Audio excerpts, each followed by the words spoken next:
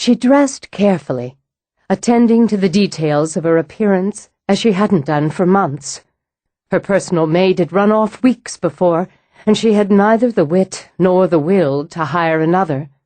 So she spent an hour with the curling rods herself, as she had in the years before she'd been kept so lavishly, meticulously coiling and arranging her freshly rinsed hair. It had lost its bright gold luster over the long, bleary autumn, but she knew what lotions and potions would bring back its shine, what pots of paint to select to put false color in her cheeks, on her lips. She knew all the tricks of the trade. How else could she have caught the eye of a man like Reginald Harper? How else had she seduced him into making her his mistress?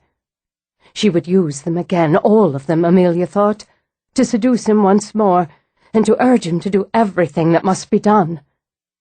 He hadn't come. In all this time, in all these months, he hadn't come to her.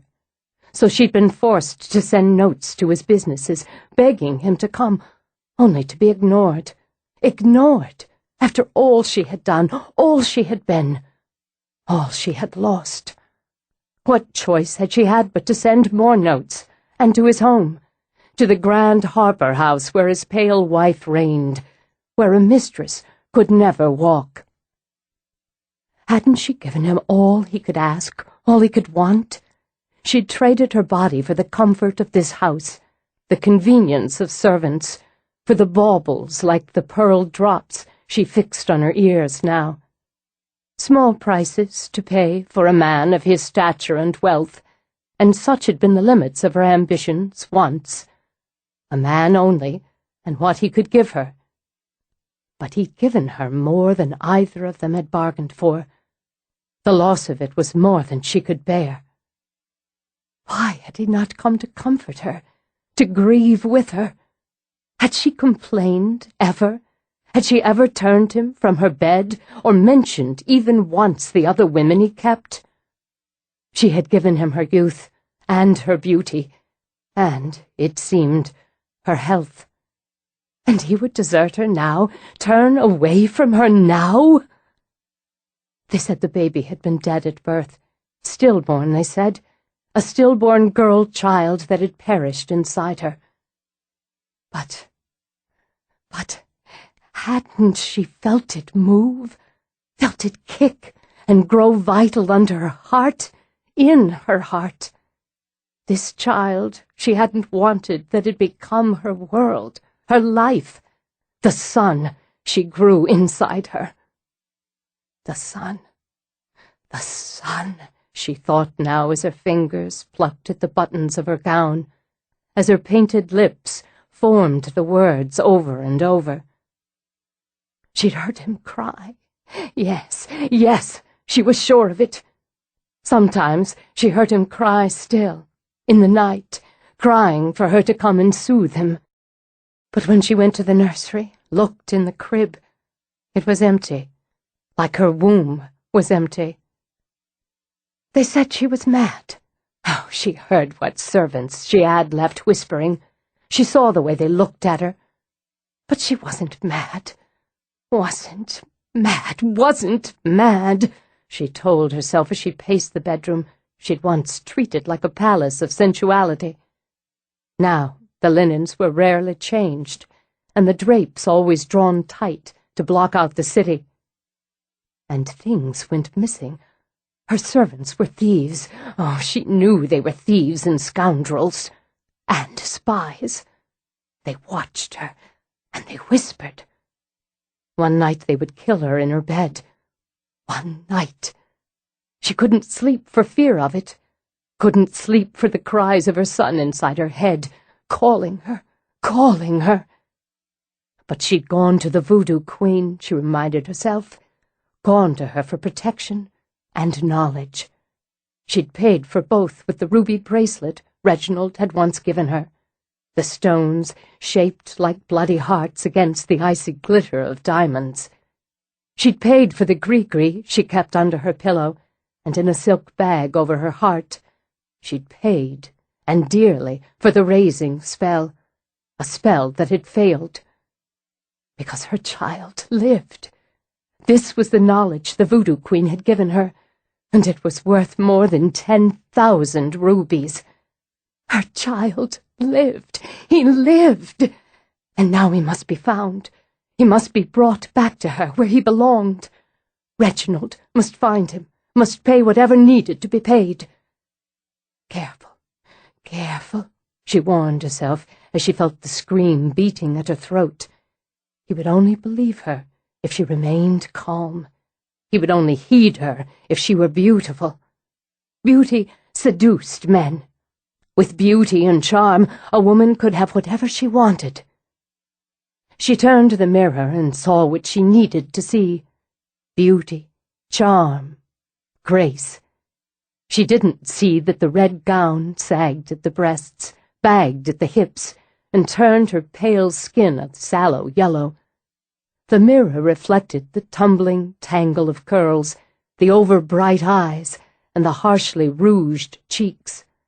But her eyes, Amelia's eyes, saw what she had once been, young and beautiful, desirable and sly. So she went downstairs to wait for her lover, and under her breath she sang, "Lavender's blue, dilly dilly, lavender's green." In the parlor a fire was burning, and the gaslight was lit. So the servants would be careful too, she thought with a tight smile. They knew the master was expected, and the master held the purse strings. No matter. She would tell Reginald they needed to go, all of them, and be replaced. And she wanted a nursemaid hired for her son, for James, when he was returned to her. An Irish girl, she thought. They were cheerful around babies, she believed. She wanted a cheerful nursery for her James. Though she eyed the whiskey on the sideboard, she poured a small glass of wine instead, and settled down to wait. Her nerves began to fray as the hour grew late. She had a second glass of wine, then a third, and when she saw through the window his carriage pull up, she forgot to be careful and calm and flew to the door herself. "Reginald! Reginald!" Her grief and despair sprang out of her like snakes, hissing and coiling. She threw herself at him. "Control yourself, Amelia." His hands closed over her bony shoulders, nudged her back. "What will the neighbors say?" He shut the door quickly, then with one steely look had a hovering servant rushing forward to take his hat and walking stick. "I don't care. Why haven't you come sooner? I've needed you so. Did you get my letters? The servants lie. They didn't post them. I'm a prisoner here." "Don't be ridiculous." A momentary disgust flickered over his face as he evaded her next attempt at an embrace. "We agreed you'd never attempt to contact me at my home, Amelia." "You didn't come. I've been alone. I've been occupied. Come now. Sit. Compose yourself." Still she clung to his arm as he led her into the parlor. "Reginald, the baby, the baby." "Yes, yes." He disentangled himself, nudged her into a chair. "It's unfortunate," he said, as he moved to the sideboard to pour himself a whiskey. "The doctor said there was nothing to be done, and you needed rest and quiet. I've heard you've been unwell." "Lies! It's all a lie!" He turned to her, his gaze taking in her face, the ill-fitting gown. "I can see for myself you're not well, Amelia. I think perhaps some sea air. It would do you good." His smile was cool as he leaned back against the mantel. "How would you like an ocean crossing? I think it would be just the thing to calm your nerves and bring you back to health." "I want my child. He's all I need." "The child is gone." "No, no, no." She sprang up to clutch at him again. "They stole him. He lives, Reginald. Our child lives." The doctor, the midwife, they planned it. I know it all now. I understand it all. You must go to the police, Reginald. They'll listen to you. You must pay whatever ransom they demand. This is madness, Amelia. He pried her hand from his lapel, then brushed at the creases her fingers had caused in the material. I'll certainly not go to the police. Then I will. Tomorrow I'll go to the authorities. Even the cold smile faded until his face was hard as stone. You will do nothing of the kind. You will have a cruise to Europe and $10,000 to assist you in settling in England. They will be my parting gifts to you. Parting? She groped for the arm of a chair, melted into it as her legs gave way. You would leave me now? There can be nothing more between us. I'll see to it that you're well set, and I believe you'll regain your health with a sea voyage. In London, you're bound to find another protector. How can I go to London when my son— You will go, he interrupted, then sipped his drink, or I will give you nothing. You have no son. You have nothing but what I deem to give you. This house and everything in it, the clothes on your back, the jewels you wear, are mine. You'd be wise to remember how easily I can take it all away. Take it away, she whispered, and something in his face, something in her fractured mind, gave her truth.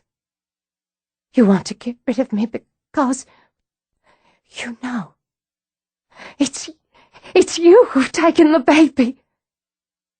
He finished his drink as he studied her, then set the empty glass on the mantel. Do you think I'd allow a creature like you to raise my son? My son! She sprang up again, hands curled like claws. The slap stopped her. In the 2 years he had been her protector, he had never raised a hand to her. Listen to me now, and carefully. I will not have my son known as a bastard, one born of a whore. He will be raised at Harper House as my legitimate heir. Your wife does what she is told, as will you, Amelia. I'll go to the police and tell them what? The doctor and midwife who attended you will attest that you delivered a stillborn girl, while others will attest my wife delivered a healthy boy. Your reputation, Amelia, will not stand to mine or theirs. Your own servants will swear to it, and to the fact that you've been ill and behaving strangely. How can you do this? I need a son. Do you think I selected you out of affection? You're young, healthy, or were. You were paid, and paid well for your services. You will be recompensed for this one. You won't keep him from me. He's mine. Nothing is yours but what I allow you. You would have rid yourself of him had you been given the opportunity. You'll come nowhere near him now or ever. You will make the crossing in 3 weeks. A deposit of $10,000 will be put in your account. Until that time, your bills will continue to come to me for payment. It's all you'll get. I'll kill you! She shouted when he started out of the parlor. At this, for the first time since he'd arrived, he looked amused. You're pathetic. Whores generally are. Be assured of this. If you come near me or mine, Amelia, I will have you arrested and put in an asylum for the criminally insane. He gestured for the servant to bring his hat and stick. You wouldn't find it to your taste. She screamed, tearing at her hair and her gown. She screamed until blood ran from her flesh, from her own nails. When her mind snapped, she walked up the stairs in her tattered gown, humming a lullaby. Chapter 1. Harper House, December 2004. Dawn, the awakening promise of it, was her favorite time to run. The running itself was just something that had to be done 3 days a week, like any other chore or responsibility. Rosalind Harper did what had to be done. She ran for her health. A woman who just had, she could hardly say celebrated at this stage of her life, her 45th birthday, had to mind her health. She ran to keep strong as she desired and needed strength. And she ran for vanity. Her body would never again be what it had been at 20 or even 30, but by God, it would be the best body she could manage at 45. She had no husband, no lover, but she did have an image to uphold. She was a Harper, and Harpers had their pride. But Jesus, maintenance was a bitch. Wearing sweats against the dawn chill, she slipped out of her bedroom by the terrace door. The house was sleeping still. Her house that had been too empty was now occupied again, and rarely completely quiet any longer. There was David, her surrogate son, who kept her house in order, kept her entertained when she needed entertaining, and stayed out of her way when she needed solitude. No one knew her moods quite like David. And there was Stella and her 2 precious boys. It had been a good day, Roz thought, as she limbered up on the terrace, when she'd hired Stella Rothschild to manage her nursery. Of course, Stella would be moving before much longer, and taking those sweet boys with her. Still, once she was married to Logan, and wasn't that a fine match? They'd only be a few miles away. Haley would still be here, infusing the house with all that youth and energy. It had been another stroke of luck, and a vague and distant family connection that had Haley, then 6 months pregnant, landing on her doorstep. In Haley she had the daughter she'd secretly longed for, and the bonus of an honorary grandchild with the darling little Lily. She hadn't realized how lonely she'd been, Roz thought, until those girls had come along to fill the void. With 2 of her own 3 sons moved away, the house had become too big, too quiet, and a part of her dreaded the day when Harper, her firstborn, her rock, would leave the guest house a stone's throw from the main. But that was life. No one knew better than a gardener that life never stayed static. Cycles were necessary, for without them there was no bloom. She took the stairs down at an easy jog, enjoying the way the early mists shrouded her winter gardens.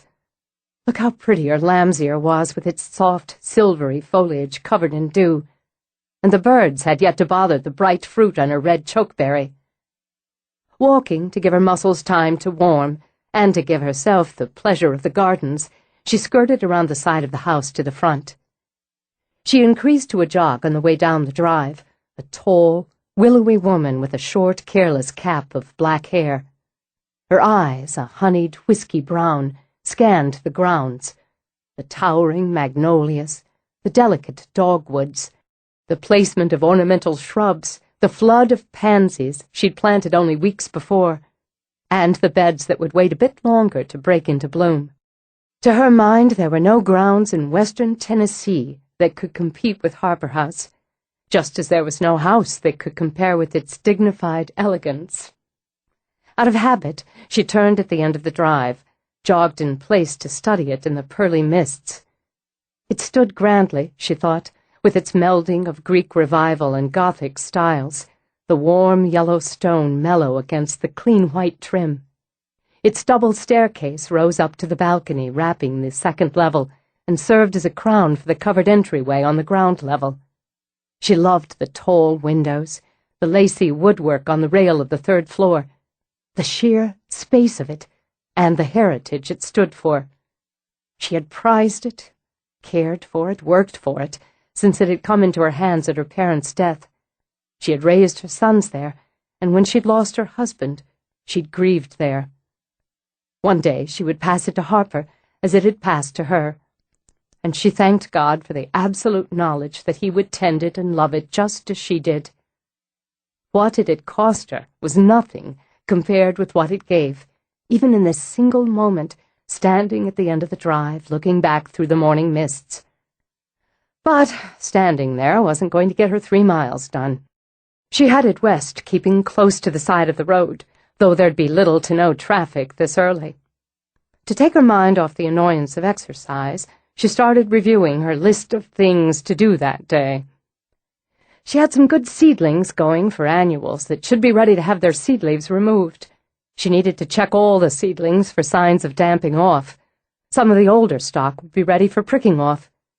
And, she remembered, Stella had asked for more amaryllis, more forced bulb planters, more wreaths and poinsettias for the holiday sales. Haley could handle the wreaths. The girl had a good hand at crafting. Then there were the field-grown Christmas trees and hollies to deal with. Thank God she could leave that end to Logan. She had to check with Harper to see if he had any more of the Christmas cacti he'd grafted ready to go. She wanted a couple for herself. She juggled all the nursery business in her mind even as she passed in the garden. It was tempting, it always was, to veer off the road onto that crushed stone entryway, to take an indulgent solo tour of what she'd built from the ground up. Stella had gone all out for the holidays, Roz noted with pleasure, grouping green, pink, white, red poinsettias into a pool of seasonal color in the front of the low-slung house that served as the entrance to the retail space. She'd hung yet another wreath on the door, tiny white lights around it, and the small white pine she'd had dug from the field stood decorated on the front porch. White-faced pansies, glossy hollies, hardy sage added more interest and would help bring up those holiday sales. Resisting temptation, Roz continued down the road. She had to carve out some time, if not today, then certainly later this week, to finish up her Christmas shopping, or at least put a bigger dent in it. There were holiday parties to attend, and the one she'd decided to give. It had been a while since she'd opened the house to entertain in a big way.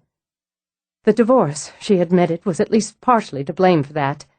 She'd hardly felt like hosting parties when she'd felt stupid and stung, and more than a bit mortified by her foolish and mercifully brief union to a liar and a cheat. But it was time to put that aside now, she reminded herself, just as she'd put him aside. The fact that Bryce Clerk was back in Memphis made it only more important that she live her life publicly and privately, exactly as she chose. At the 1.5-mile mark, a point she judged by an old lightning-struck hickory, she started back. The thin fog had dampened her hair, her sweatshirt, but her muscles felt warm and loose. It was a bitch, she mused, that everything they said about exercise was true. She spotted a deer meandering across the road, her coat thickened for winter, her eyes on alert by the intrusion of a human. You're beautiful, Roz thought, puffing a little on that last half-mile. Now stay the hell out of my gardens. Another note went in her file to give her gardens another treatment of repellent before the deer and her pals decided to come around for a snack. Roz was just making the turn into the drive when she heard muffled footsteps, then saw the figure coming her way. Even with the mists, she had no trouble identifying the other early riser. They both stopped, jogged in place, and she grinned at her son. Up with the worms this morning? Thought I'd be up and out early enough to catch you. He scooped a hand through his dark hair. All that celebrating for Thanksgiving, then your birthday. I figured I'd better work off the excess before Christmas hits. You never gain an ounce. It's annoying. Feel soft. He rolled his shoulders, then his eyes, whiskey brown like hers, and laughed.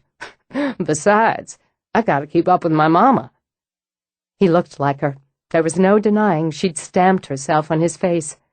But when he smiled, she saw his father. That'll be the day, pal of mine. How far are you going? How far'd you? 3 miles. He flashed a grin.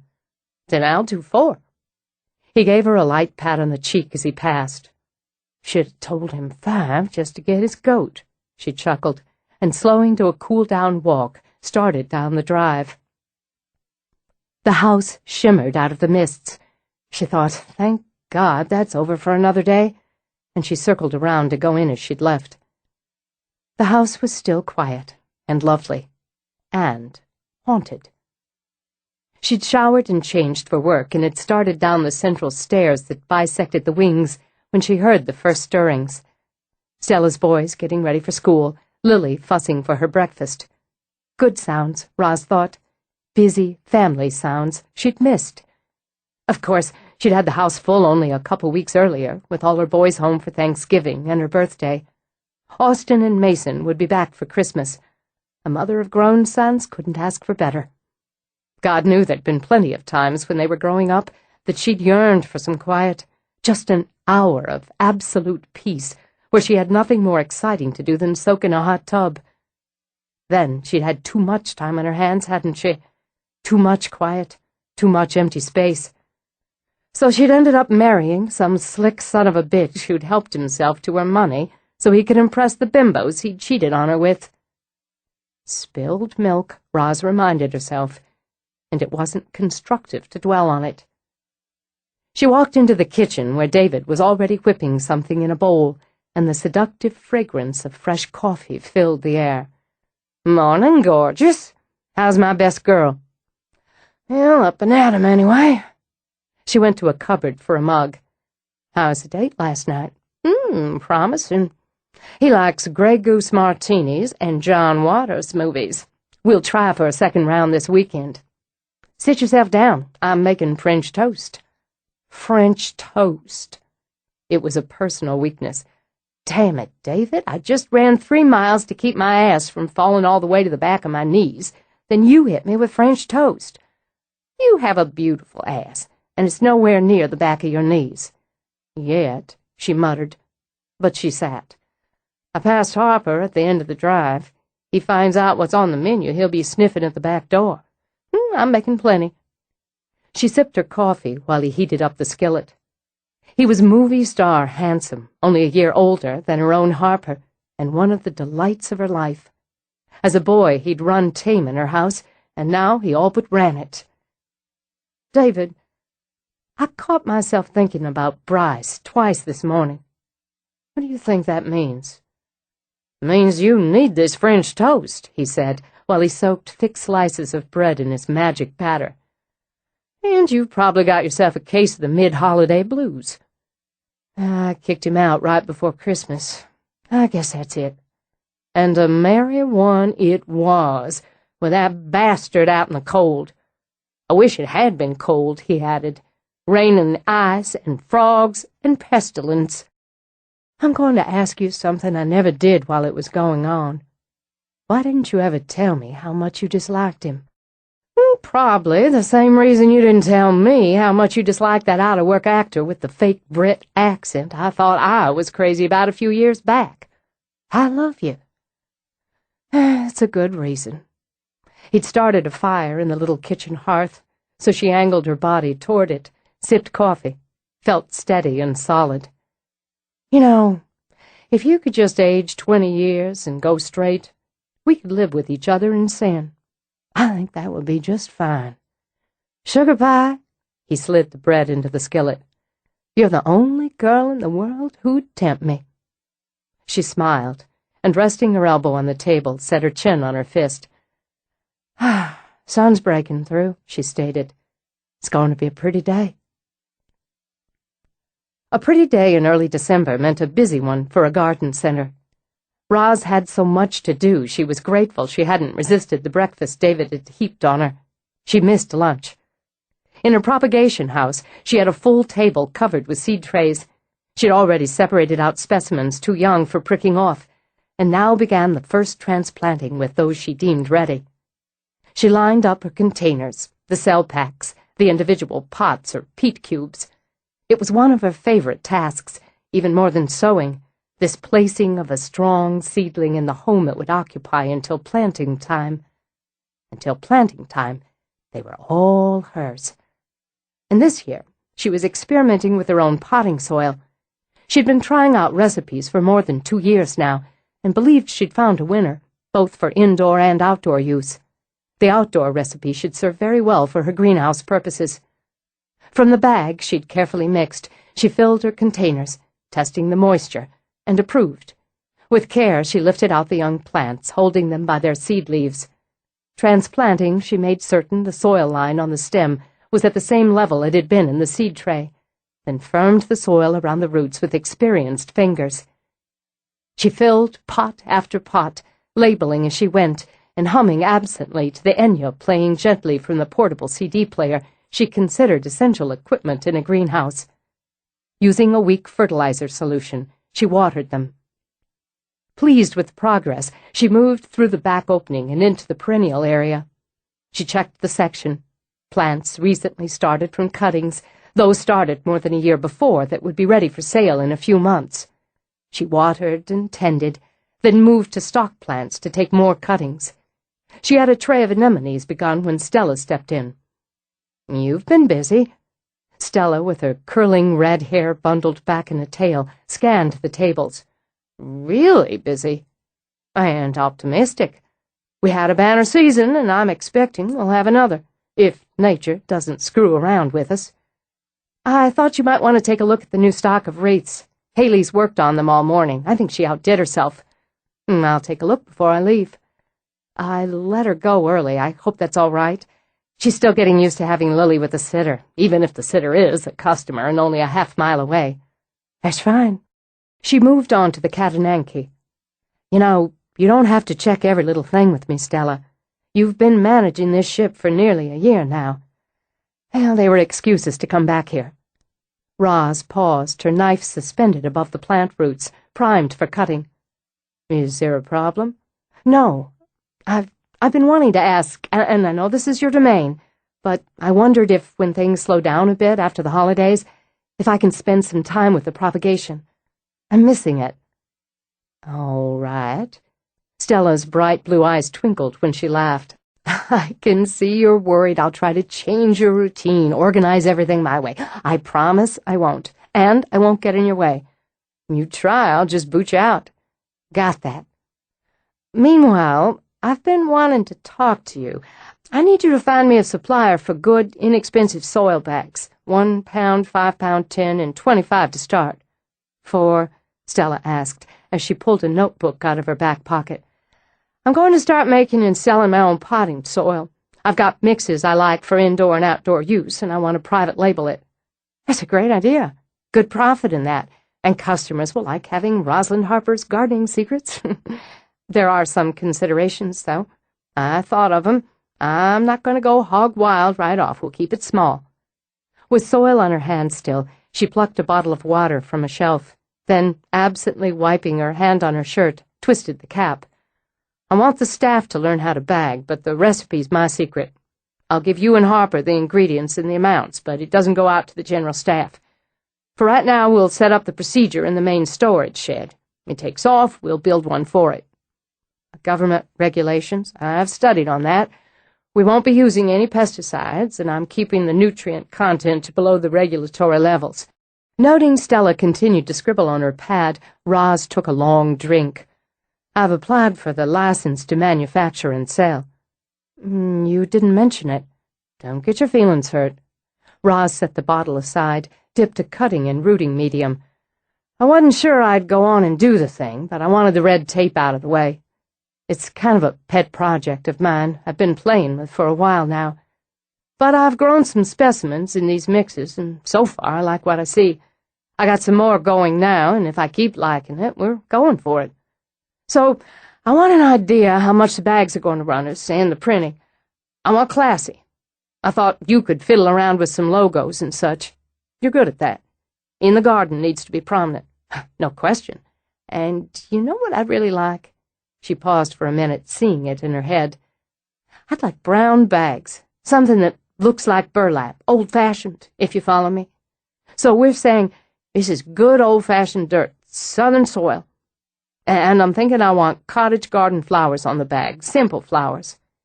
That says, this is simple to use, and it'll make your garden simple to grow. I get on it. I can count on you, can't I, to work out the costs, profits, marketing angles with me? I'm your girl. I know you are. I'm going to finish up these cuttings and take off early myself. If nothing's up, I want to get some shopping in. Roz, it's already nearly 5. 5? It can't be 5. She held up an arm, turned her wrist, and frowned at her watch.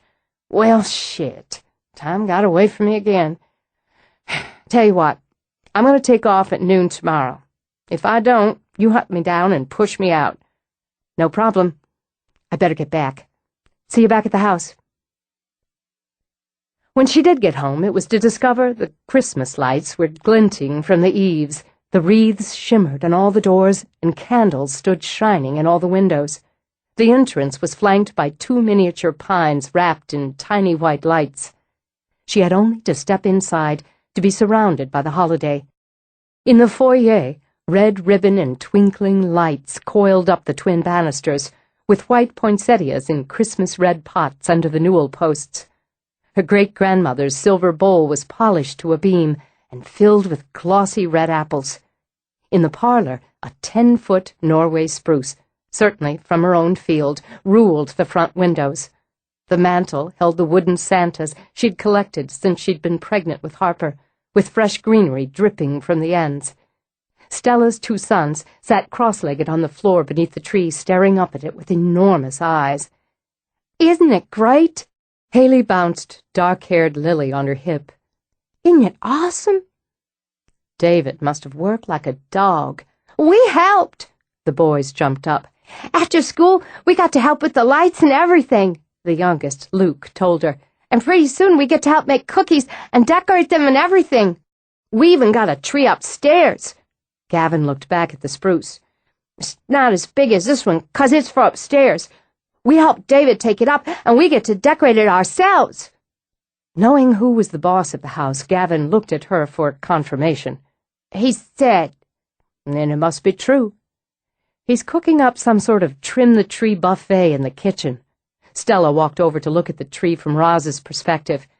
"Apparently we're having a party. He's already given Logan and Harper orders to be here by 7. And I guess I'd better get myself dressed for a party. Hand over that baby first."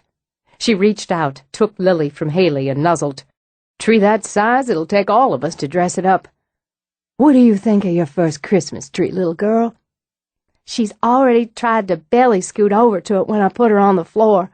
I can't wait to see what she does when she sees it all decked out." "And I'd better get a move on." Roz gave Lily a kiss, handed her back. "It's a bit warm yet, but I think we ought to have a fire. And somebody tell David to ice down some champagne. I'll be down shortly." It had been too long since there were children in the house for Christmas, Roz thought as she hurried upstairs. And damn if having them there didn't make her feel like a kid herself. Chapter 2. Roz took her holiday mood shopping. The nursery could get along without her for half a day. The fact was, the way Stella managed it, the nursery could get along without her for a week. If she had the urge, she could take herself off on her first real vacation in— how long had it been? 3 years, she realized. But she didn't have the urge. Home was where she was happiest, so why go to all the trouble of packing, endure the stress of traveling, just to end up somewhere else? She'd taken the boys on a trip every year when they were growing up. Disney World, the Grand Canyon, Washington, D.C., Bar Harbor, and so on. Little tastes of the country, sometimes chosen at whim, sometimes with great planning. Then they'd taken that 3-week vacation in Europe. Hadn't that been a time? It had been hard, sometimes frantic, sometimes hysterical, herding 3 active boys around. But oh, it had been worth it. She could remember how Austin had loved the whale watch cruise in Maine, how Mason had insisted on ordering snails in Paris, and Harper had managed to get himself lost in Adventureland. She wouldn't trade those memories for anything, and she'd seen a nice chunk of the world herself. Instead of a vacation, she could concentrate on other things. Maybe it was time to start thinking about adding a little florist shop onto the nursery. Fresh-cut flowers and arrangements, local delivery. Of course, it would mean another building, more supplies, more employees, but it was something to think about for a year or 2 down the road. She'd have to go over some figures, see if the business could handle the outlay. She'd sunk a great deal of her personal resources into the nursery to get it off the ground, but she'd been ready to gamble. Her priorities had been always that her children were safe, secure, and well provided for, and that Harbor House remained tended, protected, and in the family. She'd accomplished that, though there'd been times it had taken a lot of creative juggling and had caused the occasional sleepless night. Perhaps money hadn't been the terrifying issue for her that it often was for single parents, but it had been an issue. In the garden hadn't just been a whim, as some thought. She'd needed fresh income, and had bargained, gambled, and finagled to get it. It didn't matter to Roz if people thought she was rich as Croesus or poor as a church mouse. The fact was, she was neither. But she'd built a good life for herself and her children with the resources she'd had at hand. Now, if she wanted to go just a little crazy playing Santa, she'd earned it. She burned up the mall, indulging herself to the point that she needed to make 2 trips out to her car with bags. Seeing no reason to stop there, she headed to Walmart, intending to plow through the toy department. As usual, the minute she stepped through the doors, she thought of a dozen other things she could probably use. Her basket was half-loaded, and she'd stopped in the aisles to exchange greetings with 4 people she knew before she made it to the toy department. 5 minutes later, she was wondering if she'd need a second cart. Struggling to balance a couple of enormous boxes on top of the mound of other purchases, she turned a corner and wrapped smartly into another cart. "Sorry, I can't seem to—" "Oh, hi." It had been weeks since she'd seen Dr. Mitchell Carnegie, the genealogist she'd hired, more or less. There'd been a few brief phone conversations, some business-like emails, but only a scatter of face-to-face contacts since the night he'd come to dinner, and had ended up seeing the Harper bride ghost. She considered him an interesting man and gave him top marks for not hightailing it after the experience they'd all shared the previous spring. He had, in her opinion, the credentials she needed, along with the spine and the open mind. Best of all, he'd yet to bore her in their discussions of family lineage and the steps necessary to identifying a dead woman. Just now it looked as if he hadn't shaved in the past few days, so there was a dark stubble toughening his face. His bottle-green eyes appeared both tired and harassed. His hair badly needed a trim. He was dressed much like the first time she'd met him, in old jeans and a faded sweatshirt. Unlike hers, his basket was empty. "Help me," he said in the tone of a man dangling from a cliff by a sweaty grip on a shaggy limb. "I'm sorry?" "6-year-old girl. Birthday. Desperation." "Oh." Deciding she liked that warm bourbon voice, even with panic sharpening it, Roz pursed her lips. "What's the connection?" "Niece. Sister's surprise late baby. She had the decency to have 2 boys before. I can handle boys." "Well, is she a girly girl?" He made a sound as if the limb had started to crack. All right." Roz waved a hand, and abandoning her own cart, turned down the aisle. "You could have saved yourself some stress by just asking her mother." "My sister's pissed at me because I forgot her birthday last month." "I see. Look, I forgot everything last month, including my own name a couple of times. I told you I was finishing some revisions on the book. I was on deadline. For God's sake, she's 43. 1, or possibly 2. Obviously at wit's end, he scrubbed his hands over his face. "Doesn't your breed stop having birthdays at 40? We may stop counting, Dr. Carnegie, but that doesn't mean we don't expect an appropriate gift on the occasion." "Loud and clear," he responded, watching her peruse the shelves. "And since you're back to calling me Dr. Carnegie, I'd hazard a guess you're on her side." "I sent flowers," he added in an aggrieved tone that had her lips twitching. "Okay, late, but I sent them. 2 dozen roses, but does she cut me a break?" He jammed his hands into his back pockets and scowled at Malibu Barbie. "I couldn't get back to Charlotte for Thanksgiving. Does that make me a demon from hell?" "It sounds like your sister loves you very much. She'll be planning my immediate demise if I don't get this gift today and have it FedEx tomorrow." She picked up a doll, set it down again. "Then I assume your niece's birthday is tomorrow, and you waited until the 11th hour to rush out and find something for her?" He said nothing for a moment, then laid a hand on her shoulder so that she looked over and up at him. "Rosalind, do you want me to die?" "I'm afraid I wouldn't feel responsible." But we'll find something, and you can get it wrapped up and shoot it off. Wrapped? God almighty, it has to be wrapped? Of course it has to be wrapped.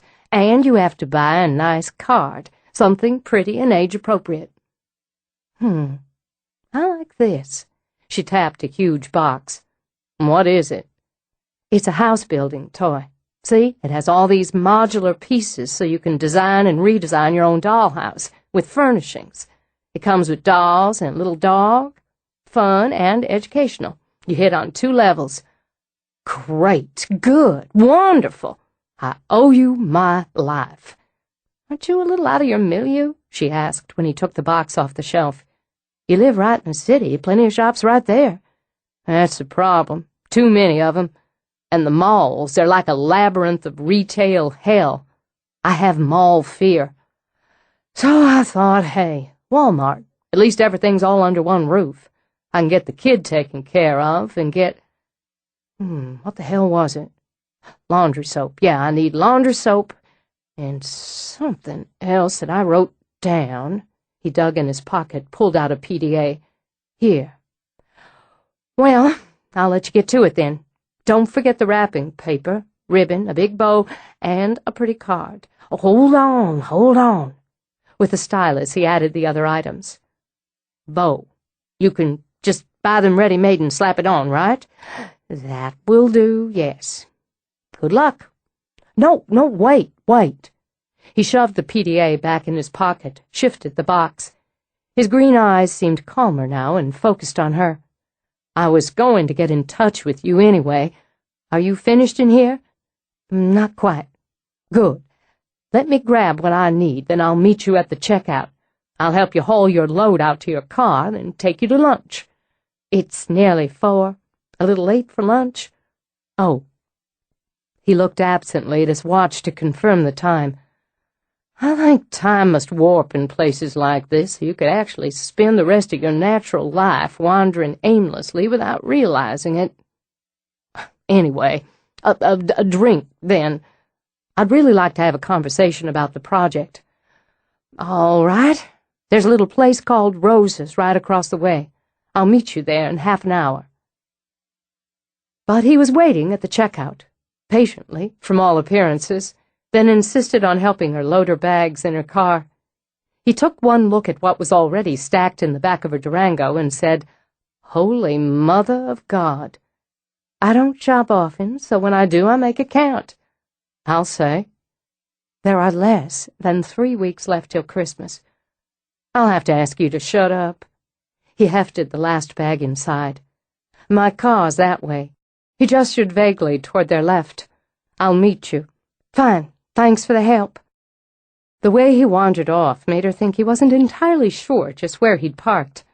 She thought he should have plugged the location into that little personal data thingy he had in his pocket.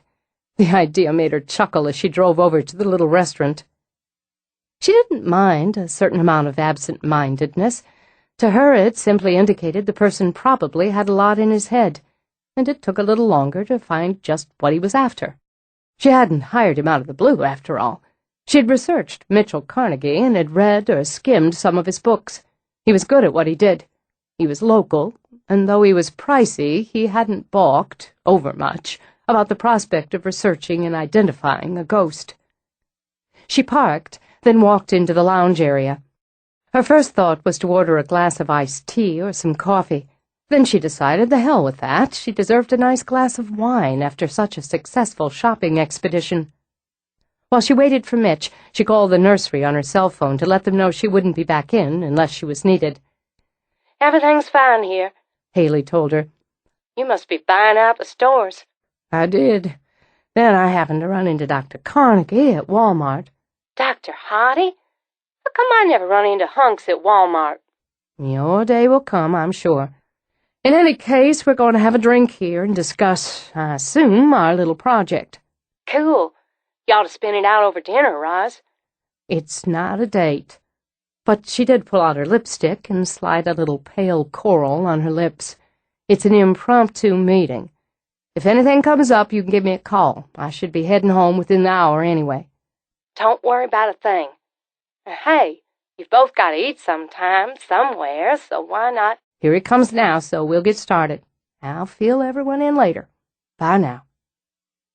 Mitch slipped into the booth across from her. This was handy, wasn't it? What would you like? She ordered a glass of wine, and he coffee, black. Then he flipped open the bar menu and added antipasto. You've got to need some sustenance after a shopping safari like that. How have you been? Very well, thanks. How about you? Good, now that the book's out of my hair. I never asked you what it was about. A history and study of Charles Pierre Baudelaire. He waited a beat, noted her questioning lift of brows. 19th century poet, wild man of Paris, druggy, very controversial, with a life full of drama. He was found guilty of blasphemy and obscenity, squandered his inheritance, translated Poe, wrote dark, intense poetry, and long after his death from a sexually transmitted disease is looked on by many to be the poet of modern civilization, and others as being one sick bastard. She smiled. And which camp do you pitch your tent in? He was brilliant and twisted, and believe me, you don't want to get me started, so I'll just say he was a fascinating and frustrating subject to write about. Are you happy with the work you did? I am. Happier yet, he said as their drinks were served, not to be living with Baudelaire day and night. It's like that, isn't it? Like living with a ghost. Nice segue. He toasted her with his coffee. Let me say, first, I appreciate your patience. I'd hoped to have this book wrapped weeks ago, but one thing led to another. You warned me at the start you wouldn't be available for some time. Hadn't expected it to be quite this much time, and I've given quite a bit of thought to your situation. Hard not to after that experience last spring. It was a more personal introduction to the Harper bride than I'd planned. You've said she's been subdued, he decided, since then. Well, she still sings, to the boys and to Lily, but none of us has seen her since that night. And to be frank, it hasn't been patience so much as being swamped myself. Work, home, a wedding coming up, a new baby in the house. And after that night, it seemed like all of us needed a little break. I'd like to get started now, really started, if that works for you. I suppose it was fate that we ran into each other like this, because I've been thinking the same thing. What will you need? Everything you've got. Hard data, records, journals, letters, family stories. Nothing's too obscure. I appreciate the family photos you had copied for me. It just helps me immerse. You could say if I have photos and letters or diaries written in the hands of the people I'm researching. No problem. I'll be happy to load you up with more. Some of what I've managed so far, between bouts with Baudelaire, is what we'll call a straight job. Starting to chart the basic family tree, getting a feel for the people in the line. Those are the first steps. And at the end of the day, something I'll enjoy having. I wonder if there's a place I could work in your house. I'd do the bulk in my apartment, but it might be helpful if I had some space on site. The house plays a vital part in the research and the results. That wouldn't be a problem. For the Amelia portion of the project, I'd like a list of names, anyone who's had any sort of contact with her. I'll need to interview. All right. And the written permission we talked about before, for me to access family records, birth, marriage, death certificates, that sort of thing. You'll have it. And permission to use the research and what I pull out of it in a book. She nodded. I'd want manuscript approval. He smiled at her, charmingly. You won't get it. Well, really, I'll be happy to provide you with a copy, when and if, but you won't have approval. He picked up a short, thick breadstick from the wide glass on the table and offered it to her. What I find, I find. What I write, and if I write a book, sell it, you owe me nothing for the work. She leaned back, drew air deep. His casual good looks, that somewhat shaggy peat moss brown hair, the charming smile, the ancient high tops, all disguised a clever and stubborn man. It was a shame, she supposed. She respected stubborn, clever men. And if you don't? We go back to the original terms we discussed at our first meeting. The first 30 hours are gratis, and after that it's $50 an hour, plus expenses. We can have a contract drawn up, spelling it all out. I think that would be wise. When the appetizer was served, Roz declined a second glass of wine, absently selected an olive from the plate. Won't you need permission from anyone you interview as well if you decide to publish? I'll take care of that. I want to ask, why haven't you done this before? You've lived in that house your whole life and never dug down to identify a ghost who lives there with you. And, let me add, even after my experience, it's hard to believe that sentence just came out of my mouth. I don't know exactly. Maybe I was too busy or too used to her. But I've started to wonder if I wasn't just, well, inoculated. The family never bothered about her. I can give you all sorts of details on my ancestors, strange little family anecdotes, odd bits of history. But when it came to her, nobody seemed to know anything or care enough to find out, myself included. Now you do. Well, the more I thought about what I didn't know, the more, yes, I wanted to find out. And after I saw her again, for myself, that night last June, I need to find out. You saw her when you were a child, he prompted. Yes. She would come into my room, sing her lullaby. I was never afraid of her. Then, as happens with every child who grows up at Harper House, I stopped seeing her when I was about 12. But you saw her again. There was something in his eyes that made her think he was wishing for his notebook or a tape recorder. That intensity, the absolute focus that she found unexpectedly sexy. Yes, she came back when I was pregnant with each of my boys, but that was more of a sensation of her, as if she were close by, that she knew there was going to be another child in the house. There are other times, of course, but I imagine you want to talk about all that in a more formal setting. Not necessarily formal, but I'd like to tape the conversations we have about her. I'm going to start off with some basic groundwork. Amelia was the name Stella said she saw written on the window glass. I'll check your family records for anyone named Amelia. I've already done that. She lifted a shoulder. After all, if it was going to be that simple, I thought I might as well wrap it up. I found no one with that name. Birth, death, marriage, at least, not in any of the records I have. I'll do another search if it's all the same to you. Suit yourself. I expect you'll be thorough. Once I get started, Rosalind, I'm a bloodhound. You'll be good and sick of me by the end of this. And I'm a moody, difficult woman, Mitchell, so I'll say same goes. He grinned at her. I've forgotten just how beautiful you are. Really? Now he laughed. Her tone had been so blandly polite. It shows what a hold Baudelaire had on me. I don't usually forget something like that. Then again, he didn't have complimentary things to say about beauty. No? What did he say? With snow for flesh, with ice for heart, I sit on high, an unguessed sphinx, begrudging acts that alter forms. I never laugh, I never weep. What a sad man he must have been. Complicated, Mitch said, and inherently selfish. In any case, there's nothing I see about you. Obviously, you haven't talked with some of my suppliers. Or, she thought, her ex-husband. I'll see about having that contract drawn up and get you the written permissions you need. As far as workspace, I think the library would work best for you. Whenever you need it or want something, you can reach me at one of the numbers I've given you. I swear, we all have 100 numbers these days. Failing that, you can speak with Harper or David, with Stella or Haley for that matter. I'd like to set up something in the next few days. We'll be ready. I really should be getting home. I appreciate the drink. My pleasure. I owe you a lot more for helping me out with my niece. I think you're going to be a hero. He laid some bills on the table, then rose to take her hand before she could slide out of the booth on her own. "Is anybody going to be home to help you haul in all that loot?"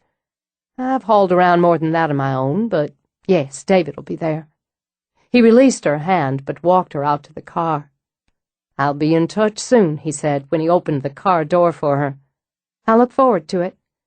You'll have to let me know what you come up with for your sister for Christmas." Pain covered his face. "Oh, hell, did you have to spoil it?" Laughing, she shut the door, then rolled down the window. "They have some gorgeous cashmere sweaters at Dillard's.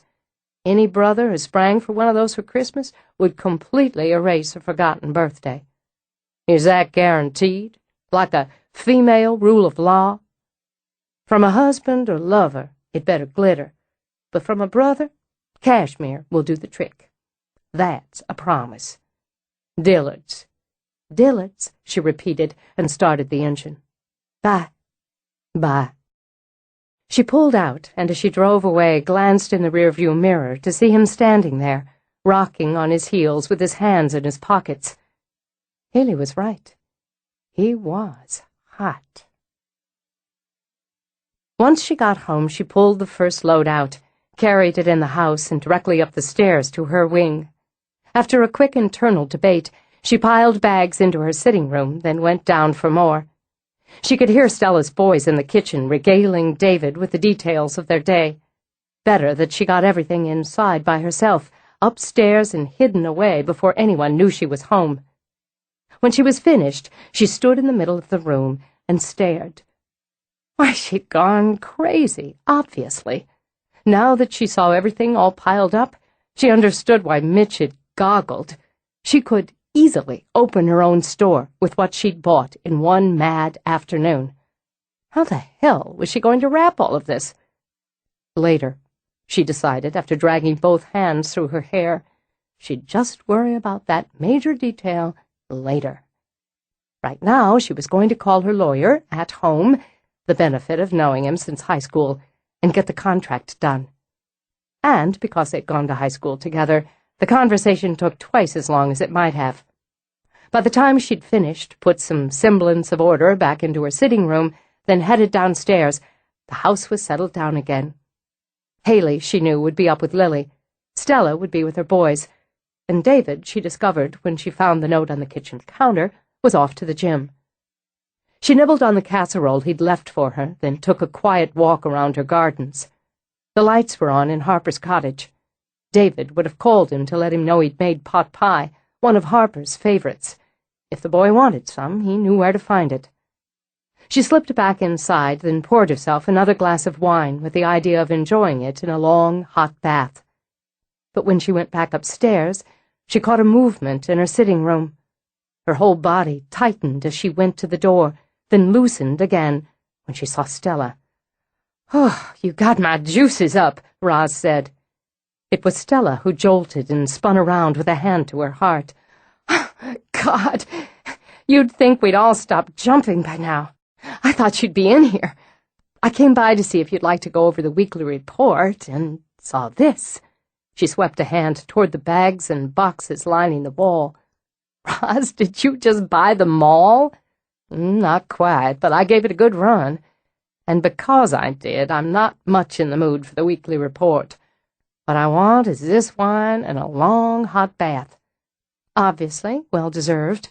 We can do it tomorrow. If you need help wrapping some of this, sold.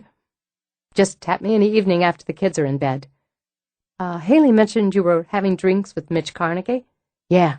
We ran into each other, as it seems everyone in Tennessee does eventually, at Walmart. He's finished his book and appears to be raring to go on our project. He's going to want to interview you and Haley, among others. That's not going to be a problem, is it?" "No, I'm raring too. I'll let you get started on that bath. See you in the morning." "Night." Roz went into her bedroom, closed the door. In the adjoining bath, she ran water and scent and froth, then lit candles. For once, she wouldn't use this personal time to soak and read gardening or business literature. She'd just lie back and veg. As an afterthought, she decided to give herself a facial. In the soft, flickering light, She slipped into the perfumed water, let out a low, lengthy sigh. She sipped wine, set it on the ledge, then sank nearly to the chin. Why, she wondered, didn't she do this more often? She lifted a hand out of the froth, examined it, long, narrow, rough as a brick, studied her nails, short, unpainted. Why bother painting them when they'd be digging in dirt all day? They were good, strong, competent hands, and they looked it. She didn't mind that, or the fact there were no rings on her fingers to sparkle them up. But she smiled as she raised her feet out. Her toenails, now. They were her little foolishness. This week she'd painted them a metallic purple. Most days they'd be buried in work socks and boots, but she knew she had sexy toes. It was just one of those silly things that helped her remember she was female. Her breasts weren't as perky as they'd once been. She could be grateful they were small and the sagging hadn't gotten too bad, yet. While she didn't worry too much about the state of her hands, they were, after all, tools for her, she was careful about her skin. She couldn't stop all the lines, but she pampered it whenever she could. She wasn't willing to let her hair go to salt and pepper, so she took care of that, too. Just because she was being dragged toward 50 didn't mean she couldn't dig her heels in and try to slow down the damage time insisted on inflicting. She had been beautiful once, when she'd been a young bride, fresh and innocent and radiantly happy. God, she looked at those pictures now, and it was almost like looking at a stranger. Who had that sweet young girl been? Nearly 30 years, she thought, and it had gone by in the snap of a finger. How long it had been since a man had looked at her and told her she was beautiful. Bryce had, certainly, but he'd told her all manner of lies. But Mitch had said it almost offhand, casually. It made it easier to believe he'd meant it. Why did she care? Men.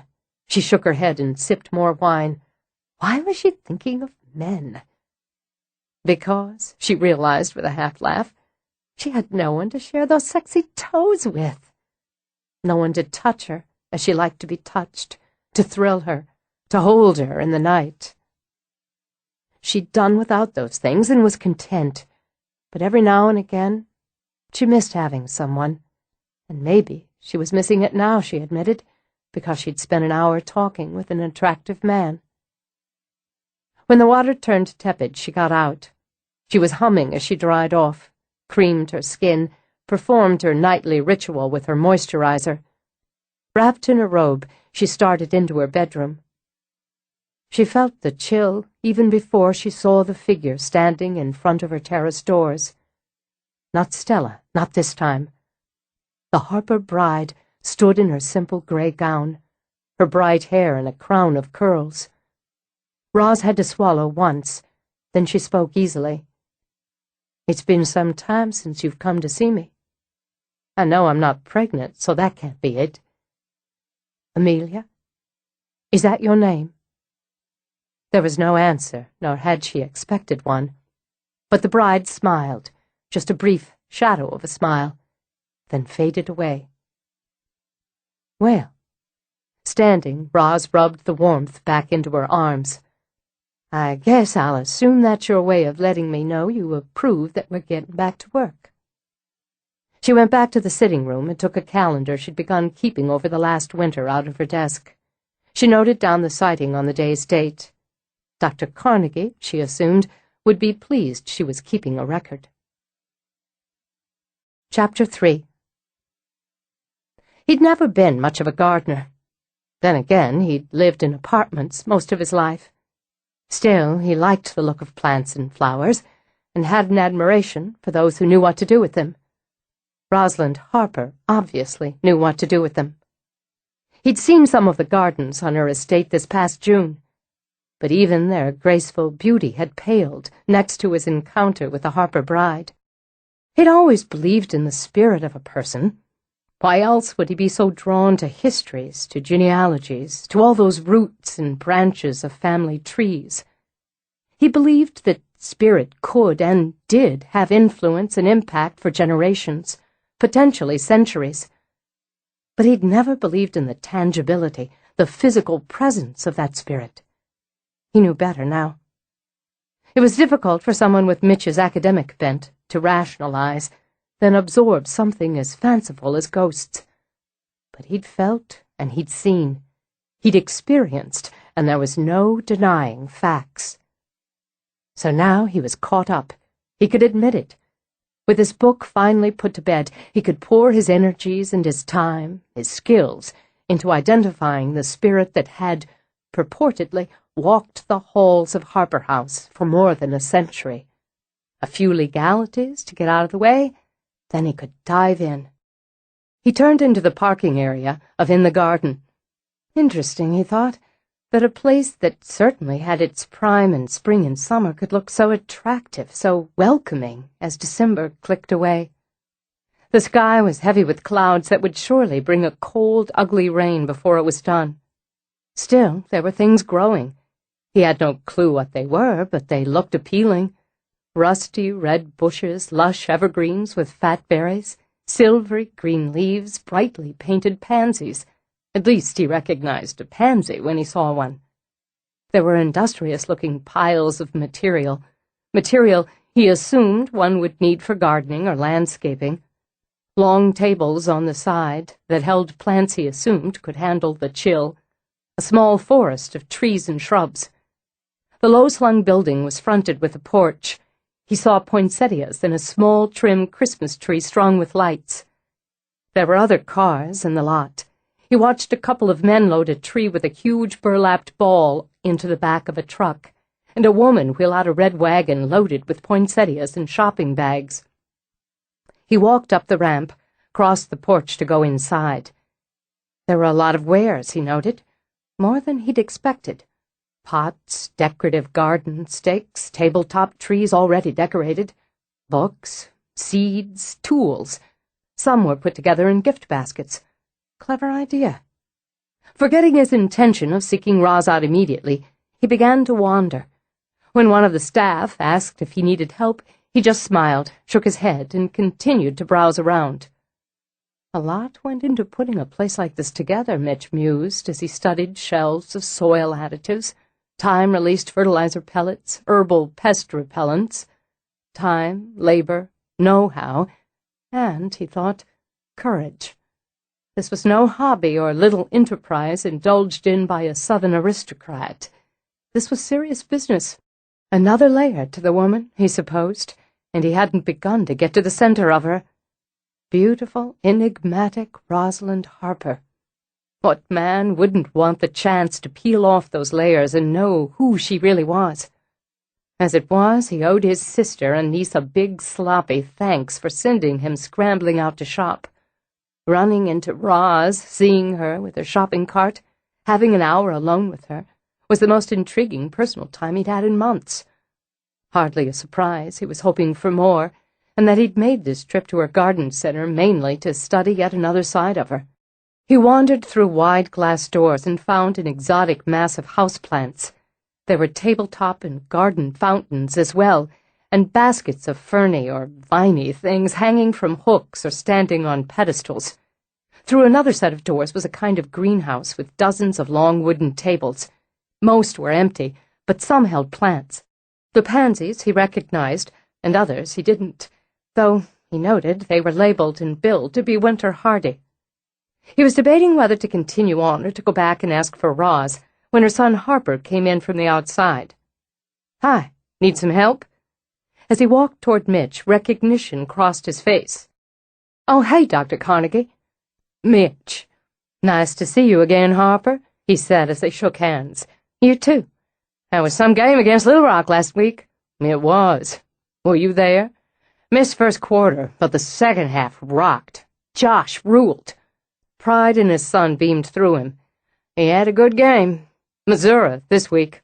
I'll have to catch that one on ESPN. "Same here. You see your son. Tell him I said that three-pointer in the last 5 minutes was a thing of beauty." "I'll do that." "You looking for something or someone?" "Someone. Your mother, actually." You have her eyes, he thought. her mouth, her coloring. I was taking a little tour before I hunted her up. As he looked around, Mitch slipped his hands in his pockets. This is a hell of a place you've got here. Keeps us busy. I just left her in the propagation house. I'll take you back. Appreciate it. I guess I didn't think this kind of business would have so much going on this late in the year. Always something going on when you're dealing with gardening and landscaping. Mirroring Mitch's stance, Harper scanned the area. Holiday stuff's big now, and we're working on getting plants ready for March. When they stepped outside, Mitch stopped, hooked his thumbs in his jacket pockets. Low, long greenhouses spread, separated into two areas by a wide space where more tables stood under a screened shelter. Even now he could see a field where someone worked a machine to dig up a pine, or a spruce, or a fir. How could you tell the difference?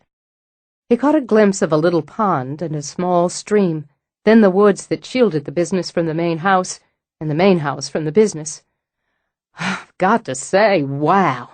I didn't expect anything this expansive. Mom doesn't do things halfway. We started a little smaller, added on 2 more greenhouses and an additional space in the retail area a couple years ago.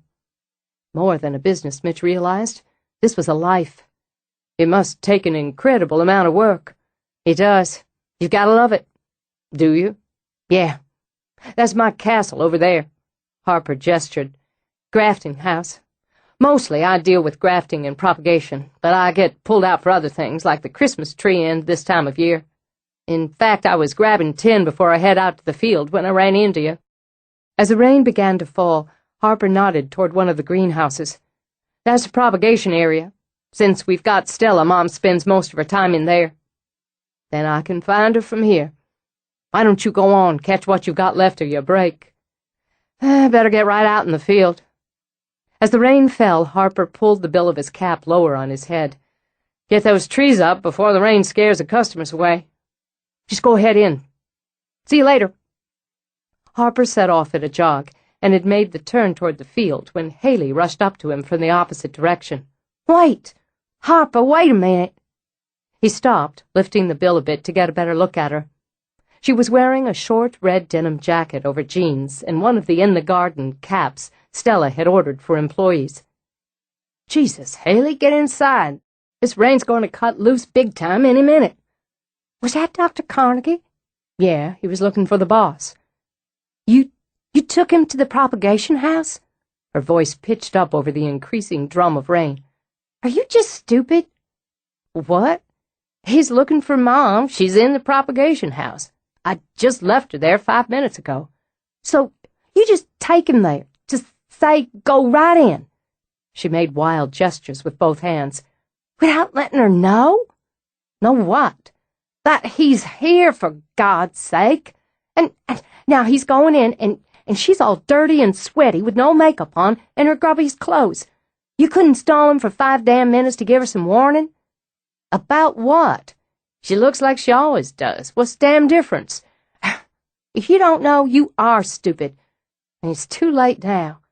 One of these days, Harper Ashby, you're going to have to use that single brain men pass around among 'em. What the hell? He grumbled, after she'd given him a punch on the arm and dashed inside again. Mitch ducked into the propagation house out of the rain. If he'd thought the houseplant section seemed exotic, it was nothing compared to this. The place seemed alive with plants in various stages of growth. The humid warmth was almost tropical, and with the rain pattering, it seemed he'd walked into some sort of fantasy cave. The air was pungent with green and brown, plants and soil. Music twined along with the scents. Not classical, he noted. Not quite New Age. Something oddly and appealingly between. He saw tables and tools, buckets and bags, shallow black containers holding delicate growing things. And he saw Roz at the far end, on the side. Her back was to him as she worked. She had a gorgeous neck. It was an odd thought, and he admitted probably a foolish one. But again, facts were facts.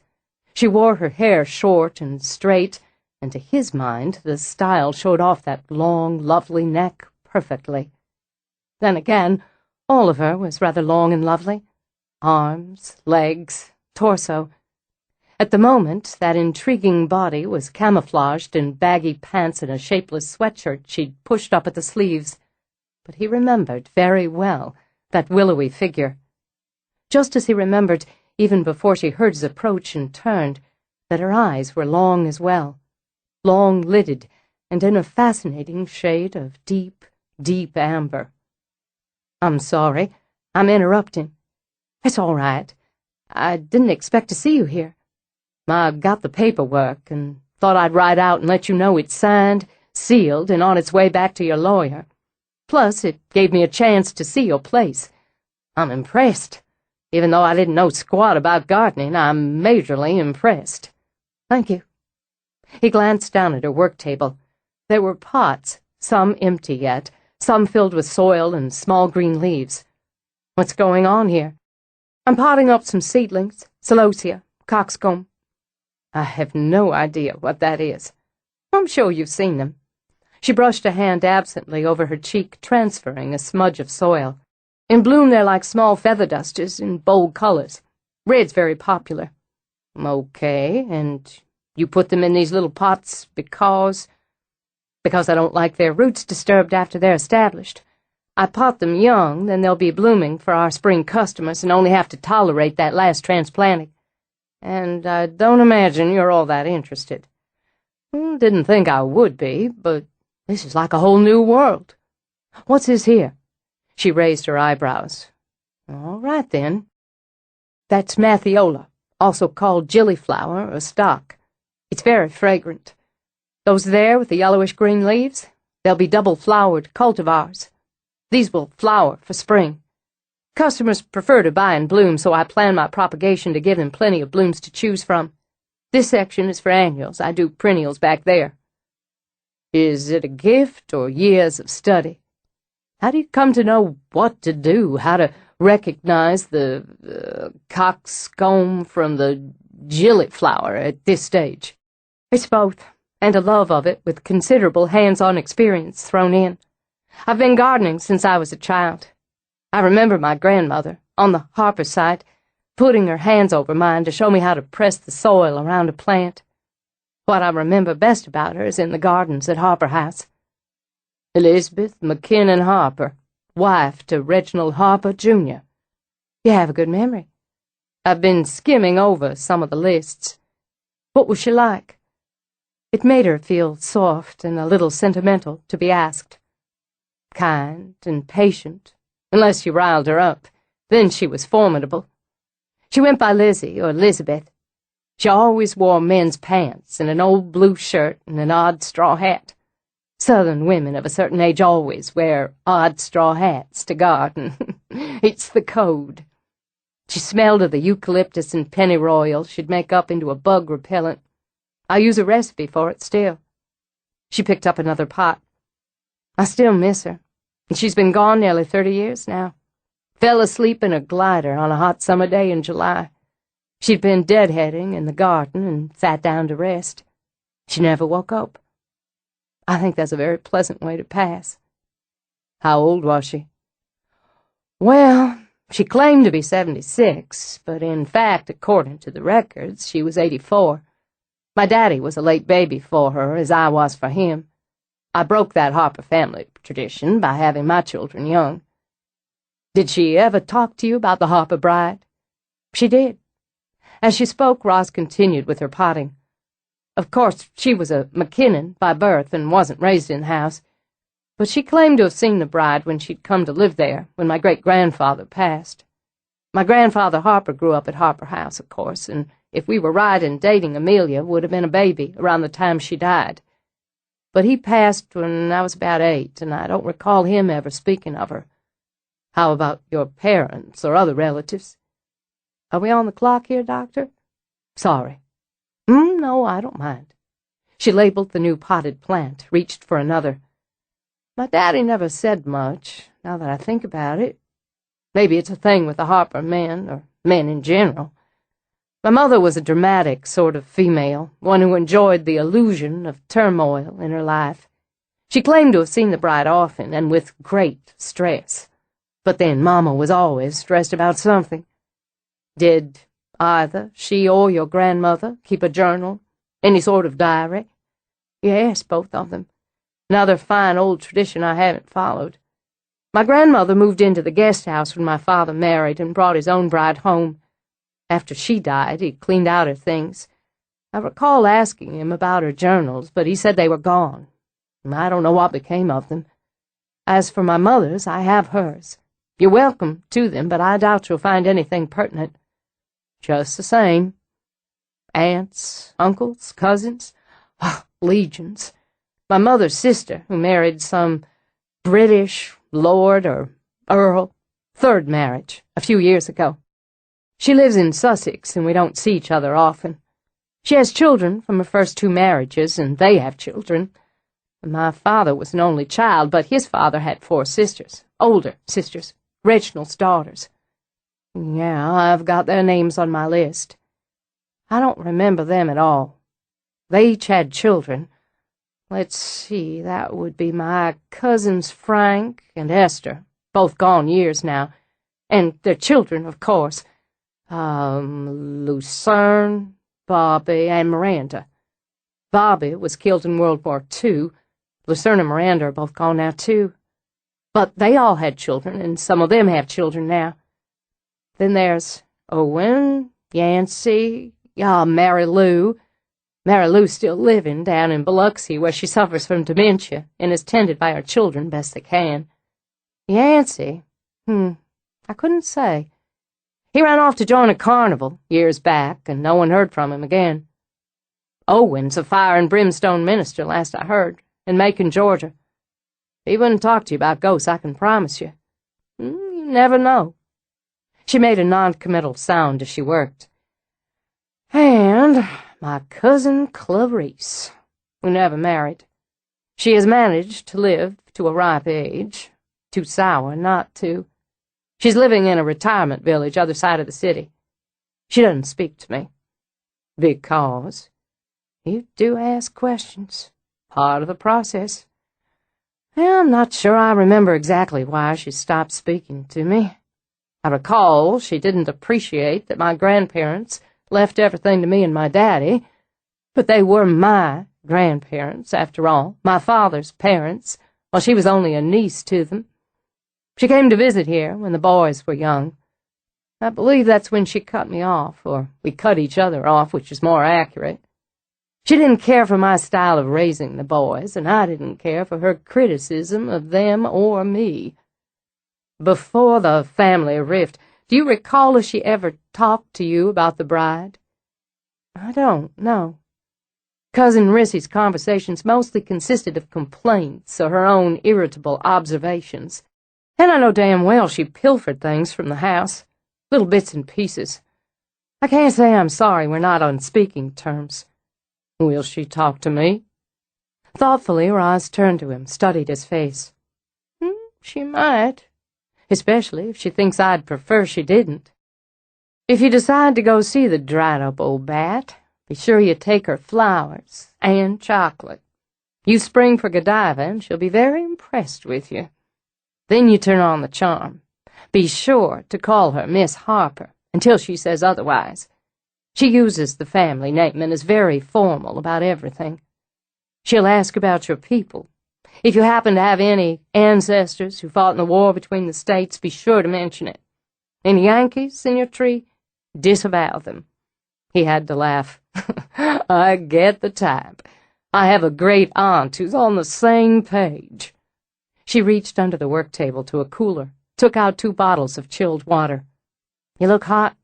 I'm so used to it, I don't notice. Working in all this humidity every day must be what gives your skin that English rose look. Absently, he reached out, flicked a finger over her cheek. When her brows shot up again, he eased back, just a step. Sorry, you had a little dirt. Something else I'm used to. So, he reminded himself to keep his hands otherwise occupied. I guess from what I saw the other day, you're ready for Christmas. Near enough. You? Not even close, though I owe you big, once again, for the gift from my sister. You went for the cashmere, then? something the sales girl called a twin set, and she said no woman could have too many of them. Absolutely true. Okay, so I'm going to put some effort into the rest of it over the next few days. Get the tree out, fight with the lights. Get it out. A look that might have been pity, might have been derision, covered her face. I assume that means you've got a fake tree? His hands slid into his pockets. His smile spread slowly. It's simplest apartment life. And from the state of that Diefenbachia, probably for the best. The state of the what? The plant you were slowly murdering?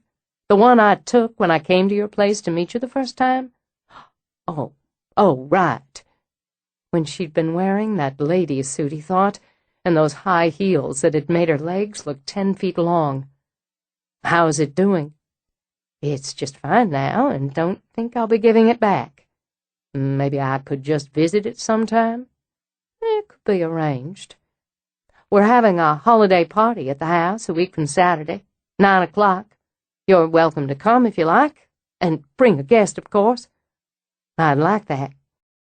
Would you mind if I went over to the house now, took a look at the library, got a ground floor started? No, that'll be fine. I'll just call David and let him know you're coming. Good. I'll go on then and get out of your way. I appreciate the time. I've plenty of it. He didn't see how. I'll call you later then. You have a strong place here, Rosalind. Yes, I do. When he'd gone out, she set her tools aside to drink deeply from the water bottle.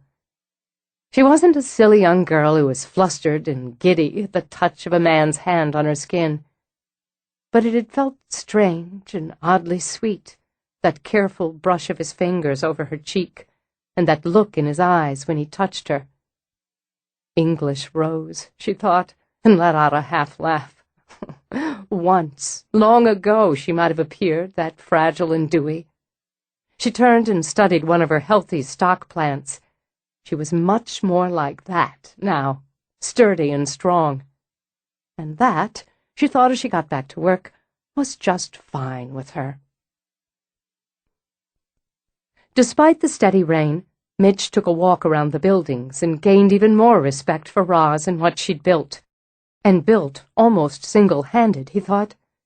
The Harper money may have given her a cushion, he decided, but it took more than funds to create all this.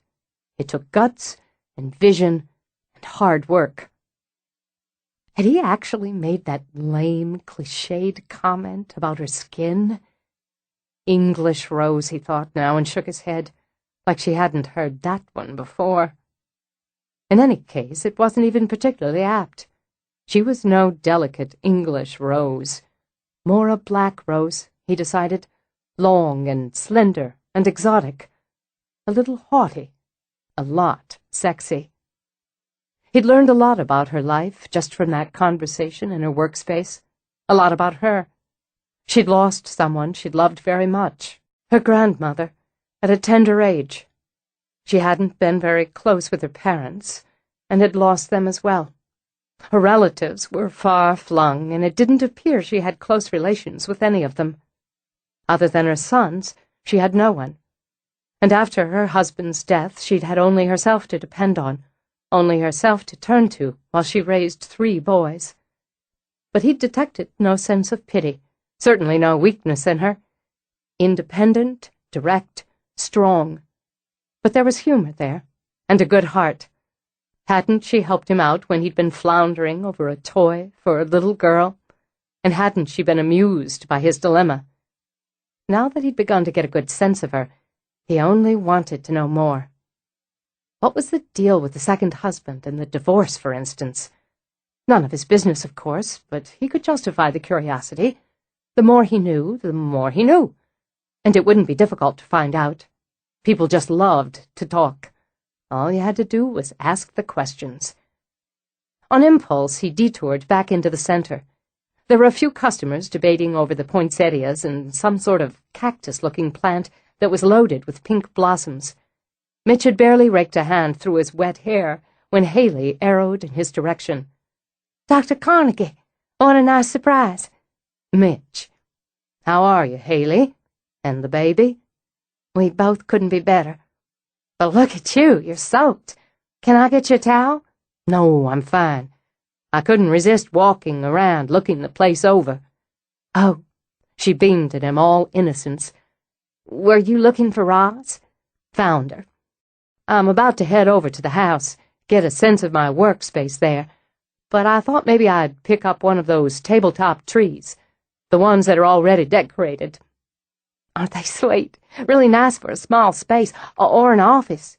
A lot nicer than the old artificial one I fight to put together every year. And they smell just like Christmas. She steered him over.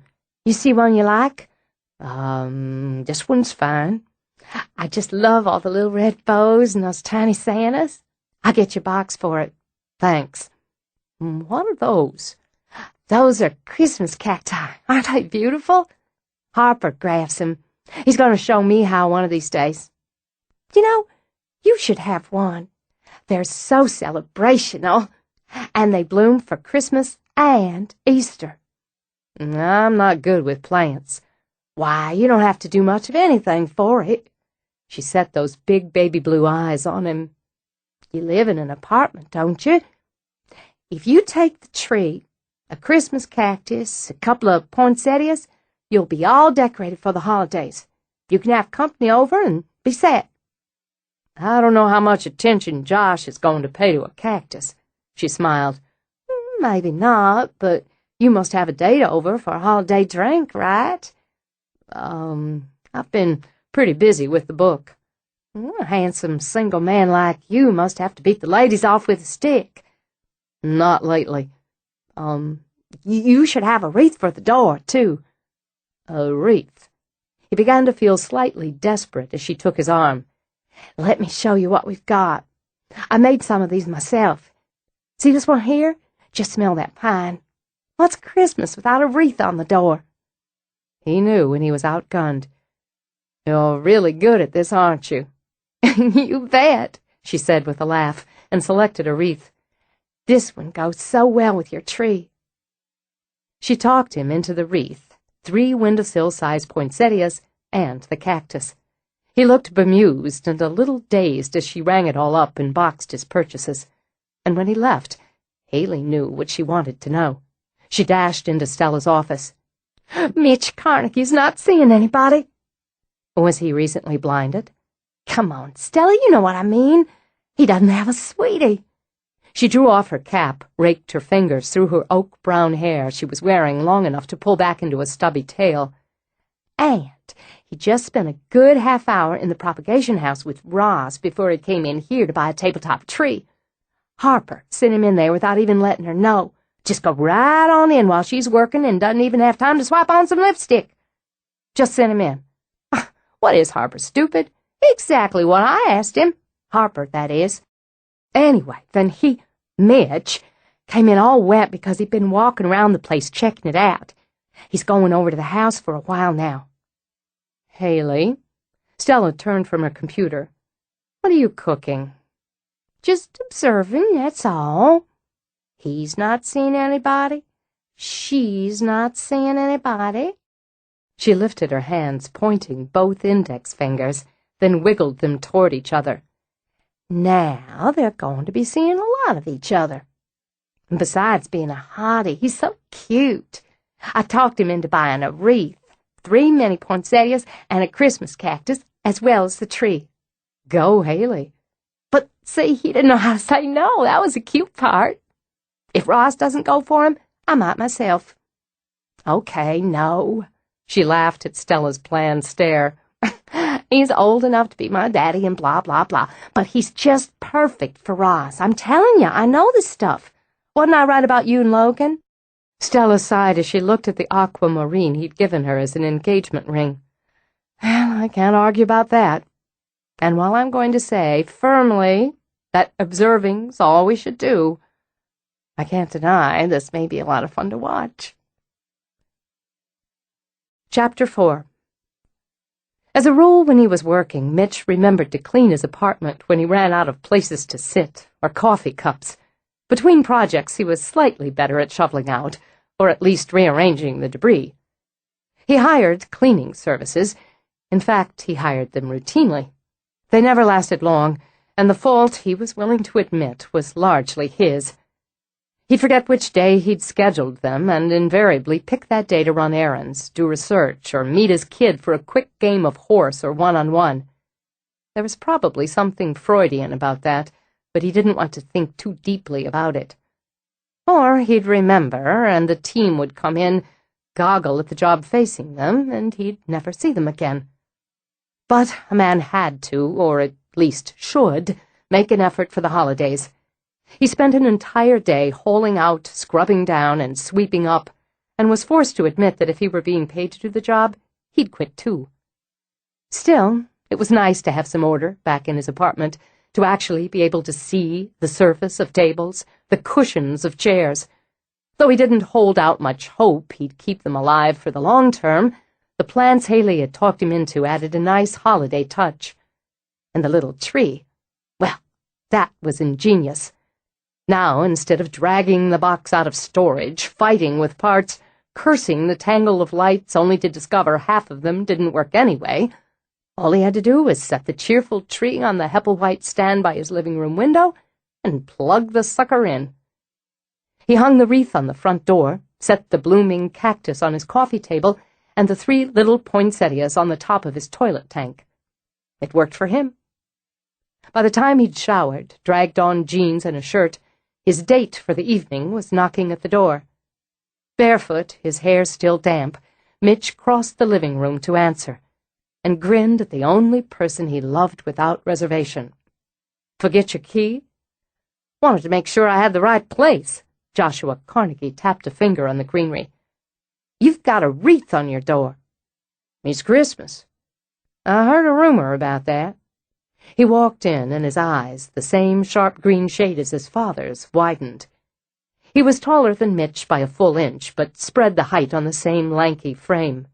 His hair was dark, and it was shaggy, not because he forgot haircuts like his father, but because he wanted it that way. He wore a hooded gray sweatshirt and baggy jeans. "Wow! You found a new cleaning service? Do they get combat pay?" "No, haven't had a chance. Besides, I think I've ripped through all the cleaning services in western Tennessee." "You cleaned up?" Lips pursed, Josh took a brief tour of the living room. "You've got a plant with flowers on it. You're taking that with you." "I am. I'll kill it. I've already heard it gasping. I can't be responsible." "Sure?" Josh pulled absently on his ear. "It'll jazz up the dorm." "Hey, you got this little tree going on and candles." "It's Christmas," Mitch repeated, even as Josh leaned down to sniff the fat red candle. "Smelly candles. Plus, if I'm not mistaken, you vacuumed?" Eyes narrowed, he looked back at his father. "You've got a woman." "Not on me, no. More's the pity. Want a Coke?" "Yeah." With a shake of his head, Josh started toward the bathroom. "Gotta use it, John. We getting pizza?" "Your choice." "Pizza!" Josh called out. "Pepperoni and sausage. Extra cheese." "My arteries are clogging just hearing that," Mitch called out as he pulled 2 cans of Coke out of the refrigerator. From experience, he knew his son could steam through most of a pie on his own and still stay lean as a greyhound. Oh, to be 20 again. He speed-dialed the local pizza parlor, ordered a large for Josh and a medium veggie style for himself. When he turned, he saw Josh leaning against the jamb, feet crossed at the ankles of his Nike Zooms. "You've got flowers in the John. Poinsettias. Christmas. Deal. You've got a woman. If you haven't bagged one, you've got one in the sights. So spill." "No woman." He tossed one of the cans to Josh. "Just a clean apartment with a few holiday touches. We have ways of making you talk." "Where'd you meet her? Is she a babe?" "Not talking." Laughing, Mitch popped the can. "I'll get it out of you." "Nothing to get." Mitch walked by him into the living room. "Yet." "Aha!" Josh followed him in, plopped down on the couch, propped his feet on the coffee table. I repeat, not talking. And that's a premature aha. Anyway, I'm just feeling a little celebrational. Book's done, which means a check will be in the mail shortly. I'm starting on a new, interesting project. Already? No decompressing? I've had this one dangling a while, and I want to get on it full steam. It's better than thinking about Christmas shopping. Why do you have to think about it? It's still a couple weeks away. Now, that's my boy. Mitch raised his Coke in toast. So, how are your mother and Keith? Good, fine. Josh took a long swallow from his can. She's all jazzed up about the holidays. You know how it is. Yeah, I do. He gave Josh an easy slap on the knee. It's not a problem, Josh. Your mom wants you home for the holidays. That's the way it should be. You could come. You know you could come. I know, and I appreciate it. But it'd be better if I just hang out here. We'll have our Christmas deal before you leave. It's important for her to have you there. She's entitled. It's important for you, too. Well, I don't like thinking about you being alone. Just me and my cup of gruel. It was a sting. It always was. But it was one he'd earned. You could go to Grandma's. Please. Exaggerated pain covered Mitch's face, rang in his voice. Why would you wish that on me? Josh smirked. You could wear that reindeer sweater she got you a couple years ago. Sorry, but there's a nice homeless person who'll be sporting that this holiday season. When'd you head out? 23rd. We can do our thing the 22nd, if that works for you. Sure. I've just got to juggle Julie. She's either going to Ohio to her mother's or L.A. to her father's. It's seriously messed up. They're both doing the full-court press on her, laying on the guilt and obligation crap, and she's all I don't want to see either one of them. She's either crying or bitchy or both. We parents can certainly screw up our children. And you didn't. He took another drink, then turned the can around in his hands. I don't want to get all Maury Povich or whatever, but I wanted to say that you guys never made me the rope in your personal tug-of-war. I sort of been thinking about that, with all this shit Julie's going through. You and Mom, you never hung that trip on me, never made me feel like I had to choose or ripped on each other around me. It sucks when people do. It sucks long. Yeah, it does. I remember, before you guys split, it was rugged all around. But even then, neither of you used me as a hammer on the other. That's what's going on with Julie, and it makes me realize I was lucky. So I just wanted to say, that's a good thing to hear. Well, now that we've had this hallmark moment, I'm getting another Coke. Pre-game show should be coming on. I'm on that. Mitch picked up the remote. He wondered what stars had shone on him to give him the gift of such a son. Hey, man, salt and vinegar chips! Hearing the bag rip and the knock on the door, Mitch grinned and, rising, took out his wallet to pay for the pizza. I don't get it, Stella. I just don't get it. Haley paced Stella's room while the boys splashed away in the adjoining bath. The sexy black shoes that will kill my feet, or the more elegant pumps? When Stella stood, one of each pair on either foot, Haley stopped pacing long enough to consider them. Sexy. I was afraid of that. Well, Stella took them both off, replaced the rejected pair in her closet. Her outfit for the evening was laid out on the bed. The jewelry she'd already selected was in a tray on the dresser. Now all she had to do was settle the boys down for the night, get dressed, deal with her hair, her makeup, check the boys again, check the baby monitors, and... Haley's pacing and muttering distracted her enough to have her turn. What? Why are you so nervous? Do you have a date going on for tonight's party I don't know about? No, but it's dates I'm talking about. Why would Roz tell Mitch to bring a date? Now he probably will, because he'll think if he doesn't, he'll look like a loser, and they'll both miss a golden opportunity. I missed something. She hooked on her earrings, studied the results. How do you know Roz told him to bring a date? How do you find this stuff out? It's a gift of mine. Anyway, what's up with her? Here's this perfectly gorgeous and available man, and she invites him for tonight. Point's there. But then tells him he can bring somebody. Jeez. She'd have considered it the polite thing to do, I guess. You can't be polite in the dating wars, for God's sake. On a long huff, Haley plopped down on the foot of the bed, then lifted her legs out to examine her own shoes. You know, date's from the Latin, or maybe it's Old English. Anyway, it comes from data, and it's a female part of speech. Female, Stella. We're supposed to take the controls. Since she hadn't yet started her makeup, Stella was free to press her fingers to her eyes. How? How do you know that kind of thing? Nobody knows that kind of thing. I was a bookseller for years, remember? I read a lot. I don't know why I retain the weird stuff. But anyway, it's a holiday party here, her house, and you know she'll look amazing. And now he'll show up with some woman and screw everything up. I don't actually think there's anything to screw up at this point. Haley tugged at her hair in frustration. But there could be. I just know it. You watch. You just watch him tonight and see if you don't get the vibe. All right, I will. But now I've got to get the kids out of the tub and into bed. Then I have to get dressed and strap on my sexy shoes with the single goal of driving Logan crazy. Want a hand? With the kids, not with driving Logan crazy. Lily's already sleeping. No, you'll get wet or wrinkled, and you look fantastic. I wish I could wear that shade of red.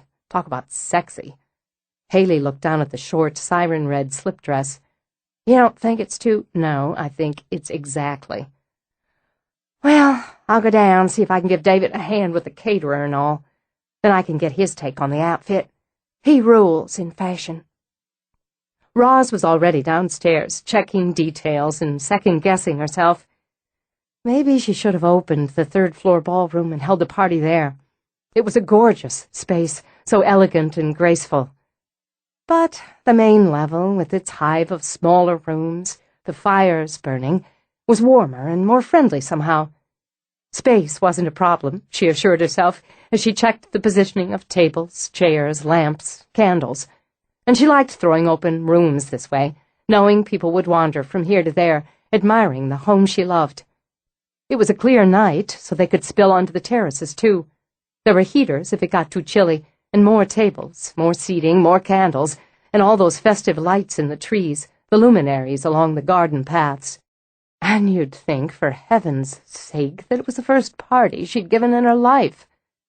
Been a while, though, since she'd held anything this expansive. Because of that, the attrition rate on her guest list had been very low. She was going to be packed. Avoiding the caterers and extra staff bustling around, she slipped outside.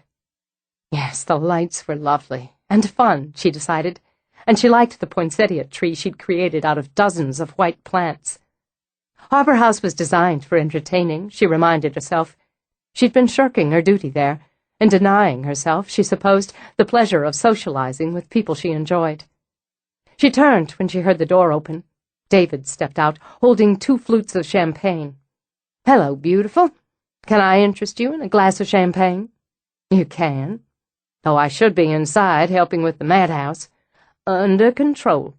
He tapped his glass to hers. "Another 20 minutes, and it'll be perfect. And look at us. Aren't we gorgeous?" She laughed, slipped her hand into his. "You always are. And you, my treasure." Still holding her hand, he stepped back. "You just shimmer." She'd chosen a gown of dull silver in a long, narrow column with an off-the-shoulder neckline that would showcase her great-grandmother's rubies. She brushed her fingertips over the platinum necklace with its spectacular ruby drops. "I don't have many opportunities to wear the Harper rubies. They seem the night for them.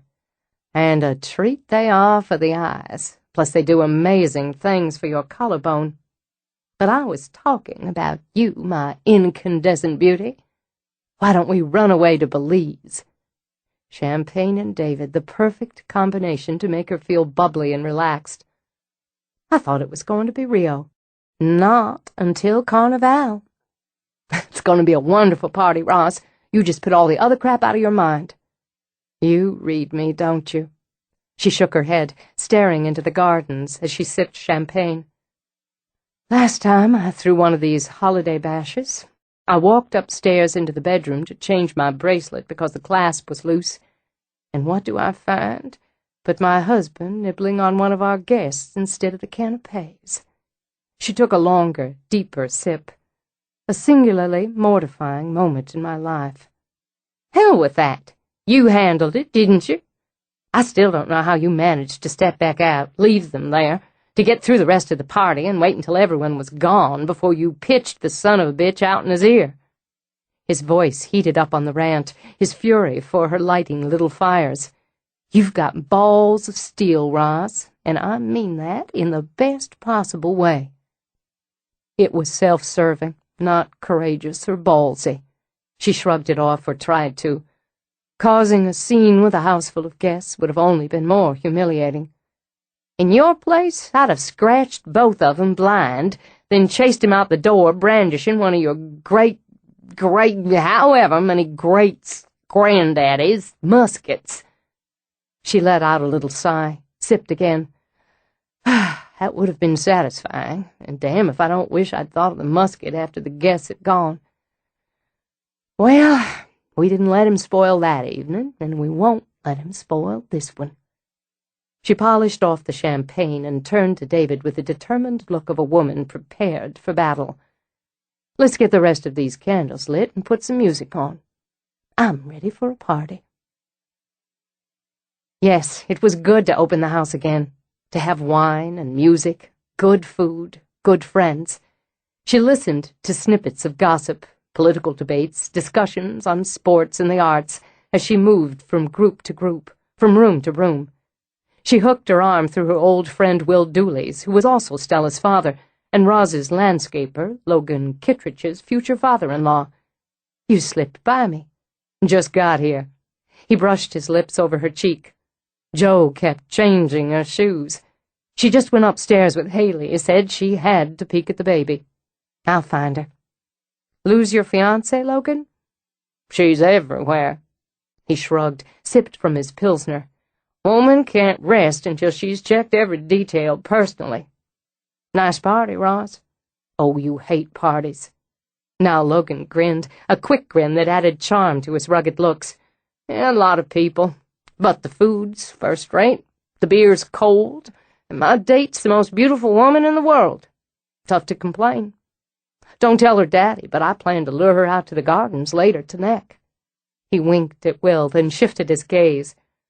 Your Dr. Carnegie just came in.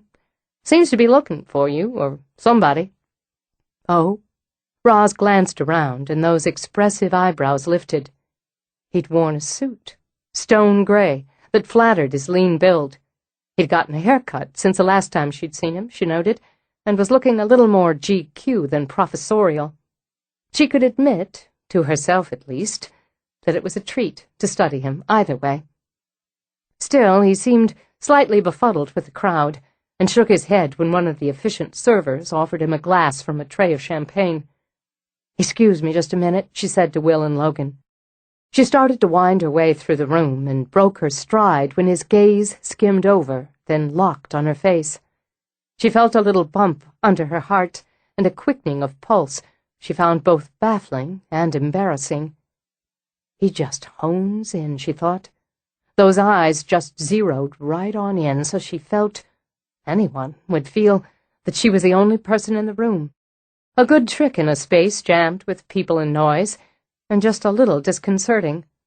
But her expression was easy and friendly as she walked to him. "I'm so glad you could come." "When you throw a party, you mean it. I could see the lights from a mile away. You don't actually know all these people, do you?" "Never seen them before in my life." "What can I get you to drink?" "Club soda, lime." "There's a bar set up over here." To guide him, she laid a hand on his arm. "Let's get you fixed up." "Thanks. Listen, I have something for you. A gift." He dug into his pocket as they crossed to the bar, then offered her a small wrapped box. "It's completely unnecessary, and awfully sweet. Just a thanks for bailing me out with the gift for my niece." He ordered his drink. "You Look amazing is the word that springs to mind, with spectacular coming right behind it. Thank you. From head, his gaze skimmed down to her silver-heeled sandals and the ruby-red toenails. To toe. My mama always said a woman wasn't groomed unless her toenails were painted. It's one of the few pieces of advice she gave me I agreed with. Should I open this now? He'd barely glanced at the rubies, though his amateur antiquer's eye judged them to be vintage. But the toes were terrific. What? The gift. She smiled. It was hard not to be pleased and a little bit smug when a man was enraptured by your feet. Should I open it now? Oh, no, I wish you wouldn't. If you open it later and you hate it, you'll have time to prepare a polite lie. Don't be silly. I'm opening it now. She tugged off the ribbon, lifted the top. Inside was a miniature clock, framed in silver filigree. Why, it's lovely. It's really lovely. Antiquing's a hobby of mine. Makes sense, considering. I figured with this house you'd enjoy old things. There's an inscription on the back. It got to me. She turned it over and read, L, count the hours. N. Lovely. And romantic. It's wonderful, Mitch, and certainly more than I deserve for picking out a toy. It made me think of you. When she lifted her head, he shook his. That put a cynical look in your eye, but fact's fact. I saw it, thought of you. Does that happen often? My thinking of you? No, thinking of someone and buying her a charming gift. From time to time. Not in some time, actually. Does it happen often on your end? She smiled a little. Not in some time. Thank you very much. I want to put this upstairs. Why don't I introduce you to... Oh, there's Stella. Nobody can steer you through a party better than our Stella. Mitch. Stella held out a hand for him. It's good to see you again. And you. You're blooming, he said. It must be love. I can confirm that. And how are your boys? They're great, thanks. Conked out upstairs. And, oh, she broke off when she saw the little clock. Isn't that sweet? So romantic and female. Lovely, isn't it? Roz agreed. It was a gift for a very small favor. You wouldn't say small if you'd been on the receiving end of the phone call I got from my sister and my niece, Mitch told her. I'm not only officially forgiven, I'm currently enjoying favorite uncle status. Well, then obviously I deserve this. Stella, show Mitch around, will you? I just want to put this upstairs. Sure. And Stella noted the way Mitch's gaze followed Roz out of the room. One question before we make the rounds. Is she seeing anyone? No, she's not. He grinned as he took Stella's arm. How about that? Roz mingled her way to the foyer, then started upstairs. It reminded her that she'd walked up these stairs at another party, with the voices and the music and lights behind her, and she'd stepped into the end of a relationship. She wasn't naive. She knew very well Mitch was asking her if she was interested in beginning a relationship, and was laying some groundwork, so she would be. What was strange was that her answer wasn't a flat no. What was strange, Roz thought as she walked to her bedroom, was not knowing the answer. She slipped into the room to set the romantic little clock on her dresser. She couldn't stop the smile as she traced the frame. A very thoughtful gift, she thought. And, yes, her cynical side added that it was a very clever gift. Then again, a woman who'd been through 2 marriages was bound to have a healthy dose of cynicism. A relationship with him might be interesting, even entertaining, and God knew she was due for some passion in her life. But it would also be complicated, possibly intense, and potentially sticky with the work she'd hired him to do. She was allowing the man to write a book that involved her family history and would certainly involve herself to some extent. Did she really want to become intimate with someone who could, if things burned out, slap her and her family in print? Her experience with Bryce warned her that when things went bad, things got worse. A lot to consider, she mused. Then she raised her eyes to the mirror. She saw not only herself, her skin flushed, her eyes bright from her own thoughts, but the pale figure behind her. Her breath caught, but she didn't jolt. She didn't spin around. She simply stood as she was, her eyes linked with Amelia's in the glass. "Twice in so many weeks," she said calmly. "You, I imagine, would tell me to brush him off. You don't like men much, do you, Amelia? Boys, yes. Children. But men are a different kettle. No one but a man puts that kind of anger in a woman. I know. Was it one of my blood who put that anger in you?" There was no answer, none expected. "Let me finish this one-sided conversation by saying I have to think for myself, decide for myself just as I always have. If I let Mitchell into my life, into my bed, the consequences and the pleasure will be on me." She took a slow breath. "But I'll make you one promise. Whatever I do or don't, we won't stop looking for the answers for you. Not now that we've started." Even as the figure began to fade, Roz felt something brush her hair, like a soft stroke of fingers that warmed even as it chilled. She had to steady herself, pressing both hands to the top of the dresser. Then she meticulously freshened her lipstick, dabbed a bit more scent on her throat, and started back to the party. She thought a ghostly caress would be enough of a shock for one night, but she had another, harder shock as she reached the bottom of the stairs. Bryce Clerk stood in her foyer. The rage spewed through her, hot and horrid, and had a vision of herself flashing through her brain, of leaping down the stairs, spitting out all the bitter insult and fury as she beat him senseless and threw him out the door. For an instant, that vision was so sharp, so clear, that the rest, the reality around her, blurred and vanished. She heard nothing but the pounding blood in her ears. He beamed up at her as he helped a woman she knew through the garden club with her wrap. Roz clutched the newel post until control clamped down over temper, and she was marginally sure her hand wouldn't bunch into a fist and fly out. She took the last step. "Mandy," she said. "Oh, Roz!" Amanda Overfield giggled, kissed both of Roz's cheeks in a couple of quick pecks. She was Harper's age, Roz knew, a silly, harmless, and wealthy young woman. Recently divorced herself, she'd only relocated in Memphis the previous summer. "Your house is just gorgeous. I know we're awfully late, but we got—" She giggled again and set Roz's teeth on edge. "It doesn't matter. I'm so glad you asked me to come. I've been dying to see your home. Where are my manners? Let me introduce you to my date.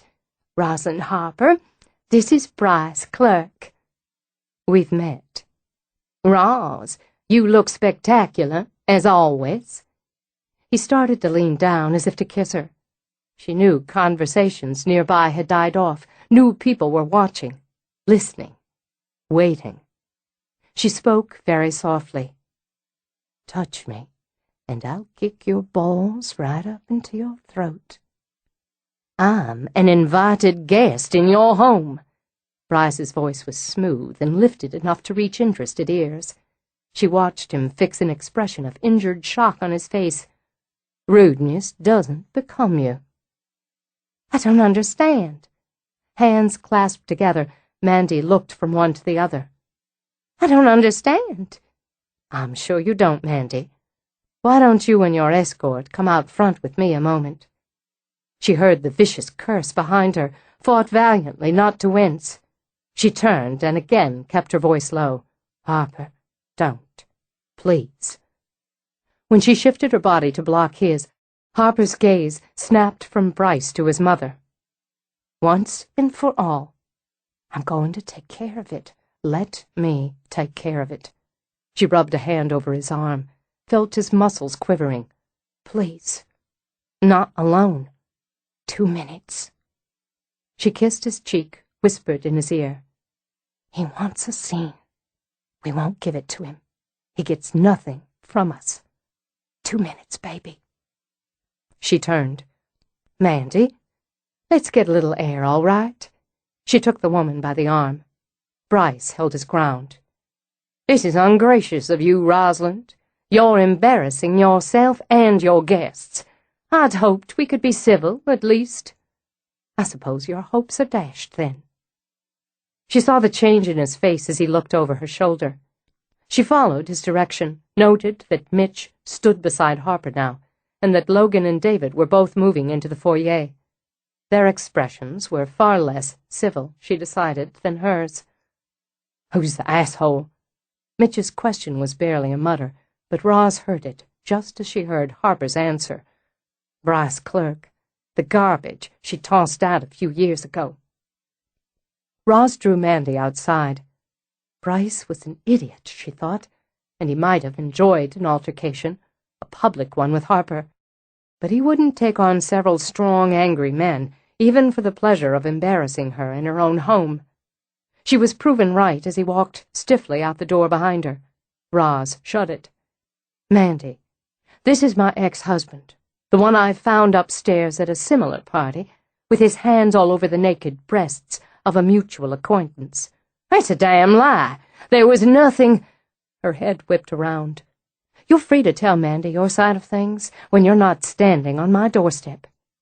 You are not welcome here. You will never be welcome here.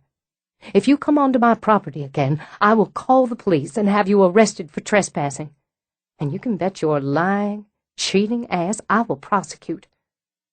Now you have 1 minute, and 1 minute only, to get in your car and get off my land. She turned, smiled now into Mandy's shocked face. Mandy, you're certainly welcome to come in, to stay. I'll arrange for you to be taken home later if you like. I think I should— I guess I should go. All right, then. I'll see you next month at the meeting. Merry Christmas. She stepped back, but didn't open the door. I believe you're down to about 40 seconds now before I go inside and contact the police. Everyone in there knows what you are now, Bryce shot out at her as he pulled Mandy toward his car. I'm sure they do. She waited until he'd gunned the engine, until he'd sped off. Only then did she press a hand to her sick stomach and squeeze her eyes shut until she could bank back the trembling rage and embarrassment. She took 2 deep breaths, lifted her head high, then walked back into the house. She smiled, brilliantly, then held out a hand for Harper's. Well, she said, giving his hand a squeeze as she scanned curious faces. I could use a drink. Chapter 5. When the party was over and the guests on their way home, Roz couldn't settle. She knew better than to go up to her rooms, where she would just pace and rehash and twist herself up over this personal humiliation. Instead, she made herself a big mug of coffee and took it out on the patio to enjoy the cool and the solitude. With the heaters humming and the lights still twinkling, she sat down to sip, to enjoy, and maybe to brood just a little. Harper was angry with her, she knew. Angry because she'd held him off from physically ejecting Bryce from the house. He was still young enough, and bless his heart, he was a man on top of it, to believe that brute force could solve this particular problem. And he loved her enough to chain his temper down because she'd asked. At least, this time he'd managed to chain it down. The single other time Bryce had attempted to enter Harper House without invitation, she'd been too shocked to hold Harper off, or David, for that matter. Bryce had been thrown out on his cheating ass, and she was small enough to gain some satisfaction from the way her boy had hauled the man out. But what had it solved? Bryce had accomplished then just what he'd accomplished this round. He'd upset her. How long, she wondered, just how goddamn long was she supposed to pay for one stupid, reckless mistake? When she heard the door open behind her, Roz tensed up. She didn't want to rehash this nasty little business with David or Harper, didn't want a man to pat her head and tell her not to worry. She wanted to sit and brood alone. I don't know about you, but I could use some chocolate. Surprised, Roz watched Stella set a tray on the table.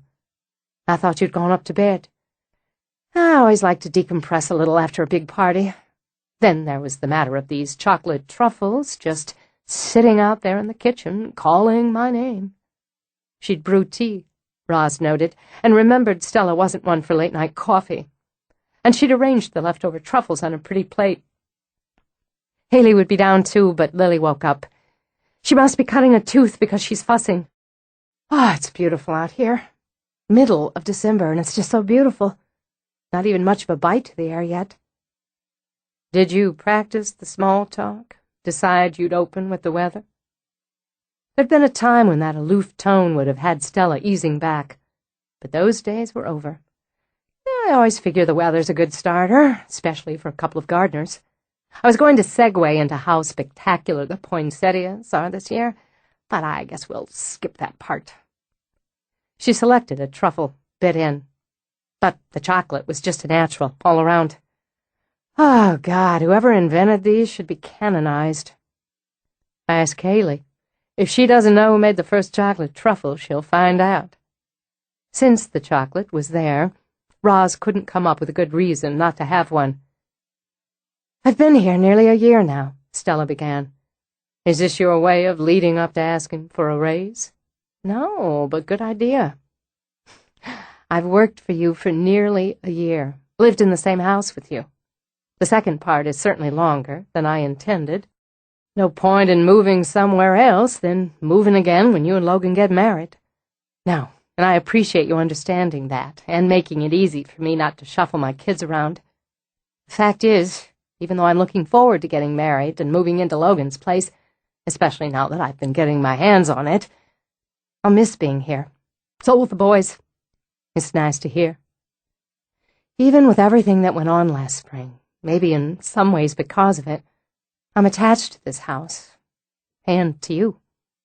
And it's nice to hear, too. You have a sweet heart to go with that orderly mind of yours, Stella. Thanks. She sat back in her chair, cupping her tea in both hands. Her flower-blue eyes were directly on Roz's. Living with and working for you for nearly a year, I know your mind and heart, at least as much as I can. One of the things I know is that despite your generosity and your hospitality, you're a very private woman, and I know I'm stepping into that private area when I say I'm sorry about what happened tonight. I'm sorry, and I'm angry, and just a little bit stunned that some asshole would walk into your home uninvited and unwelcomed for the purpose of embarrassing you. When Roz said nothing, Stella took a long breath. So, if you're in the mood to eat truffles and trash the son of a bitch, I'd be happy to listen. If you'd rather sit out here alone and let it fester, then I'll take my tea and half these chocolates upstairs. For a moment, Roz just sat, sipping her coffee. Then she thought, what the hell, and had another chocolate. You know, having lived here all my life, I have a number of friends and a bevy, we could say, of acquaintances. But I haven't had what you might call close, important female friends. There's a reason for that. She lifted a finger, wagged it before Stella could speak. The reason being my own preference, to an extent. And that having its roots in being widowed young. So many of my social circle in the female area became just a little wary. Here I was, young, attractive, fairly well off, and available, or so they assumed. In the other camp were those eager just innately to pair me up with a man, a friend, a brother, a cousin, whatever. I found both of those attitudes annoying. As a result, I got out of the habit of having close women friends. So I'm a little rusty. I consider you a friend, the best I have of the female persuasion. Since I feel the same about you, I wish you'd let me help you. Even if it's only to say really nasty things about that fucking Bryce clerk and bring you chocolate. Why, Stella. Roz's voice was as creamy as the truffles. I believe that's the first time in this entire year I've heard you say fuck. Stella flushed a little, the curse of redheads. I reserve it for special occasions." "This is certainly that." Roz tipped her head back and studied the stars. "He didn't do it to embarrass me. That was just a side benefit." "Then why? Could he actually be stupid enough to think you'd have let him come in and party?" "Well, he may have thought my need to maintain image would have given him a pass. And if I had, just a little more grease to oil the gears of whatever money-making plots and plans he has going. If so, he couldn't know you very well to have underestimated you like that. He knows enough that he got exactly what he was after tonight. The young woman he had on his arm, she's very wealthy and very silly. Chances are she'll feel some sympathy, even some outrage, on his behalf over tonight. And she's more than silly, she's bone stupid. Maybe, but he's an accomplished liar and slick as a snake. I'm not silly or stupid, and I fell for it. Well, you loved him so." "Oh, honey, I didn't love him. Thank God for that." She shuddered at the thought of it. "I enjoyed the attention, the flattery, and initially, at least, the romance and sex of it. Added to that, I had a raging case of empty nest, so I was ripe for plucking. My own fault that I went and married him instead of sleeping with him until I got bored or saw what was under that pretty exterior." "I don't know if that makes it worse or better," Stella said after a moment. "Neither do I. But it is what it is. In any case, he wanted to remind me he exists, that he can and does swim in the same social pond. He wanted, primarily, for me to be upset and to think about him. Mission accomplished. He has a need for attention, to have attention focused on him, for better or worse. The worst punishment I could give him is to ignore him, which I've done fairly successfully since he came back to Memphis. Tonight was a very clever way, of shoving himself in my face, in my own home, in front of my guests. I wish I'd gotten there quicker. I was nearly at the other end of the house when I heard the rumbles. But I don't see how anyone could get any sort of satisfaction out of being turned away in public, the way I heard you turned him away. You don't know Bryce. He'll dine off the incident for weeks. Center of attention, and he has a smooth way." Her short, unpainted nails tapped against her teacup. "Before he's done, he'll be the underdog. All he'd done was try to mend fences, to come by to wish me well, it being the holidays and all. And what had I done but rebuffed him, and humiliated his date, and invited guest?" She stopped a moment to suck back the fresh rage. "People will say, my goodness, how cold and hard, how ungracious and rude of her. Then people are idiots. Yes, indeed they are. Which is why I rarely socialize with them, and why I've been so particular in my friends. And why I'm very grateful to have one who would sit out here with me at this time of night, eating chocolate truffles while I feel sorry for myself." She let out a long breath. "And damned if I don't feel better. Let's go on up, get some sleep. We're going to have us a busy day tomorrow with the gossip sniffers slinking in along with the regular customers." Some would have called it burying herself in work. Roz called it doing what needed to be done and enjoying every minute of it. She loved winter chores, loved closing herself in for hours, even days, in a greenhouse, and starting new life, nurturing it along.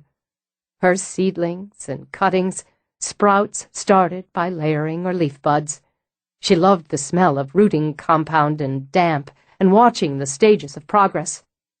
There were pests and problems to guard against here, just as there were in life. When she caught signs of downy mildew or rusts, she snipped off the infected leaves, sprayed the plants. She checked air circulation, adjusted temperature. Any cuttings that showed signs of rot or virus were systematically removed and discarded. She would not allow infection here, any more than she allowed it in her life. It soothed her to work and to remember that. She had cut Bryce off, discarded him, rid her life of that infection. Maybe not quite soon enough. Maybe she hadn't been quite vigilant enough, so even now she was forced to guard and control. But she was strong, and the life she'd built was strong enough to withstand these small, annoying invasions. Thinking of that, She finished her list of tasks for the day, then sought out Harper. She slipped into his grafting house, knowing he wouldn't hear her right away, not with Beethoven soaring for the plants and whatever music he'd chosen for himself that day booming in his headset. She took a moment that made her feel tender, to watch him work. Old sweatshirt, older jeans, grubby boots. He'd been out in the field off and on that day, she realized. He'd gotten a haircut recently, so all that glossy black fell in a sleeker, more ordered style. She wondered how long that would last. If she knew her boy, and she did, he'd forget about that little grooming task for weeks, until he ended up grabbing a piece of raffia to tie his hair back while he worked. He was so competent, so creative here. Each of her sons had their own talent, their own direction. She'd made sure of it.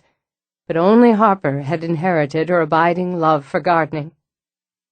She moved down through the tables crowded with plants and tools and mediums to watch him skillfully graft a miniature rose.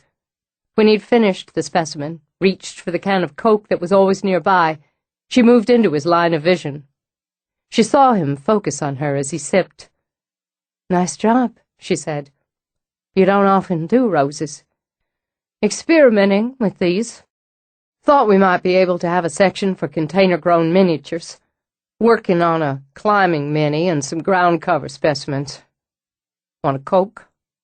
"No, thanks." He was so much her, she thought. How many times had she heard that polite, cool tone come out of her own mouth when she was irritated? "I know you're upset with me, Harper." "No point in me being upset." "Point isn't, well, the point, is it?" She wanted to stroke his shoulders, rub her cheek to his, but he'd stiffen just as she would if someone touched her before she was ready to be touched. "You're angry with the way I handled things last night, with the way I wouldn't let you handle them." "Your choice." He jerked a shoulder. "And I'm not mad at you. I'm disappointed in you, that's all." If he'd taken his grafting knife and stabbed it into her heart, she'd have felt less pain, less shock. "Harper, did you have to be so goddamn polite? Couldn't you have given him what he deserved right then and there instead of brushing me back and taking it outside?" "What good would—" "I don't give a shit about what good, Mama." The infamous Harper temper smoldered in his eyes. "He deserved to have his clock cleaned right on the spot.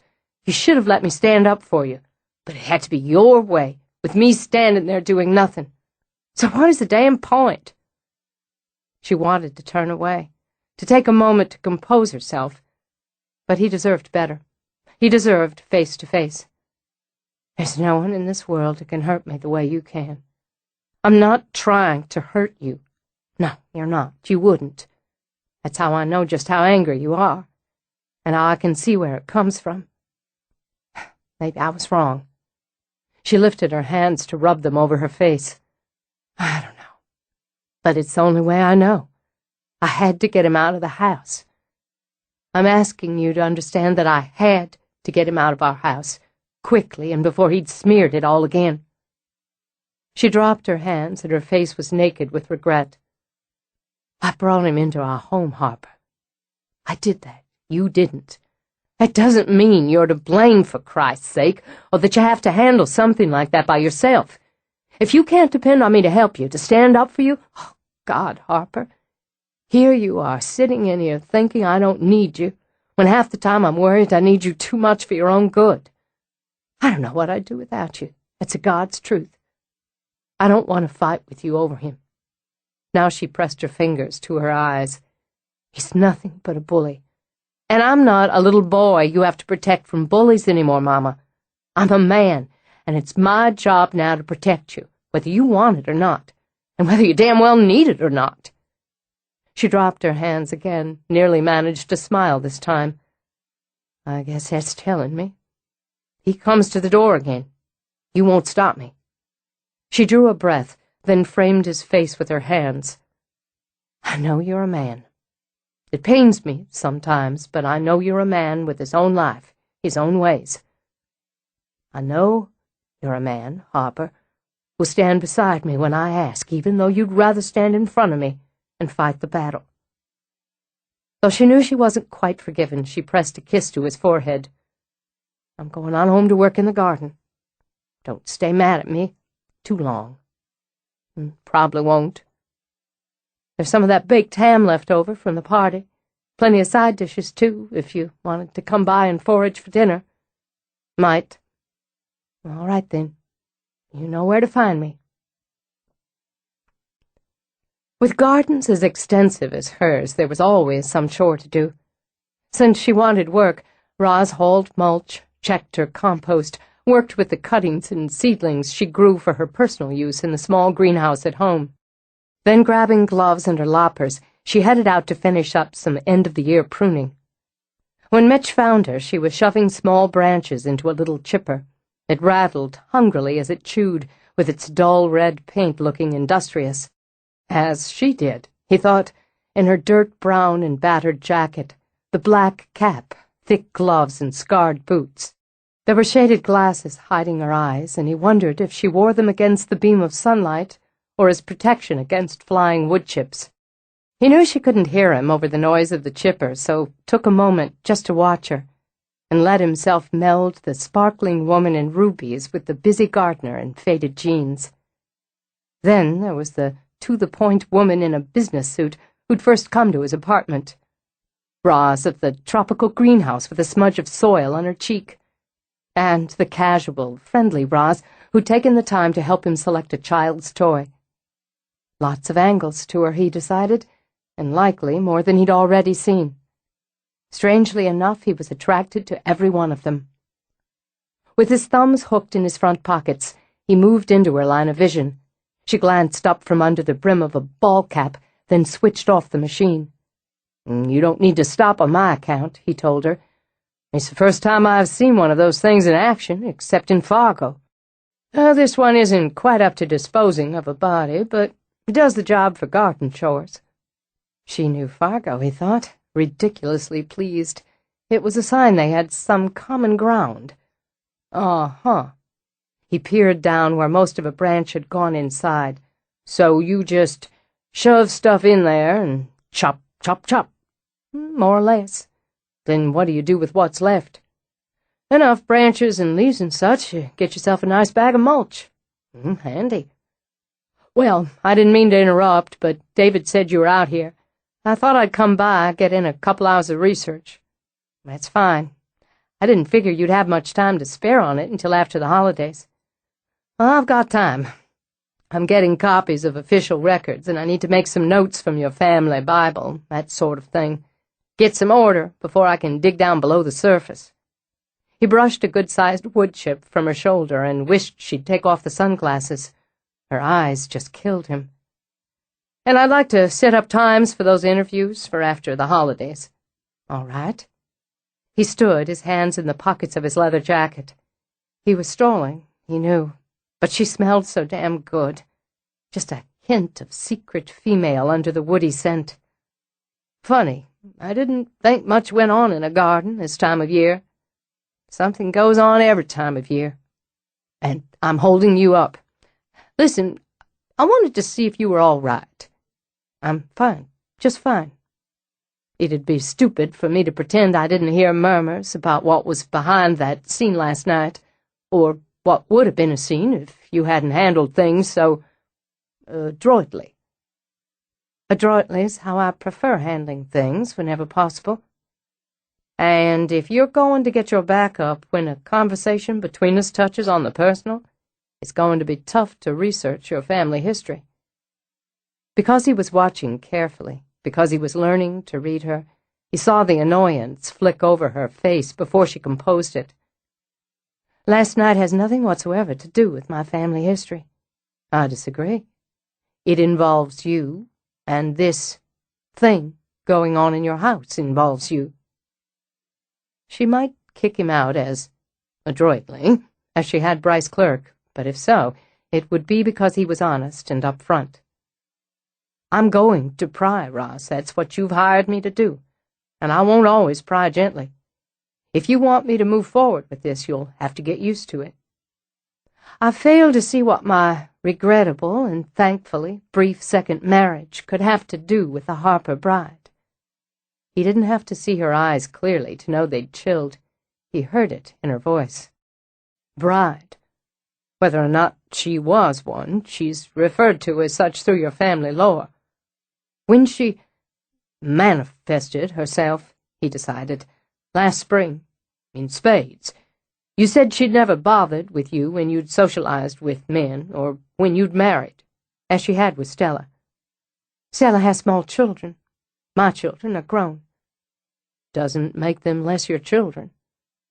Her shoulders relaxed. Then she bent to scoop up some smaller twigs and toss them in the mouth of the chipper. No, of course it doesn't. So we can theorize that she didn't feel threatened by Bryce. And what the hell kind of name is that anyway? Stupid. Or that she considered your maternal duties done and didn't care what you did regarding your sex life. Or that after a certain point, she stopped showing herself to whoever's living in the house. Well, it can't be 3, as I've seen her recently. Since May? Just a few days ago, and then again last night. Interesting. What were you doing? What was she doing? I should have my notebook. It was nothing. She was there, then she wasn't. I don't expect you to solve the puzzle of why she comes or to whom. I want you to find out who she was. One puzzle's connected to the other. I really want some time to talk to you, and this is obviously not it. Maybe we can have dinner. Next evening you're free. It's not necessary for you to buy me dinner to get an interview. It might be enjoyable to buy you dinner. If you have strong objections to mixing business and pleasure, I'm going to be sorry to wait to ask you out until I'm finished with this project. I don't date anymore, Mitch. I gave it up. The word date always makes me feel like I'm back in college. Or worse, high school. He took a chance and reached out to slide her glasses down her nose, looked directly into her eyes. We could just say that I'm interested in spending time with you on a social level. That says date to me. But she smiled before she scooted the glasses back in place. Not that I don't appreciate it. Well, we'll settle for an interview for now. I'm going to be in and out the next couple of weeks, so you can let me know when you've got time to sit down for an extended period. Otherwise, you can call me at home and we'll set it up. That's fine. I'll go in, get some work done, let you get back to yours. When he started to walk away, she reached for the switch on the chipper. Ross, any time you change your mind about dinner, you just let me know. I'll be sure to do that. She switched on the machine, pushed the branch in. She worked until she lost the light, then stowed her tools before climbing the steps to the second-floor terrace and her outside door. She wanted an endless hot shower, soft clothes, then a cold glass of wine. Now, she thought, a martini, one of David's amazing icy martinis with the fancy olives he squirreled away. Then she'd make a sandwich out of that glorious leftover ham. Maybe she'd spend most of the evening playing with sketches and ideas for the florist expansion. Then there were the bag selections Stella had gotten for her for the in-house potting soil. Dates, she thought as she shed her clothes and turned on the shower. She didn't have time, certainly didn't have the inclination to date at this stage of her life, even if the offer had come from a very attractive, intelligent, and intriguing man, one who'd asked her out when she was covered with wood chips. Why couldn't they just have sex and clear the air? Because she wasn't built that way, she admitted, and wasn't that too damn bad? There had to be a little more something before she stripped down, literally and figuratively, with a man. She liked him well enough, she thought, as she tipped her head back and let the hot water beat on her face, her shoulders. She appreciated the way he'd reacted last spring when there'd been trouble, admired, now that she had the distance to look back, the way he'd leaped in without hesitation, without investment. Some men would have run the other way, and would certainly have dismissed the idea of working for her in a house haunted by what they now knew could be a dangerous spirit. And, well, she'd been charmed, really, at the way he'd been so flummoxed over buying a child's gift, and how much he'd wanted to find the right thing. It was a point in his favor, if she were keeping score. If she wanted to dip her toe in the dating pool again, it would probably be with someone like him, someone she could have conversations with, someone who attracted and interested her. And it didn't hurt that he was what Haley termed a hottie. Then again, look what happened last time. It was a stupid woman who'd use anyone like Bryce as a yardstick. She knew that, so why couldn't she stop? The fact that she was doing it was a sort of victory for Bryce, wasn't it? If she could do nothing else about it, she could and would work on pushing him out of her thoughts. Prick. All right, she thought as she switched the water off again and reached for a towel. Maybe she'd just consider, going out to dinner with Mitch, just to prove to herself that she wasn't letting Bryce affect her life in any way. A little dinner out, some conversation, a mix of business and pleasure. That wouldn't be so bad, when she drummed up the energy for it. She wouldn't mind seeing him on a personal level. In fact, it might help all around if she got to know him better. She'd think about it. After wrapping the towel around her body, she reached automatically for her lotion, and her hand froze inches from the bottle. Written in the steam of the bathroom mirror were 2 words: Men lie. Chapter 6. Roz put men, family ghosts, and messages written in steam out of her mind. Her sons were home. The house was full of them, their voices, their energy, their debris. Once the piles of shoes, the hats, the things they'd leave scattered around had driven her slightly crazy. Now she loved seeing the evidence of them. Once she'd longed for an ordered, quiet house, and now reveled in the noise and confusion. They'd be gone soon enough, back to the lives they were building, so she would treasure every minute of the 2 days she had her family under one roof again. And wasn't it fun to see her sons with Stella's boys, or watch Harper lift a fussy Lily and cuddle her in his arms? It made up for finding herself at the head of this mixed generational train. I want to thank you for letting Logan stay tonight. Stella settled onto the sofa beside Roz. It's Christmas Eve. We generally have room at the inn. You know what I mean. And I know it's probably fussy and anal and silly, but I really want our first Christmas in our house to be when we're official. Well, I think it's sweet and sentimental. And selfishly, I'm glad everyone's here tonight. She watched Haley scoop Lily up as the baby made a crawling beeline for the tree. Glad to have children in the house tonight. Austin, she called out as her middle son began to juggle 3 apples he'd plucked out of a bowl. Not in the parlor. That tune's so familiar, I can add the music. A tall, narrow-hipped young man with his father's wavy blonde hair. He winked at Gavin while giving the apples one more rotation. Not in the parlor, Austin, not in the parlor, he sang, making Stella's sons roll with laughter before he tossed them each an apple and took a bite out of the third. Here, Mama, have some wine. Her youngest, Mason, sat on the arm of the sofa and handed her a glass. There was a wicked twinkle in his blue eyes that warned Roz trouble was coming. Austin, you know the parlor is sacred ground. You don't want to be juggling in here, especially something like, say, shoes. You can juggle shoes? Awestruck, Luke goggled at Austin. I can juggle anything. I have amazing talent and dexterity. But sadly, I wasn't able to talk him into running off and joining the circus when he was 8. Harper took Lily when she leaned away from Haley and held out her chubby arms to him. Can you juggle mine? Luke asked. Hand one over. Austin? Resigned, Roz sighed and sipped her wine. You break anything, you're grounded. Why, another familiar tune. Let's see, I need a challenge. Logan, looks to me like that shoe's big enough to house a family of 4. Let's have it. I'll give you my shoe, you get grounded, I get fired. Call me a coward, but I'll soon have 2 growing boys to feed." He reached down to poke Gavin in the ribs. "And they eat like pigs." "Oink!" Showing off, Gavin grabbed a cookie from a tray and stuffed it whole in his mouth. "Oink!" "Oh, go ahead, Logan." Roz waved a hand. "He won't be satisfied otherwise." "Let's see, one more." His gaze scanned, landed on Haley.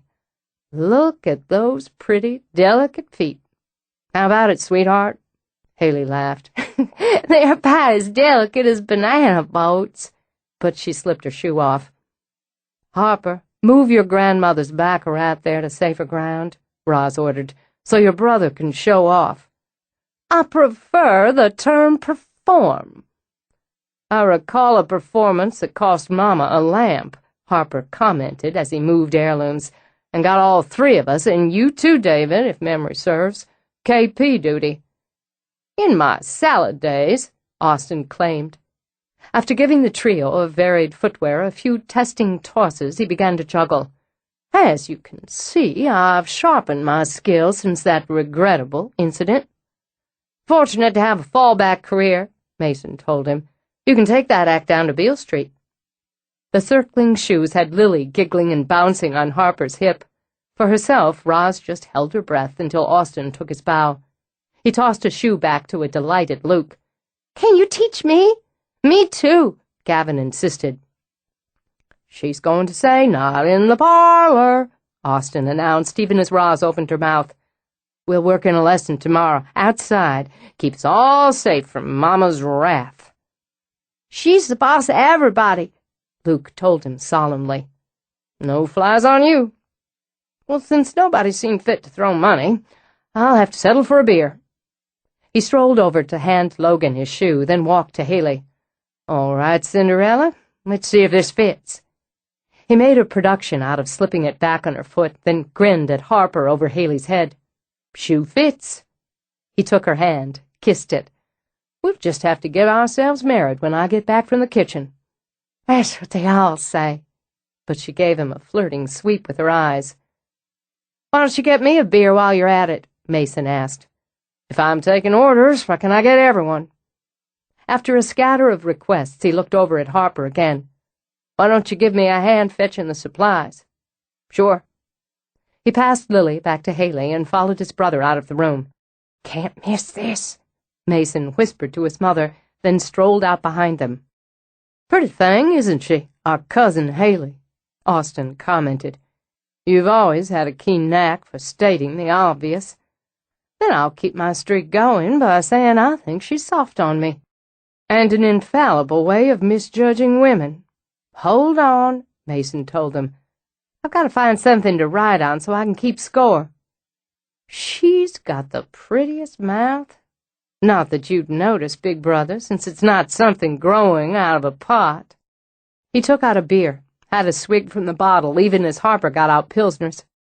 "And the only way you'd get your fat lips on hers is if she has a seizure and requires mouth-to-mouth." "He shoots, he scores." "By the way, I'm the doctor here," Mason reminded them. "She needs mouth-to-mouth. I'm first in line. We got any Fritos or anything around here?" "Got $10, says different." In an old habit, Austin boosted himself up to sit on the counter. "Maybe you could babysit so I can see if our resident babe would like a little stroll around the gardens, seeing as I haven't heard you call dibs." "She's not the damn last piece of pie." With some heat, Harper grabbed the beer from his brother, took a long swallow. "What the hell's wrong with you talking about her that way? You ought to have a little more respect. If you can't come up with it on your own, you and I can take a little stroll outside so I can help you find it."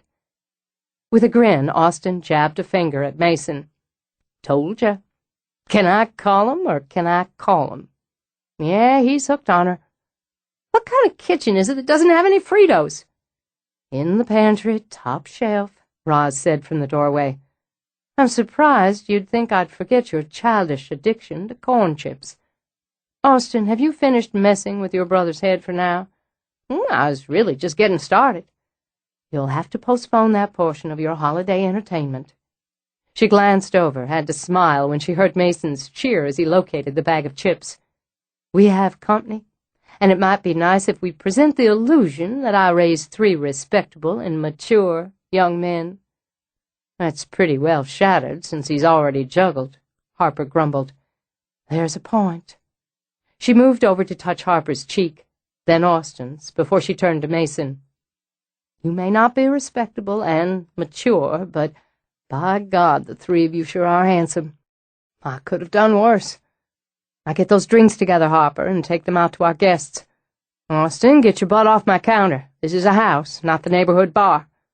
Mason, put those chips into a bowl and stop dropping crumbs all over the floor." "Yes'm," they said in unison, and made her laugh. Christmas Day went by in a blur. She tried to imprint specific moments on her mind. Mason's sheer delight in the antique medical bag she'd found him. Harper and Austin squaring off over a foosball table. There was Lily's predictable fascination with boxes and wrapping rather than toys, and Haley's joy in showing off a new pair of earrings. She loved seeing Logan sitting cross-legged on the floor, showing Stella's boys. His boys, now. The child-sized tools inside the toolboxes he'd made them. She wanted to slow the clock down just for this day, just this one day.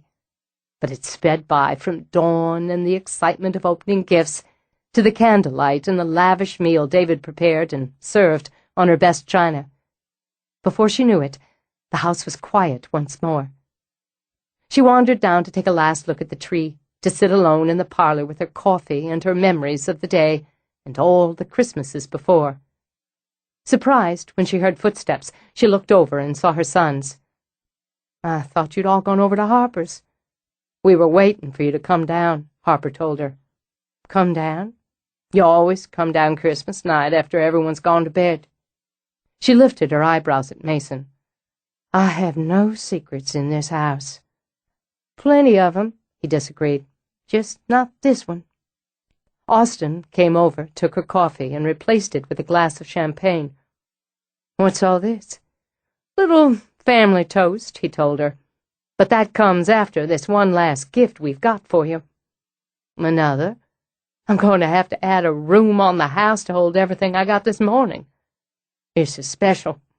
You've already got a place for it, or did at one time." "Well, don't keep me in suspense. What have y'all cooked up?" Harper stepped back into the hall and brought in a large box wrapped in gold foil. He set it at her feet. "Why don't you open it and see?" Curious, she set her glass aside and began to work on the wrap. "Don't tell Stella I'm tearing this off. She'd be horrified. Myself, I'm amazed the 3 of you got together and agreed on something, much less kept it quiet until tonight. Mason always blabs. Hey, I can keep a secret when I have to. You don't know about the time Austin took your car and—" "Shut up!" Austin punched his brother's shoulder. "There's no statute of limitations on that sort of crime." He smiled sweetly at Roz's narrowed look. "What you don't know, Mama, can't hurt this idiot." "I suppose." But she wondered on it as she dug through the packing, and her heart simply stuttered as she drew out the antique dressing mirror. It was the closest we could come to the one we broke. Pattern's nearly the same, and the shape, Harper said. "Queen Anne," Austin added, "circa 1700, with that gold and green lacquer on the slanted drawer. At least it's the best our combined memories could match the one Mason broke.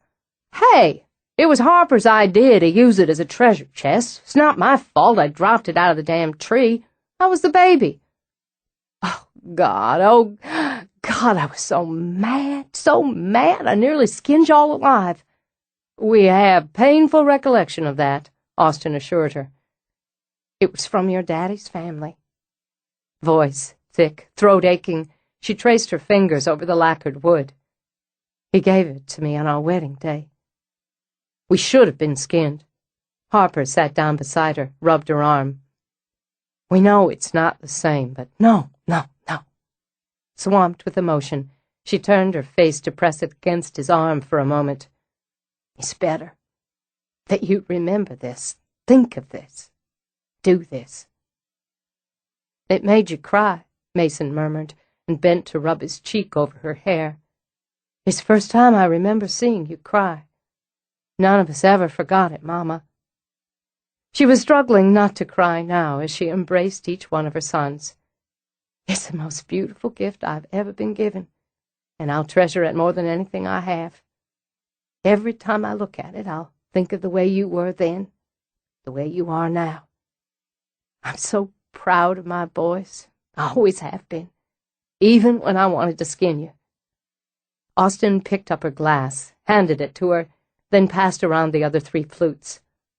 "Harper gets the honors, as he's the oldest, but I want it on record that I thought it up." "We all thought it up," Mason objected. "Well, I thought most of it up. Go on, Harper." "I will, if you'll shut up for 5 seconds. He lifted his glass. "To our Mama, for everything she's been to us, everything she's done for us, every single day." "Oh, that's done it." The tears welled into her throat, spilled out of her eyes. "It's done it for sure." "Go ahead and cry." Mason leaned over to kiss her damp cheek. "Makes a nice circle." Getting back to business as usual helped fill the little hole in her heart from kissing 2 of her sons goodbye. It would be a slow week.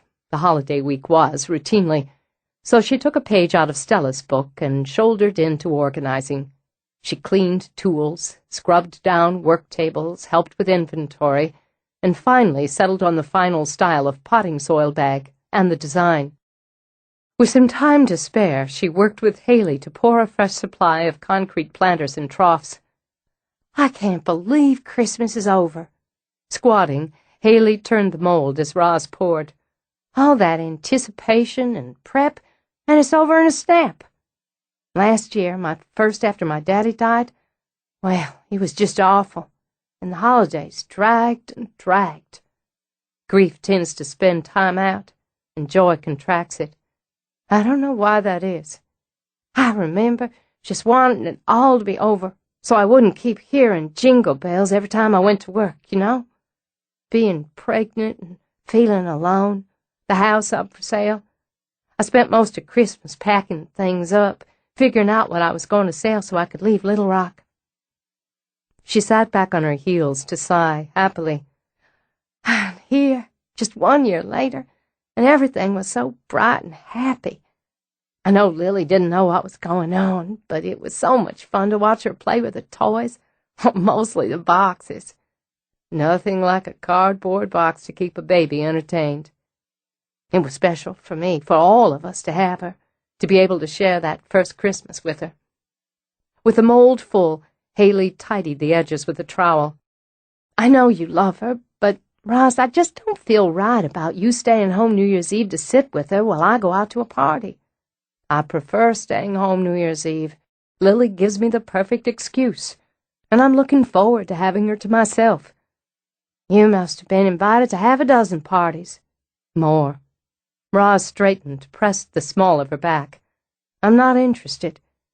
You go on out with David and celebrate with other young people. Wear your new earrings and dance. Lily and I will be just fine seeing the new year in together. David said he never could talk you into going to this party, even though it's been a tradition for years now." She picked up a bottle of water, drank casually. "He said Harper would probably drop by." "I imagine so. They have a number of mutual friends." Amused, she patted Haley's shoulder. "Let's get this next one done and call it a day." She was tired when she got home, but in that satisfied way of knowing she'd crossed several chores off her list. When she noticed Mitch's car in her drive, she was surprised to find herself considering going up to change before seeking him out in the library. Which was, she reminded herself, both a waste of time and hardly her style. So she was wearing her work clothes when she walked into the library. "Have everything you need?"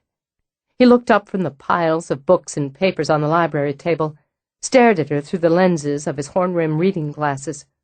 "Huh? I just got in. I thought I'd see if there was anything else you need." "A couple dozen years to organize all of this.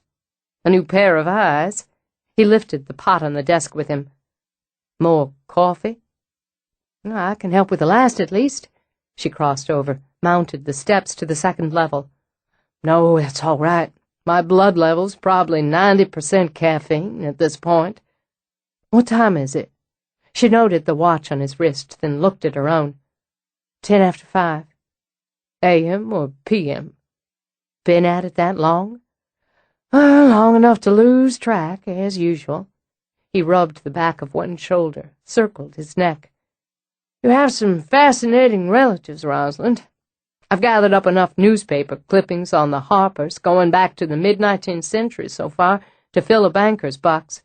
Did you know, for instance, you have an ancestor who rode for the Pony Express in 1860, and in the 1880s traveled with Buffalo Bill's Wild West show? My great-great-uncle Jeremiah, who'd run off as a boy, it seems, to ride for the Pony Express, fought Indians, scouted for the Army, took both a Comanche wife and, apparently, another in Kansas City, at more or less the same time. He was a trick rider in the Wild West show and was considered a black sheep by these stuffier members of the clan in his day. How about Lucy Bell? Gotcha. Married Daniel C. Harper, 1858. Left him 2 years later. The chair creaked as he leaned back. She pops up again in San Francisco in 1862, where she opened her own saloon and bawdy house. Oh, that one slipped by me. Well, Daniel C. claimed that he sent her to a clinic in New York for her health and that she died there of a wasting disease. Wishful thinking on his part, I assume. But with a little work and magic, I found our Lucy Bell entertaining the rough-and-ready crowd in California, where she lived in apparent good health for another 23 years. You really love this stuff. I really do. Imagine Jeremiah, age 15, galloping over the plains to deliver the mail. Young, gutsy, skinny. They advertised for skinny boys so they didn't weigh down the horses. Really? She eased a hip on the corner of his desk. Bent over his mount, riding, hell for leather, out running, war parties, covered with dirt and sweat or half frozen from the cold. And from your tone, you'd say having the time of his life. Had to be something, didn't it? Then there's Lucy Bell, former Memphis society wife, in a red dress with a derringer in her garter. Aren't you the romantic one? Had to have a derringer in her garter while she's manning the bar or bilking miners at cards night after night. I wonder if their paths ever crossed. There you go, he said, pleased. That's how you get caught up in all this. It's possible, you know. Jeremiah might have swung through the doors of that saloon, had a whiskey at the bar, and enjoyed the other servings on the menu, all while the more staid of the family fanned themselves on the veranda and complained about the war. There's a lot of staid, a lot of black sheep here. There was money, and there was prestige. He pushed some papers around, came up with a copy of another clipping, and considerable charm. She studied the photo of herself on her engagement, a fresh and vibrant 17. I wasn't yet out of high school, green as grass and mule stubborn. Nobody could talk me out of marrying John Ashby the June after this picture was taken. God, don't I look ready for anything. I've got clippings of your parents in here. You don't look like either of them. No, I was always told I resembled my grandfather Harper. He died when I was a child, but from the pictures I've seen, I favor him. Yeah, I've come across a few, and you do. Reginald Edward Harper, Jr., born 1892, youngest child and only son of Reginald and Beatrice Harper. He read his notes. Married, Elizabeth McKinnon. I remember her very well. It was she who gave me her love of gardening and taught me about plants. My father claimed I was her favorite because I looked like my grandfather. Why don't I get you some tea, something herbal, to offset the coffee? No, that's okay. I can't stay. I've got a date. Oh, then I'll let you go. With my son, he added. Pizza and ESPN.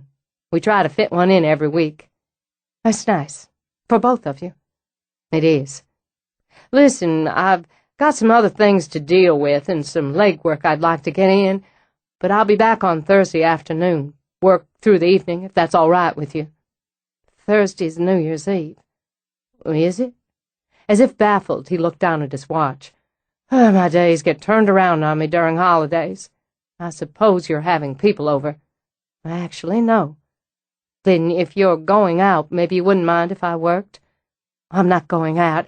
I'm going to take care of the baby. Haley's Lily. I'm scooting her out to a party, and Stella and her boys are going to have a little family party of their own at Logan's house. If you weren't asked to a dozen parties and didn't have twice that many men after you for a New Year's Eve date, I'll eat those newspaper clippings. Your numbers might be somewhat exaggerated, but the point is I declined the parties and the dates. I like staying home. Am I going to be in your way if I work in here? She angled her head. I imagine you were asked to your share of parties, and that there were a number of women eager to have you for their date. I stay in on New Year's, a tradition of mine. Then you won't be in my way. If the baby's not restless, we can take part of the evening to start on that interview. Perfect. All right, then. I've been busy, she said after a moment. The house full over Christmas, all my sons home, and those are only part of the reason I haven't brought this up before. Brought what up? A couple of weeks ago, Amelia left me a message. A couple of weeks ago? I said I'd been busy. Irritation edged into her voice. And besides that, I didn't want to think about it through the holidays. I don't see my boys very often, and there were a lot of things I wanted to get done before they got here. He said nothing, simply dug out his tape recorder, pushed it closer to her, switched it on. Tell me. Irritation deepened, digging a line between those dark, expressive eyebrows. She said, Men lie. That's it? Yes, that's it. She wrote it on a mirror. What mirror? Did you take a picture of it? No, I didn't take a picture. And she could privately kick herself for that later. I don't know what difference it makes what mirror. The bathroom mirror. I'd just gotten out of the shower. A hot one. The mirror was steamy, and the message was written on it through the steam. Written or printed? Printed, with an exclamation point at the end. Like this. She picked up one of his pens, demonstrated. Since it wasn't threatening or earth-shattering information, I figured it could wait. Next time, don't. Figure it can wait. What had you been doing before you— Don't think about her naked in the shower, he ordered himself. Before you went up to shower. As a matter of fact, I'd been out in the garden talking to you. To me? Yes, that day you came by and I was mulching up branches. Right after your holiday party, he said, making notes. I asked you out to dinner. You mentioned something about— No, I asked you out socially. In his excitement, he came around the table, sat on it so they were closer to eye level. Next thing you know, she's telling you men lie. Fascinating. She was warning you away from me. Since I'm not heading in your direction, there's hardly any reason to warn me away. It doesn't seem to bother her that I'm working here. He took off his glasses, tossed them on the table. I've been waiting, actually hoping for some sort of sighting or confrontation, something. But she hasn't bothered about me, so far. Then I make a personal overture, and she leaves you a message. Did she ever leave you one before? No. But he caught something flicker over her face. What? You thought of something. Well, just that it might be a little odd. I saw her recently, right after I'd taken a long, hot bath. Shower, bath. Strange. Don't think of her naked in the tub, he reminded himself. What had you been doing before the bath? Nothing. Some work, that's all. All right. What were you thinking while you were in the tub? I don't see what that has to do with anything. It was the night after I did that insane bout of Christmas shopping. I was relaxing. You'd been with me that day, too. Your ego looks a little heavy, Mitch. Need any help with it? Facts are facts. Anyway, she might have been interested or upset by what you were thinking. If she could get into Stella's dreams, he said when she started to brush that aside, why couldn't she get into your waking thoughts? I don't like that idea. I don't like it at all. Neither would I, but it's something to consider. I'm looking at this project from two ends, Ross. From what's happening now and why, to what happened then and why. Who and why and what, it's all of a piece. And that's the job you hired me to do. You have to let me know when something happens, and not a couple weeks after the fact. All right. Next time she wakes me up at 3 in the morning, I'll give you a call. He smiled. Don't like taking orders, do you? Much too used to giving them. That's all right, I can't blame you, so why don't I just ask, politely, if I could take a look at your bathroom? Not only does that seem downright silly at this point, but aren't you supposed to be meeting your son? Josh? Why? Oh, hell, I forgot. I've got to go.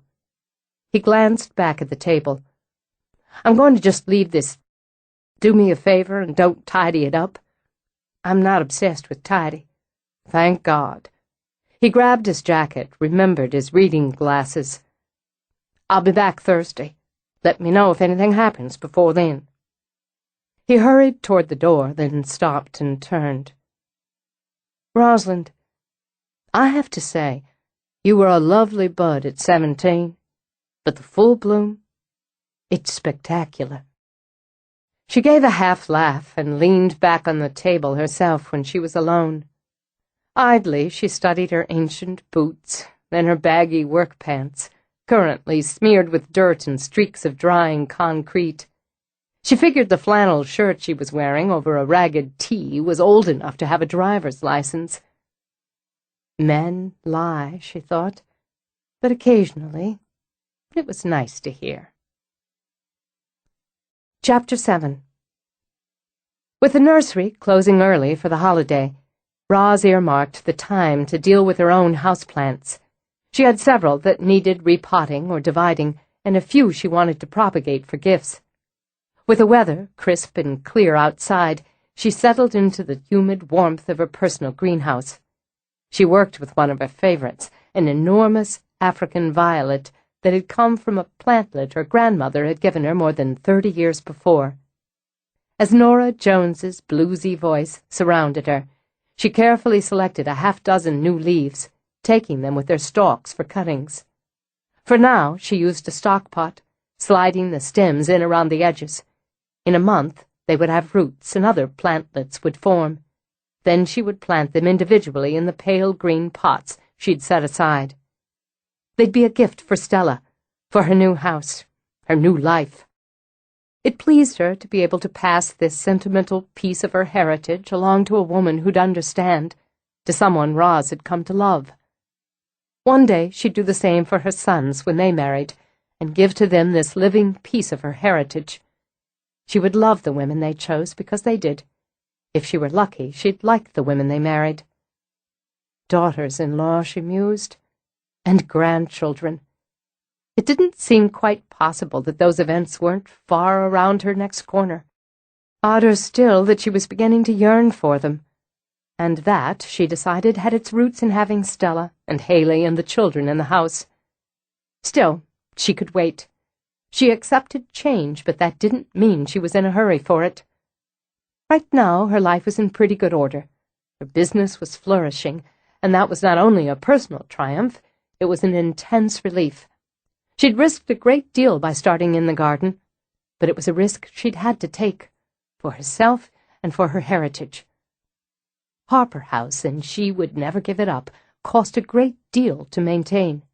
She was well aware there were people who believed she had money to burn, but while she certainly wasn't at the point where she needed to pinch every penny, she was hardly rolling in it. She'd raised 3 children, clothed and fed them, educated them. Her legacy had allowed her to stay home with them rather than seek outside employment, and her own canniness with investments had added a cushion. But 3 college educations and medical school for Mason hadn't come cheap, and when the house demanded new plumbing, new paint, and new roof, she was obliged to see it got what it needed. enough so that she'd discreetly sold some things over the years. Admittedly, paintings or jewelry she hadn't cared for, but it had still given her a little twinge of guilt to sell what had been given to her, sacrificing pieces to preserve the whole. There'd come a time when she'd been confident her son's futures were seen to as best she could, and the house was secure. But money was needed nonetheless. It wasn't as if she hadn't considered finding a job, considered very briefly. Mitch was right, she didn't care to take orders, but she was, without question, very adept at giving them. Play to your strengths, after all, she thought with a glimmer of a smile. That's just what she'd done. It had been a choice between gathering her courage to start her own business or swallowing her pride to work for someone else. For Roz, it was no contest. She'd piled a great deal of her eggs into that single basket, and the first 2 years had been touch and go. But it had grown. She and Harper had made it grow. She'd taken a hit with the divorce. Stupid, stupid mistake. While Bryce had gotten very little out of the deal, and only what she'd permitted him to get, it had cost her dearly in pride and in money to shed herself of him. But they'd weathered it. Her sons, her home, her business were thriving, so she could think a little of changes, of expansions on both her business and personal fronts, just as she could enjoy the successful present. She moved from the African violets to her bromeliads, and by the time she'd finished dividing, decided Stella was going to get one of these, too. Pleased, she worked another hour, then shifted to check the spring bulbs she was forcing. She'd have narcissus blooming in another week. When she was satisfied, she carted everything she wanted in the house inside, arranging, as she preferred them, a forest of plants in the solarium, then placing other pots throughout the house.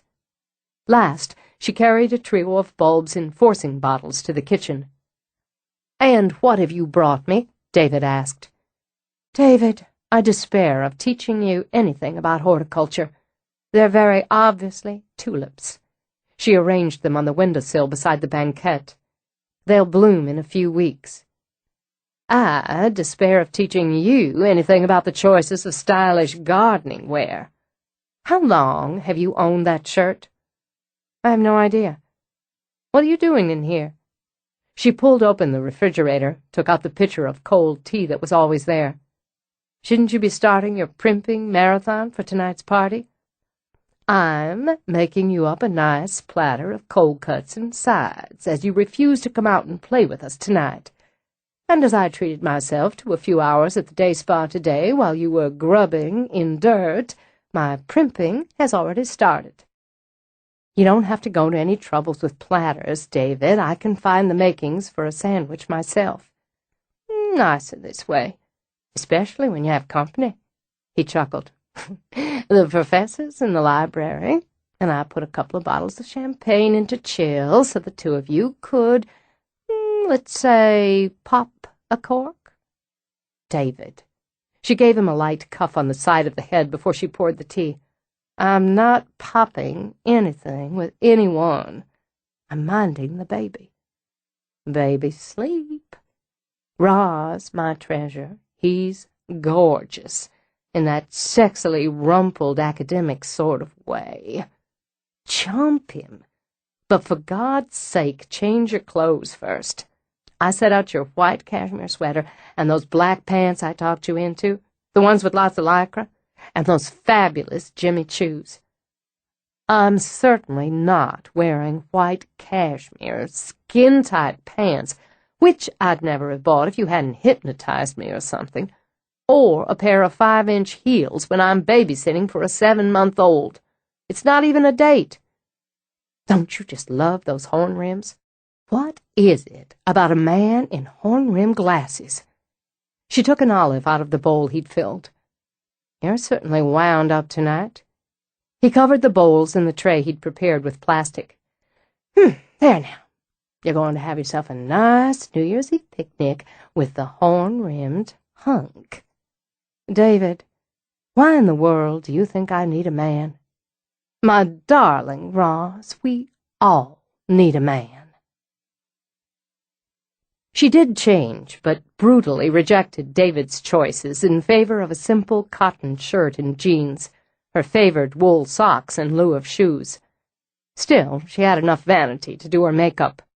In the nursery, she listened patiently to all of Haley's nervous mother instructions, assured and reassured, swore an oath she would call if there was any sort of a problem, and finally nudged the girl out and on her way. She waited, watching from the window until she saw the car drive away. Then, grinning, she turned to where Lily gurgled in her bouncy chair. "I've got you all to myself now.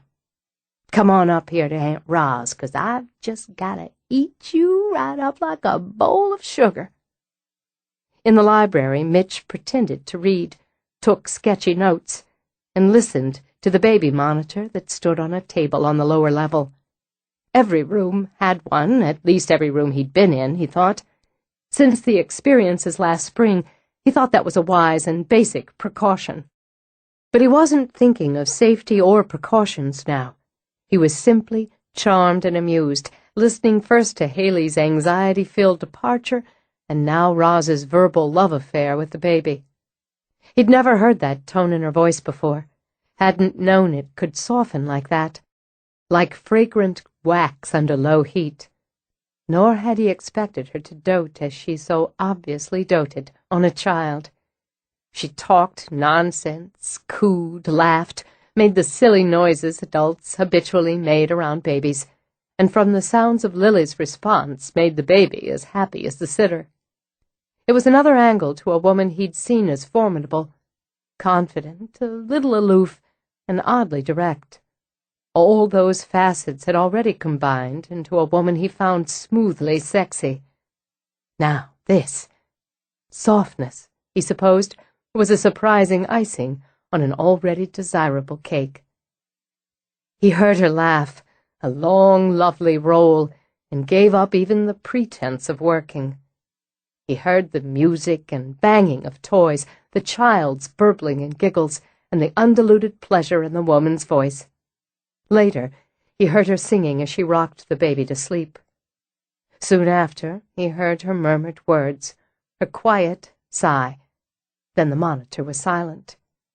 He sighed himself, sorry the interlude was over. Then, reaching for his coffee pot, found it empty. Again. He carried it into the kitchen to brew another pot, and was just measuring out the grounds when Roz came in. "Hi," he said. "Be out of your way in a minute. David said I should just make myself coffee whenever." "Of course. I was about to make use of the cold cuts he put together earlier, if you'd like something to eat." "I would, thanks. He mentioned there'd be makings when he showed me where I could find what I needed for the coffee, and—" He widened his eyes as Roz took out the tray, the bowls. "I see he meant it. He's constantly afraid I'll starve to death if he doesn't leave me enough food for 6 people.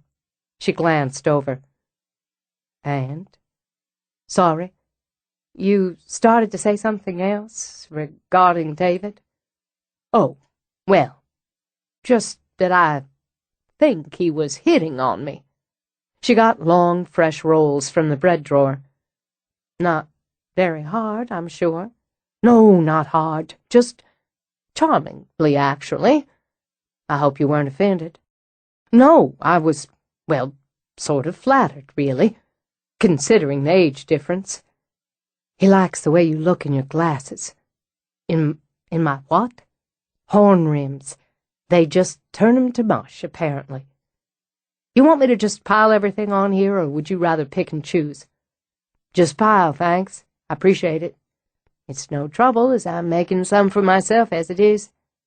She looked up sharply as a voice, Amelia's voice, began to sing through the monitor. "It's a jolt, isn't it?" Mitch said. "Every time. She doesn't go into Lily's room every night, not like she did with the boys. She favors boys. I suppose she knows Haley's out and wants to—" She trailed off, her fingers fumbling, as they rarely did, with the sandwiches, as she recalled the monitor in the library, and her own session with Lily. "I hadn't thought about the monitor where you were working, disturbing you." "Well, it didn't. You didn't, in the least." Well, in any case, feel free to switch it off in there when you're working. God knows we have them everywhere. Haley went out and bought one that has video, too, for her room. Amazing, the sorts of things they have now to make life a bit easier for new mothers. You must have been a good one. It came through, he added, when you were up there with her. I was. Am. It's my most important job. But her interlude with Lily had been private, or so she'd thought. Just how many times had she sung the Hokey Pokey along with Elmo? Oh, best not to think about it. Would you like to take this back in, eat while you work, or take a break and eat in here? In here, if it's all right with you. That'll be fine. She hesitated, then opened the refrigerator again, took out the champagne. Seeing as it's New Year's Eve, I'm going to open this. We can have something a little more festive than coffee with our poor boys. Thanks, but I don't drink. Can't. Oh. She felt abominably slow and stupid. Hadn't she noticed herself that he never took alcohol? Couldn't she have used her brain to put two and two together before embarrassing a guest? Coffee it is, then. Please. He stepped over to lay a hand on her arm before she replaced the bottle. Open it. Enjoy it. It doesn't bother me when other people have a drink. In fact, it's important to me that they're comfortable, that you're comfortable. Here, let me do it. He took the bottle. Don't worry, opening a bottle of champagne isn't backsliding. I certainly didn't mean to make you uncomfortable. I should have realized. Why? I'm not still wearing that sign that says recovering alcoholic around my neck, am I? She smiled a little, walked to the display cabinet for a flute. No. He released the cork, a quick, celebrational pop. I started drinking when I was about 15, sneaking a beer now and then, the way boys often do. Nothing major. I did love an ice-cold beer. He set both their plates on the table, then poured his coffee while she arranged the rest of the simple meal. Went through the drinking insanity in college, but again plenty do the same. Never missed a class because of it. Never caused me any trouble, really. My grades stayed up, enough I graduated with honors, top 5% of my class. I loved college nearly as much as I did an ice-cold beer. Am I going to bore you with this? No, she said, her eyes on his. You're not. All right. He took his first bite of the sandwich, nodded. Miss Harper, you make a hell of a po' boy. I do. So I went to grad school, got my master's, taught, got married, worked on my doctorate, had myself a gorgeous baby boy. And I drank. I was an amiable drunk, if you know what I mean. I was never confrontational, never abusive. Physically, never picked fights. But I can't say I was ever completely sober from the time Josh was born. A bit before that, to be honest, until I set the bottle down the last time. He sampled David's potato salad. I worked, taught, wrote, provided my family with a good living.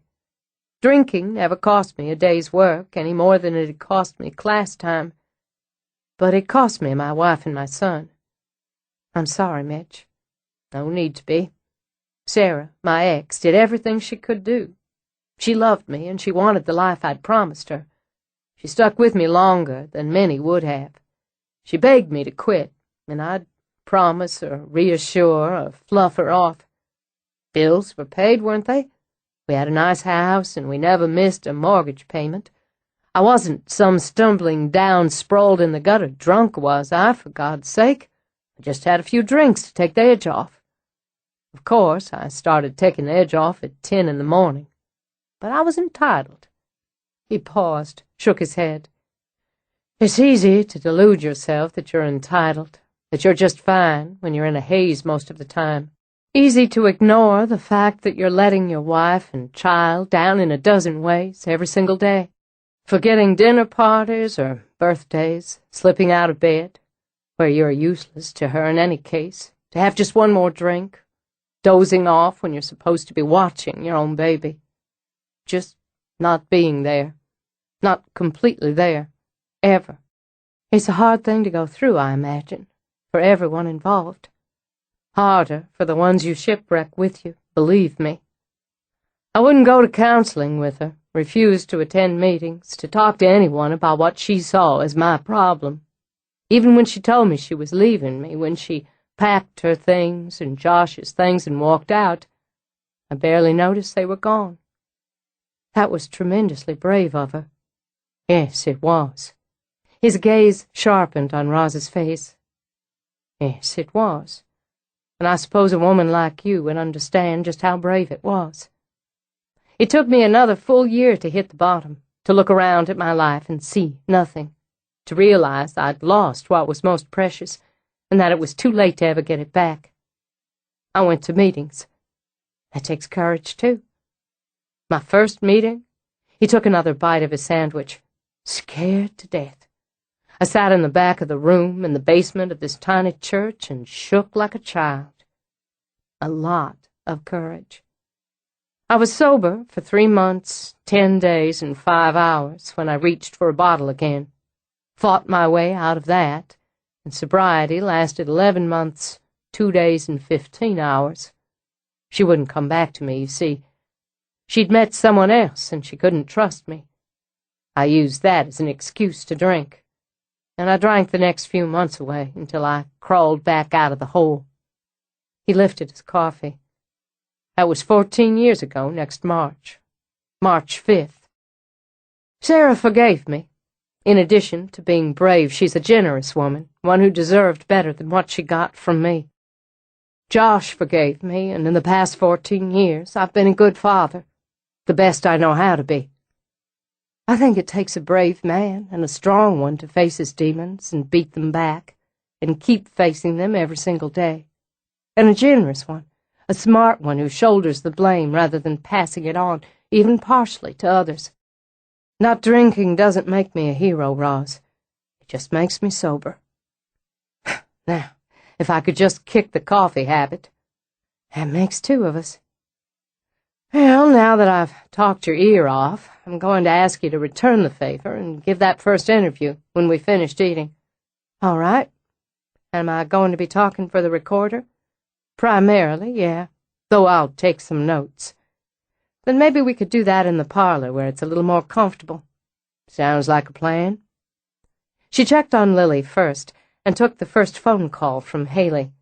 While Mitch gathered whatever he needed from the library, she pulled the tray of fresh fruit. David never missed a trick, and the brie and cheddar, the crackers he'd stocked. Even as she wheeled it toward the parlor, Mitch came up behind her. Let me get that. No, I've got it. But you could light the fire. A fire'd be nice. It's cold tonight, but thank God clear. I'd hate to worry about my chicks navigating slick roads on their way home to roost later.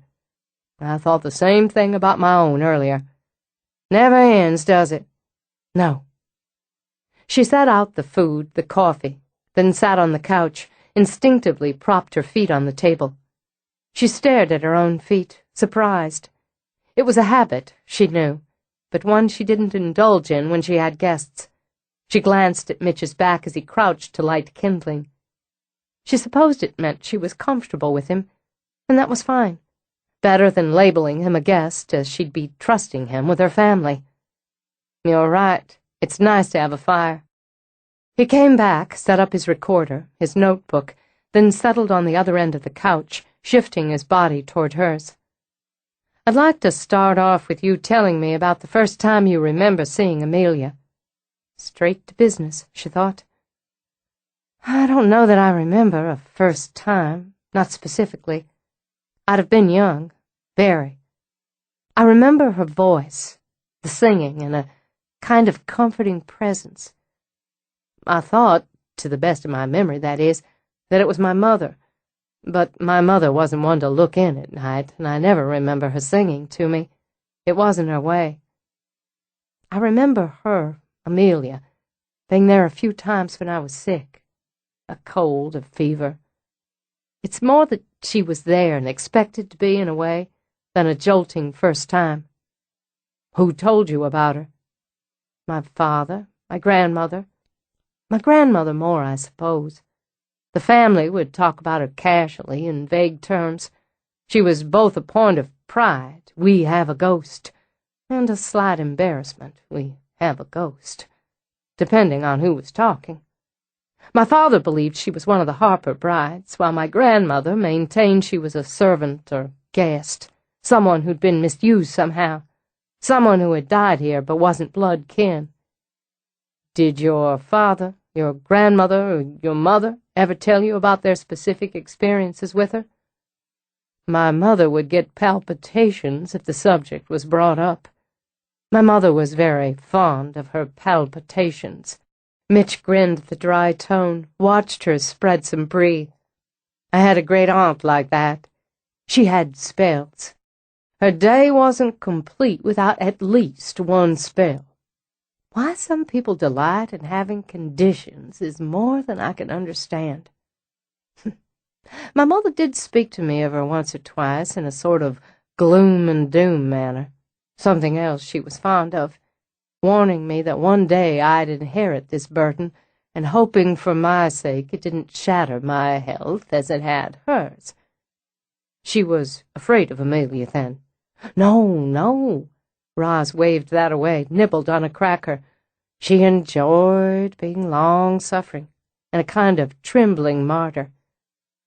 Which sounds very unkind coming from her only child. Let's call it honest instead. Comes to the same.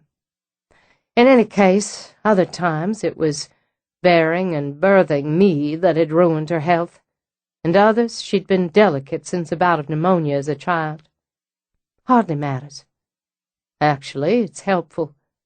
Bits and pieces, personal observations, and memories are helpful, a start toward the big picture. What about your father? My father was generally amused by the idea of a ghost and had fond memories of her from his own childhood.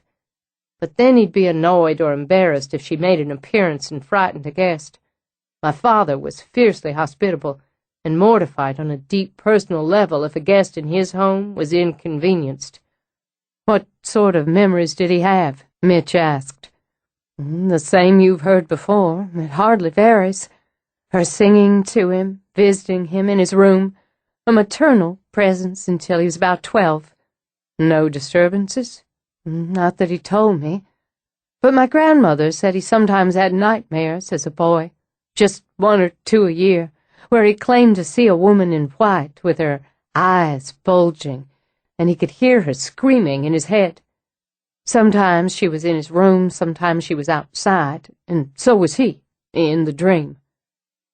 Dreams would be another common thread then. Have you had any? No, not what? Well, I always thought it was nerves. In the weeks before John and I were married, I had dreams of storms, black skies, and thunder, cold winds. A hole in the garden like a grave, with dead flowers inside it. She shivered once. Horrible. But they stopped after I was married. I dismissed them. And since? No, never. My grandmother saw her more than anyone, at least more than anyone would admit to. In the house, in the garden, in my father's room when he was a boy. She never told me anything frightening, but maybe she wouldn't have. Of all my family that I recall, she was the most sympathetic toward Amelia. But to be honest, it wasn't the primary topic of conversation in the house. It was simply accepted or ignored. Let's talk about that blood kin, then. He pulled his glasses out of his shirt pocket to read his notes. The, farthest back you know personally of sightings starts with your grandmother, Elizabeth McKinnon Harper. Well, that's not completely accurate. She told me my grandfather, her husband, had seen the bride when he was a child. Well, that's her telling you what she'd been told, not what she claimed to have seen and experienced herself. But speaking to that, can you recall being told of any experiences that happened in the generation previous to your grandparents?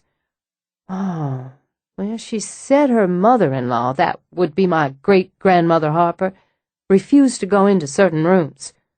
Which rooms? Oh, Lord, let me think. The nursery, which was on the 3rd floor in those days, the master bedroom, She moved herself out of it at some point, I'm assuming. The kitchen, and she wouldn't set foot in the carriage house. From my grandmother's description of her, she wasn't a fanciful woman. It was always thought she'd seen the bride. If there was another prior to that, I don't know about it, but there shouldn't be. We've dated her to the 1890s. You've dated her based on a dress and a hairstyle, he said as he scribbled. That's not quite enough. Well, it certainly seems sensible, logical. He looked up, smiling, his eyes distracted behind his glasses. It may be. You may be right, but I like a little more data before I call something a fact. What about your great-aunts, Reginald Jr.'s older sisters? Well, I couldn't say. I didn't know any of them, or don't remember them, and they weren't close with my grandmother or my father. There was some attempt on my grandmother's part to cement some familial relations between their children and my father as cousins. I'm still in contact with some of their children. Will any of them talk to me? Yeah, some will, some won't. Some are dead. I'll give you names and numbers. All, he said, except the dead ones. I can be persuasive. Again, he murmured as the singing came from the monitor across the room. Again. I want to go check on Lily. Do you mind if I come with you? No, come ahead. They started upstairs together. Most likely it'll stop before we get there. That's the pattern. There were 2 nursemaids, 3 governesses, a housekeeper and under-housekeeper, a total of 12 housemaids, a personal maid, 3 female kitchen staff between 1890 and 1895. I've dug up some of the names, but as ages aren't listed, I'm having to wade through a lot of records to try to pinpoint the right people. If and when I'll start on death records and tracking down descendants. You'll be busy. Gotta love the work. You're right. It stopped. But they continued down the hall to the nursery. Cold still, Roz commented. It doesn't last long, though. She moved to the crib, slid the blanket more neatly around the sleeping baby. Such a good baby, she said quietly. Sleeps right through the night most of the time. None of mine did at this age. She's fine. We should leave her be. She stepped out, leaving the door open. They were at the top of the stairs when the clock began to bong. Midnight? Roz looked at her watch to be certain. I didn't realize it was so late. Well, Happy New Year. Happy New Year. He took her hand before she could continue down the steps, and laying the other on her cheek, said, Do you mind? No, I don't mind. His lips brushed hers very lightly, a kind of civilized and polite gesture to commemorate the changing year. And somewhere in the east wing, Roz's wing, a door slammed shut like a gunshot. Though her heart jumped, she managed to speak evenly. Obviously, she doesn't approve. More like she's pissed off. And if she's going to be pissed off, we might as well give her a good reason. He didn't ask this time, just slid the hand that lay on her cheek around to cup the back of her neck. And this time his mouth wasn't light, or polite, or civilized. There was a punch of heat straight to her belly, as his mouth crushed down on hers, as his body pressed hard against hers. She felt that sizzle zip through her blood, fast and reckless, and let herself ride on it for just one mad moment. The door in the east wing slammed again and again, and the clock continued to chime, madly now, well past the hour of 12. He'd known she'd taste like this, ripe and strong, more tang than sweetness. He'd wanted to feel those lips move against his as they were now, to discover just how that long, slender body fit to his. Now that he was, she settled inside him and made him want more. But she eased back, her eyes open and direct. Well, that ought to do it. It's a start. I think it'd be best to keep everything calm for tonight. I really should tidy up the parlor and settle on up here with Lily. All right. I'll get my notes and head home." In the parlor, she loaded the cart while he gathered his things. "You're a difficult woman to read, Rosalind." "I'm sure that's true." "You know I want to stay. You know I want to take you to bed." "Yes, I know." She looked over at him. "I don't take lovers." "I was going to say just that I don't take lovers. But I'm going to say instead, I don't take them rashly or lightly. So if I decide to take you as a lover or let you take me, it will be serious business, Mitchell. Very serious business. That's something both of us need to consider." "Ever just jump off the ledge, Roz?" "I've been known to. But except for the regrettable and rare occasion, I like to make certain I'm going to land on my feet. If I wasn't interested, I'd tell you flat out I don't play games in this arena. Instead, I'm telling you that I am interested, enough to think about it, enough to regret, a little, that I'm no longer young and foolish enough to act without thinking." The phone rang. "That'll be Haley again. I need to get that or she'll panic.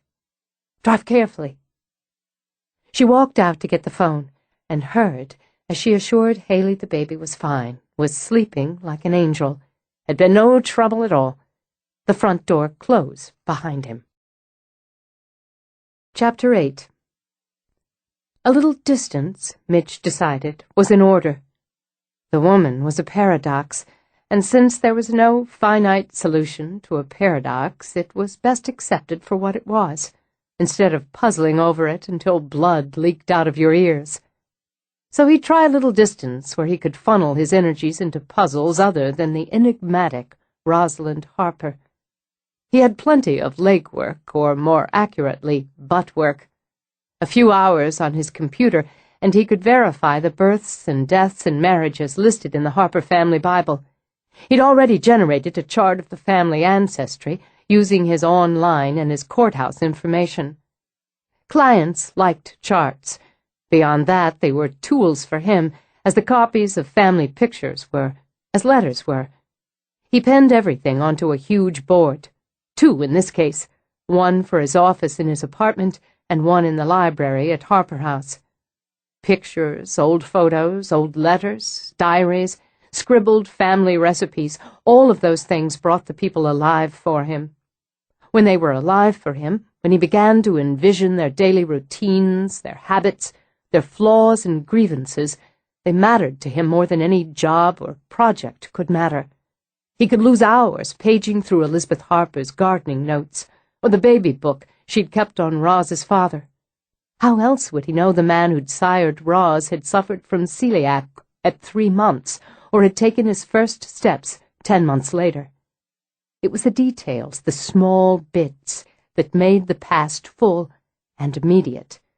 And in the wedding photo of Elizabeth and Reginald Jr., he could see Rosalind and her grandfather. The dark hair, the long eyes, the strong facial bones.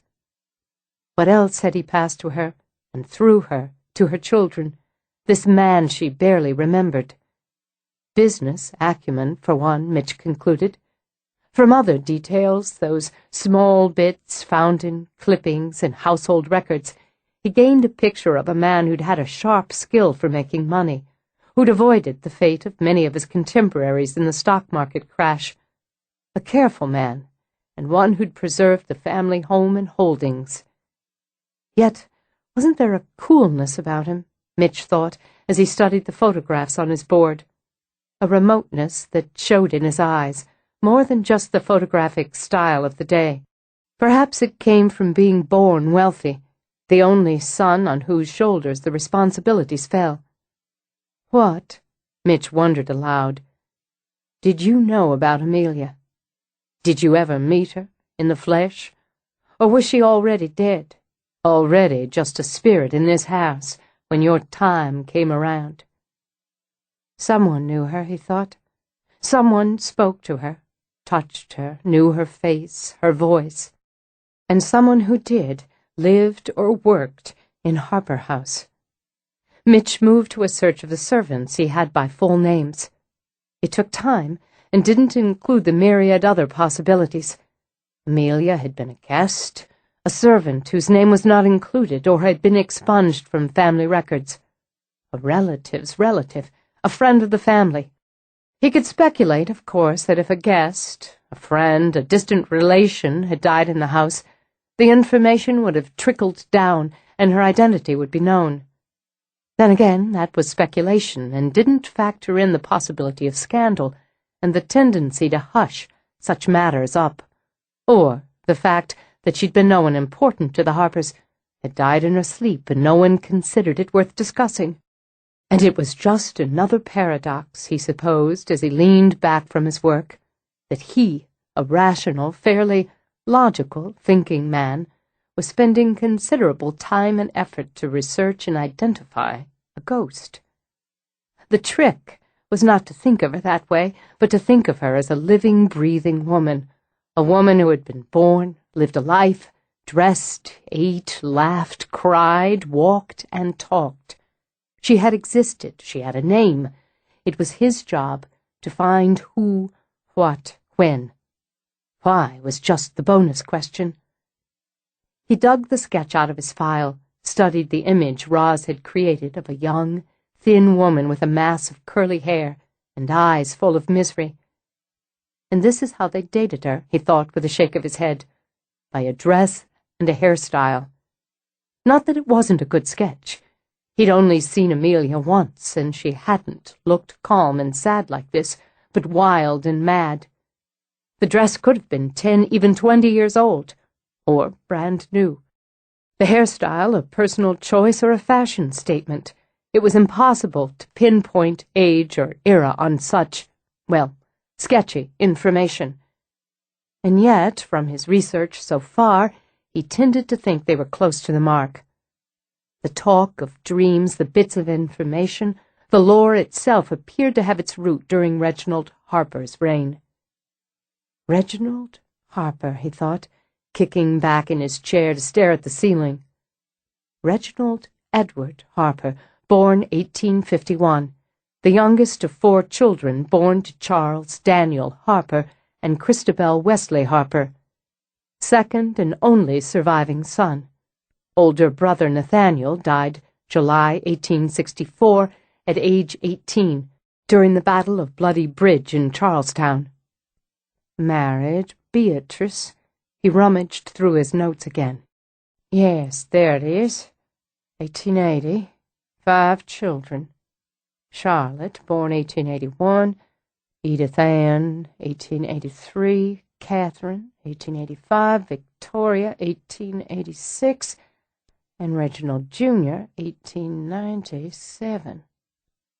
Big gap between the last 2 kids, considering the pattern beforehand, he thought, and noted down possibilities of miscarriages and or stillbirths. Strong possibilities with the factors of unreliable birth control and the natural assumption that Reginald would have wanted a son to continue the family name. He scanned the family chart he'd generated for Beatrice. A sister, 1 brother, 1 sister-in-law, but neither female relation had died until well after the first reports of sightings and dreams, making them unlikely candidates, and neither had been named Amelia. Of course, he hadn't found a servant by that name either, not yet. But for now he circled back to Reginald Harper, head of the house during the most likely era. Just who were you, Harper? Prosperous, well-heeled, inherited the house and the holdings because the older brother ran off to be a soldier and died fighting for the cause. Baby of the family on top of it. Married well, accumulating more holdings through that marriage. Expanded and modernized the house, according to Roz's notes. Married well, lived well, and you weren't afraid to spend the dough. Still, there'd been a consistent turnover of housemaids and other female staff during his years at the helm. Maybe Reginald liked to play with the help, or his wife had been a tyrant. Was the long wait for a son frustrating and annoying, or was he happy with his girls? It would be interesting to know. There was no one alive to say. Mitch went back to his computer and contented himself, for the moment, with facts. Since she had so many houseplants from the division of her own, Roz rotated some into store stock, and at Stella's suggestion worked with her to use more in creating some dish gardens. She enjoyed working with Stella, and that was rare. Primarily, when she was potting or propagating, Roz preferred only the company of her plants and her music. Feels good to get my hands in the dirt," Stella commented as she selected a snake plant for her arrangement. "I figured you'd be getting plenty of that soon enough, dealing with your new gardens. Can't wait. I know I'm driving Logan crazy, changing and redefining and tweaking the plan." She blew a straight curl out of her face and slid her gaze over to Roz. Then again, plan isn't exactly the word for what he was doing with the landscape. It was more of a concept, which you're refining. I think if I show him one more sketch, he might make me eat it. This coleus is gorgeous. Focusing on the gardens helps keep down the nerves over the wedding. Stella paused, hands in dirt. Bullseye. Who'd think I'd be nervous? It's not the first time around for me, and we're keeping it small, simple. I've had months to plan, which hasn't made him all that happy either. But we had to at least get the living room and the boys' room painted and furnished. You wouldn't believe some of the gorgeous pieces his mother gave him that he's had stuffed in a storage garage. This Dracena should work here. Nerves are expected, I'd think. A bride's still a bride, first time around or not. Were you nervous the second time? I know it turned out awful, but no, I wasn't. Her tone was flat. Not bitter, just empty. Should have told me something. You're nervous because you're excited and you're happy, and because you're the type who worry over every detail. Worry especially when it's important. I just want everything to look special. Perfect. I must have been crazy deciding to have the wedding outside in the backyard when the gardens weren't even finished. Now we only have until April to get it all done. And you will. You and Logan know what you're doing about the planting, about each other, about everything that matters. Remind me of that every now and again, would you? Happy to. These look good. She stepped back, fisted her gloved hands on her hips. You got prices worked up? $34.50, $45.95 for the large size. Sounds good. Nice profit margin, since the plants are mostly all divisions. And a good value for our customers, since they're not going to see dish gardens this full or lush anywhere. I'll help you carry some in, then plug these into the inventory. They loaded a flat cart, wheeled it into the main building. When Stella started to shift stock to rearrange, Roz nudged her aside. Go on, do the paperwork. If you start here fiddling with display, you'll be here an hour. You're just going to come back when I'm done and fool with it anyway.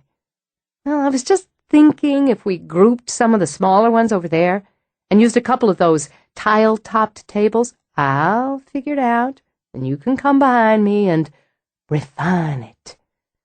If you put one of the larger ones on that wrought iron patio table and put one of the little brass lanterns with it, then set that 16-inch clay pot of bird of paradise beside it, it would be a strong display. And I'm going. Amused, Roz shifted stock, arranged the new, and since she had to admit Stella was on target, as usual, set up the table as outlined. Why, Rosalind Harper, there you are! Because Roz's back was turned, she indulged herself in a single wince before schooling her face to more welcoming lines. Hey there, sissy. She allowed the standard greeting, a peck that stopped an inch from her cheek, then resigned herself to losing a quarter of an hour in chatter. Don't she look pretty? Roz said. Is that a new suit? This? Sissy waved one of her French manicured hands, dismissing the cherry-red suit. Just yanked it out of my closet this morning. I swear, Roz, are you ever going to gain an ounce? Every time I see you, I feel obliged to sweat an extra 20 minutes on my exercise machine. You look wonderful, Sissy, which was invariably true. One of the skills Cecilia Pratt had most honed was in turning herself out. Her hair was an attractive, streaky blonde, worn in a ruler-straight swing that suited her round, youthful face with its winking dimples and walnut-brown eyes. From the outfit, Roz assumed she'd just come from some lady lunch or committee meeting and had come by to sow into harvest gossip. Gossip was Sissy's other keen skill. I don't see how I could. I'm just worn out. The holidays just about did me in this year. Every time you turned around, there was another party. I don't think I've caught my breath since Thanksgiving. Now, before you know it, it'll be the spring ball at the club. Tell me you're going this year, Ross. It's just not the same without you. I haven't thought about it. Well, do. Let's sit down here a minute and let's catch up. I swear I can't stay on my feet another minute. To prove it, she sat on the bench near the table display Roz had just completed. Isn't this nice? It's just like sitting in a tropical garden somewhere. Hank and I are heading down to the Caymans next week for some sun. I need the break, let me tell you. Won't that be fun? Trapped by manners, Roz joined her on the bench. You ought to take yourself a nice tropical vacation, honey. Sissy patted Roz's hand. Sun, blue water, handsome, half-naked men. Just the ticket. You know, I worry that you just chain yourself to this place. But you've got that girl from up north managing things now. How's she working out for you, by the way? Her name's Stella, Sissy, and she's worked for me for a year now. That should be a good indication it's working out just fine for both of us. Oh, it's good. You should take advantage of that and get away for a while. There's no place I want to go. Well, I'm going to bring you some brochures. That's what I'm going to do. I don't know if I could get through the next day if I didn't know we'd be sitting on a beach sipping Mai Tai soon. You were smart to skip most of the parties, though I was sorry I didn't see you New Year's Eve at Jan and Quill's. Lovely gathering, really, though it didn't come near the one you put on. Flowers were on the skimpy side, and the food wasn't much more than mediocre. Not that I'd say so to Jan. Did you know she was going in for liposuction next week? No, I didn't. Well, it's one of those ill-kept secrets. Sissy edged closer, her dimples doing a conspirator's wink. But, and theirs is what I hear. I just this minute came from lunch with her, and she says how she's going to be spending a week at a spa in Florida, when everybody knows she's going for the vacuum, then holing up in her house till she can get around again. And bless her heart, since you could set a table for a family of 4 on the shelf of her ass, I'd say it'll be more than a week before she's walking straight again. Despite herself, Roz laughed. For God's sake, Sissy, her ass looks normal enough to me. Not compared to the new administrative assistant Quill said to have his eye on. 28 years old, and you could set that table quite a bit higher on that one, as long as you don't mind eating off silicone. I hope that's not true about Quill. I've always thought he and Jan were good together. Some men just lose all sense around a big pair of tits, no matter if God or man made 'em. Which brings me around to what I really came by to tell you. I'm just not quite sure how. I'm sure you'll find a way. It's just that I feel I must. I'm obliged. How long have we been friends, Rosalind? I couldn't say. Since knowing someone since high school didn't make you friends, she thought. At our age, it's best not to count the years in any case. But since we've known each other longer than either of us cares to admit to, I feel like I have to let you know what's going around. But first, I want to say, since I haven't had a minute to talk to you since the incident, that I've never been so shocked or so dumbfounded as I was when that horrible Bryce clerk walked into your house just like it had a right to the night of your party. It's all right, Sissy. He walked right back out again. And a good thing, too, as I don't know if I could have held myself back. I just don't know. I couldn't believe that, Mandy. Of course, that girl hasn't got the sense God gave a retarded flea, but that's no excuse for not taking the time to find out who the man was before she came traipsing into your home on his arm. She waved a hand. I just can't speak of it. Then we won't. I really have to get back to work. But I haven't told you. My tongue just runs away from me when I'm upset. He was there with that ridiculous, brainless girl again. He was there, Roz, at Jan and Quill's, big as life, like he didn't have a care in the world. Drinking champagne and dancing, smoking cigars out on the veranda, talking about his consulting company. Just turned my stomach. She held a hand to it, as if even now it threatened to revolt.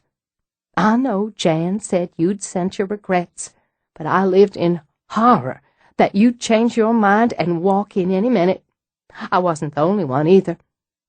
I'm sure, very sure, Roz thought, that there'd been plenty of excited buzz and half-hopeful glances toward the door. Jan's entitled to have anyone she wants to in her own home. I certainly don't agree with that. It's a matter of loyalty, if not good taste, and I had lunch with her today to say just that. As she spoke, she opened her purse and took out a compact to blot her nose. Turns out, Quill cleared the way for him. They're doing some business together. Not that Jan seems to know a thing about that. The woman's just clueless when it comes to money matters. Not like you and me. Was the most polite response Roz could think of, as Sissy had never worked a day in her life. To her credit, she was mortified while we talked about it over lunch. Mortified. Taking out a lipstick, she repainted her mouth to match her suit. But there are some, and I admit I heard some of this at the party as well as here and there. There are some who feel some sympathy for the man, who actually believed he was treated poorly, which just beats all, if you ask me. The worst of it is the version that you physically assaulted him the night of the party, running him out when he attempted to make bygones, so to speak. That you threatened him and that silly girl, even when they went out again. Of course, every time I hear it, I do what I can to straighten it out. I was there, after all. Roz recognized the avid tone. Give me some fuel for this fire. And that she wouldn't do, no matter how angry, how vilified she felt. People will say or think what they want to say or think. There's no point in me worrying about it. Well, some are saying and thinking that you didn't come to Jan's or other get-togethers because you knew he would be there, and sporting a woman nearly half your age. I'm surprised anyone would spend so much time concerned with speculating on how I might react to someone who is no longer a part of my reality. If you see Jan, be sure to tell her not to worry about it on my account. Roz rose. It was good to see you. I've just got to get back to work here. I want you to know I'll be thinking about you. Sissy got to her feet, gave Roz another air peck. We've got to have lunch sometime soon. My treat. You and Hank have a good time in the Caymans. We will. I'm going to send you those brochures, she called over her shoulder as she walked out. You do that, Roz muttered. She walked out the opposite way, furious with herself for being hurt and insulted. She knew better, knew it wasn't worth it, but still the score to her pride ached. She started to turn into the propagation house, but veered off. In this mood, she'd do more harm than good.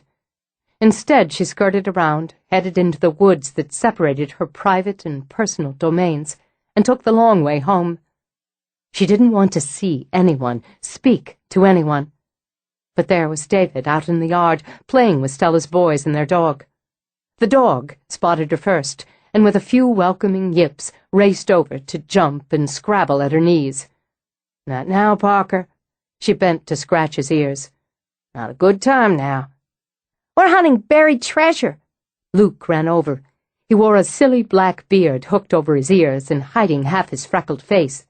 We have a map and everything. Treasure? Uh-huh. Blackbeard the pirate, and Gavin's Long John Silver. David's Captain Morgan. He says Captain Morgan can put a shine on a bad day. But I don't get it. She smiled, ruffled the boy's hair as she had the dog's fur. She could use a belt of Captain Morgan herself, she decided. A double. What's the treasure? It's a surprise, but Captain Morgan, says if we scallywags don't find it, we have to walk the plank." She looked over at Gavin, who was hobbling around with a broomstick strapped to his leg, and David sporting a black eye patch and a big plumed hat he must have dug out of his costume party bag. "And you'd better go on back and find it." "Don't you want to play?" "Not right now, sugar." "Better find my pieces of 8, David said as he came over, "or I'll hang you from the highest yardarm." With an un-pirate-like squeal, Luke scrambled off to count off more paces from the map with his brother. "What's wrong, honey?" "Nothing." Roz shook her head. "Little headache. Came home early. I hope to God you didn't actually bury something. I'd hate to fire you. New PlayStation game up in the crook of the lowest branch of that sycamore. You're a treasure, Captain Morgan. 1 in a million. I know that face." He lifted a hand to it. "It'd pass most anybody, but not me. What's upset you? And what the hell are you doing walking all that way without a jacket?" "I forgot it, and I do have a headache. Brought on by some foolishness Sissy Pratt was obliged to carry over to me. One of these days her flapping tongue's gonna wrap around her own throat." He flipped up his eye patch. "And when she's in the funeral home, I'm going in and dressing her in an outdated, off-the-rack outfit from Walmart. Polyester." It brought on a half-smile. "That's cruel. Come on inside. I'm going to fix us a batch of my infamous martinis.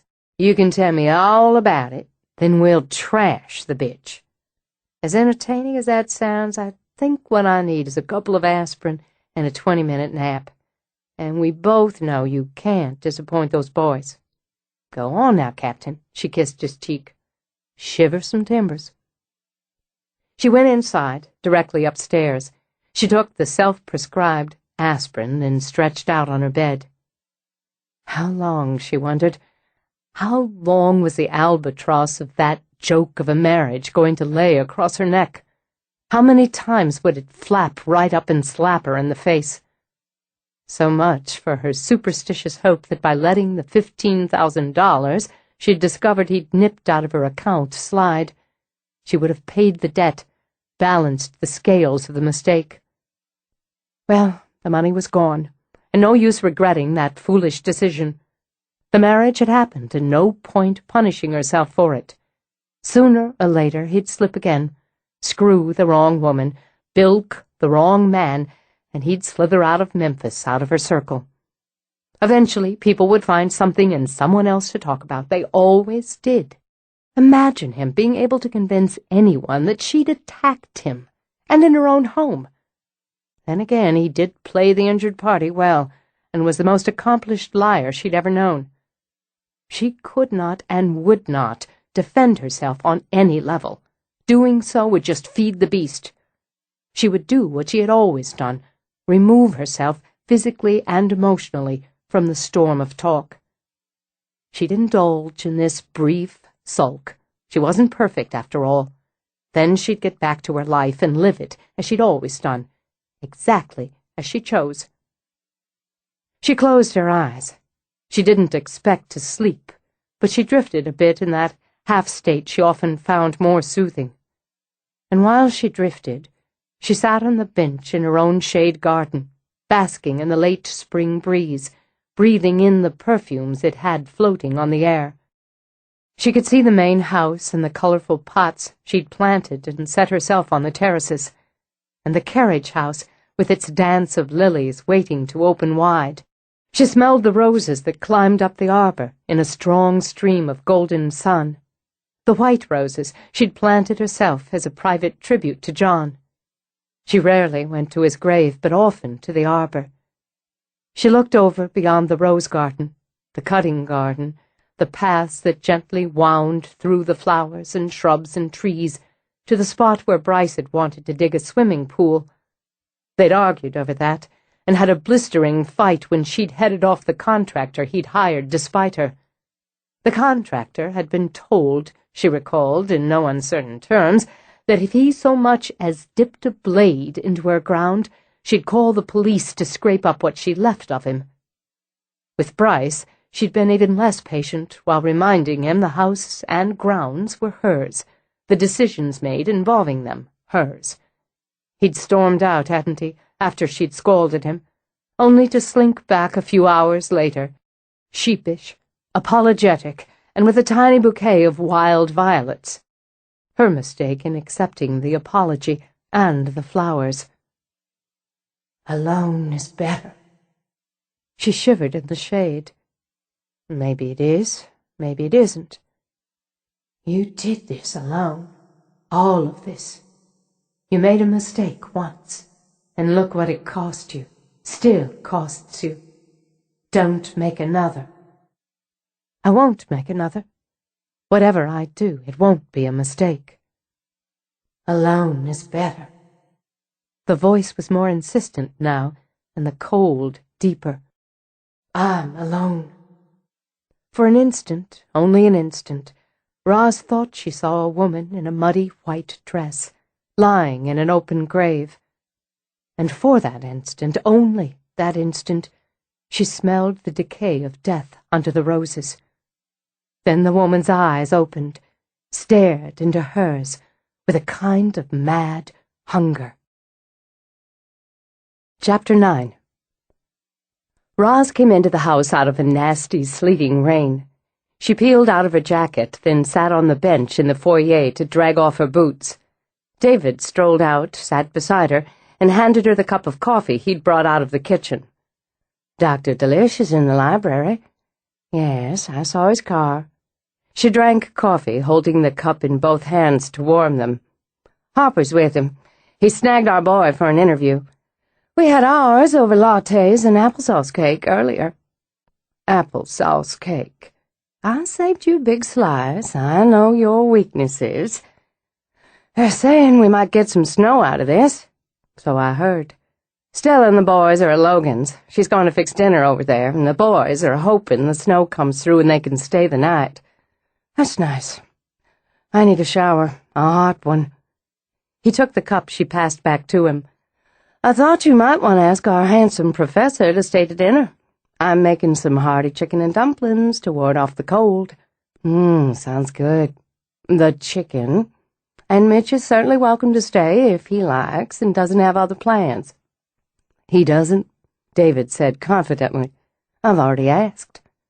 She chuckled at his broad grin. Just who are you matching him up with, David? You or me?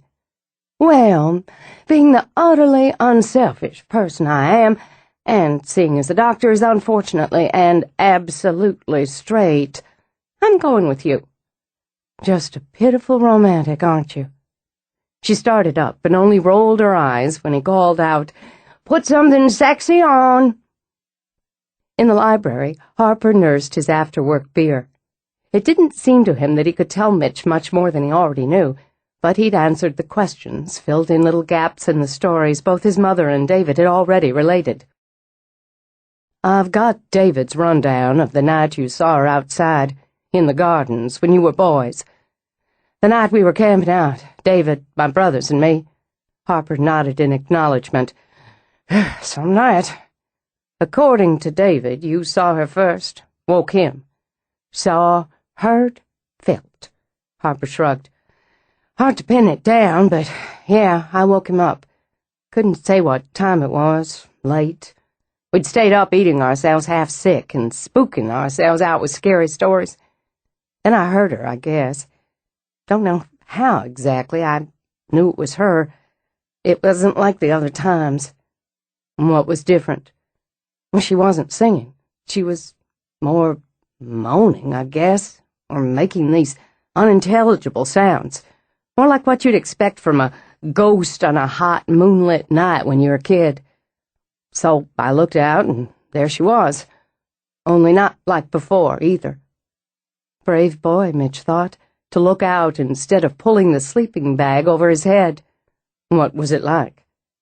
She was in this white nightgown sort of thing, the way she was last spring when she was upstairs. Her hair was down, tangled and dirty, and I could see the moonlight going through her, right through. Jesus. He took a deeper sip of beer. "So I got David up, and Austin and Mason woke up too. I wanted Austin to stay back with Mason, but there was no chance of that, so we all set out to follow her." Mitch could imagine it very well. A pack of young boys, moonlight and lightning bugs and heavy summer heat, and a ghostly figure trailing through the gardens. She walked right over Mama's evening primrose, straight through the hollyhocks, through them. I was too wound up to be scared. She kept making this noise, a kind of humming or keening, I guess you could say. I think there were words mixed in there somewhere, but I couldn't make them out. She was going toward the carriage house. Well, it seemed to me she was heading toward the carriage house anyway. And she turned and she looked back. And her face. "What?" "Like last spring again," he said, and let out a little breath. She looked insane.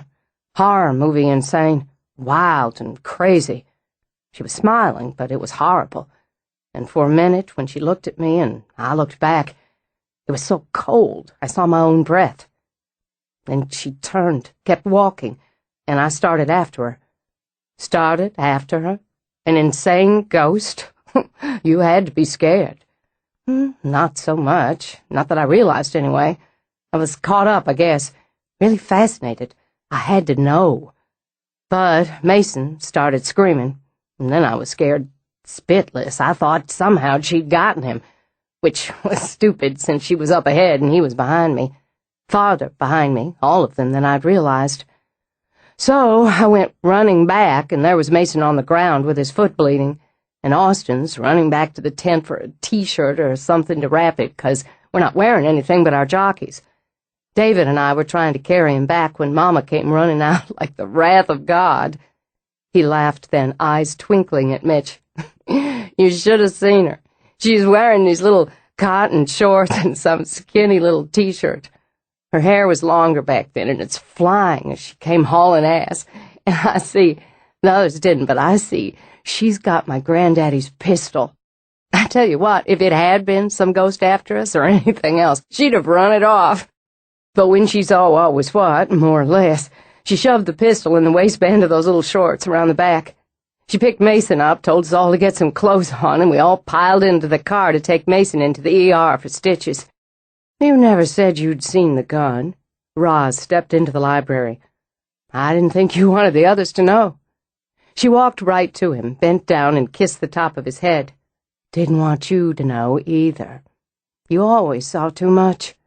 She turned her cheek, left it on top of Harper's head as she looked at Mitch. "Am I interrupting?" "No, you could sit down if you have a minute. I've gotten this story from 2 sources now, and wouldn't mind having your version." "Well, I can't add much. Boys wanted to sleep out. God knows why. It was hot as hell and buggy with it.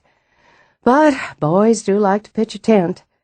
As I wanted to be able to keep an eye on things and hear them, I closed off my room and did without the air conditioning so I could have my doors open to the outside.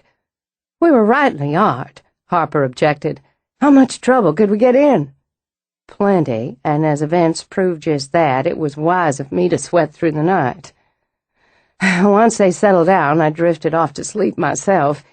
It was Mason screaming that woke me. I grabbed my daddy's pistol, which in those days I kept on the top shelf of my bedroom closet, got the bullets out of my jewelry box, and loaded it on the run. When I got there, Harper and David were carting Mason, and his little foot was bleeding. I had to tell them to hush as they were all talking at once. Took the baby in, cleaned up his foot, saw it was going to need stitches. I got the story on the way to the hospital." Mitch nodded, then looked up from his notes. "When did you go to the carriage house?" She smiled. "First light. It took me that long to get back. Settled them all down." "You'd take the gun?" "I did, in case what they'd seen was more corporeal than they'd thought." "I was old enough to go with you," Harper objected. "You shouldn't have gone out there alone." She cocked her head at him. "I believe I was in charge. In any case, there was nothing to see, and I can't tell you if I felt anything, genuinely, or if I was still so worked up I thought I did." "What did you think?" "That it was cold, and it shouldn't have been, and I felt—it sounds melodramatic, but I felt death all around me. I went through the place top to bottom, and there was nothing there. When was the place converted? Oh, She closed her eyes to think. Well, around the turn of the 20th century. Reginald Harper was known for wanting the latest things, and automobiles were one of them. He housed his car in the carriage house for a time. Then he used the stables for them, and the carriage house became a kind of storage house, with the gardener living on the second floor. But it would have been later, more like the 20s, I think, before it was done up as a guest cottage by my grandfather. So it's unlikely she would have stayed there or visited the gardener there, as those dates are after the first sightings. What would have been kept in there while it was an actual carriage house? Buggies, some tack, I suppose. Tools. An odd place for her to go. I always wondered if she died there, Harper commented, and figured she'd let me know once I moved in. Mitch's attention sharpened on him. Have you had any experiences there? Nope. She doesn't have much to do with guys once they pass a certain age. Hey, it's snowing. He popped up to go to the window. Maybe it'll stick. You need me any more? He asked Mitch. Not right now. Thanks for the time. No problem. Later. Roz shook her head as he walked out. He'll head right outside to try to scrape up enough for a snowball so he can throw it at David. Some things never change. Speaking of David, he's making chicken and dumplings if you'd like to stay. Wait for the snow to peter out again. It's a foolish man who turns down chicken and dumplings. I've made some progress, if elimination is progress, the last week or so. I'm running out of candidates, those who are documented in any case, for Amelia. She wandered to his workboard, studied the photos, the charts, the notes. And when you run out of candidates who are documented, I start looking outside the box. Off topic, how do you feel about basketball? In what way? In the going to a game sort of way. I scored an extra ticket to my son's game tomorrow night. They're playing Ole Miss. I was hoping I could talk you into going with me. To a basketball game. Casual, lots of other people, a specific form of entertainment. He smiled at her, easily, when she turned back. Seemed like a good place to start, and you might be more inclined toward that sort of socializing than a quiet dinner for two. But if you prefer the latter, I find my calendar free the night after next. A basketball game might be interesting. Lily sat on the baccara in Roz's bedroom, banging the buttons of a toy phone with a plastic dog. Lily's mother had her head in the closet. Just try the eyeshadow, Roz. Haley's voice was muffled as she pawed through clothing. I knew it was the wrong color for me when I bought it, but I just couldn't stop myself. It'll look awesome on you, won't it, Stella? It will. I've got enough makeup of my own for 3 women, Roz objected, and tried to concentrate on using it.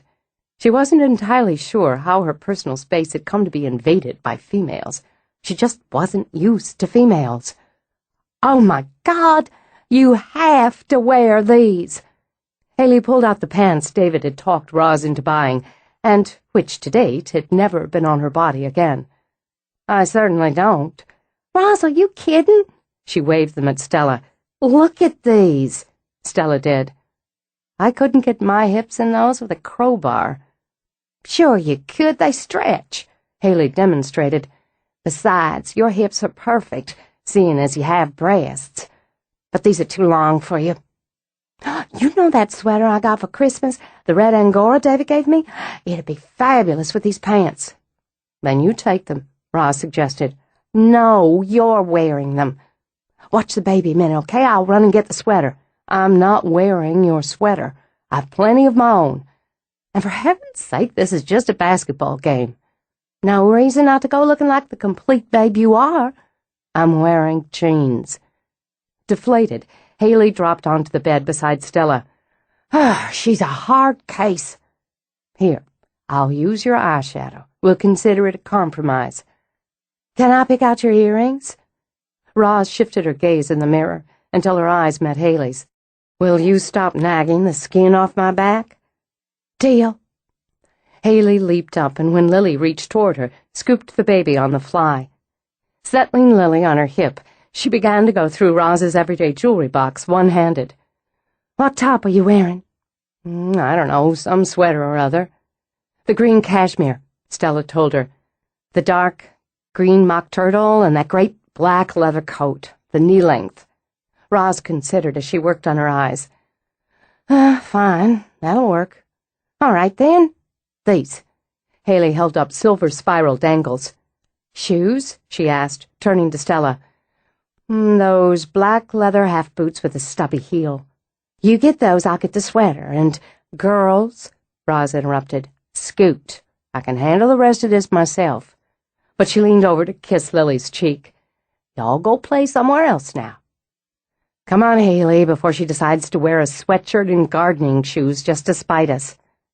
"She was right about the eyeshadow," Stella added, as she pulled Haley out. Maybe so, Roz decided.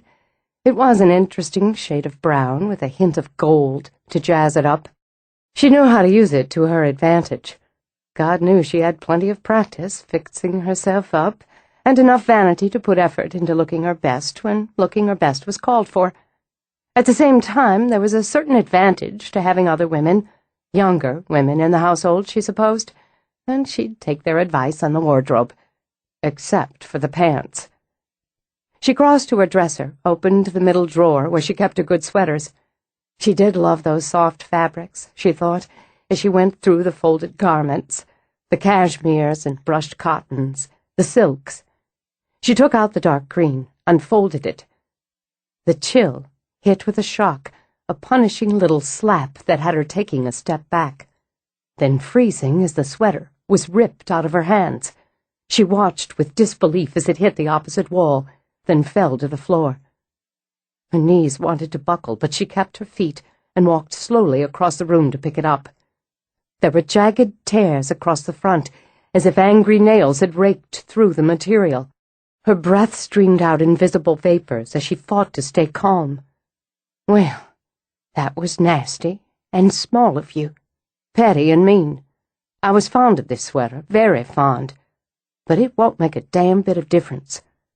Angry now, she whirled around, waiting, hoping to see something, someone, to battle. "I've got more, and if you're thinking to repeat this performance on the rest of my clothes, I'll tell you now I'll walk out of here bare-ass naked before I give in to this kind of blackmail. So you go have your temper fit somewhere else." Roz tossed the sweater onto her bed, marched back to her dresser. She grabbed a sweater at random, dragged it over her head. Her fingers trembled as much with rage as distress as she pulled on jeans. "I make my own decisions and always have. Keep this up, you just keep this up, and I'll sleep with him just to piss you off." She finished dressing, shoved her feet into her boots, grabbed the leather coat, then had to order herself not to slam the door. On the other side, she leaned back against it, breathed in and out until she was calm again. One thing for certain, she decided, she and Mitch wouldn't lack for things to talk about en route to the game. Still, she waited until they were on their way with the lights of Harper House behind them. "There are a couple of things I need to tell you, and I think it'd be nice if both of us put business aside for a few hours." "Something happened?" "Yes. First, I had an irritating encounter at work one day recently with an acquaintance who has gold medaled in the Gossip Olympics for more than 20 consecutive years. Hell of a record, and she's proud of it. It dealt with my ex-husband and isn't important of itself, but it upset me a bit, gave me what I call a temper headache, so I went home, took some aspirin, and decided to lie down for a few minutes. I wasn't asleep, just sort of hovering in that nice, cozy in-between, and in my head I was out in the garden, sitting on the bench in the shade, and it was late spring." "How did you know it was spring?" "Late spring, early June. I could tell by the plants, the flowers that were blooming. Then it got cold." She told him the rest, careful with every detail. "This is the first dream you've mentioned." "It wasn't a dream. I wasn't asleep." She gave an impatient wave of her hand. "I know people say that all the time when they thought they were awake. I was awake." "All right, you should know." "She took me there in my mind. I felt the cold. I smelled the flowers. the white roses on the arbor. I felt the air on my skin. All the while I was aware in another part of myself that I was still in my room, on the bed with a headache pounding. Disconcerting. You're subtle, she replied. Yes, it was disconcerting, disorienting, and upsetting. I don't like having anyone direct my thoughts. And the way she looked at me when she opened her eyes in that grave, it was with a terrible kind of love. She's never hurt me, and I've never felt that she would. Until tonight. He pulled off the side of the road, braked hard, then turned to her.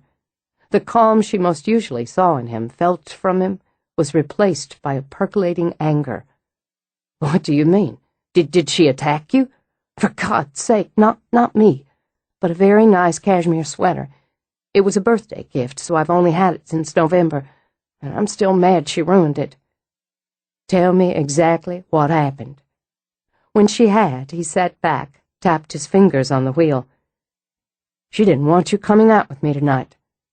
Apparently not, but that's too bad. Here I am. He looked at her again. Why? I said I would, and I do what I say I will. Then you can add that she made me mad, and I don't back down either. And, lastly, I wanted to explore whether or not I'm going to like your company on a purely social level. You shoot very straight. I do. It irritates some people. Well, I'm not one of them. Sorry about the sweater. So am I. We could speculate. We could, Roz interrupted. But I'd just as soon not right now. She didn't stop the evening, so I don't see why she should drive it either. Why don't we talk about something else until it's time to get down to business again? Sure. What would you like to talk about? I could start by wondering out loud how long you intend to sit here beside the road, and how late that's going to make us to your son's game. Oh, right. He pulled onto the road again. How about if I start this conversation off by telling you I've got a new cleaning lady? Is that so? She's a friend of a friend of a friend, sort of. She's into feng shui, so she's rearranging everything in the place. Career areas and health areas, I don't know. And making me lists for things I have to buy, like a money frog for my prosperity corner or something. And these Chinese coins. And she says I have to have a green plant. I think it's for the health area, I'm not sure, and I'm too afraid of her to ask. So I was wondering if I could possibly have that plant back you took from my place last spring. The one you were murdering? Well, I didn't know I was murdering it. I didn't even know it was there. But now neglect is still neglect. Hard ass. How about I sign an oath to take better care of it? The fact is, she'll be the one taking care of it, at least every other week, and you could have visitation rights. Well, I'll think about it. The auditorium was already packed when they arrived and humming with pre-game excitement. They moved through the noise and color and excitement, scooting down the road to their seats, while both teams practiced layups on the court. That's Josh there, number 8.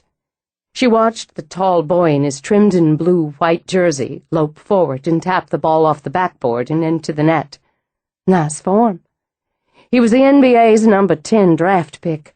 He'll play for the Celtics next year. It's hard for me to believe it. I'm not going to brag all night, but I had to get that one in. He's going pro? The Celtics? Brag all you want, I would. Well, I'll keep it to a minimum. In any case, Josh is point guard. That's the position that directs the team's offense from the point.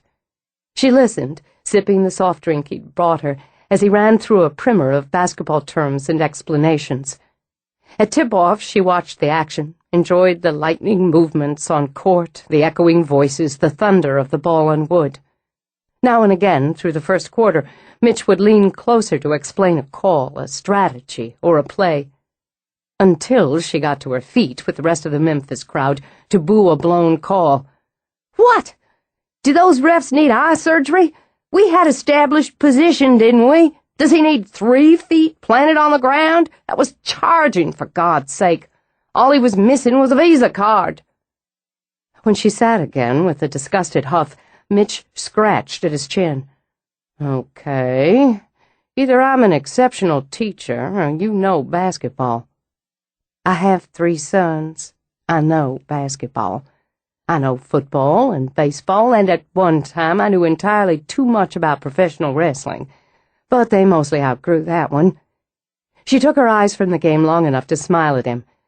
But you were having such a nice time educating the little lady, I didn't want to break your stride. Thanks. Want some nachos? I wouldn't mind. She enjoyed herself, and was amused at halftime when Josh zeroed in on his father in the crowd and grinned. More amused when the boy's gaze drifted to her, then back to his father before Josh executed an enthusiastic thumbs up. And when, at game's end, the Memphis Tigers clipped Ole Miss's Rebels by 3 points, she decided the experience had nearly been worth one cashmere sweater. You want to wait around, congratulate your boy? Not tonight. It'll be better than an hour before he gets out of the locker room and through the groupies. I'd like you to meet him sometime, though. I'd be glad to. He's a pleasure to watch on the court. Not just his style and skill, though he has plenty of both, but his enthusiasm. You can tell he loves the game. Has since he was a baby. Mitch slipped an arm around Roz's waist to help maneuver them both through the departing crowd. It'll be tough on you, him moving to Boston. Well, he's always wanted it. Part of me wants to move up there with him, but sooner or later you've got to let go. Nearly killed me when my 2 youngest moved away. They were 5 years old yesterday. He dropped his arm, then took her hand as they crossed the parking lot. Can I interest you in a post-game meal? Not tonight. I need to get an early start in the morning, but thanks. Dinner tomorrow? She slid a look up at him. I should tell you, getting me out of the house 2 nights running generally takes a team of wild horses. And I've got a garden club meeting tomorrow, which for personal reasons I can't miss. The night after? I sense a campaign. How's it going? It's not bad. Not bad at all, she thought, enjoying the bracing air and the warmth of his hand over hers. I'll tell you what, you can come to dinner night after next, but I'll warn you I'll be cooking. David's not off. You cook? Of course I cook. Not that I'm allowed to when David's in the house, but it happens I'm a very good cook. What time's dinner? She laughed. Let's make it 7. I'll be there. When they reached his car, he walked her to her side, then turned her around, slid his arms around her, and drew her toward him, laid his mouth on hers in a long, lazy kiss. She curled her hands around his arms, held on to them, to him, and let herself float on the sensation, the warmth of his body, the cool of the air, the simmering demand just under the lazy tone of the kiss. Then he eased back, his eyes on hers, and reached around to open her door. I did that now because I figured if I waited until I walked you to your door, you'd be expecting it. I'm hoping to surprise you, at least now and again.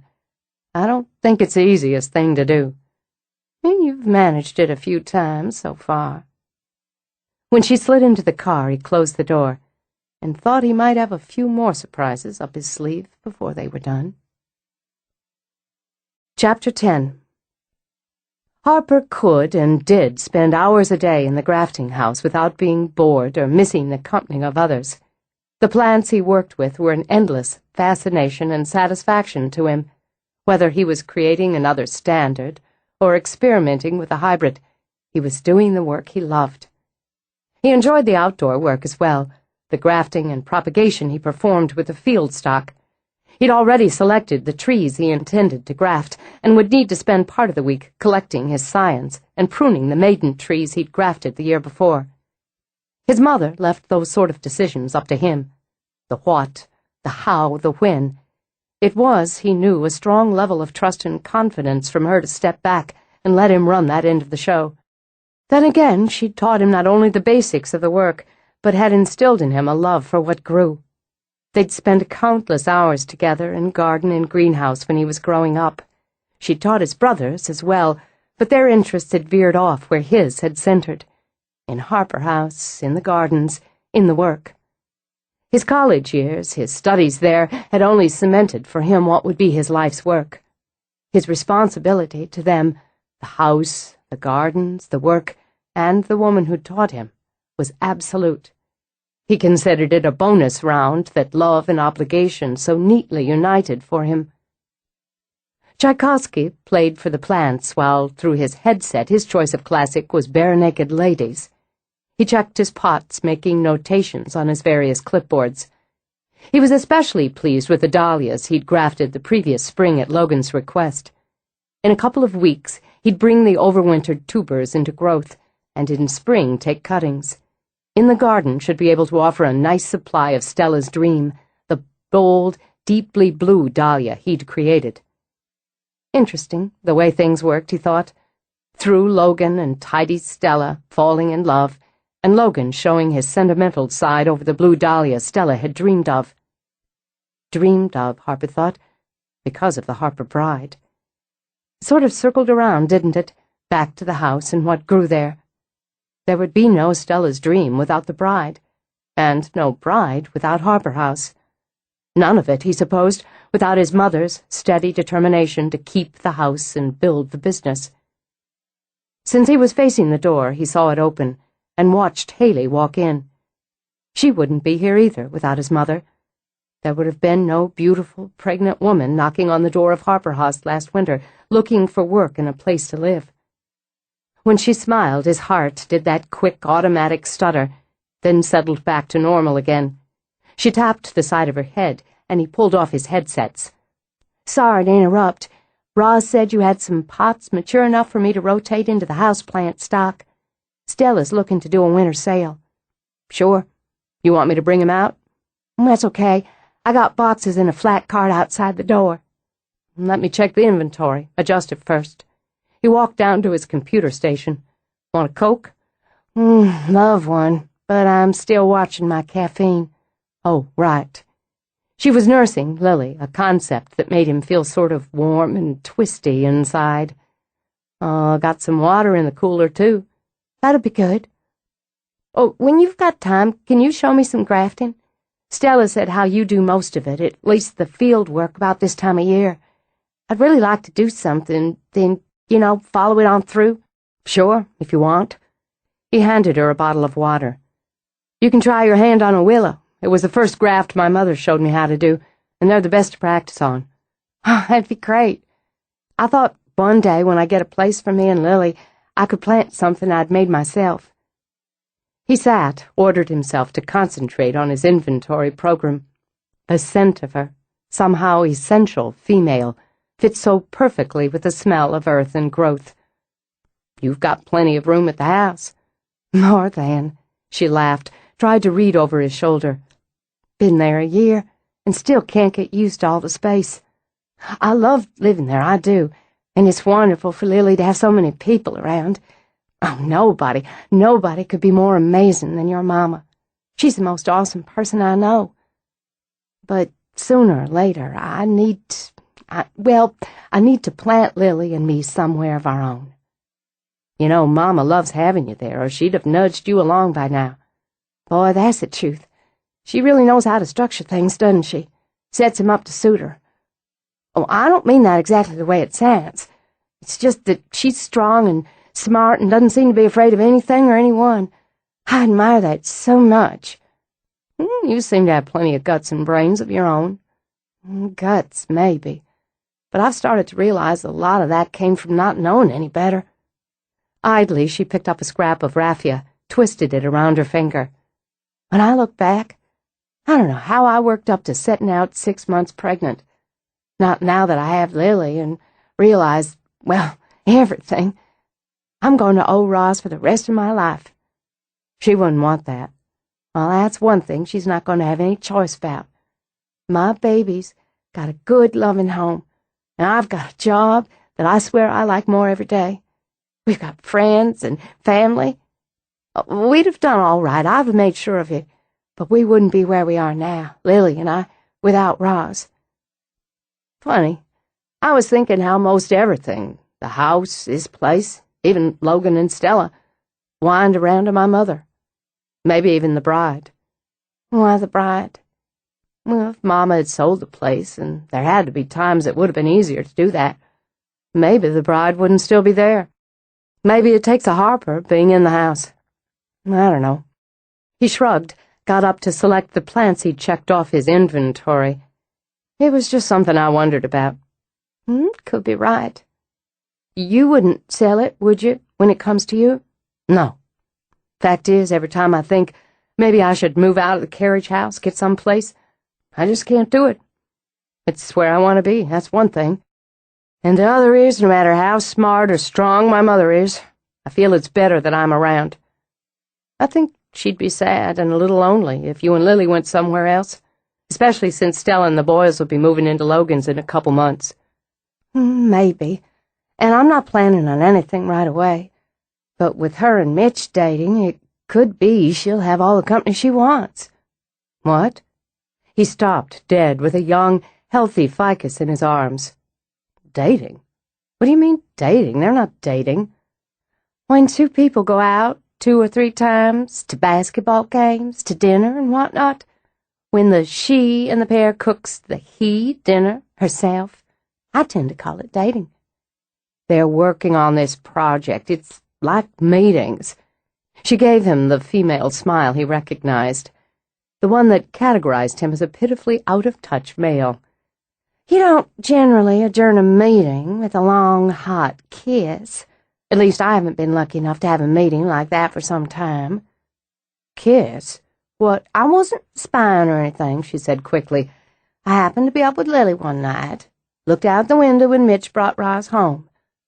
Okay, I sort of looked out on purpose when I heard the car, just to see what was what. And if the lip lock I witnessed is anything to go by, that's some serious dating. He set the plant down again with a thump. Well, for Christ's sake. She blinked. Harper, you don't have any problem with Roz seeing a man like that. That'd be just silly. Last time she was seeing a man like that, she ended up married to the son of a bitch. She made a mistake, Haley said, heating up. And Mitch is nothing like that bastard Bryce Clerk. And we know this because we do. Not good enough. He certainly is good enough for her. That's not what I said. I said just because he isn't rich or doesn't have that fancy Harper blood running through him doesn't mean you should build a case against him. She drilled a finger straight into Harper's chest. You ought to be ashamed of yourself talking like some snob. I'm not saying that. Don't be stupid. Don't you call me stupid. I didn't call you stupid. Jesus Christ. I don't even want to talk to you right now. She turned on her heel, stomped out. Fine, I don't want to talk to you either, he shot back. He stewed about it, worked himself up about the entire situation while he loaded and transported the plants himself. Ready for battle, he searched out his mother. She was in the field, checking on the nursery beds and the roses he'd tea-budded earlier in the season.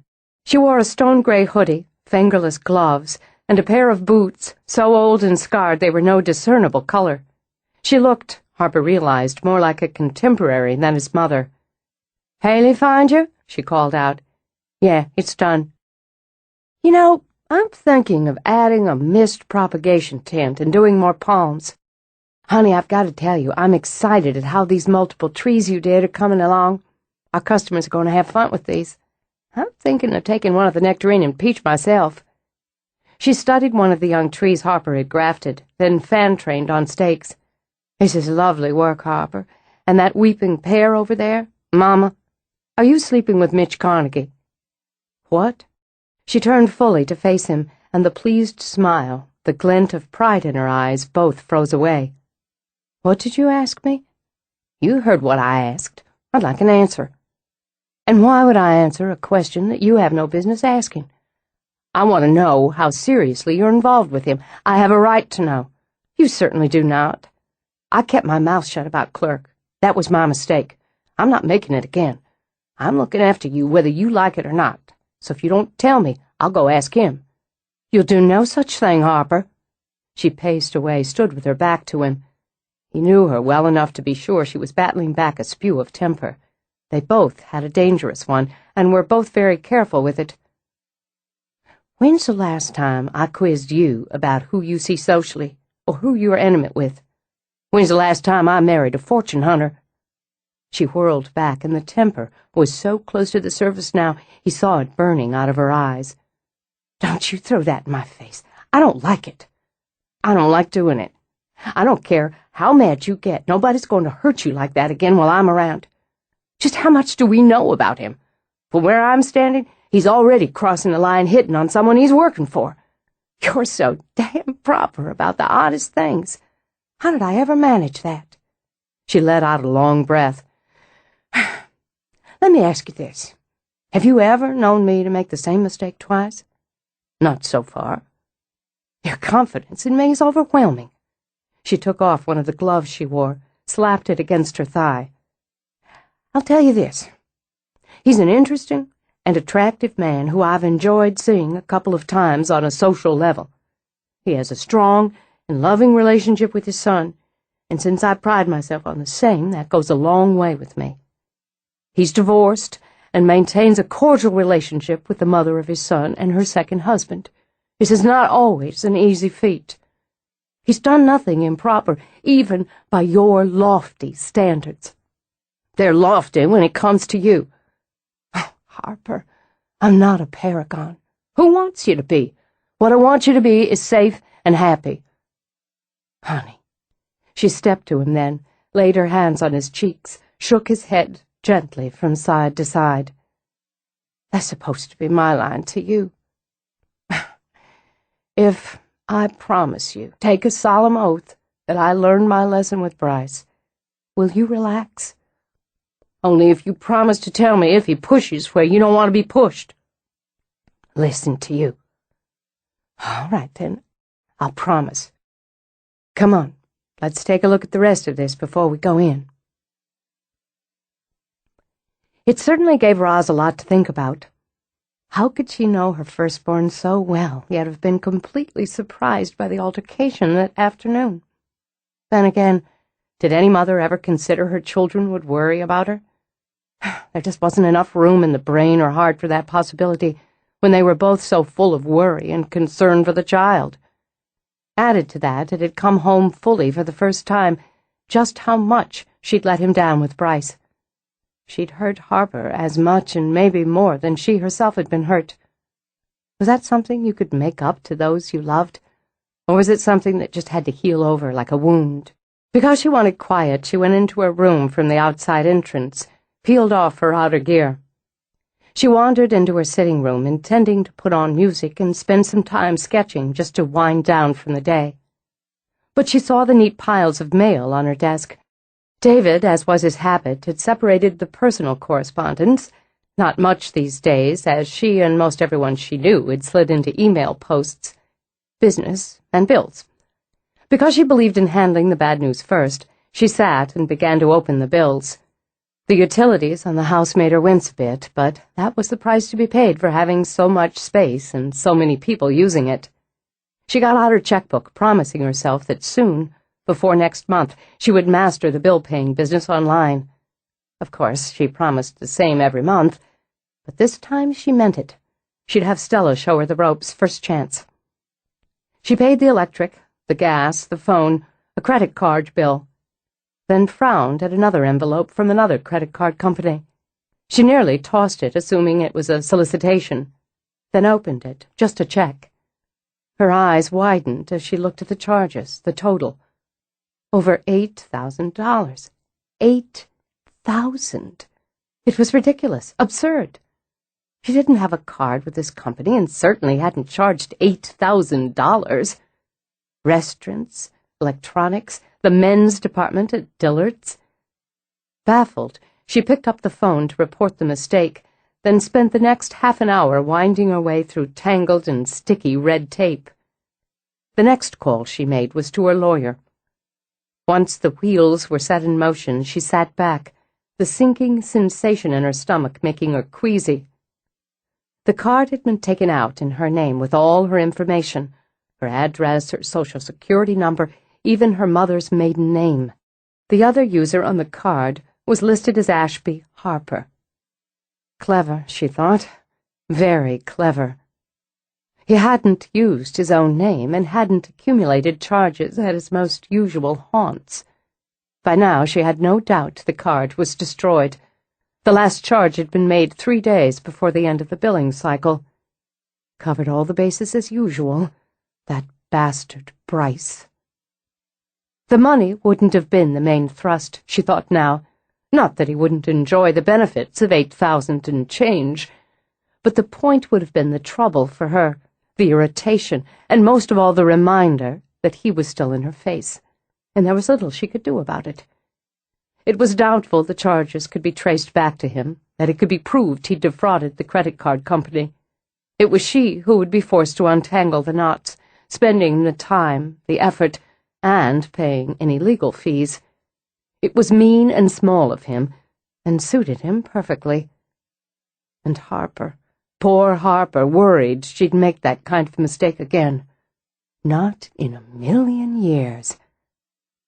To give herself more time to settle, she skipped dinner, then wrote long, detailed posts to her 2 younger sons before calling Harper. Once she knew the children were in bed for the night, she asked Harper, David, along with Stella and Haley, to join her in the front parlor. "I'm sorry," she began. "I know some of you might have plans for the night. I don't think this will take long." "It's all right," Stella told her. "Something's the matter. Just tell us what it is." "I've already taken steps to deal with it, but it's likely all of you will be asked, at least to answer some questions. In going through my bills this evening, I came upon a credit card bill. A card I don't have. Charges I didn't make. However, it was applied for and taken out with considerable personal information. The credit card company will of course follow this through, but as I was obliged to list all those who live in the house, I wanted you to be aware. I've no doubt the card was taken out by Bryce. He'd know the information, and it's just his style." "You don't have to pay it," Haley said quickly. "This kind of thing happened in the bookstore once where I used to work. You don't have to pay it." "No, I won't pay it. It simply costs me time and energy, and upsets me, which would have been the motive. It also upsets the household, which he'd enjoy, I'm sure. I'm sorry for that." She looked at Harper. "I'm sorry." "Don't say that again." He spoke very softly. "I don't want to hear you say you're sorry again, Mama." "What about the police?" "They may very well be involved, but I'm going to tell you what my lawyer told me. While the credit card company will follow through, it'll be very difficult to prove he's the one who used the card. He didn't use his name, and he didn't charge so much at any given time or place to raise an eyebrow. No one's going to remember he breezed into Dillard's and bought some shirts or a pair of shoes. This is the sort of thing he knows how to do quite well." She had to get up, to move, so rose to add a log to the fire. "The best we can do is step back from it, as much as we can, and let it play out. Sooner or later, and I believe this, he'll do one of 3 things. He'll get bored with it, he'll find someone else to harass, or he'll go just a little too far and hang himself." "I vote for door number 3, David put in. "Your mouth, God's ear," Roz assured him, and made herself sit again. "I've written both Austin and Mason because I want them and all of you to be on guard. He may very well choose to amuse himself by doing this same sort of thing to one or more of you." At the thought of it, the tension in her shoulders increased until her muscles felt like iron rods under her skin. "And Stella, you and I should be particularly vigilant regarding any charges to the business. Don't worry, he won't get by us, Roz. I'm so sorry you have to deal with this. Anything I can do, anything any of us can do, I'll let you know, I promise." "All right," Roz got to her feet. "That's all then. I'm going to go on up, get to some work I've put off." "You haven't had any dinner," David reminded her. "Why don't I bring you something?" Not now. I'll get something later." David stayed on his feet, watching her walk out. "Son of a bitch," he muttered when she was out of earshot. "Smarmy, sleazy, last-season Ferragamo-wearing son of a bitch. Why don't you and I go pay him a visit?" Harper stayed in his chair. His voice was still soft, as it had been, but now it had an edge to it, a predatory edge. "That's a damn good idea." Haley sprang up, fists clenched at her sides. "Let's all go pay him a call right now." "Stand down, Zena." David patted her shoulder. While there's little more I can think of that would be more entertaining than breaking a few of his cabs, it's not the answer. I hear 4 when you add 2 and 2, Harper said. I say it's the right answer. David's right, Stella pointed out. It would upset and embarrass Roz more than she's already upset and embarrassed. And we won't tell her. Haley threw out her arms. We can't just sit here. I'm not, Harper said. You are. Just a damn minute. Hold on. Like a referee, David stepped between them. Think, Harper. Past your temper. We go take a few very deserved hits at Clerk. His bruises'll heal soon enough, and he'll have the satisfaction of knowing he got to her, that he upset her. That's the last thing she wants, and you and I know that. The most important weapon she has against him is indifference. She won't have that when she has to bail you out on assault charges. I'll tell you what else. Stella continued to sit, her hands gripped tight in her lap. The more we make of it, the more upset she'll be. The best thing we can do for her is to take a page from her book. Treat it coolly, like business. And to remember, if it's hard for us to do that, how much harder it is for her. Oh, I hate it, Haley raged. I hate that you're right, and I wish you'd been right after we beat the hell out of him. It shows character, Harper, that you want to stand up for her. And it shows character, I guess, to know it's not the way. Maybe not, but Harper couldn't quite erase the picture of Bryce in a bloody pulp at his feet. It probably didn't hurt that he didn't know exactly where to find the man. Oh, he could find out. A few calls would do the trick. But those calls might trickle back to the source before he got there. And in the end, he knew David was right. But he couldn't just sit at home and stew. There was another matter he could deal with, and he didn't give a damn whether or not his mother liked it. He was still spoiling for a fight when he knocked on Mitch's apartment door.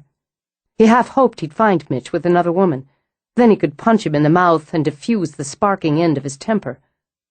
But when Mitch answered, he appeared to be alone, unless you counted the noise that Harper recognized as a televised basketball game. Hey, how's it going? Come on in. I want to talk to you. Sure. Wait. Mitch's attention had already swung back to the huge television screen that dominated one wall. Less than a minute to halftime. We're down 2. Damn it. God damn it, loose ball. Despite himself, Harper found himself standing there, caught up in the action, calling out when number 8 recovered the ball and pivoting with a kind of magical grace sent it sailing through the air. 3! Let's 3! Mitch punched Harper companionably in the arm. And there's the buzzer. Want a drink? Could use a beer. Don't have any. Sorry. Coke? Fine, thanks. He slipped his hands into his pockets as Mitch wandered off. Alone, he scanned the room, brow knitting over some coins dangling from red ribbons. Hell of a TV, he said when Mitch came back with a can. Next to my son, my pride and joy. Have a seat. I'll get right to it. Where's this thing you've got going with my mother heading? Mitch sat, studied Harper as he lifted his own can. I can't tell you, as a lot of it depends on her, and where she wants it to head. Obviously, since I'm not blind, deaf, or dead, I find her very attractive. I admire what she's done with her life, and enjoy her company.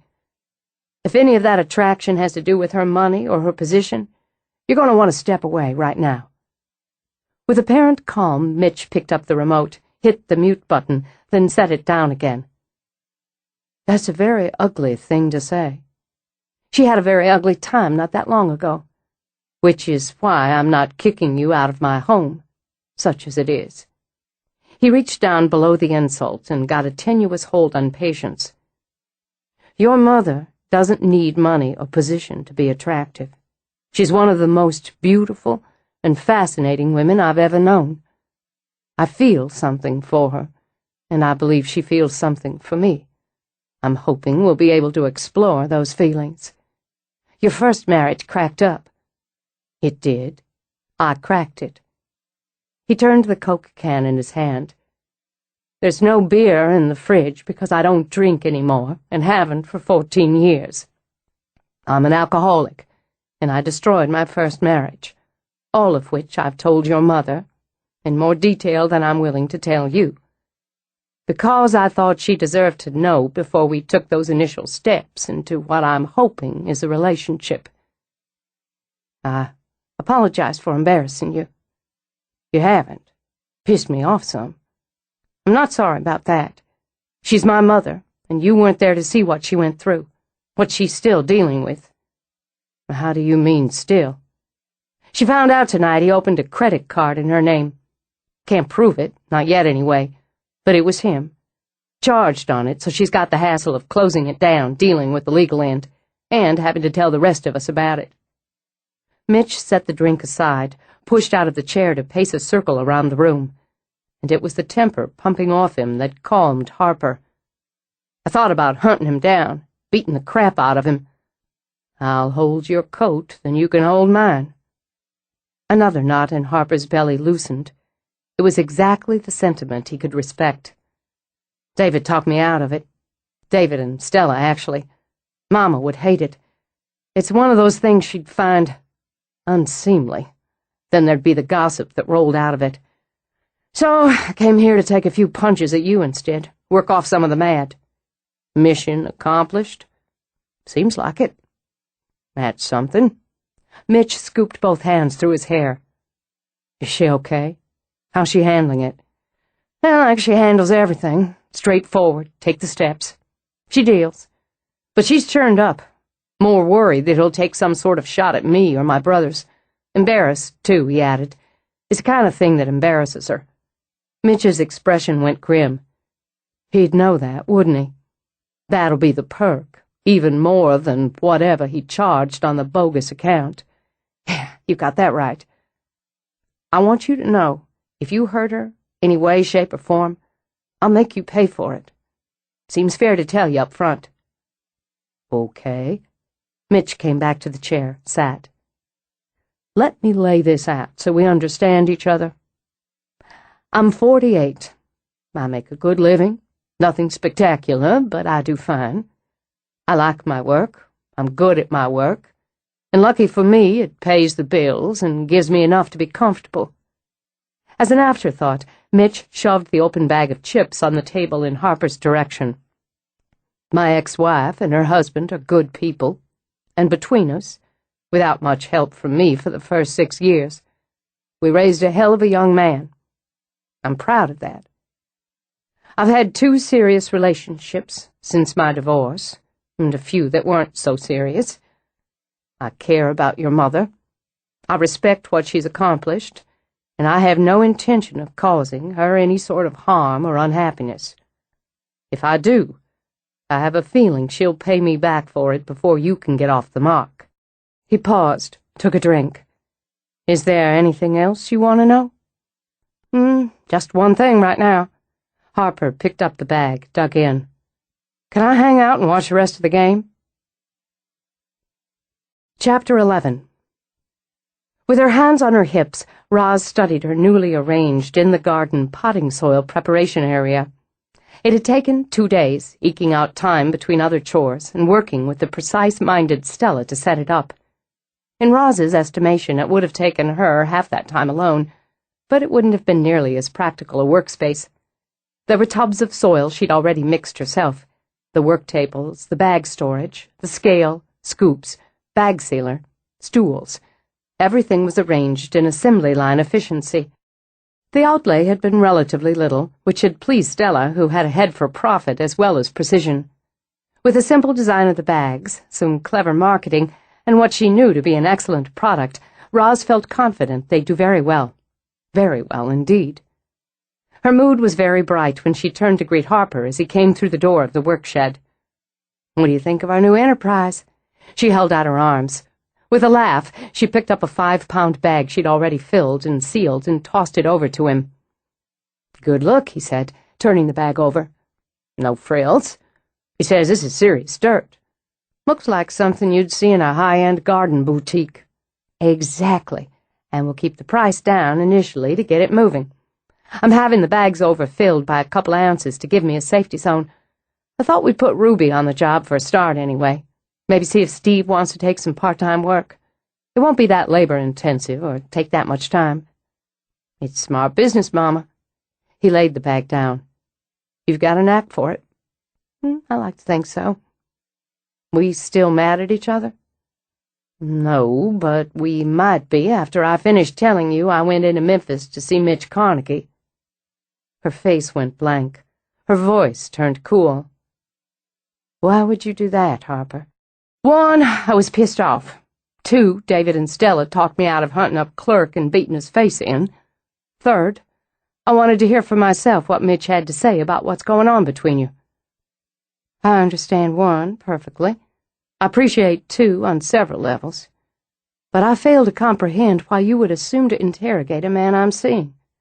It's unpardonably rude and interfering. I don't run around snooping on the women you choose to see. It wasn't snooping, and I've never chosen to see a woman who stole from me or set out to interfere with my life or smear my reputation. You're young yet. Ice dripped from the words. Do you think I'm the only woman foolish enough to get tangled up with an asshole? No, I don't. But I don't much care about other women. You're my only mother. That doesn't give you the right to. I love you. Don't use that weapon on me. I can't help it. It's all I've got. She pressed her fingers to the center of her forehead, rubbed hard. It would help if you added a little trust and respect to that love, Harper. I've got all the trust and respect in the world for you, Mama. It's the men I'm not so sure about. But if it helps any, I worked up plenty of trust and respect for Mitch last night. He might almost be worthy enough to court my Mama. He's not courting me, for God's sake. Where do you get this sort of... We went to a college basketball game. We had dinner. Well, I think he's stuck on you. She stared, and this time lifted both hands to the sides of her head. My head is reeling. He walked to her, slid his arms around her, and drew her in. I couldn't stand to see you get hurt again. Bryce only hurt my pride. That's a mortal wound for us Harpers. And he did more than that. I don't think Mitch will do the same, at least not deliberately. So, you approve? He grinned when she tipped her head up to look at him. That's a trick question, and my Mama didn't raise any fools. I say yes, and you'll rip my butt reminding me you don't need my approval. So I'm just going to say I like him. I like him a lot. You're a slippery one, Harper Ashby. Tell you what. She patted his back, eased away. You can give me a hand in here for a while. I want to do up 20 bags of each weight category. I thought you wanted Ruby to do that. Changed my mind. Doing some uncomplicated and monotonous work ought to give you some time to reflect on the error of your ways. Talk about slippery. The day you can outwit me, my baby, is the day I see about moving myself into a home. Let's get started. After work, she went straight home and directly upstairs to clean up. Wary now, she checked the mail on her desk, looked through the bills. She couldn't say she was relieved when she found nothing. It was like waiting for the next shoe to drop.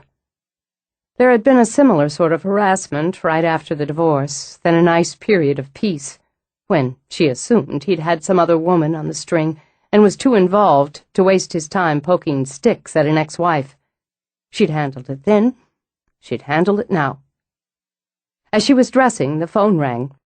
When it hit the third ring, she assumed David was otherwise occupied and answered herself. Good evening. Is Rosalind Harper available? This is she. Miss Harper, this is Derek from the Carrington Gallery in New York. We're just following up to let you know the Vergano will be shipped to you tomorrow. I don't think that's a good idea, Derek, is it? I didn't order anything from your gallery. The Cristino Vergano, Miss Harper? Your representative spoke with me personally only last week. I don't have a representative. Miss Harper, I'm very confused. The charge has already been cleared to your account. Your representative indicated that you were very taken with the painting and wished to have it shipped as soon as the showing was over. We've had considerable interest in this work, but as it was already sold... She rubbed hard at the back of her neck where the tension had settled. It looks like we both have a problem, Derek. Let me give you some of the bad news." She explained briefly, caught herself pacing as she spoke, and as a fresh headache brewed. She noted down the credit card company and number. "This is very upsetting."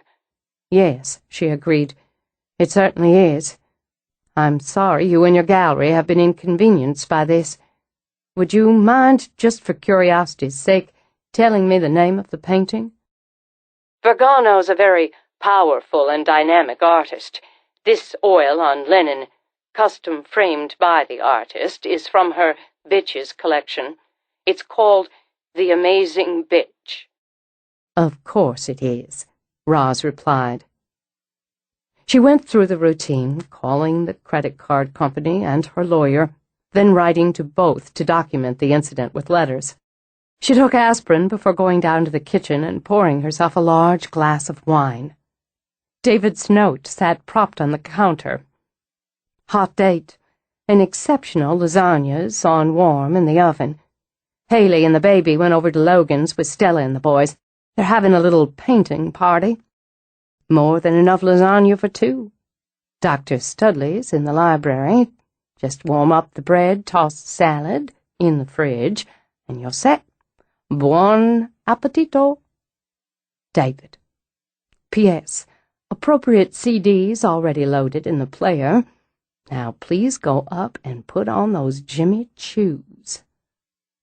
Well, she noted David had set the kitchen nook with festive plates, fat candles, a bottle of San Pellegrino, pale green glasses, and had explained why a bottle of good Italian red was breathing on the counter. "Lasagna's fine," she said aloud, "but I'm not putting on those shoes to eat it."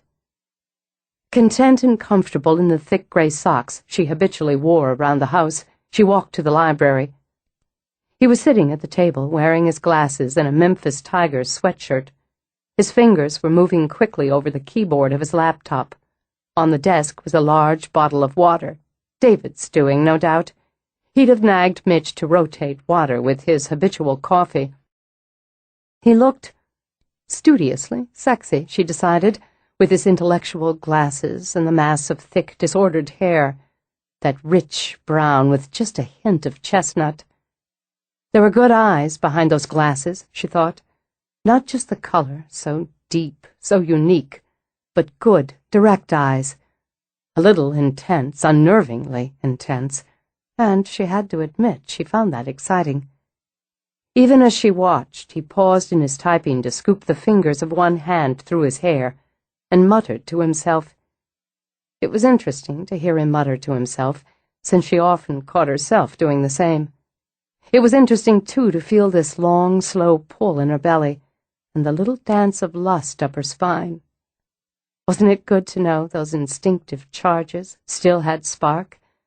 And wasn't she curious to see what would happen if she took a chance and lit the fuse? Even as she thought it, books flew off the shelf, slammed into each other, then the walls, the floor. In the fireplace, flames leaped in hot breads, while the air shivered with cold. Jesus Christ! Mitch shoved back from the table so fast his chair hit the floor. He managed to duck one book, then block another. As Roz rushed forward, everything stopped. "You see that? Did you see that?" He bent, picked up a book, then dropped it on the table. It wasn't fear in that lovely liquid drawl, she noted. It was fascination. "It's like ice." Temper tantrums. She picked up a book herself, and the cold nearly numbed her fingers.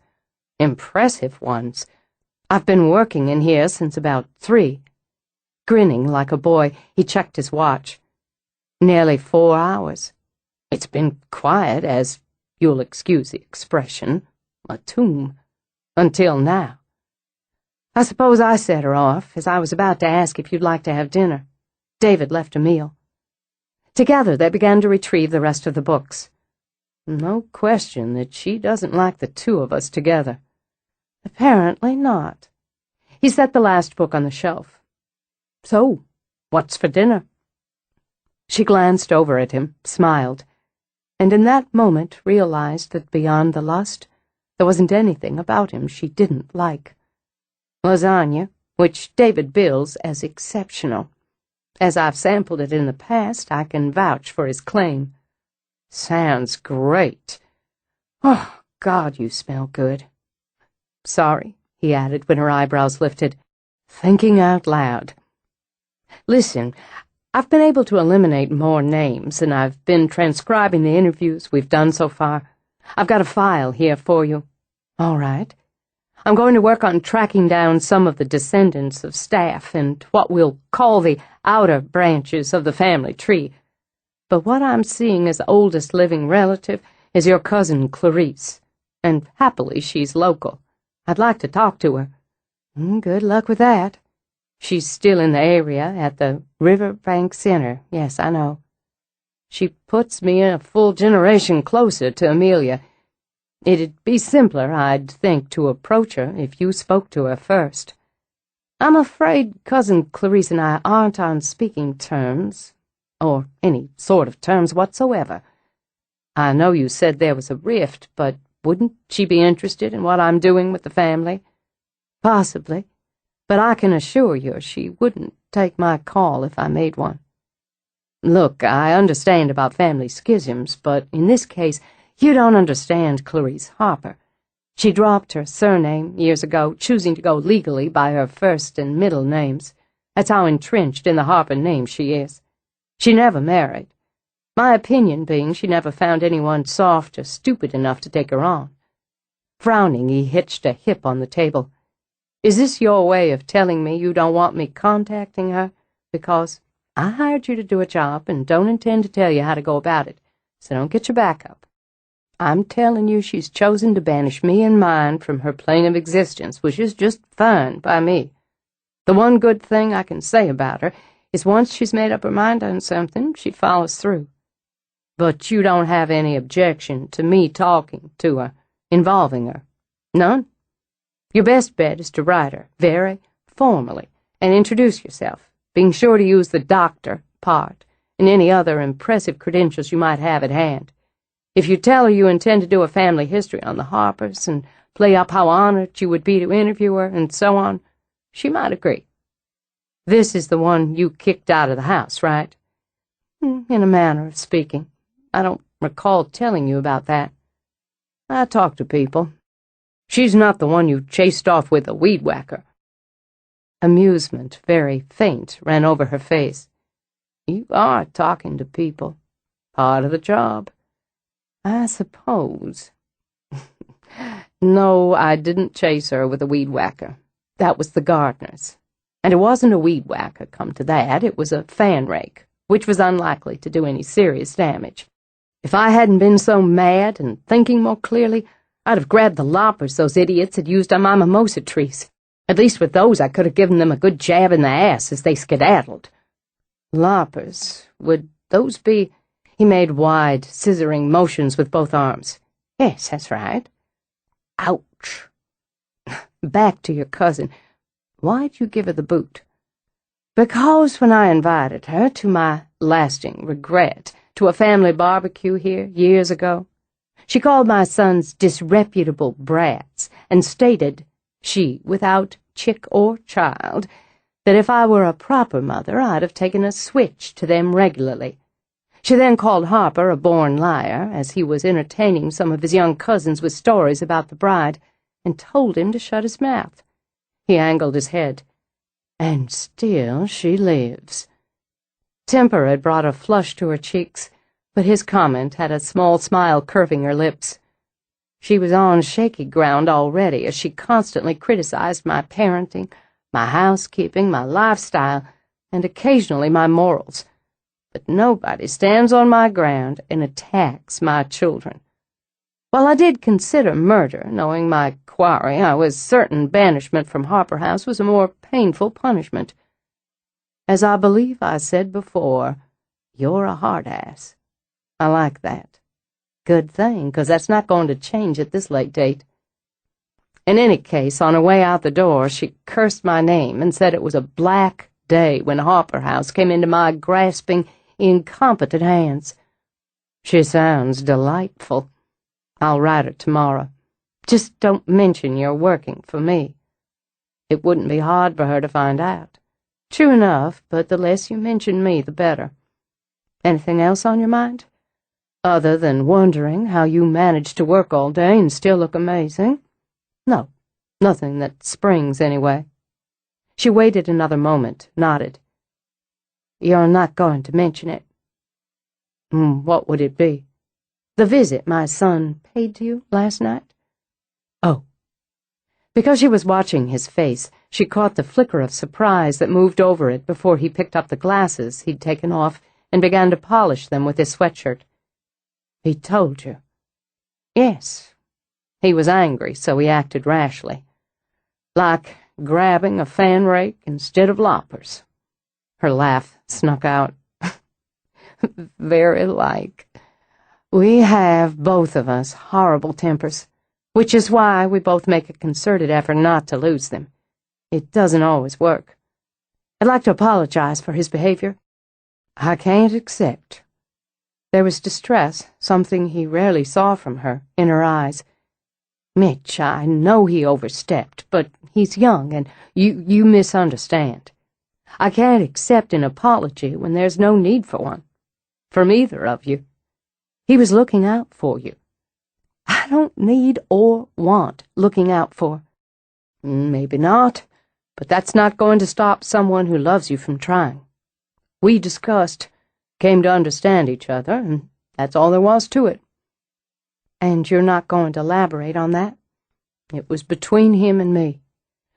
You men do have your codes of honor. You weren't going to tell me about this latest harassment?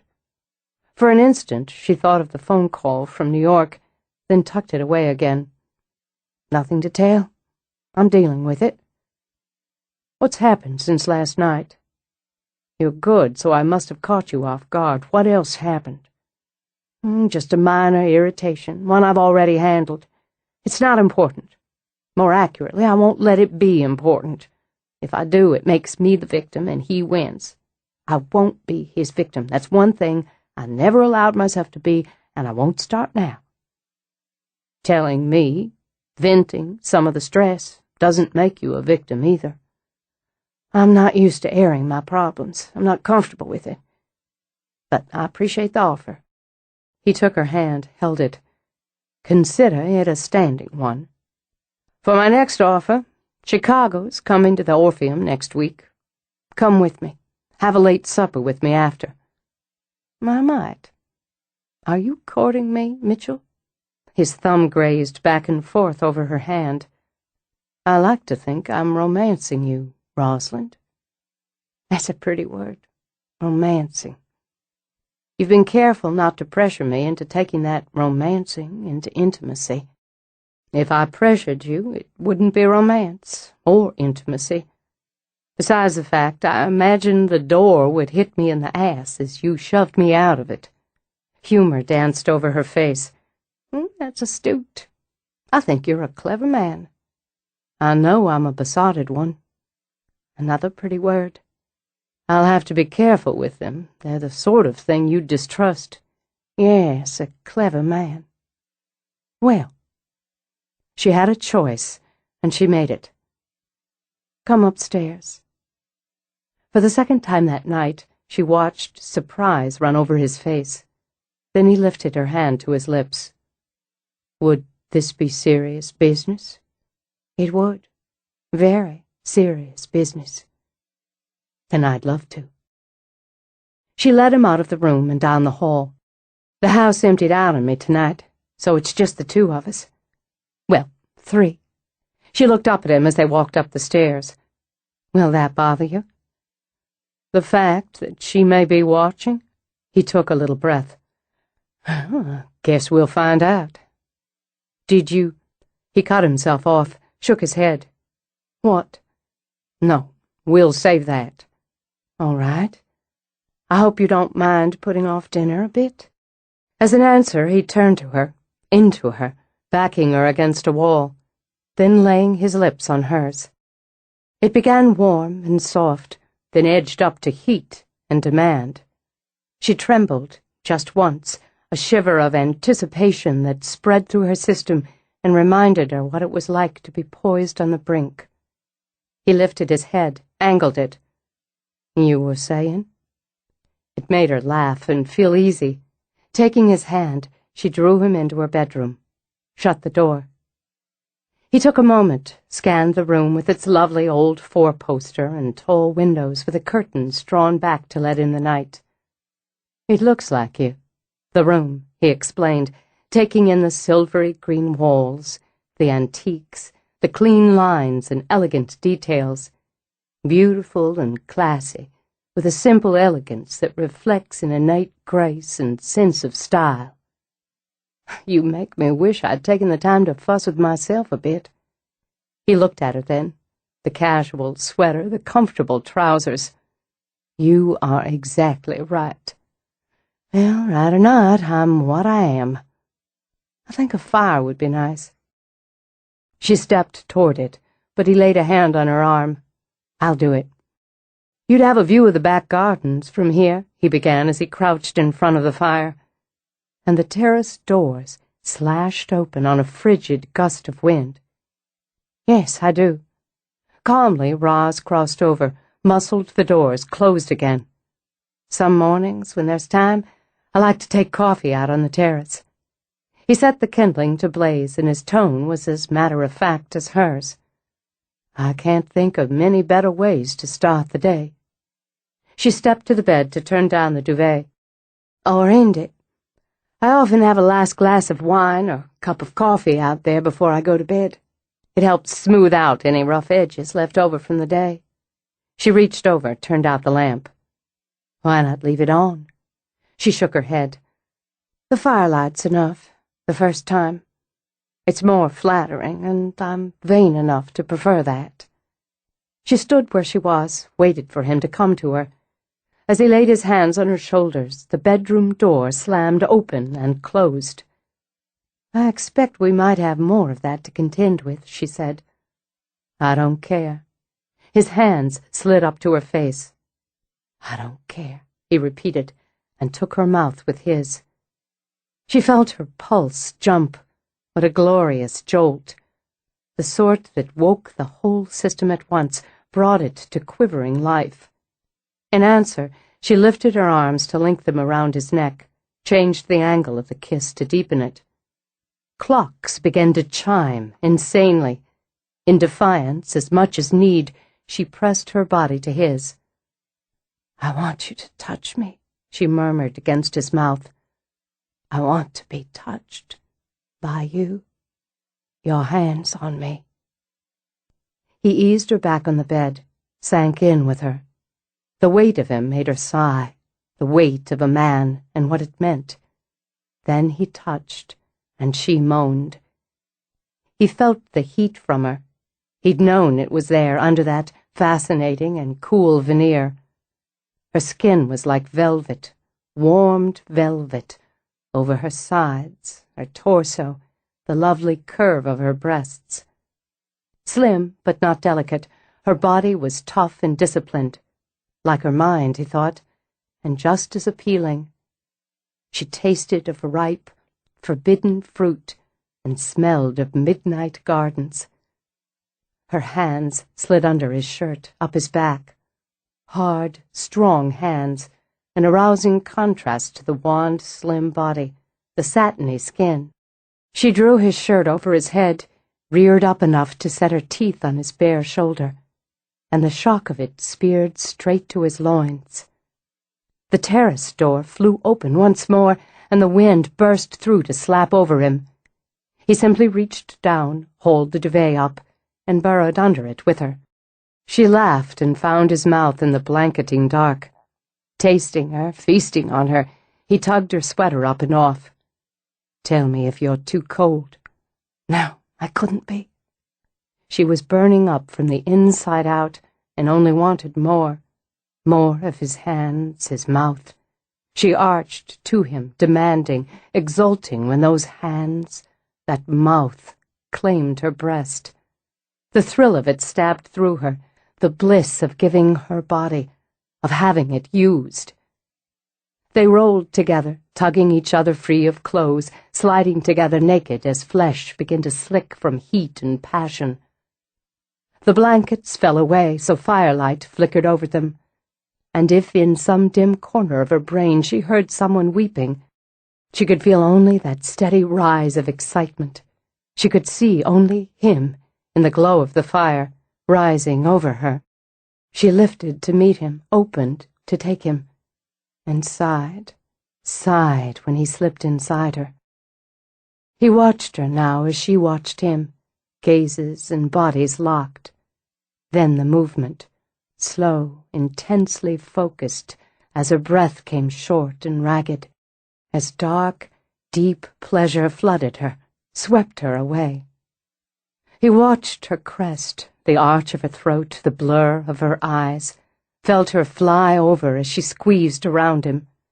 He fought to hold on another moment, just another moment, while she quaked under him, while her breath hitched, then released on a long, low moan, and her body went soft and limp in surrender.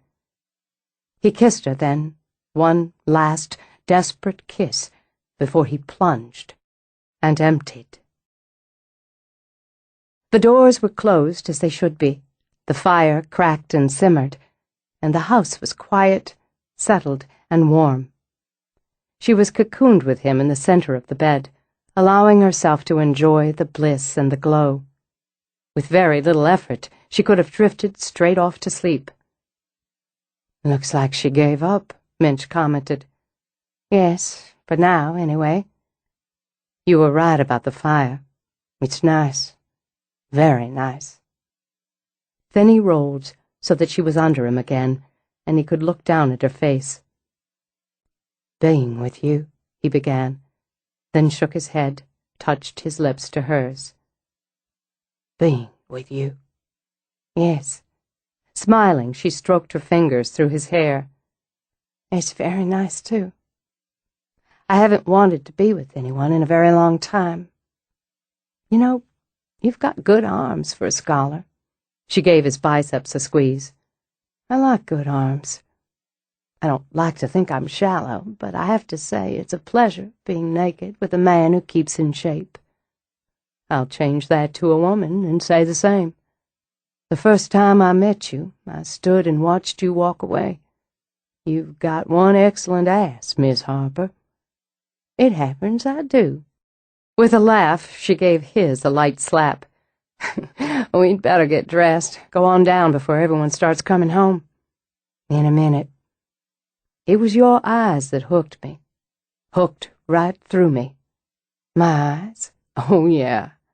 I thought maybe it was because they're the color of good-aged whiskey, and I did love a good whiskey. But that's not it.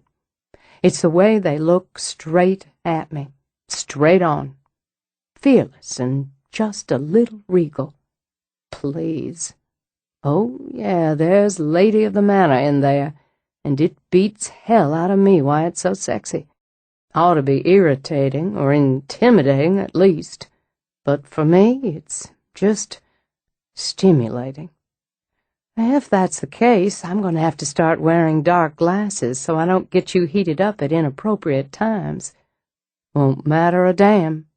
He gave her a light kiss, then shifted, took her hand. This mattered. This was important. There isn't anyone else. Her heart trembled a little, made her feel young and just a little foolish. Yes, this mattered. This was important. There isn't anyone else. "Serious business," he said, and drew her hand to his lips. "I'm going to start wanting you again, real soon."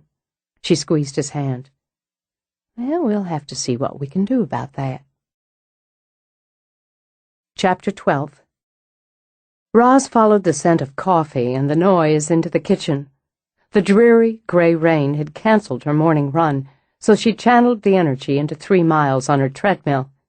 It was an alternative that usually bored her senseless, but today she'd found herself singing along with commercial jingles during the Today Show breaks.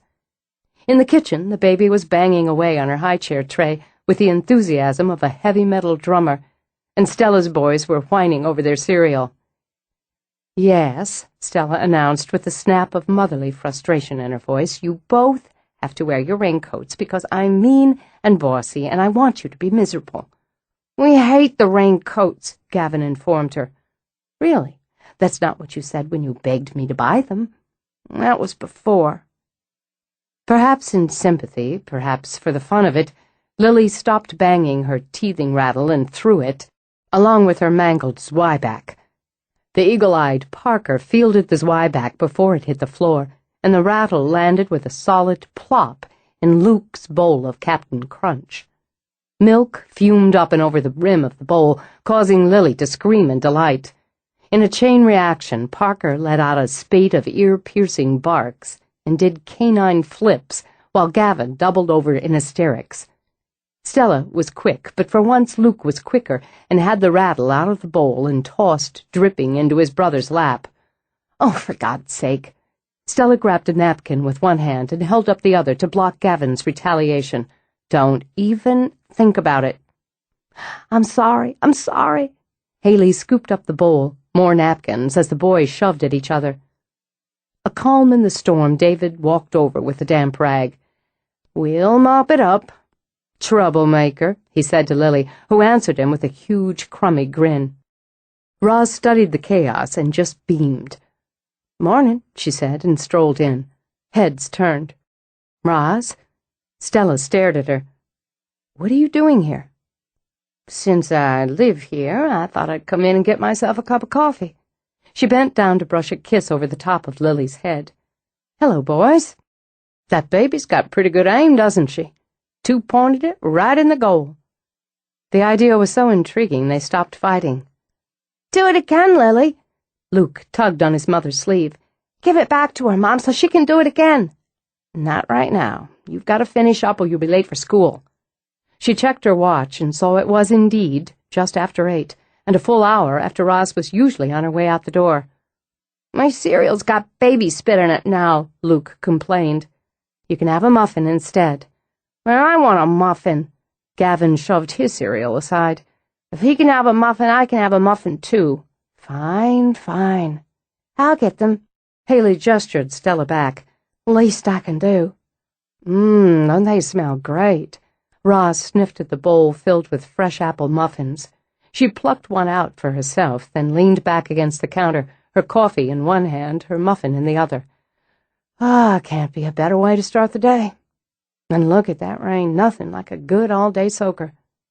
After Haley passed out muffins, she bent close to Stella's ear. Somebody got her batteries charged. Stella fought to swallow a snorting laugh. We'll be out of your way in a minute. No rush. Roz bit into the muffin. You're usually gone or finishing up before the invasion. Slept in a little today. That explains the bulletin I heard on the news this morning about hell freezing over. David didn't bother to hide the smirk as he brought the coffee pot over to top off Roz's mug. Aren't you full of sass this morning? I'm not the only one full of something. How'd the lasagna go over? Very well. She gave him a bland look over the rim of her cup and wondered if she was wearing a sign. Recently got laid. You ought to have a nice big helping of it more often. Puts roses in your cheeks. I'll keep that in mind. I could use a nice hot dish of lasagna myself, Haley commented. Come on, baby doll, let's get you cleaned up. She took Lily out of the high chair. You guys go up and get your things, including raincoats, Stella ordered. It's almost time to go. But she loitered another minute. You want to ride over with me? She asked Roz. I guess I will. Stella waited until they were starting down the drive. By her calculations, swinging just a half a mile out of the way to drop Lily off at the babysitter's should give them enough time. We made a lot of progress on the painting last night. It's going to be nice to have the dining room finished and put together by the wedding. I'd really like to have a dinner party once we're set. David and all of us, Harper, my parents. Oh, and Mitch, of course. That'd be nice. He's around so much. Mitch, I mean, these days. He feels like part of the household. At Roz's non-committal, Stella glanced in the rearview mirror to see Haley rolling her eyes and giving get-to-it hand signals. "So, did you and Mitch work on the project last night? Or take advantage of the quiet house and just relax?" "Stella, why don't you just ask me if I had sex with him instead of beating around the bush? Nothing I hate more than seeing a bush beat half to death." "I was being subtle," Stella replied. "No, you weren't." "I told her she didn't have to lead up to everything," Haley said from the back. "Besides, we know you had sex. You've got that recently waxed and lubed look." "God." "Of course, it's none of our business," Stella put in, shooting Haley a hot look in the mirror. "Of course it's not," Roz agreed easily. "But we just wanted to find a way to say that we're happy, if you're happy, that we think Mitch is a terrific guy, and we're here to support—" "Jeez!" Haley leaned forward as much as her seatbelt would allow. "What she's trying to say in her Stella way is score." "I am not." "Exactly. I'm trying to say with some delicacy—" "Screw delicacy. Hey, just because people are a little older and all doesn't mean they don't want and deserve some touch, the same as the next guy." "Oh," Roz declared. "I repeat, God." "You're beautiful and sexy," Haley continued. "He's great-looking and sexy, so it seems to me that sex is—" "She really can't understand all this, right?" Biting her lip, she glanced at Lily, who was busy playing with her own fingers. "I read this theory on how babies absorb all the stimuli around them, including voices and words, and kind of file them away, and, oh, shoot, here we are." She gathered the diaper bag, then jumped out of the car in the rain. After jogging around, she opened the door to release Lily's harness and drape a blanket over her head. "Don't say anything interesting while I'm gone. I mean it." When she dashed off, Roz let out a long, heartfelt sigh. "Half the time that girl makes me feel old and creaky, and the other half she makes me feel about 18 and grass green. I know exactly what you mean. And I know it sounds like we're pushing and prying into your private life, but it's because, well, it's just because we love you, that's all. And added to it, we were wondering when you and Mitch might take things up a level." "Wondering, were you?" Stella winced.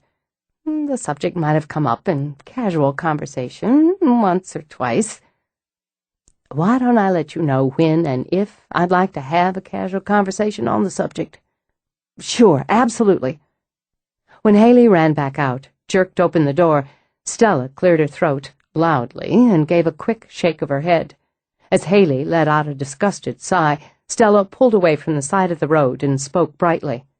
"So, I've been working on ideas for displaying the potting soil." Her life didn't change, Roz reminded herself, just because she'd gone to bed with a man she found attractive and appealing. Life went on with its duties and obligations, its irritations and its pleasures. As she headed for her garden club's monthly meeting, she wasn't sure which category her current destination landed in. Harper had been a member of the garden club since her grandmother's day. In fact, her grandmother had helped form it in 1928, and Harper House had held many of its early meetings. As the owner of a garden center, she felt a double obligation to support the group and remain an active member. And there were some pleasures attached to it. She enjoyed talking with like-minded people about gardening, and felt the club had worked hard to implement fundraisers for beautification projects. But then there were plenty who just wanted to dress up, have lunch, and gossip. She walked into the meeting room at the country club, into that beehive hum of female voices. Square enameled pots exploding with forced narcissus sat festively on tables draped with spring green linen. A podium stood in front of the room for the various committee chairs who'd give their reports or pitches. She could only thank God she wasn't chairing anything currently. When she stepped farther into the room, glances shot her way, and the hum of voices trailed off and died. Almost immediately, they started up again, just a bit too loud, just a bit too bright. She let the cold shield slide over her and continued to walk straight to a table. "Aren't these flowers sweet?" She looked directly at Jan Forrester as if she couldn't hear the whispers under the forced chatter. A nice reminder spring's just around the corner. How are you, Jan? Oh, fine, Roz. I'm just fine. How about you? Couldn't be better. How's Quill doing? She flushed, deep and rosy. Oh, you know Quill. I certainly do. You just give him my best, won't you? It was pride that had her walking the gauntlet, mingling with the crowd, speaking with more than a dozen people before she moved to the pots of coffee and tea. She opted for tea, cold, rather than her habitual coffee. Her throat felt scalded. Roz, honey, don't you look fabulous? Sissy sidled up, smelling of obsession and smiling like a hungry cat. I swear nobody wears clothes like you do. What color would you call that suit? Roz glanced down at the trim jacket and pants. I have no idea. Apricot. That's just what it looks like, a nice, ripe apricot. That little turnip-head Mandy's been flapping her foolish tongue as fast as she can, she said under her breath. You and me need to have ourselves a tete-a-tete. That's all right, I've got the picture. Excuse me. She walked deliberately to Mandy and had the small pleasure of watching the woman's cheeks go white, even as she stopped speaking in mid-sentence. Mandy, how are you? I haven't seen you since before Christmas.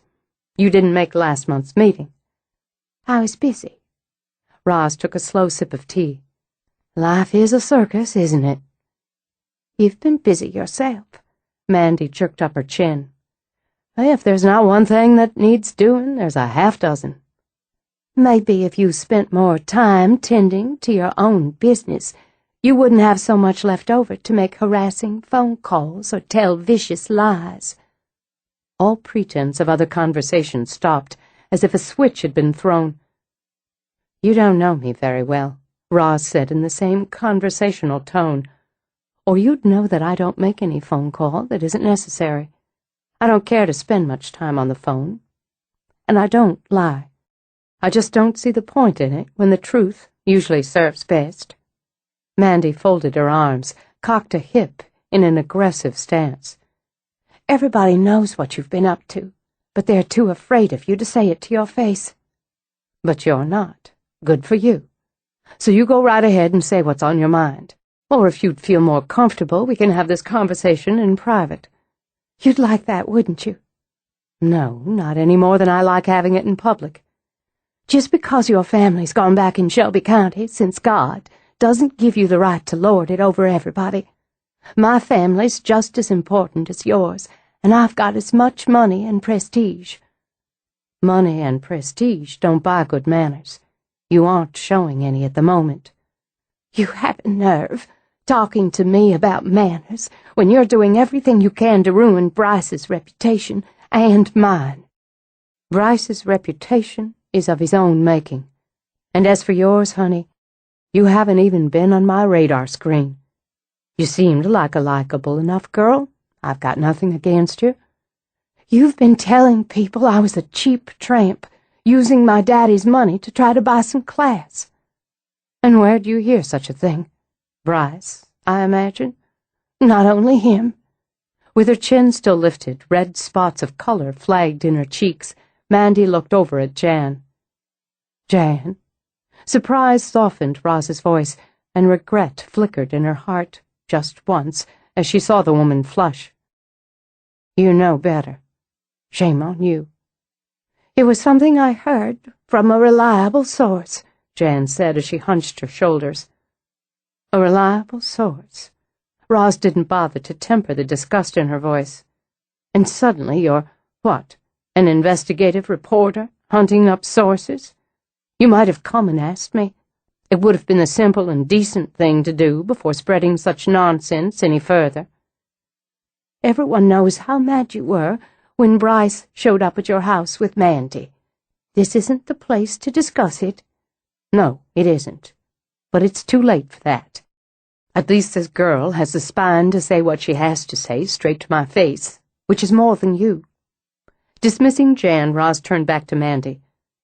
Mandy, did I seem mad when you arrived at my door with Bryce for my holiday party? Of course you were mad. You turned us away, didn't you? when he was only trying to make peace with you. We can disagree on what he was trying to do. How did I seem mad? Did I shout and scream?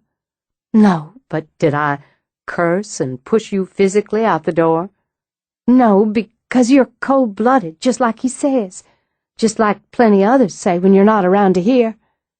You waited until we were gone to go in and say awful things about us. Did I?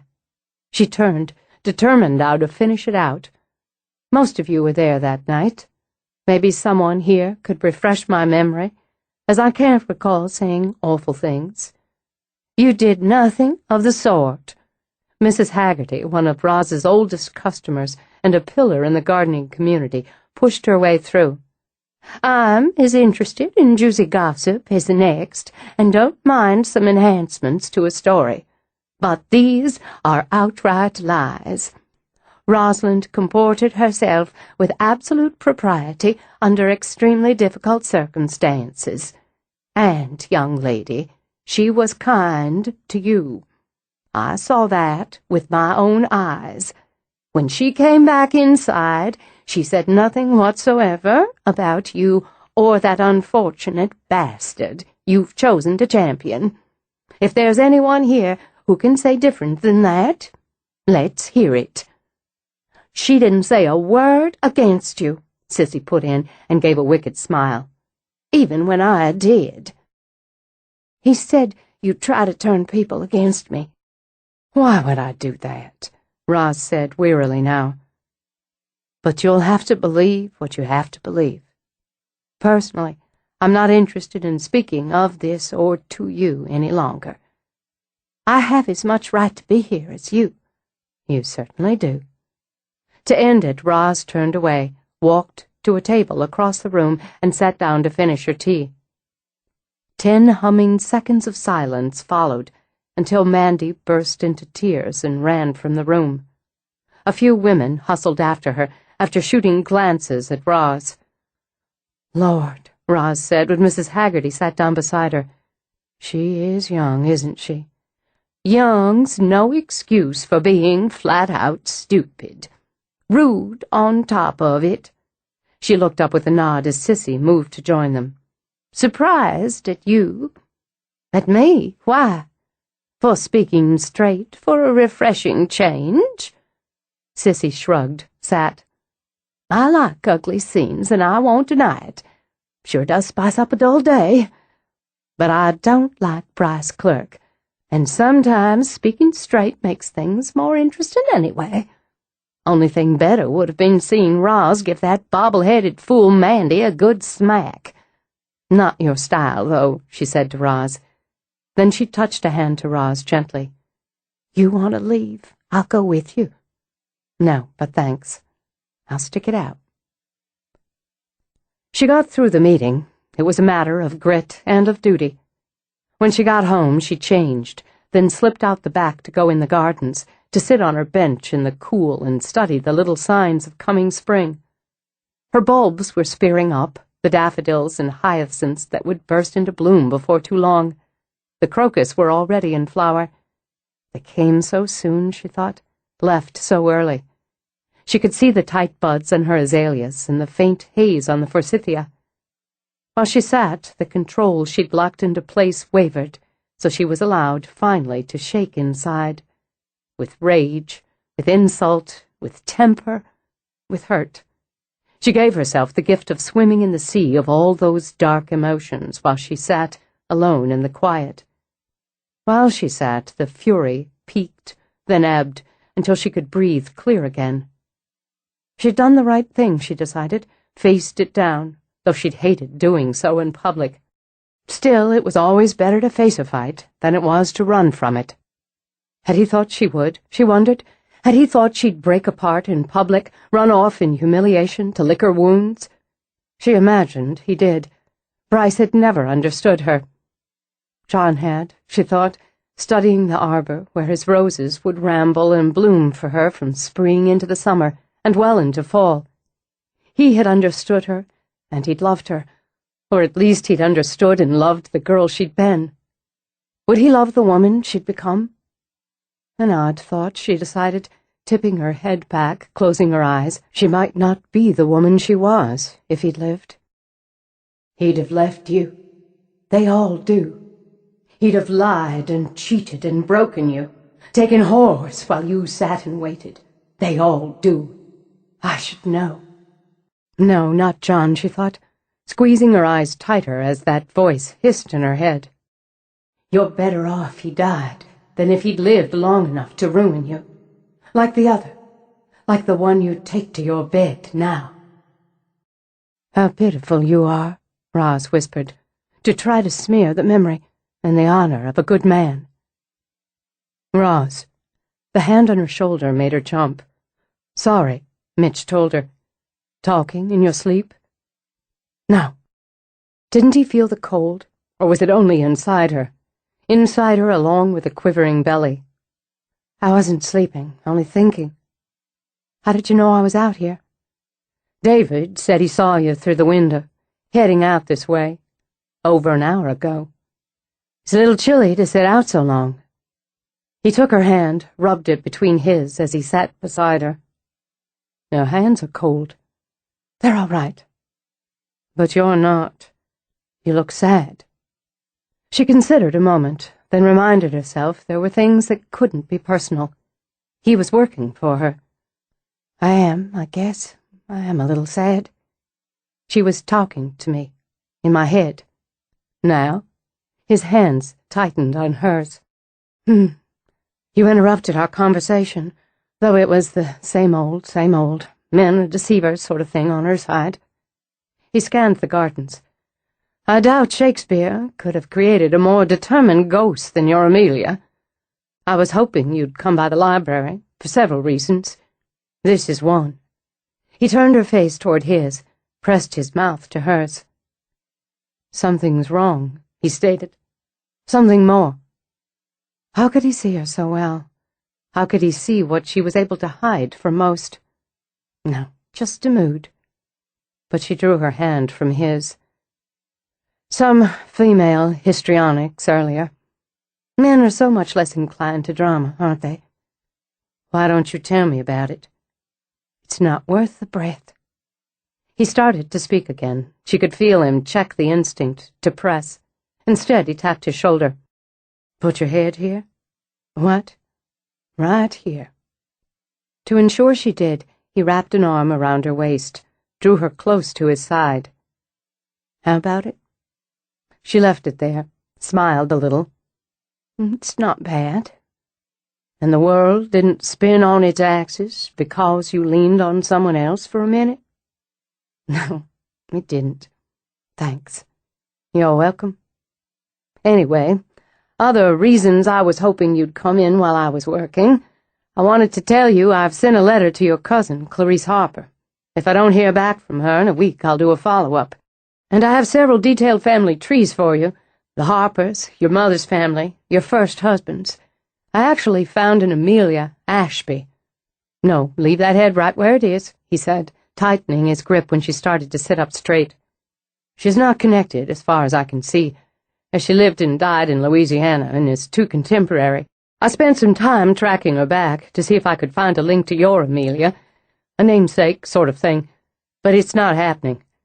I have some email correspondence from the great-granddaughter of the housekeeper who worked in Harper House from 1887 to 1912. She's a lawyer in Chicago and is finding the family history interesting enough to put out feelers of her own. She could be a good source, at least on that one branch. His hand stroked gently up and down her arm, relaxing her. You've been busy. Most of that's just standard, but I've been thinking about the less ordinary portions of our project. When we made love, what portion of the project does that come under? He laughed at her dry tone and rubbed his cheek over her hair. I put that in the extreme personal column and am hoping to fill a lot of pages in that file. But I've got a point. She manifested. That would be the right word, right? Can't think of a better. She blew open doors, slammed them shut, set the clocks off, and so on. Without question, showed her feelings about what was going on between us, and has since we started that personal file. And so, I'm not the first man you've been personal with in that house. No, you're not. But you haven't mentioned her having similar tantrums over you and John Ashby, or you and Bryce Clerk, or anyone you might have had a relationship with otherwise. Because it never happened before. Okay. He got up, walking back and forth as he talked. You lived in the house when you and John Ashby were dating, when you became engaged. Yes, of course. It's my home. And you lived here, primarily, after you were married, exclusively after your parents died. She could see him working something out in his head. No, she corrected, it's already worked out. He was just going through the steps of it for her benefit. We stayed here often. My mother wasn't well, and my father couldn't cope with her half the time. When he died, we lived here in an informal sort of way. When she died, we moved permanently into the house. And during all that time, Amelia never objected to him, to John. No. I stopped seeing her when I turned, 11, I'd say, and didn't see her again until after I was married. We hadn't been married long, but were already trying to have children. I thought I might be pregnant, and I couldn't sleep. I went outside, sat in the garden, and I saw her. I saw her, and I knew I was carrying a child. I saw her at the onset of every pregnancy. Saw her, heard her, of course, when the boys were little. Did your husband ever see her? No, she frowned. No, he didn't. Heard her, but never saw her. I saw her the night he died. You never told me that. I haven't told you each and every time She trailed off, shook her head. No, I'm sorry, I didn't tell you. I've never discussed it with anyone. It's very personal, and it's painful still. I don't know what it's like to love and lose someone the way you loved and lost your John. I know it must seem like prying, and it is. But it's all of a piece, Roz. I have to know to do the job. I have to know this sort of thing. I didn't think you would when I hired you, that you'd have to know personal things. Wait. She lifted a hand before he could speak. I understand better now. How you work, I think, how you try to see things. People. The board in the library, the pictures on it so you can see who they were, all the little details you accumulate. It's more than I bargained for. I think I mean that in a good way. I need to be immersed. Like you were with a brilliant and twisted poet, she said with a nod. I also believe you have to know, and that I'm able to tell you these things because of what we're becoming to each other. Conversely, that may be why it's hard for me to tell you. It's not easy for me to feel close to someone, to a man, to trust, and to want. Do you want it easy? She shook her head. How do you know me so well already? No, I don't want it easy. I suspect easy. I'm having a time with you inside myself, Mitchell. That's a compliment. Same goes. She studied him, standing there, vital and alive, with the arbor and its sleeping roses behind him. With warmth and sun, the roses would wake. But John, her John, was gone. John was coming home from his office in Memphis, coming home late from a meeting. The roads were slick. It had been raining, and the roads were slick, and there was fog. Her heart gave a little hitch, as it did always when she remembered. There was an accident. Someone driving too fast, crossed the center line. I was up, waiting up, and dealing with the boys. Harper had a nightmare, and both Mason and Austin had colds. I just settled him down and was going to bed, irritated a little that John wasn't home yet. And there she was, standing there in my room. She gave a half laugh, brushed a hand over her face. It gave me a hell of a jolt. Thinking, oh, hell, am I pregnant? Because believe me, I wasn't in the mood for it right at the moment after dealing with 3 restless, unhappy children. But something in her eyes didn't look right. Too bright. And I want to say, too mean. It scared me a little. Then the police came and, well, I wasn't thinking about her anymore. Her voice had remained steady throughout, but her eyes, her long, lovely eyes, mirrored the grief. It's a hard hard thing. I can't even imagine it. Your life stops right there, just stops. And when it starts up again, it's different. It's never what it was before that moment. Never. He didn't touch her, not to comfort, not to support. What was in her heart for this moment, in this winter garden, belonged to someone else. You had no one. No mother, no father, no sister, no brother. I had my sons, I had this house, I had myself. She looked away, and he could see her draw herself back, close that door to the past. I understand where you're going with this, and I don't understand it. She never bothered to object before, not to John or anyone I was with after, not to Bryce. She did occasionally express some disapproval, I've told you that before, but nothing on the scale she has recently. Why would that be? I've been trying to work that out. I have a couple of theories. Let's go inside first. The light's going, and you're going to be chilled straight through. Not much meat on you. That wasn't a complaint, he added when she narrowed her eyes. Deliberately, she bumped up the southern in her voice. I come from a line of women with delicate builds. Nothing delicate about you, he corrected, and took her hand as they walked toward the house. What you are is a long, wild rose. A black rose with plenty of thorns. Black roses don't grow wild, they have to be cultivated, and no one's ever managed a true black. A black rose, he repeated, and brought their joined hands to his lips. Rare and exquisite. You keep talking like that, I'll have to invite you up to my private quarters. I thought you'd never ask. Chapter 13. I thought I should tell you, Roz began as they walked toward the house, that my household is very interested in my more personal relationship with you. That's all right. So am I, interested in my personal relationship with you. She glanced down at their joined hands and thought what a lovely design it was that fingers could link so smoothly together. Your hand's bigger than mine, considerably. Your palms wider, your fingers longer. And see how your fingers are blunt at the tip, where mine taper some? She lifted her arms so their hands were eye-level. But it makes such a nice fit.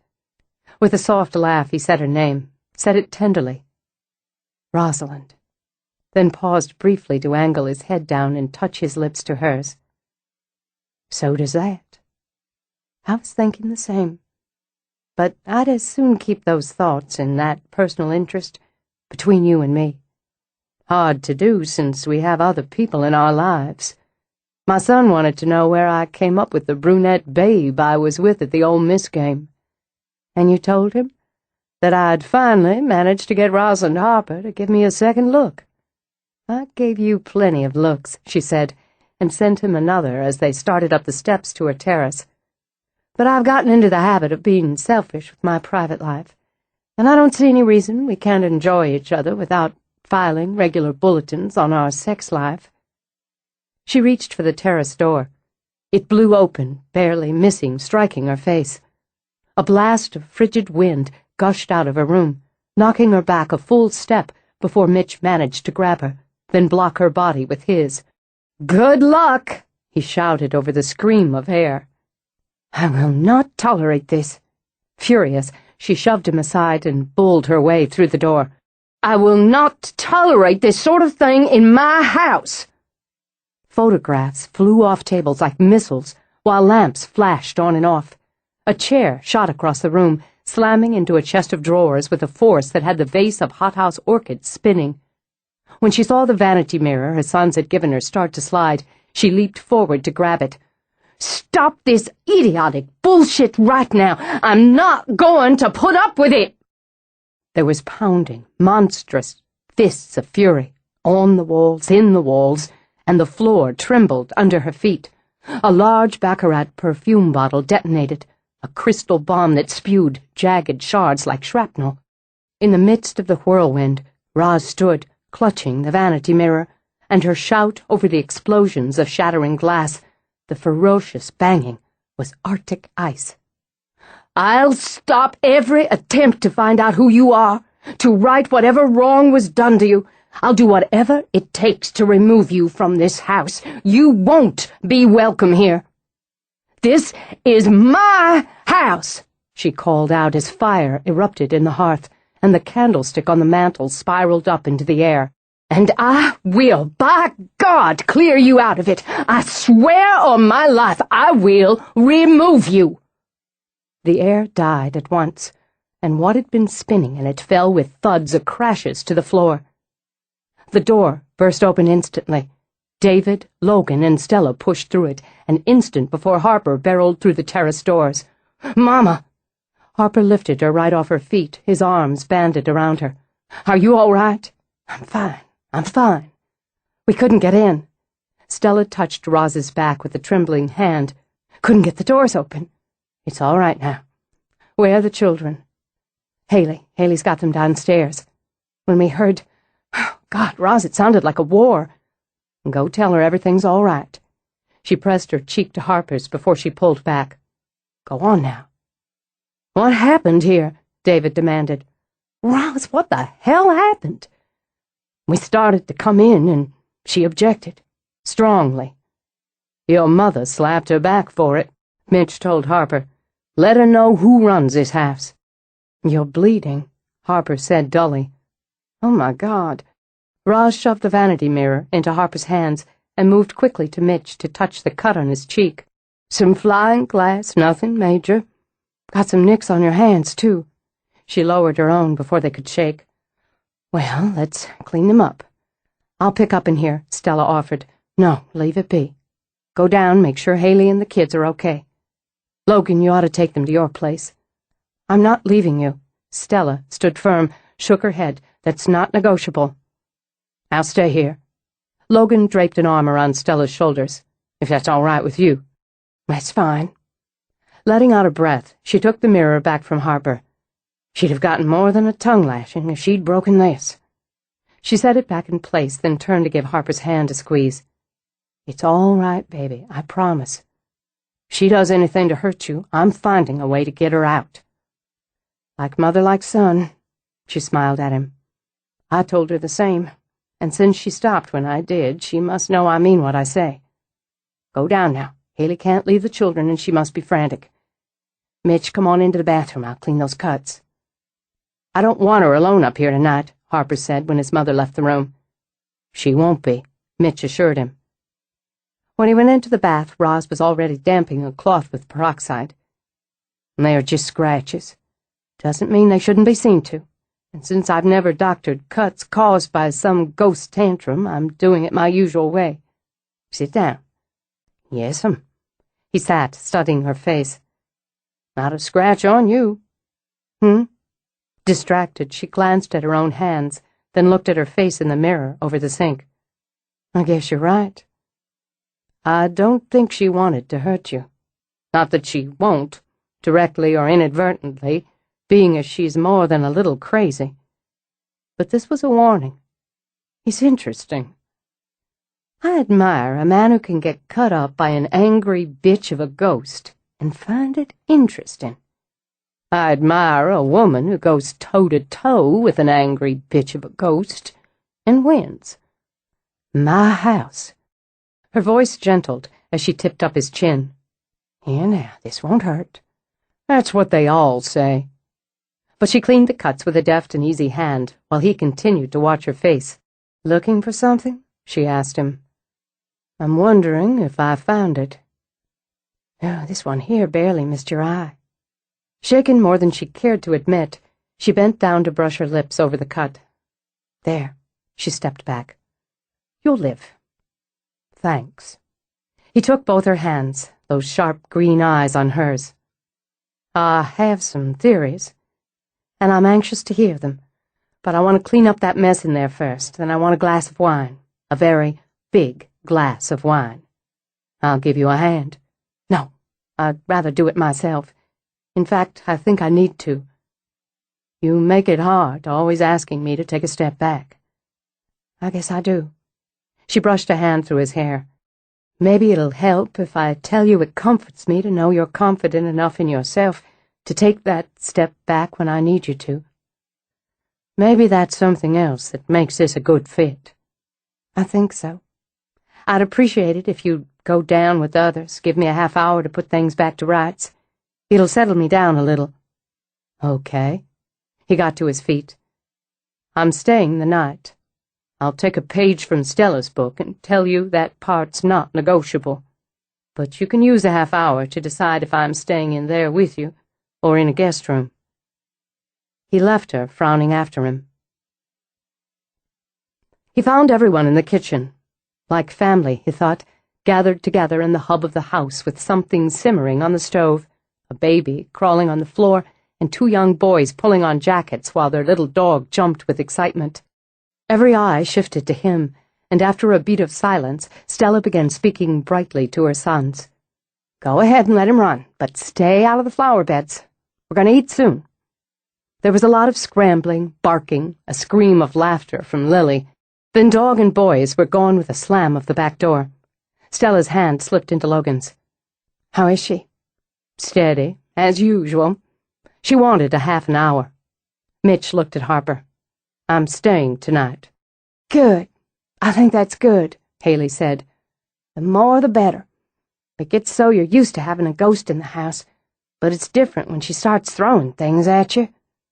You, specifically, from the look of it, Logan put in. Noticed that. Mitch rubbed absently at his cut cheek. Interesting, isn't it? There was a lot of rage up in that room, but nothing tangible was directed at Rosalind. I'd say there was deliberate care not to do her physical harm. If there hadn't been, she'd be out. Harper scooped up Lily when she tried to climb up his leg. And I'm not talking about my mother. No, Mitch nodded, and Roz expressed just about the same sentiment. And she's alone up there, David chimed in, then glanced up from his work at the stove. Because she means it. And we're all down here, leaving her be because she runs this show. Logan leaned back against the counter.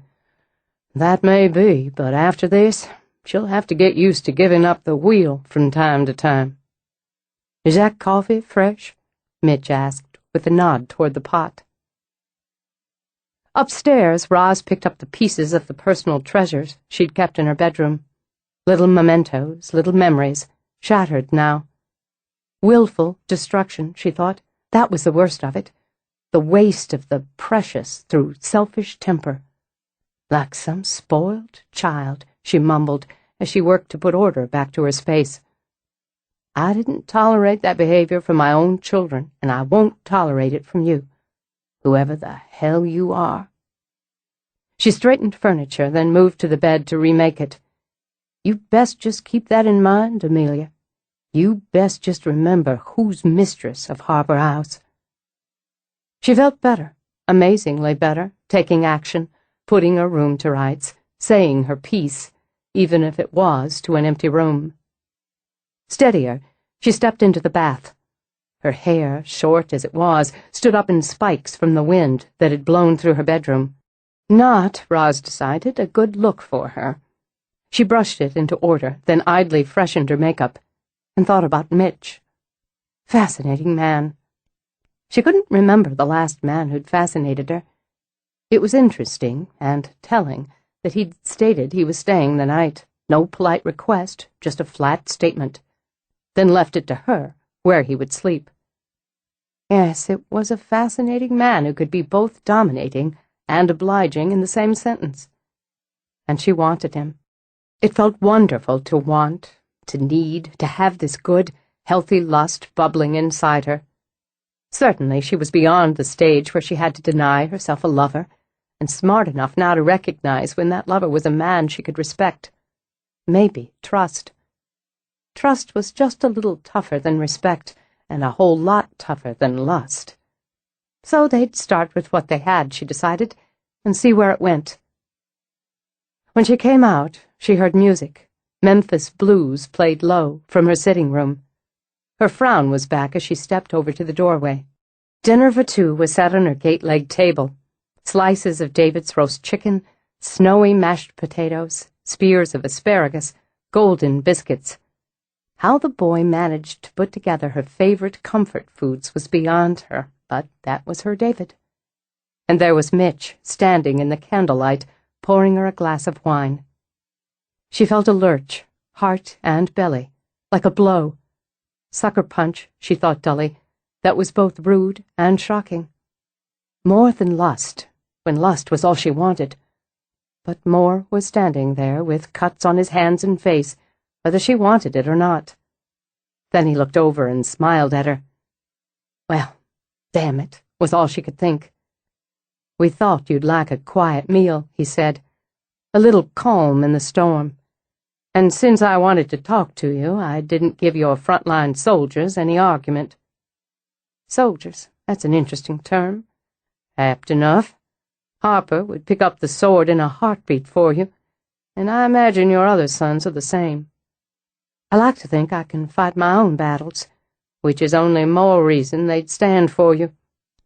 Then there's David. He stepped over, held out the wine. Your fourth son, I'd say, and everything but blood. He adores you. It's mutual.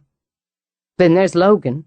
Though I'm not sure he'd appreciate the imagery, I see him as a knight to your queen. She took a sip of wine. I'm not sure I like the imagery either. But there it is. He picked up his water glass, toasted her.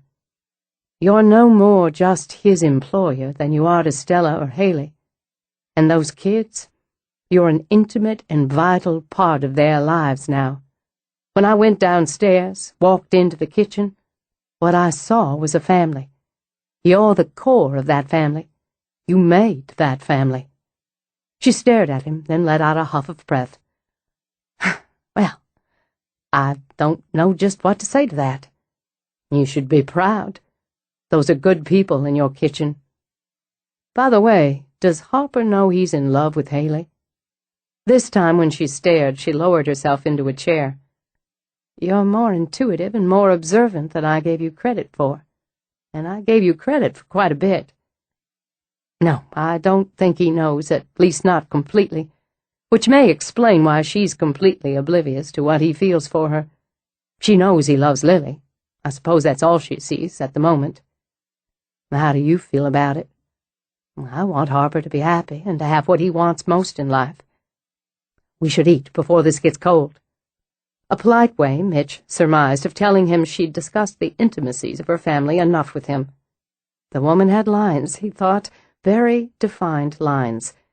It would be challenging and interesting to pick and choose which to cross, and the when and how of it.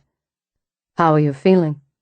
I'm fine, really. Just needed to calm myself down a little. You look more than fine. How is it, Rosalind, you can look so beautiful? Candlelight flatters a woman. If we had our way, Edison would never have invented that damn light bulb. You don't need candlelight. She lifted her brows. If you're thinking you need to seduce me over roast chicken so I won't scoot you off to one of the guest rooms after dinner, you don't need to worry. I want you in my bed. Regardless, I'm going to seduce you. But at the moment, I was just stating the facts. Aside from that, this is some terrific roast chicken. I like you. Thought I'd say that straight out. I like the way you are. I don't feel there are a lot of pretenses about you. Not a lot of show. It's a nice change for me in this area. I don't lie. Gave it up along with the bottle. That's the one thing I can promise you, Roz. I won't lie to you. As promises go, that's the one I'd value most. Then, keeping with that theme, there's something I'd like to ask you. What happened earlier, that upheaval, we'll call it, that was new. Yes, and I'm hoping it was a first and last sort of thing. She never objected in any way to your engagement or your marriage to John Ashby? No, as I told you before. Or to any relationship you had after, to Clerk. She gave a little shrug. Some irritation, we could say, off and on.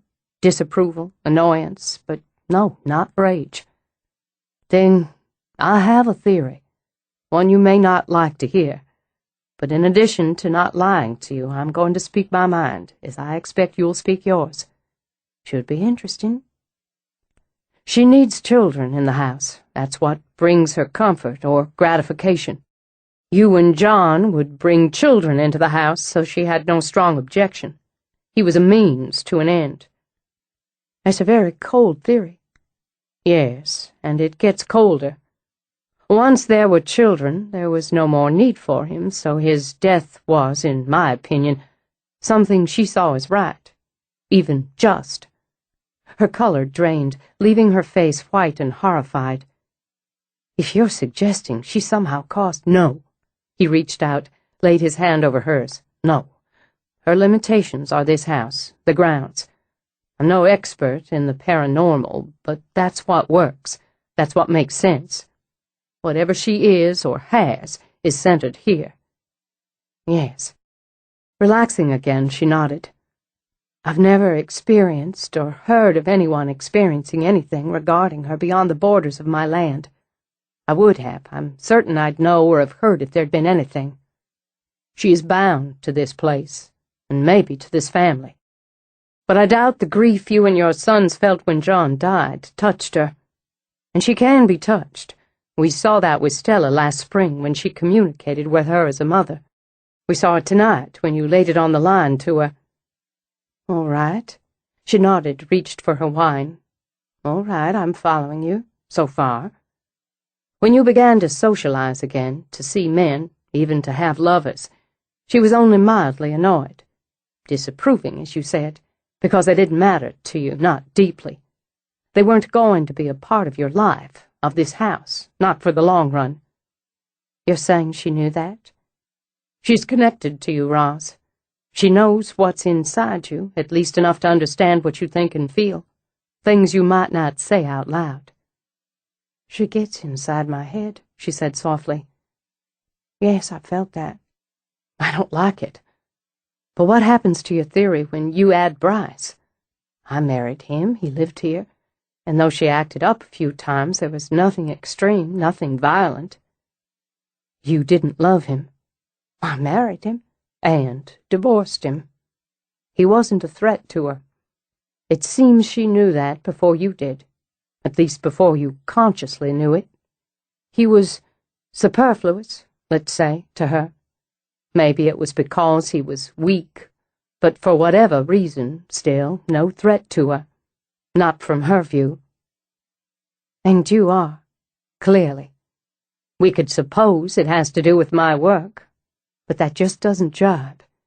She wants us to find out who she was, what she was. She just wants us to work for it. You seem to know her very well, on short acquaintance. Short but intense acquaintance, he pointed out. And understanding the dead is part of my work.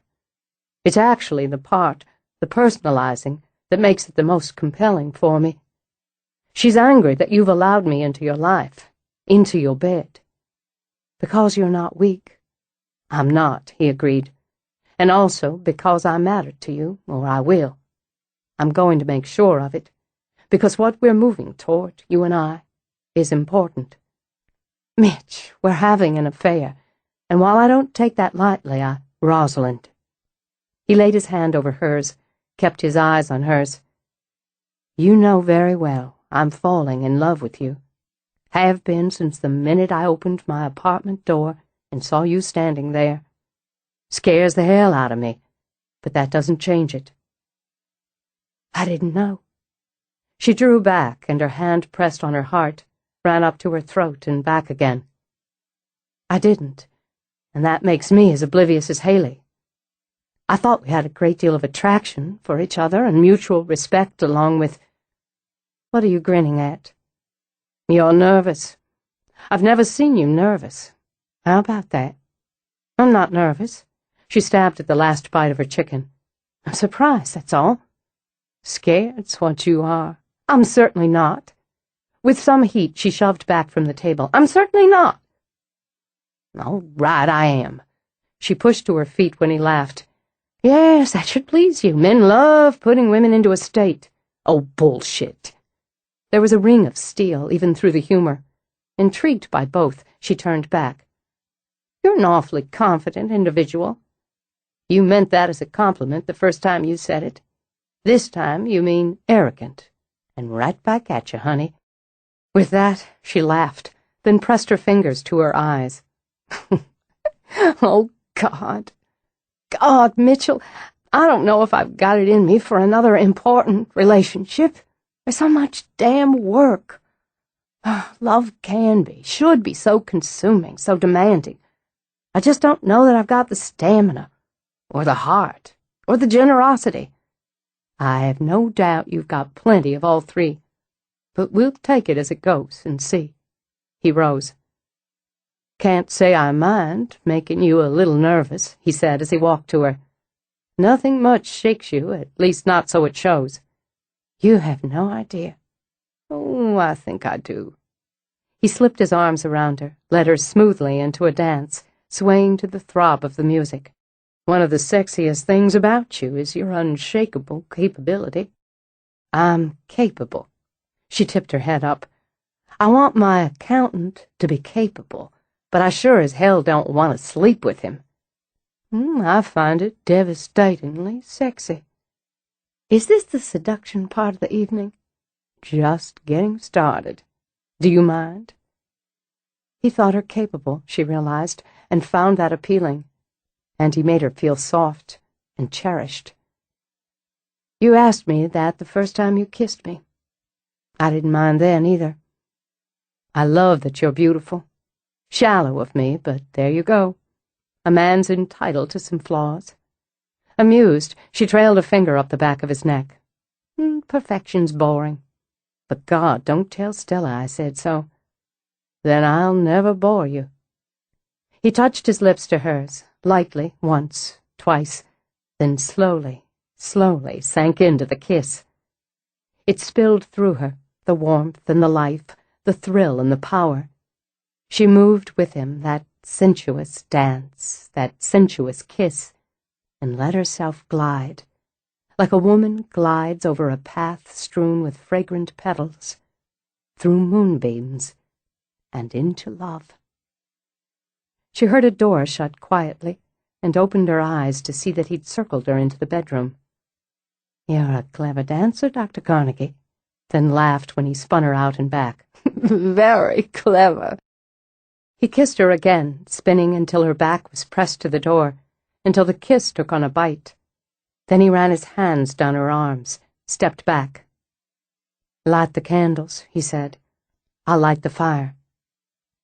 Shaken right down to the soles of her feet, she leaned against the door. Her heart felt swollen and tender, and its beat was a throbbing ache in her breast. When she moved carefully, like a woman sliding through the fog of a dream, and she saw her own fingers tremble as she set flame to candle wick. "I want you." Her voice was steady enough, and she was grateful. "And the want is stronger and different than any I've felt before. Maybe it's because I don't question it. Not tonight, anyway." "All right." She turned as he did, so they faced each other across the room.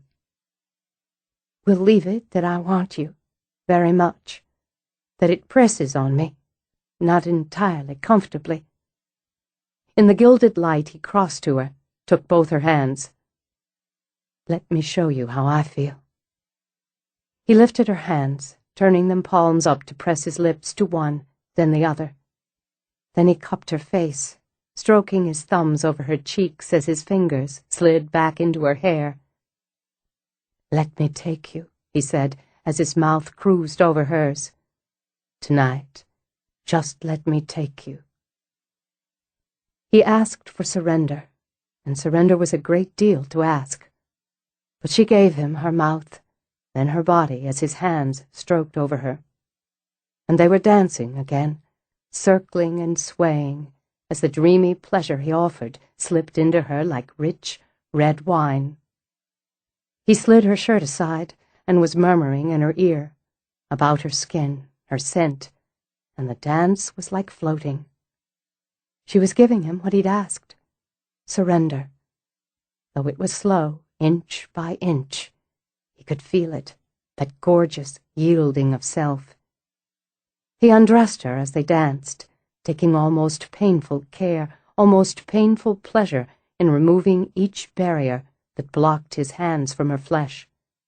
It was incredibly erotic, dancing in the firelight, the candlelight, her naked body pressed to his while he was still fully clothed. To see that long, lean line of her in the mirror, the way the light played over her skin, to feel that skin shiver under his hands, to feel her pulses jump under his mouth. When he slipped his hand between her thighs, he felt her body jerk, heard her breath catch. She was hot, already hot and wet, and her nails dug into his shoulders as he began to play her, lazily. Little, tortuous strokes that had her breath going short and harsh, and his own blood pumping. Her body plunged, then melted against his when she came. Her head fell back even as he continued to arouse, and her eyes were glazed and stunned. She was so pliant he could almost pour her onto the bed. They watched each other as he stood, undressed. Then he skimmed his finger over her leg, lifted it, bent to it, and rubbed his lips along her calf. "So much more I want from you." Yes, she thought, so much more. And surrendering to it, to him, gave him all he wanted. His mouth found her, shot her up again breathlessly, until she had to grip the spread or fly apart. He exploited and explored, and took while the air went thick and sweet as syrup, and the deepest, darkest pleasures quivered inside her. She could hear herself sobbing for him even as he slid into her. His languorous pace never altered, only built arousal higher with a near brutal patience, a delicious, drugging friction. She had no choice, no control any longer, could only quiver, could only ache, could only enjoy as he nudged her closer and closer to the edge. And when she fell that final time, it was like flying. She was still trembling. It was ridiculous, she told herself. It was foolish, but she couldn't seem to stop. She was warm, even over-warm, and only then realized both of them were slick with sweat. She'd been thoroughly seduced, then thoroughly used, and she couldn't find a thing wrong with either. "I'm trying to think of something appropriate to say." His lips moved against her neck. "How about, wow?" She managed to move her heavy arms enough to brush a hand through his hair. "That probably covers it. I came 3 times. 4. 4? Her voice was as hazy as her vision. "I must have lost count." "I didn't." And there was a wicked satisfaction in his tone, one that she saw reflected in his face as he rolled onto his back. "Since I'm in such a blissful state, I'm going to admit that's the first time I've ever come 4 times. He reached down, found her hand, licked fingers.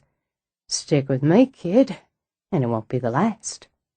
She laughed, a full-out body roll of laughter, then shifted to prop herself up on his chest.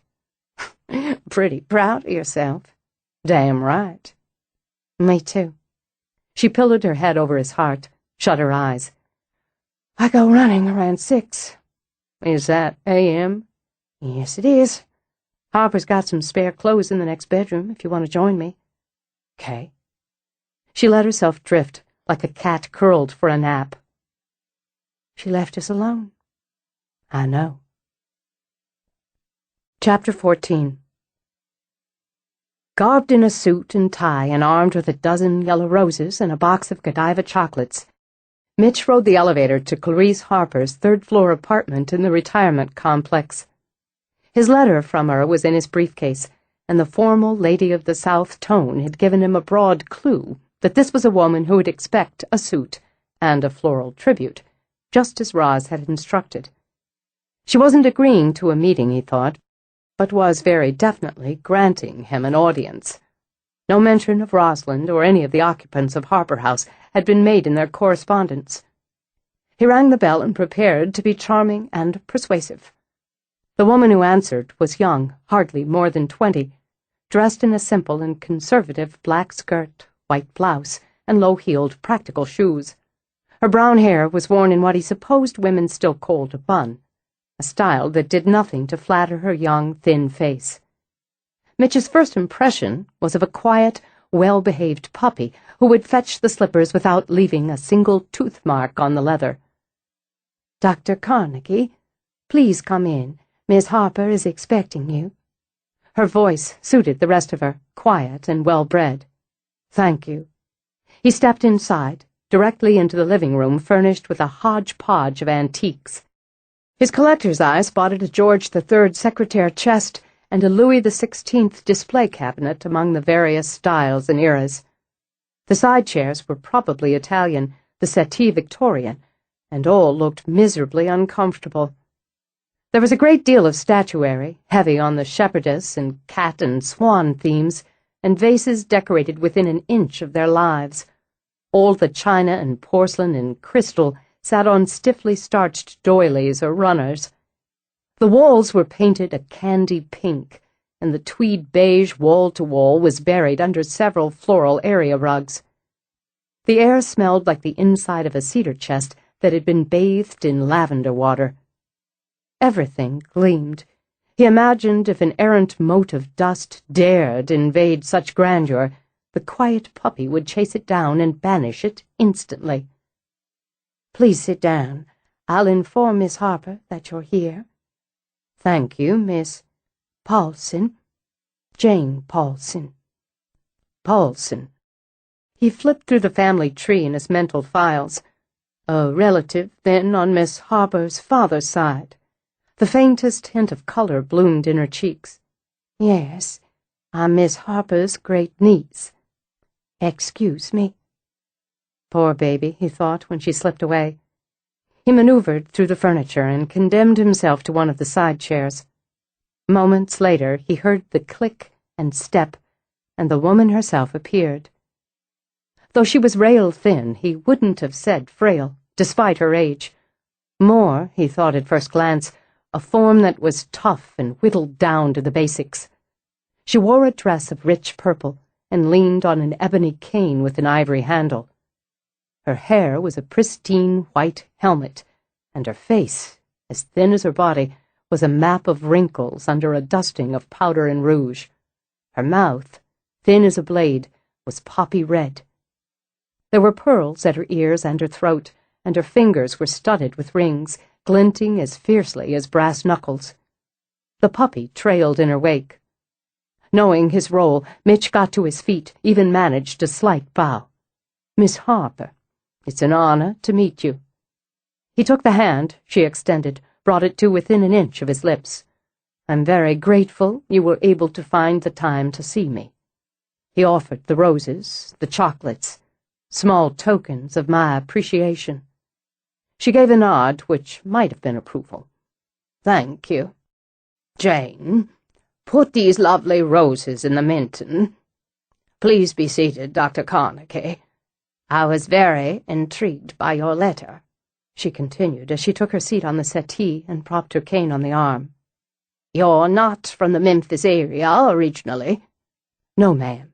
Charlotte, where my parents and my sister still live. My son attends the university here, and I relocated in order to be close to him." "Divorced from his mama, aren't you?" She'd done her research, Mitch thought. Well, that was fine. So had he. "Yes, I am."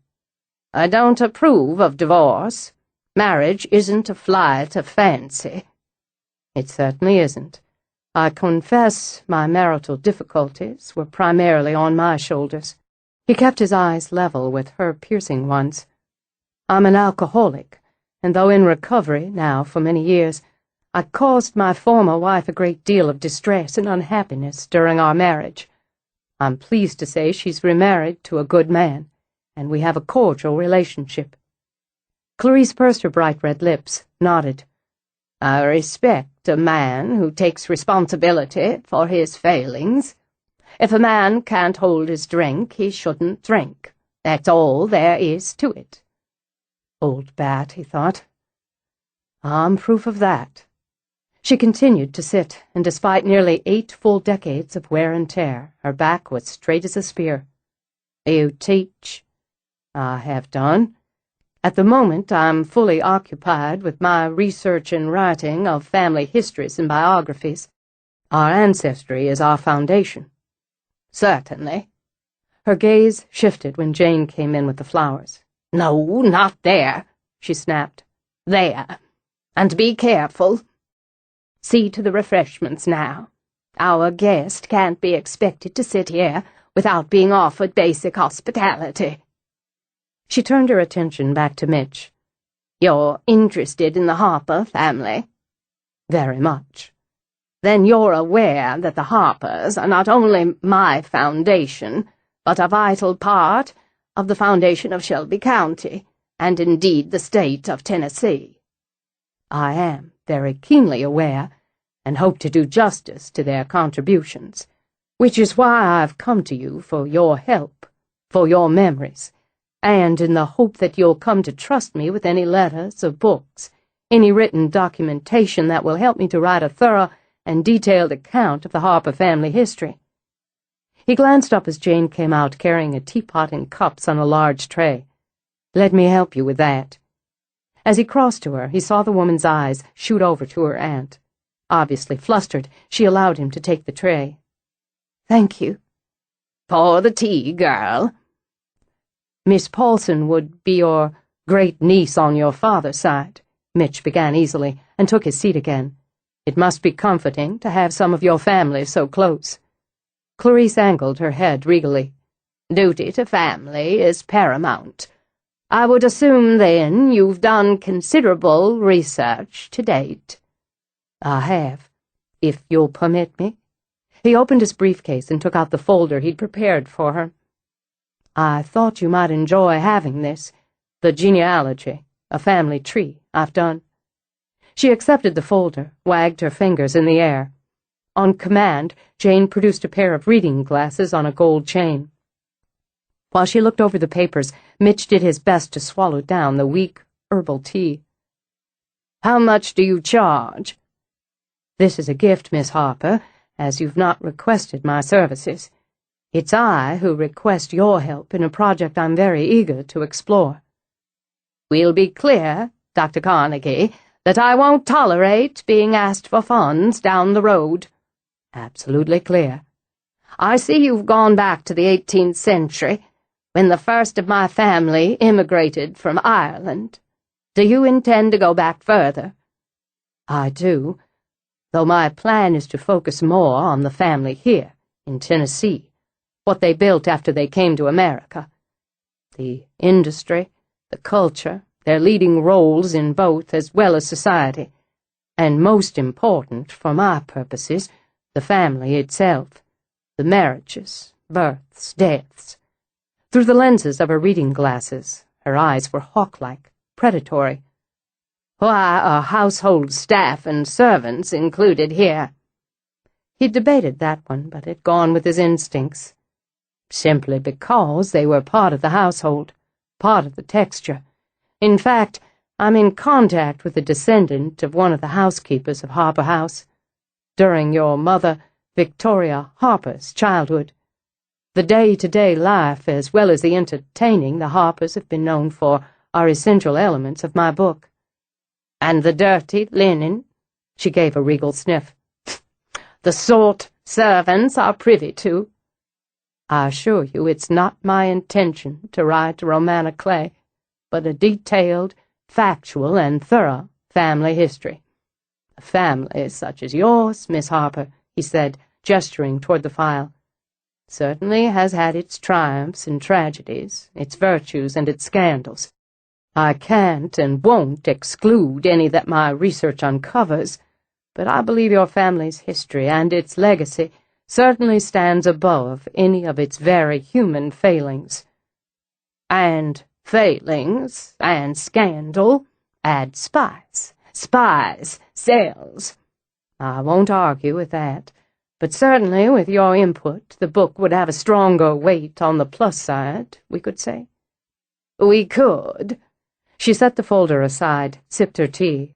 By now you've certainly been in contact with Rosalind Harper. Yes, and she's cooperating. Miss Harper has been very helpful. I've spent some time in Harper House.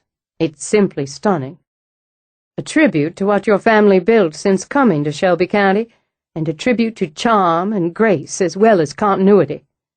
It was my great-great-grandfather who built Harper House, and his son who preserved it during the War of Northern Aggression. My grandfather who expanded and modernized the house while preserving its history and its traditions. He waited a moment for her to continue to speak of her uncle's contribution to the estate, but when she stopped there he only nodded. Harper House is a testament to your family and a treasure of Shelby County. It is the oldest home of its kind, consistently lived in by one family in this country. The fact is, there is nothing to compare with it, to my mind, in Tennessee or anywhere else. It is only a pity my cousin was unable to produce a son in order to carry the family name. Miss Harper uses the family name, and runs a flower shop on the property. She dismissed this with another sniff and a flick of her ring-spangled fingers. One hopes that her eldest son, when he inherits, will have more sense and dignity, though I see no indication of it. Your family has always been involved in commerce, in industry, in business. Not at home.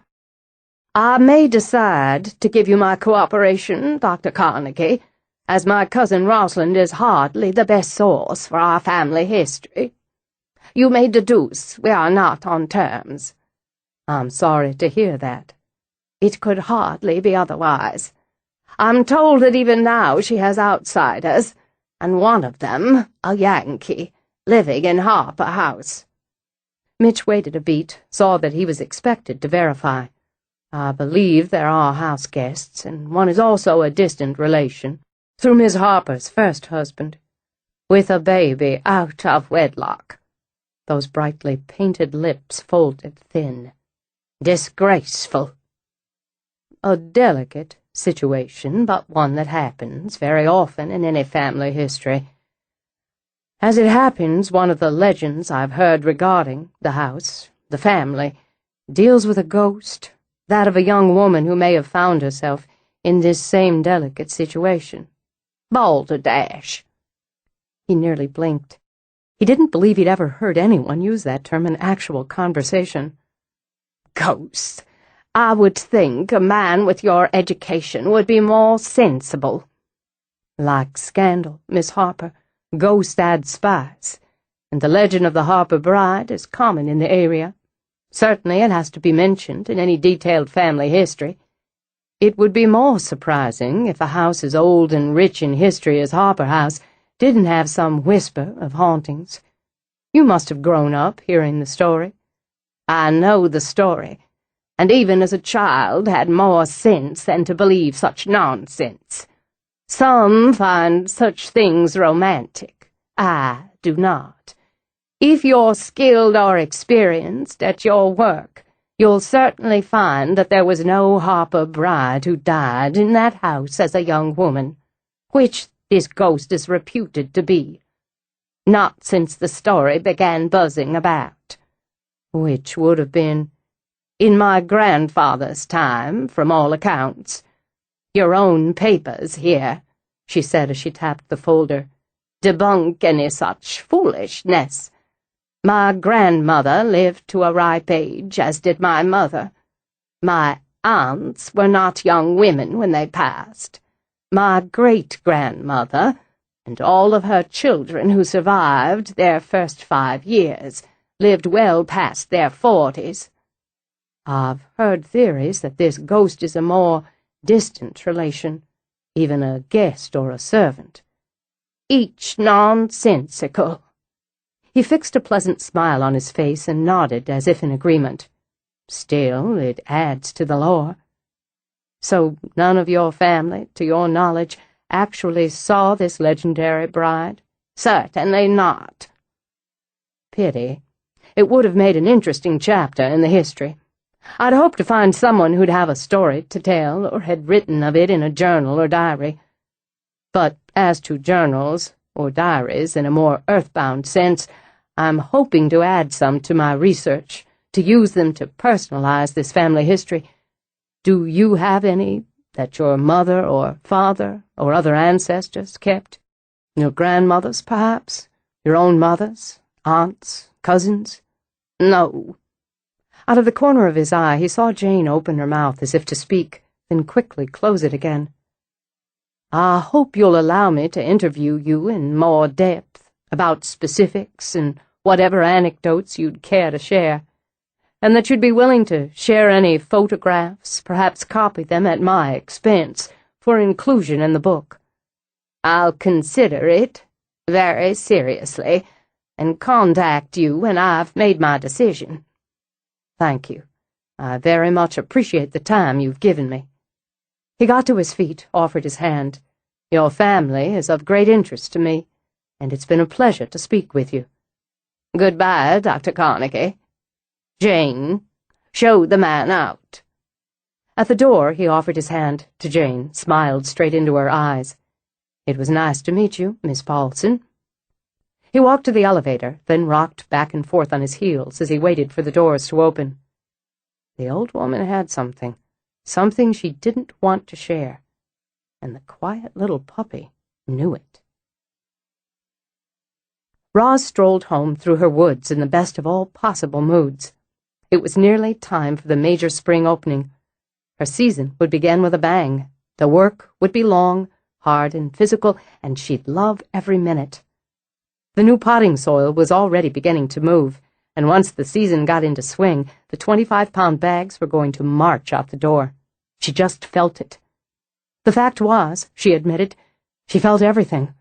The hum in the air that said spring, the streams of sunlight that spilled through the branches, the loose and limber swing of her own muscles. Hardly a wonder they were loose and limber after last night, she thought. 4 orgasms, for God's sake. And Mitch was a man of his word. Stick with me, he'd said, and it won't be the last time. He'd proven just that in the middle of the night. She'd had sex twice in one night, and that was certainly worth a red letter on her calendar. With John, they'd been young and hadn't been able to get enough of each other. Even after the children had come, the sexual aspect of their marriage had been vital. Then it had been a long, long time before she'd allowed another man to touch her. And to be honest, none ever had. Not really. Not beyond the physical. Bryce hadn't. But she'd thought, for a while at least, that it was her own fault, or her own nature. She hadn't loved him, not deep down. But she'd liked him, she'd enjoyed him, and had certainly been attracted to him. Stupidly. But that wasn't the point now. The sex had been adequate at best, and adequate had been enough for her. She'd wanted, needed companionship, partnership. Since the divorce, for a considerable time prior to it, if truth be told, she'd been celibate. Her own choice, and the right one for her. Until Mitch. Now he'd turned her inside out, and God, she was grateful. And relieved, if it came to that, to know her sex drive was in fine working condition. He said he was falling in love with her, and that put a little knot in her belly. Love still meant specific things to her. Marriage and family, and those were too enormous to take lightly. She'd never take marriage lightly again, so she could hardly take love, what she considered its precursor, lightly. But she could and she would enjoy him, and the way she felt on this spectacular evening. She crossed her own lawn and saw that her earliest daffodils were blooming buttery yellow. Maybe she'd go in, get her shears, and cut some for her bedroom. As she approached the house, she saw Stella and Haley on the veranda and raised her hand in a wave. "I smell spring," she said. "We're going to want to start moving." She trailed off as she saw their faces. "Well, don't you two look solemn. Trouble?" "Not exactly. Mrs. Haggerty was in today," Stella said. "Is something wrong with her?" "Not with her. She wondered how you were doing, though, if you were all right." "Why wouldn't I be?" She was concerned the scene at the garden club meeting had upset you. Oh. Roz shrugged. She should know better. Why didn't you tell us? Stella demanded. Excuse me? She said that bitch, that walk-in Barbie, insulted you right there in front of everybody, Haley cut in. That she was spreading lies and rumors and accused you of harassing that asshole she's hooked herself up with. You seem to have most of the facts. She should have added, if she didn't, that Mandy came off looking foolish and shrill, and was certainly more embarrassed by the whole thing than I was. You didn't tell us, Stella repeated. Why would I have? The tone was aloof. Because whether or not she was more embarrassed, it had to upset you. And while you're the boss and blah, blah, blah, blah, blah, blah, and a little bit scary, Stella added. A little? The fear factor has diminished considerably over the past year. I'm not afraid of you, Haley said, then hunched her shoulders when Roz turned cool eyes to hers. Very much. Despite us being your employees, we're friends, or we thought we were. Oh, for God's sake. Girls are so much more complicated than boys. On a long sigh, Roz plopped down on the porch swing. Oh, of course we're friends. Well, if we're friends, especially girlfriends, Haley continued, and sat beside Roz on the swing. You're supposed to tell us when some skinny-ass bitch rags on you. How else are we going to know we hate her guts? How else are we going to know how to think up nasty things to say about her? Like, here's one. Did you know that 73% of women whose name ends with the I sound are bimbos? Roz sat a moment. Is that one of your factoids, or did you just make it up? Okay, I made that one up. But I bet it's true if they dot the I with a little heart. After the age of 12. And I just bet she does. So, bimbo. She's just a foolish girl who believes a very smooth liar. I stand by bimbo. She had no right to say those things, to your face or behind your back. Stella sat on Roz's other side. No, she didn't, and she came out the worse for it. And all right, it did upset me at the time. I don't like my personal business aired in public forums. We're not a forum, Haley stated firmly, or the public. Saying nothing for a moment, Roz laid a hand on each of their thighs and gave them a little rub.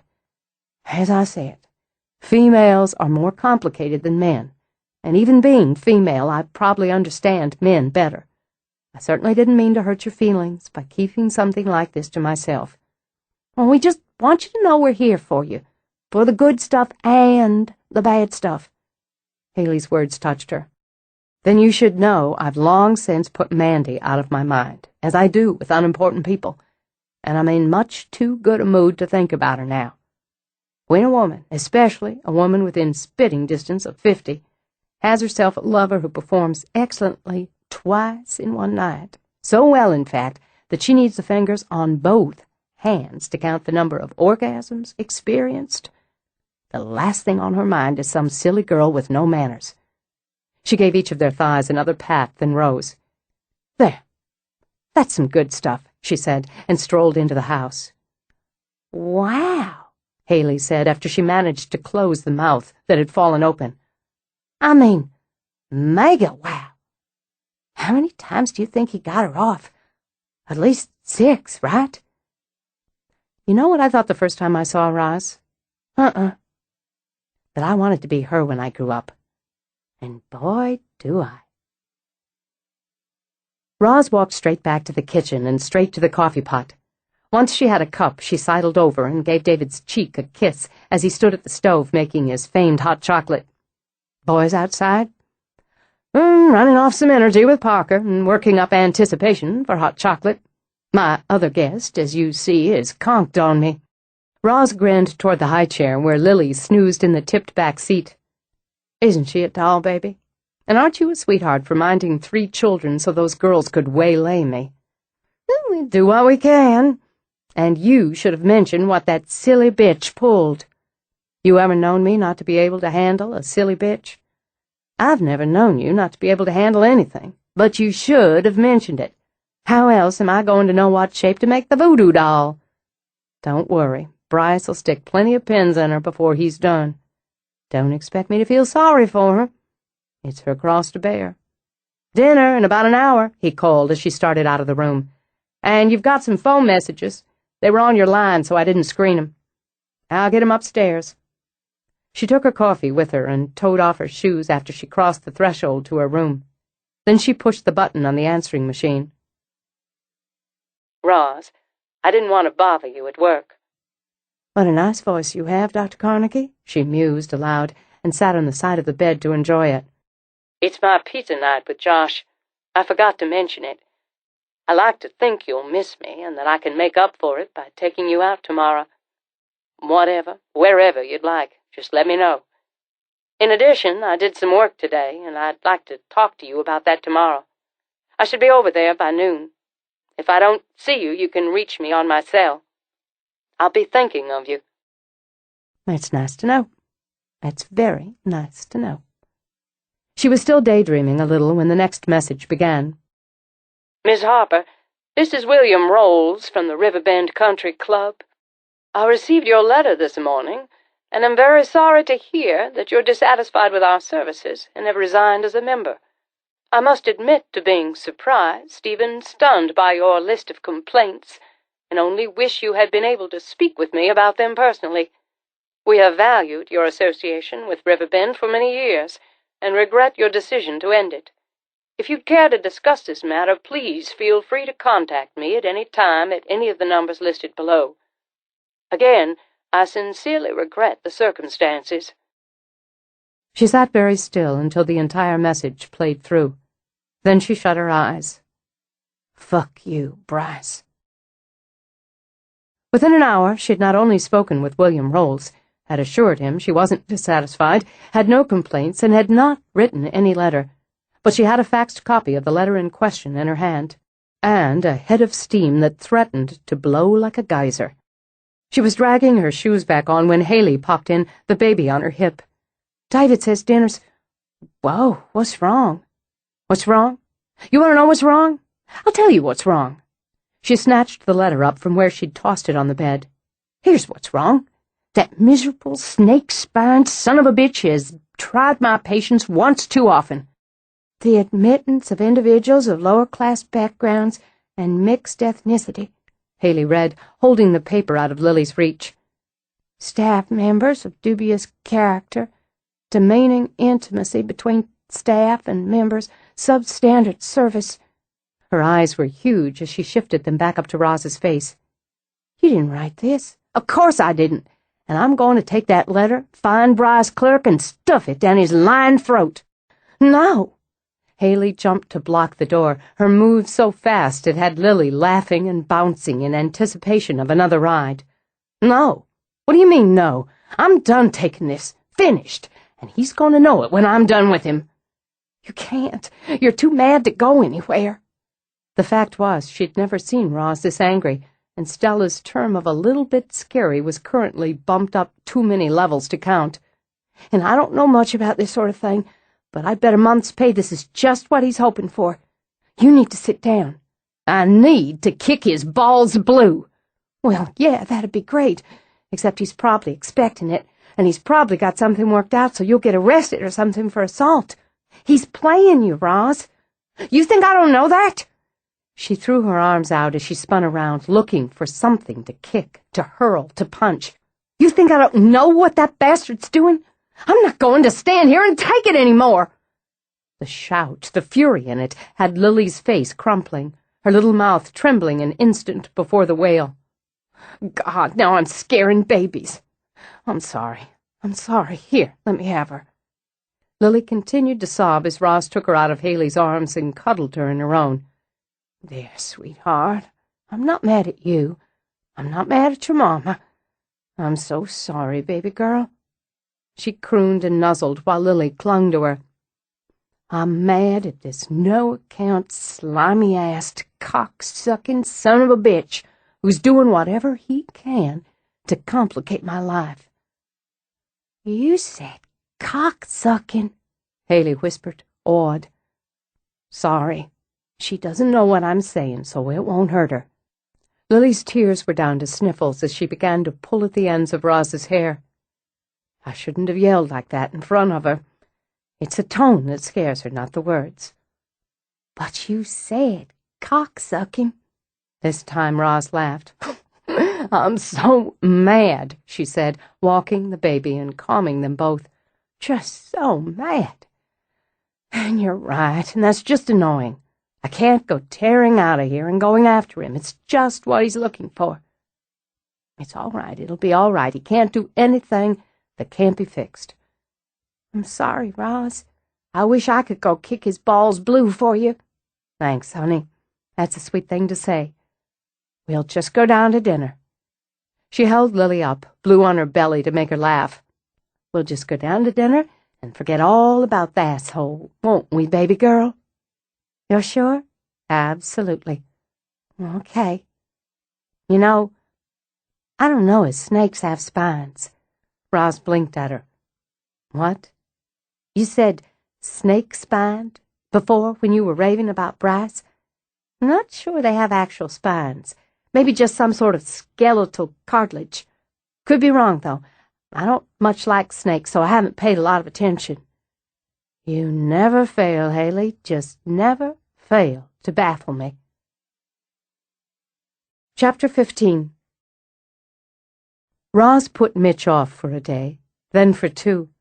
She wanted her head clear, her temper calm, and it wasn't happening quickly.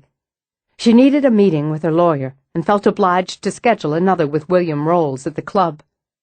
She absolutely hated being pulled away from her work, particularly at the very start of high season. She could thank God for Stella, as always for Harper, and for Haley as well. She could be confident that her business was in the best of hands. But those hands weren't hers, at least not while she was running around tidying up the mess Bryce had made for her. With the hateful errands done, she trudged through a soaking rain toward the propagation house. For an hour or 2 at least, she could dive into the final prep work for the spring season, and she could take her headache and her sour mood into a private spot and let the work do its magic. When she was done for the day, she told herself she was going to find Mitch. If he wasn't working in her library, she'd call him. She wanted his company, or hoped she would by that evening. She wanted conversation about something other than her problems. And wouldn't it be nice to relax with him, maybe up in her sitting room by the fire, especially if the rain continued, and bask a little in the way he looked at her? A woman could get very used to having a man look at her as if she were beautiful and desirable and the only one who mattered.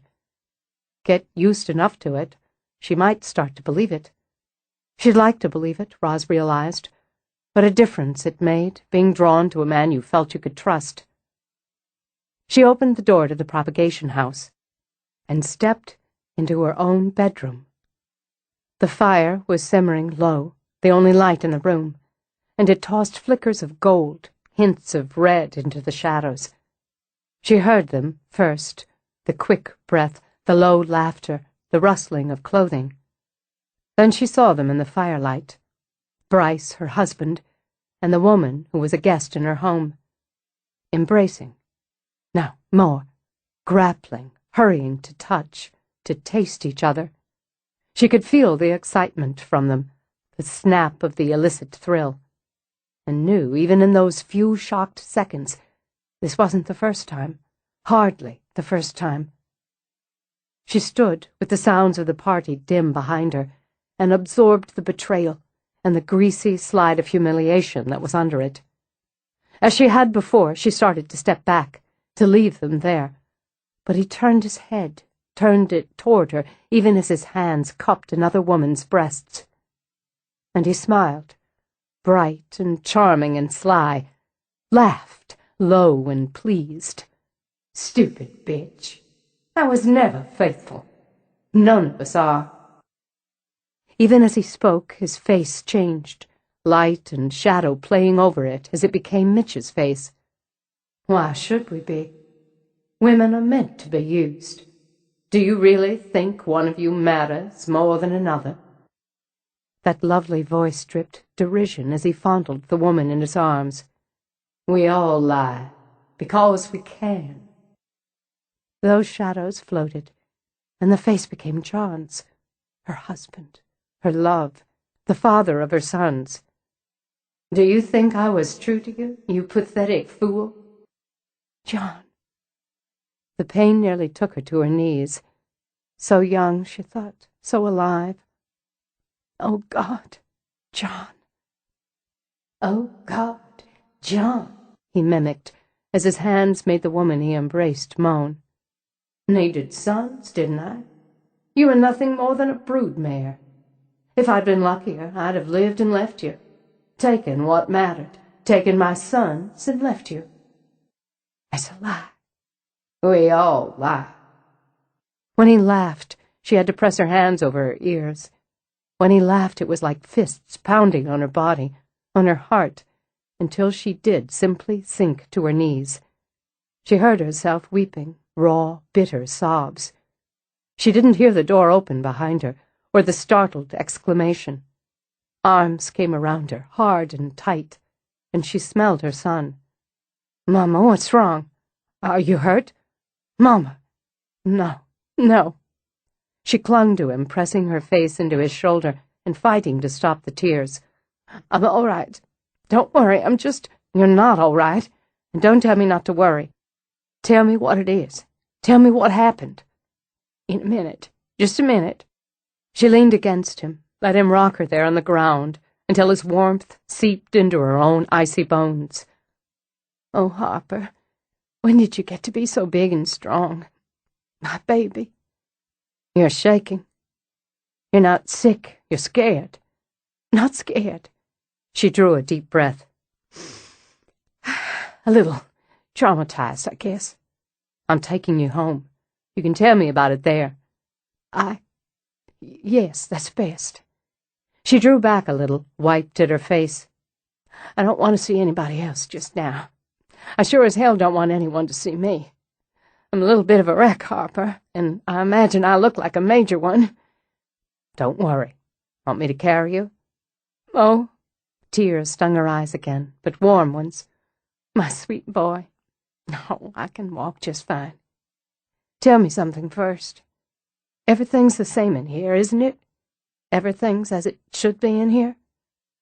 Because there was such tension in her voice, he looked around the greenhouse. "Everything's fine." Okay, let's go home." She let him lead her through the rain, around the buildings, and let out her first sigh of relief when she climbed into his car. "Just relax," he ordered, and leaned over to fasten her seatbelt himself. "We'll be home in a minute. You need to get warm." "You'll make a good daddy." "What?" "You've got a nurturing bent. Comes from being a gardener, maybe. But you don't just know how to take care. You take it." "Oh, Christ, these have been a lousy couple of days." "Did you have a fight with Mitch or something?" "No." She kept her eyes closed as he drove, but her lips curved a little. "I don't get hysterical over a spat. I hope to God it takes more than that to bring me so low. I've never seen you cry like that. Not since Daddy died." "I don't guess I have." She felt the car turn and opened her eyes so she could watch Harper House come into view. "Did you ever want me to give it up, this place?" "No." His expression was utter shock as he looked over at her. "Of course not." "Good. That's good to know for sure. I don't know if I could have, even for you." "It's ours, and it's always going to be." He parked and was out of the car and hurrying to her side before she could get out. "I'm just a little shaky, Harper, not mortally wounded. You're going straight up. Get into some dry clothes. I'll bring you up some brandy." "Harper, this is going to sound stupid, but I'm not quite ready to go upstairs." "Well, I'll get you some dry clothes. You can change in David's room." "Thanks." He didn't even ask why, she thought. Didn't hesitate. What a man she'd raised. "Go on back to David," he ordered.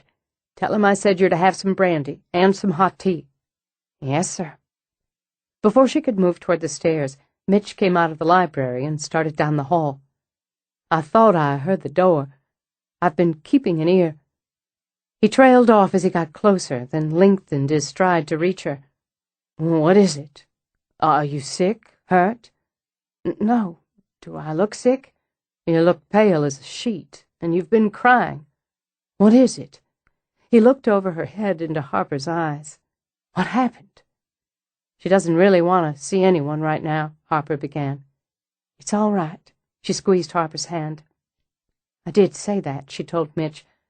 "But after I pull myself together a little more, I just as soon tell you both. All three of you, since I imagine David's in the kitchen. At once." "She needs dry clothes," Harper stated. "If you'd take her back to David, get some brandy into her, I'll go fetch her some." For heaven's sake, this is what comes from being the little woman in a house full of big, strapping males. I don't have to be taken anywhere, and I can get brandy into myself. "She's coming back," Harper nodded at Mitch. "You'll take care of her. I'll just be a minute." "I've worried him now," Roz stated as Harper bounded up the steps. "I hate worrying him." "Well, you're worrying me, too." "I suppose it can't be helped. I wouldn't mind that brandy, though." The minute they stepped into the kitchen, David rushed forward, concern tightening his face. Roz simply threw up a hand. "I'm not hurt, I'm not sick, and there's no need to fuss. What I want is a shot of brandy and the dry clothes Harper's bringing down. Mind if I change in your room?" "No. Sit down." As he strode to a cabinet, he whipped the dish rag tucked into the waistband of his jeans and used it to brush flour from his hands. "Who made her cry?" Because the question was more of an accusation, tossed straight at Mitch, Mitch held up his hands for peace. "I've been here, remember? Harper just brought her in like this." "I must point out I'm sitting right here, and as I am, I can speak for myself." "Thanks, baby." She lifted the snifter of brandy and took a quick, deep swallow. "Always hated this stuff, but it shoots straight to the spot." She managed to smile as Harper came in with a sweatshirt, jeans, and thick socks. "My hero. Just give me a couple of minutes, and I'll try to explain what happened." Harper waited until she'd gone into David's quarters, and the doors were closed. "I found her sitting on the floor of the propagation house, crying. Just sobbing. She hardly ever cries. Gets a little wet when something makes her really happy or sentimental. But when she's sad or hurt, she doesn't let you see it." "What's been going on the past few days?" Mitch demanded, and saw David and Harper exchange a look. "I knew there was something. She's been avoiding me." "It's best if she tells you herself. David, she ought to have some tea, don't you think?" "I'll put it on. Get that box of Nirvana caramels out of the fridge. Some chocolate'll make her feel better. Mitch, why don't you light the fire there? I didn't bother with it today." When Roz stepped back in, David was brewing tea, Harper was setting out fancy chocolates, and Mitch was babying a fire in the kitchen hearth. "Makes me wonder why I haven't had some sort of jag long before this, if I get 3 good-looking men bustling around ready to wait on me. Before we sit down, Mitch, I should have told you before, I think you'll want your tape recorder." "I'll get it." It gave her a little more time, calming herself toward cool by the time they all sat together. She told them, was able to relay it matter-of-factly now. Though her hands went cold again, she simply warmed them on her teacup and finished describing her experience in the greenhouse. "I always had a soft spot for the bride," David began, "but now I think she's just a stone bitch." "Hard to argue." Roz picked up a piece of chocolate. "But it seems to me that she believes all this sincerely. Men are liars and cheats and no-good bastards. She wants me to believe it so I'm not used and hurt again." "Mama." Harper stared hard into his own tea. "Do you believe Daddy wasn't faithful to you?" "I don't believe anything of the kind. More than that, honey, I know he was faithful, without a single doubt." "She made you see him that way." "She made me see him," Roz repeated, "and it broke my heart to see him just as he'd been, so young and vibrant and real, just out of my reach. Out of my reach when everything I felt for him came alive inside me again, just as vibrant and real.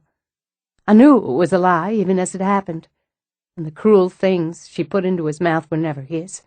He was never cruel.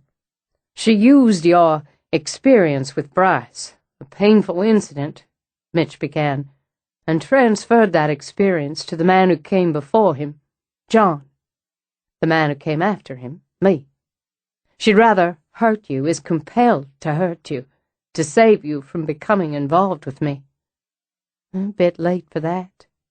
Is it? Do you think I'm so weak-minded, so spineless, that I'd let her tricks influence me? I think you're strong-minded, perilously close to a fault. I'm just not sure how much you disagree with her. I see. Well. I think I've told y'all what I can. I'm going to go on up, do some paperwork. Harper, it'd set my mind at ease if you'd go back to the nursery. Just make sure everything's under control. David, the tea was just right, thanks. She rose, strode out of the room without a second glance. Well, pissing her off brought the color back in her cheeks, David commented. Then she'll probably have a permanent healthy blush by the time I'm done. Excuse me. Brave man, David stated as Mitch marched out. Or brick stupid, Harper said. Either way, I think he's in love with her. If he's stupid, she'll chew him up and spit him out, regardless. If he's brave, he might just make the cut. I hope he does. Roz had just reached her bedroom when Mitch caught up and walked right in behind her. She turned around, slow and deliberate. I don't believe I invited you in. I don't believe I asked for an invitation. Just as slow, just as deliberate, he closed the door, and, to her shock, locked it. You're going to want to unlock that and step out again. Oh, believe me, the wrath of this arguably psychotic ghost will be nothing compared to mine. You want a shot at me, take it, but I'll damn well know why first. I've just told you. I don't appreciate you invading my privacy this way and presuming, and that's bullshit. What led up to this? You've been brushing me off and evading me for days. The last time we were together, we were in that bed, and you were with me, Rosalind. I want to know what changed. Nothing. I've got my own life just as you do. In a deliberate, and she could admit, petty move, she walked to the terrace doors, flung them open. I had a lot to do. He simply crossed over, slammed the doors shut, locked them. She wasn't sure she could get words past the fire of rage burning in her throat. If you think for 1 minute I'll tolerate that, just be quiet. He snapped it out, and though blistering temper boiled inside her, she found herself measuring him in a new light. On second thought, he said, before she could think of a response, answer one question. I told you I was falling in love with you. Was that a mistake? Telling me? No. Falling, possibly. I'm a difficult woman. It's not a news flash. Mitchell, I'm tired. I'm angry. I'm emotionally...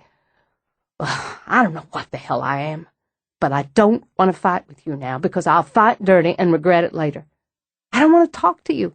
I don't want to be with you. I'm not leaving because you're tired and you're angry and in emotional turmoil. You don't want to talk or fight? Fine. Lie down. Take a nap. I'll wait until you're feeling stronger. God damn it! She whirled away, stormed toward the terrace doors, and unlocking them again threw them open to the rain. I need air. I just need some fucking air. Fine. Suck it in then all you want. But this time, Rosalind, you're going to talk to me. What do you expect me to say? What do you want to hear? The truth'll do. The truth, then? She hurt me. Emotion drenched her voice as she pressed a fisted hand to her heart. She sliced me up and carved me out. Seeing John like that.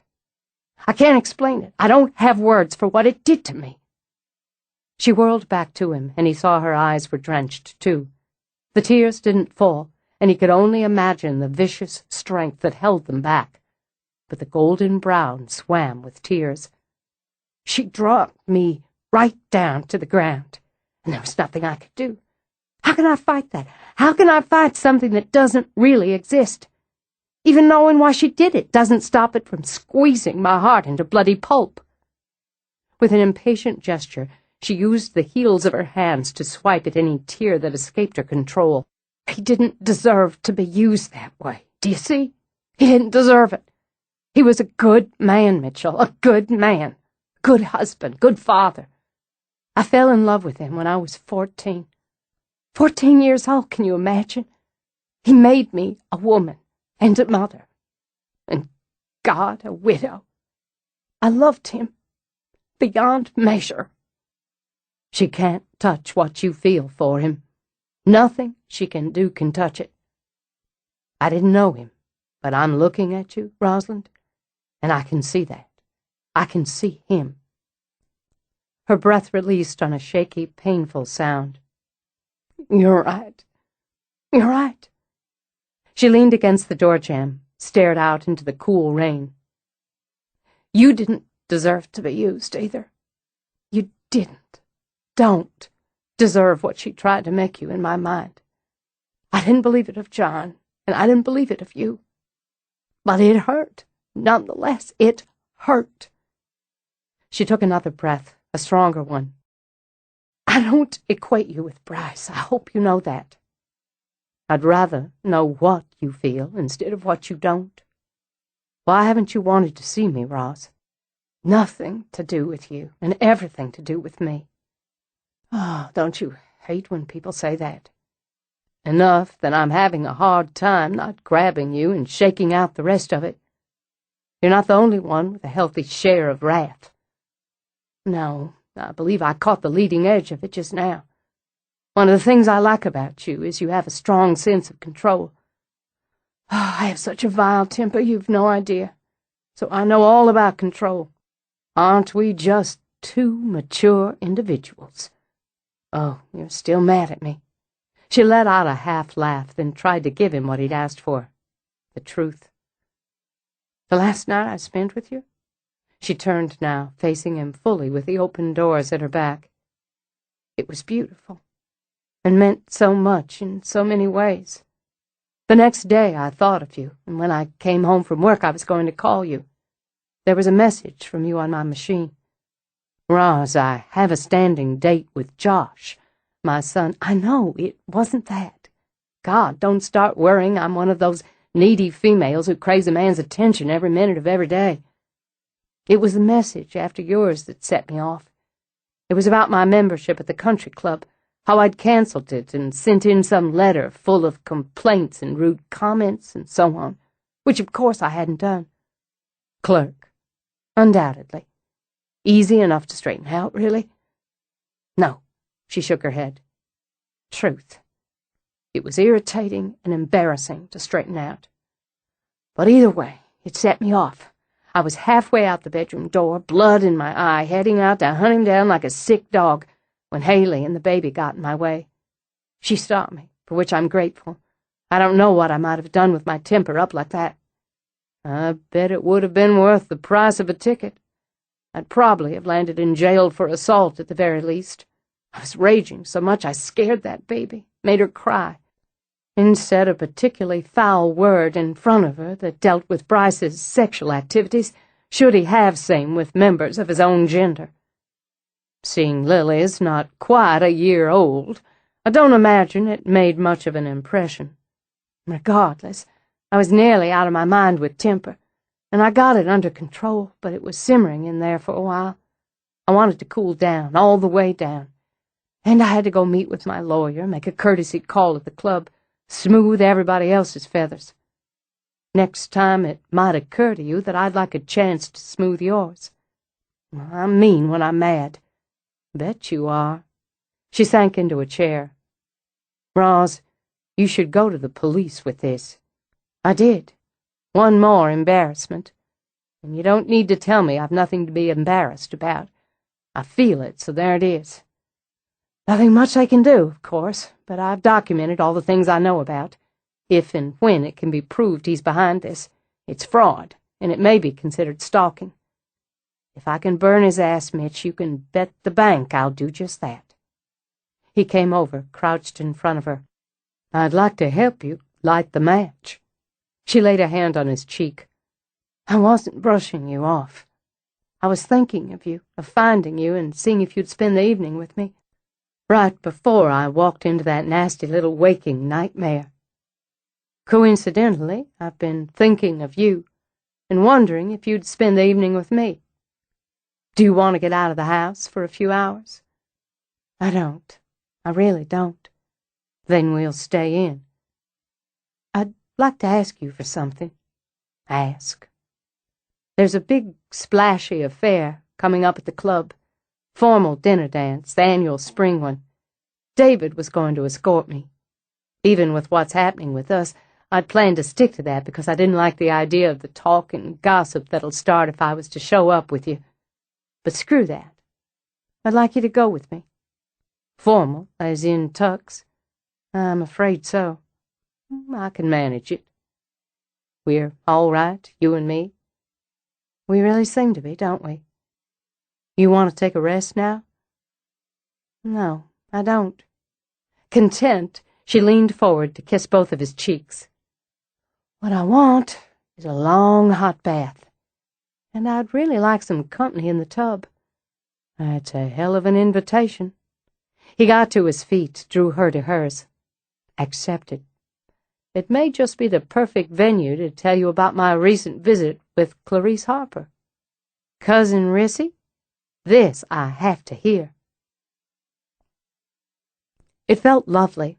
It felt decadent and exactly perfect to soak in a bubble bath in the deep old tub, with her back resting against Mitch's chest.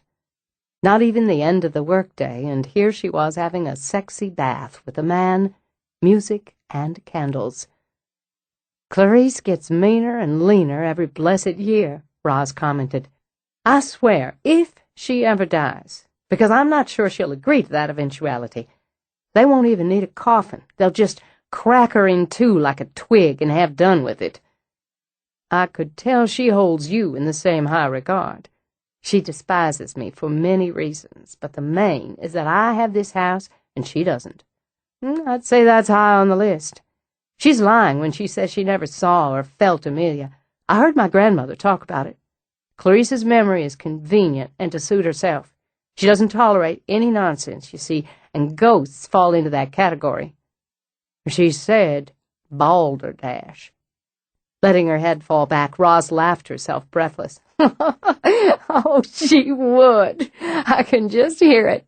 Well, she can balderdash all she likes, but she's lying, and I know damn well she should have letters, maybe even journals, quite a number of photographs. There were things she took from the house when my father died. She'll deny it, but I know she helped herself here and there. We had one of our famous set twos when I caught her taking a pair of candlesticks from the parlor while my daddy was still being waked. Oh, vicious old badger. I don't imagine she walked out with them. Not that time, anyway. I didn't care about the damn candlesticks, ugly things, but my daddy wasn't even in the ground. Still burns my ass.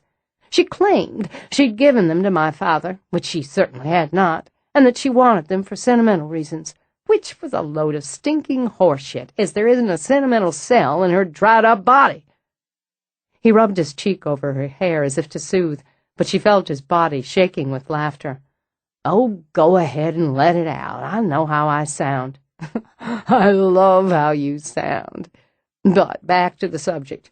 She might have taken other things you didn't see her with. I know she did, greedy vampire bat that she is.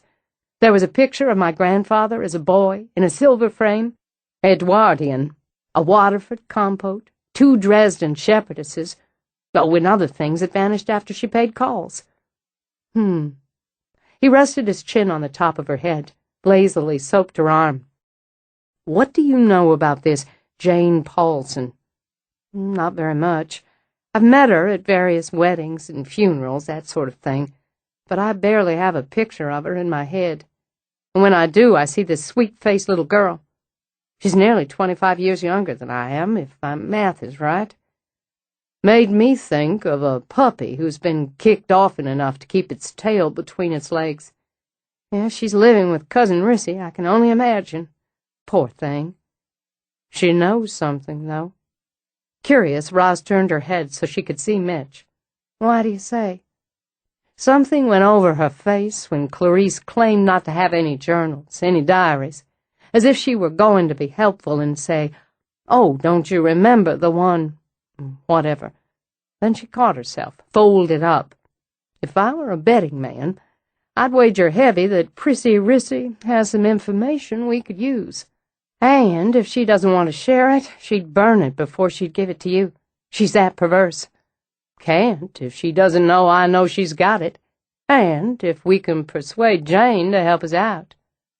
What are you going to do, seduce the poor girl? Nope. He bent down to kiss Roz's wet shoulder. You are. What I was thinking was that the girl could use a friend, maybe the prospect of another job. If you were able to contact her without Clarice knowing, give her some options, and try to recruit her. Pursing her lips, Roz thought it through.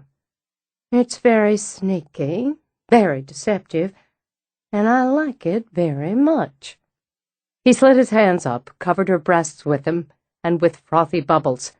I was hoping you would. I don't mind playing dirty. With a wicked gleam in her eyes, she squirmed around until she faced him. Let's practice, she said, and dunked them both. Chapter 16. Under the humming chaos of spring season was a kind of simmering stress for the grower, especially if she happened to be the owner as well.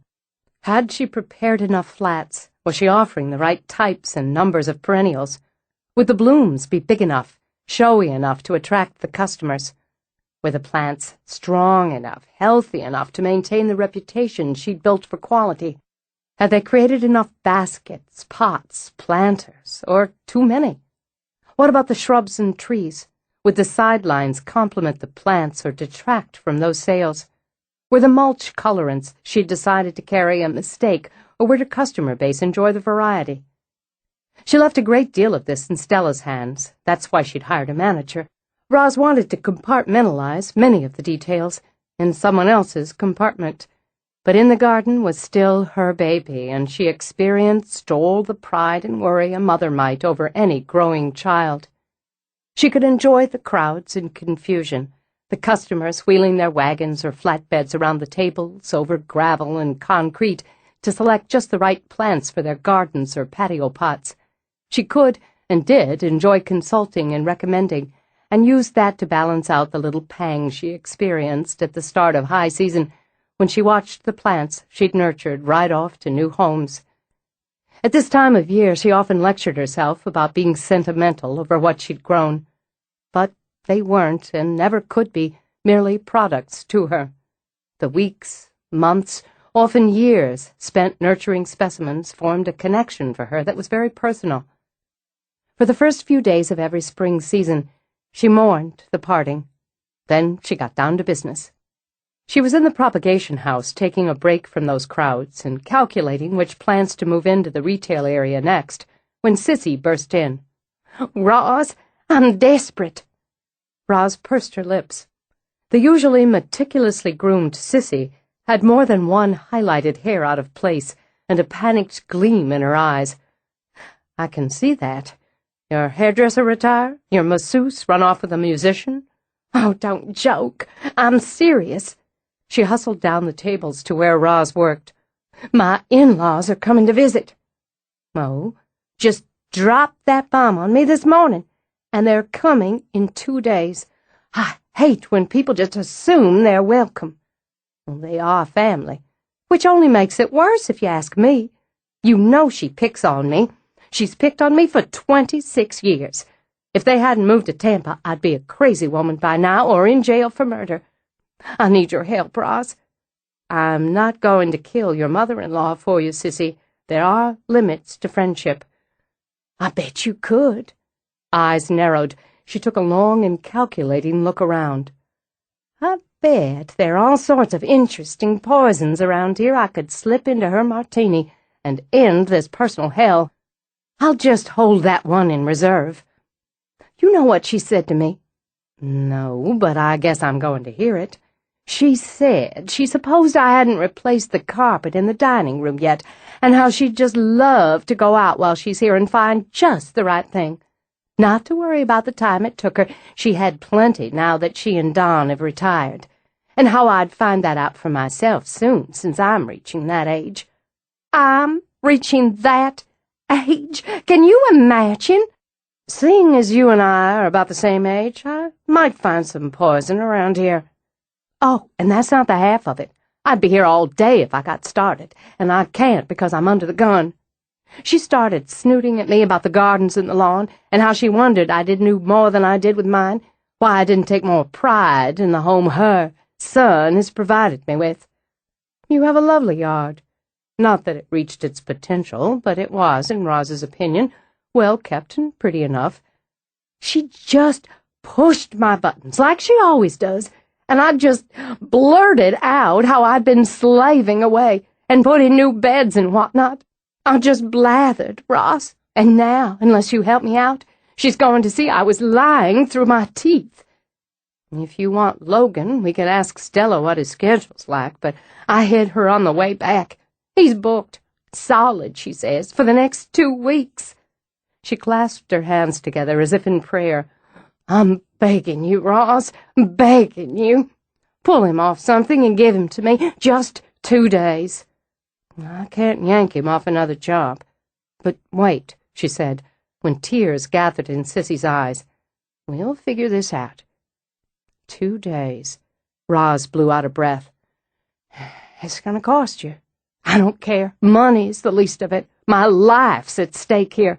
If you don't help me, I'll just have to fly down to Tampa on the sly and murder in her sleep tonight. Then let's get started, saving your life and hers. She had a vision in mind, and cut a swath through her own nursery as she built on it.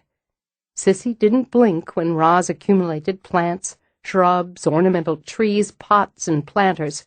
Harper, I need you to go to the house and bring my pickup on around. We're going to load this up, and I'm going to steal you for a few hours. Stella, you tell Logan to come on by here when he finishes for the day. He's going to be putting in some overtime. He can pick up what I've earmarked and bring it to this address. She scrawled Sissy's address on a scrap of paper. You come with him. I can use your hands and your eye. Do you really think you can get all this done in less than 2 days? Stella asked. I will get it done in less than 2 days because that's what I've got. She loved a challenge, and there was nothing like digging in the dirt to take her mind off any worries. She measured, marked, tilled, dumped peat moss, and raked. Normally, I'd want to take more time to prep the soil. Starting a new bed's an important event. Sissy chewed on her lip, twisted the string of pearls she wore around her fingers. But you can do it. Not much I can't do with dirt and plants. It's my gift.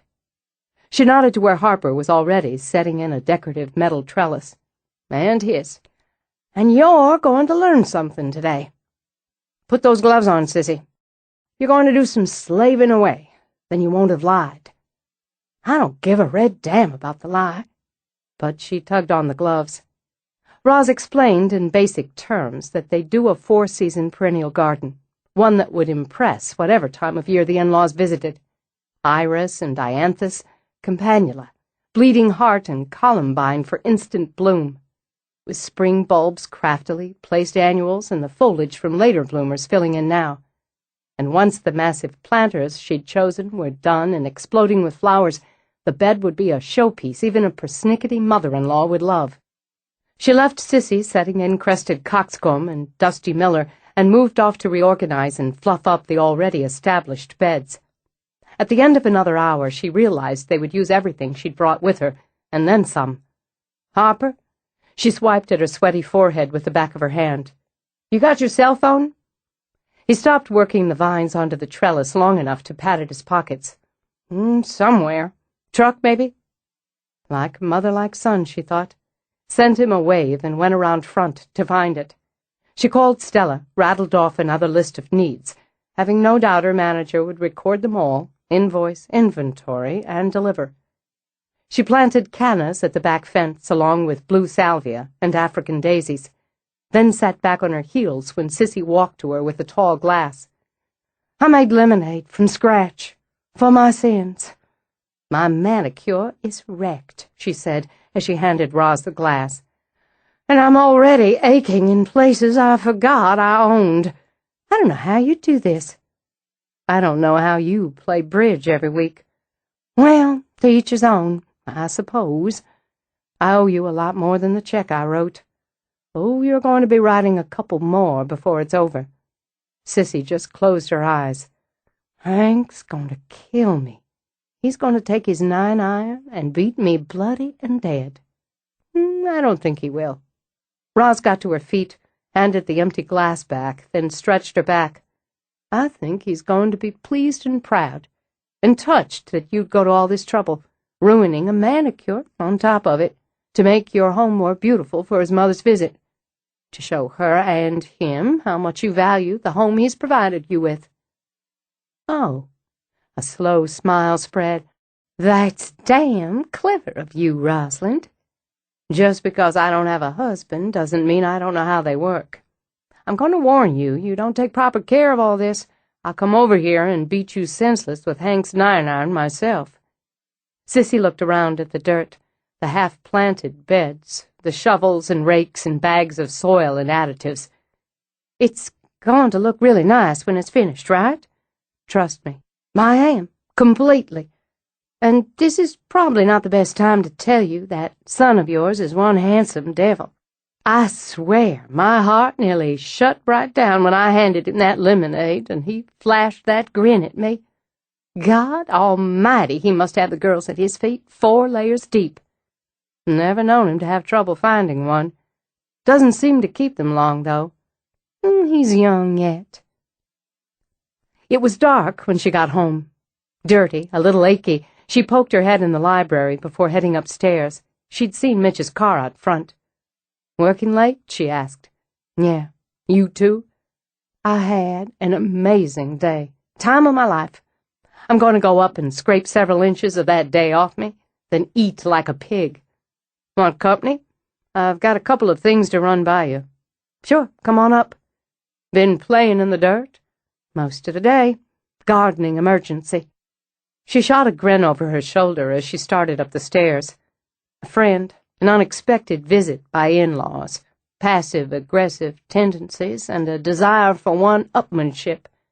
This resulted in a hell of a profit for my business and a terrific day for me. She walked straight into her bathroom, stripped off her shirt. Been a long time since I got seriously involved in the design and landscaping end of things. I'd nearly forgotten how much I love to get my hands into somebody's dirt and create something. She undressed while she talked in a practical sort of way, dumping her clothes in the hamper, leaning in to start the shower and test the water temperature, while he stood in the doorway, listening. A lot of the place was virgin ground, unrealized potential. I should feel guilty for charging her when it was such a good time for me, but I don't. We earned it. We. Had to call in the troops. She stepped into the shower. Took Harper with me, then had Logan and Stella swing by as reserves later in the day. I put in the nicest 4-season perennial garden. Looks sweet now, and in a few weeks the early daylilies will pop, and the wild indigo. Then it'll move right into the spirea and ladybells, the meadow sage and foxglove. Harper started this gorgeous purple clematis on a copper trellis and put in a trio of oak-leaf hydrangeas. Then when Logan got there, she trailed off, stuck her head out, hair dripping. I'm boring you senseless. Not at all. I may not know what you're talking about, but I'm not bored. You sound revved. I am. I'm going by tomorrow morning for some final touches and to present her with the final bill. She may faint, but she's going to wow her in-laws. You never did give me an answer about that plant for my apartment. You know, feng shui. No, I didn't. He waited 5 seconds, heard nothing but water running, and laughed. Guess that's answer enough. You know, I'm fairly intelligent and responsible. I could be taught how to care for a plant. Possibly, but your track record's ugly, Mitch. Just ugly. We may discuss a probationary period. I threatened to hurt Sissy if she didn't maintain what I did over there. I heard her talking to Logan about hiring him to come in twice a month to deal with it, and that's fine. We should all be self-aware enough to know our limitations. You water it. You put it in the sun, I can do that. As if that's all there is to it. You want to hand me a towel?" She shut off the water, took the towel he handed her, and began to dry off. "We've been so busy at work, I've barely been able to knock two thoughts together about anything else. Stella's wedding's right around the corner, too, and I know there are things that need my attention in this project." He watched as she slathered on cream, as the scent of it mixed with the scent of her soap. "We'll manage it all. Winters fly by now that I've got the business. A lot more to do over the winter than people might think. And here we are into another spring. I can hardly believe it's—" Her eyebrows drew together, with that faint vertical line between them. Falling silent, she carefully replaced the top on her cream. "Just hit you, didn't it?" he asked. "What would that be?" "The two of us, right now." He stayed where he was as she moved by him into the bedroom, as she opened a drawer for fresh clothes. End of the workday, talking over the shower. It's all very married, isn't it? She slipped on cropped gray sweats, tugged a T-shirt over her head. "How do you feel about that?" "Not entirely sure. A little nervous around the edges, I guess. Amazingly calm at the center. What about you?" She rubbed the towel over her hair as she studied his face. "Getting married again wasn't just not on my radar, but top of my list of things to avoid, such as poisonous snakes, frogs dropping out of the sky, Ebola viruses, and such." He smiled, leaned on the door jamb. "I heard past tense. You have good ears. I fell in love once, very young, and when I fell in love, I married. It was very good, and I'll love John Ashby all of my life. I'll see him in the sons we made together, and know I wouldn't have them if we hadn't loved the way we did. People who can and have loved like that are fortunate. Yes, we are. At one time, I was lonely. My boys were going their own way, and the house just seemed so empty, so quiet. I was sad, under the pride of seeing the young men I'd helped create. I was so damn sad." She walked back into the bathroom to hang the damp towel, then opened her daily moisturizer to smooth it over her face. I needed something to take that away, or thought I did. I wanted someone to share the rest of my life with. I picked someone who on the surface seemed right. That mistake cost me a great deal, emotionally and financially. And because of that, you'll be very careful about another marriage. I will. But I'm in love with you, Mitchell." She saw the emotion rush into his eyes, and what a thrill it was to see it, to know it was there because of her. She saw him start to step forward and stop himself because he knew she wanted him to wait. Another thrill, she thought, to be so well understood. "I never expected to love again, not with the whole of my heart. That was the mistake I made with Bryce, you see. The basic mistake in marrying someone I didn't love with the whole of my heart. Still, marriage is an enormous step. I hope you won't mind if I let you know when and if I'm ready to take it. I can work with that, because I love you, Rosalind. Mistakes I made before hurt people I loved. I won't make them again." She walked to him. "We're bound to make new ones." He leaned down, brushed his lips over hers. "That'll be all right." "Yes, I think it might be all right. Why don't we go downstairs, see what David's got cooked up? Then you can tell me about your day instead of listening to me carry on about mine." As it was late, the children had already eaten, and their parents were busy with bedtime rituals. "Sometimes you can forget this house is full of people." Roz dug into spaghetti and meatballs. "Other times it's like being at the monkey house at the zoo. And you like it both ways." "I do. I'm a contradictory soul. I need my solitude or I get mean, and I get too much solitude, I get broody. I'm a pain in the ass to live with. You may want to factor that into the equation. I already have." She paused, fork halfway to her mouth, then set it down as a long, rolling laugh spilled out of her. "Oh, serves me right. I'm messy, often careless with details that don't interest me at that particular moment. and I don't have any intention of reforming. You can factor those in. Done. Now, what do you want to talk over with me? I never seem to run out of things I want to talk over with you. Men, in the first few weeks of love, talk more than they do or will for the following 20 years. See? He gestured with his fork, then wound pasta around it. Another advantage for finding each other a little later in life. We both know how it works. But what I wanted to discuss primarily was Clarice Harper. You're going to spoil my appetite bringing her name up, and I do love meatballs and spaghetti. I paid another call on her this morning, while I assume you were off digging gardens. Would you say you visited the 3rd or 4th level of hell? Not that bad. She likes me, to a point, finds me interesting, at least, and I'd say is amusing herself by feeding me what she likes and holding back what she doesn't want me to know. He shoveled in spaghetti, then broke a hunk of garlic bread in half to split with her.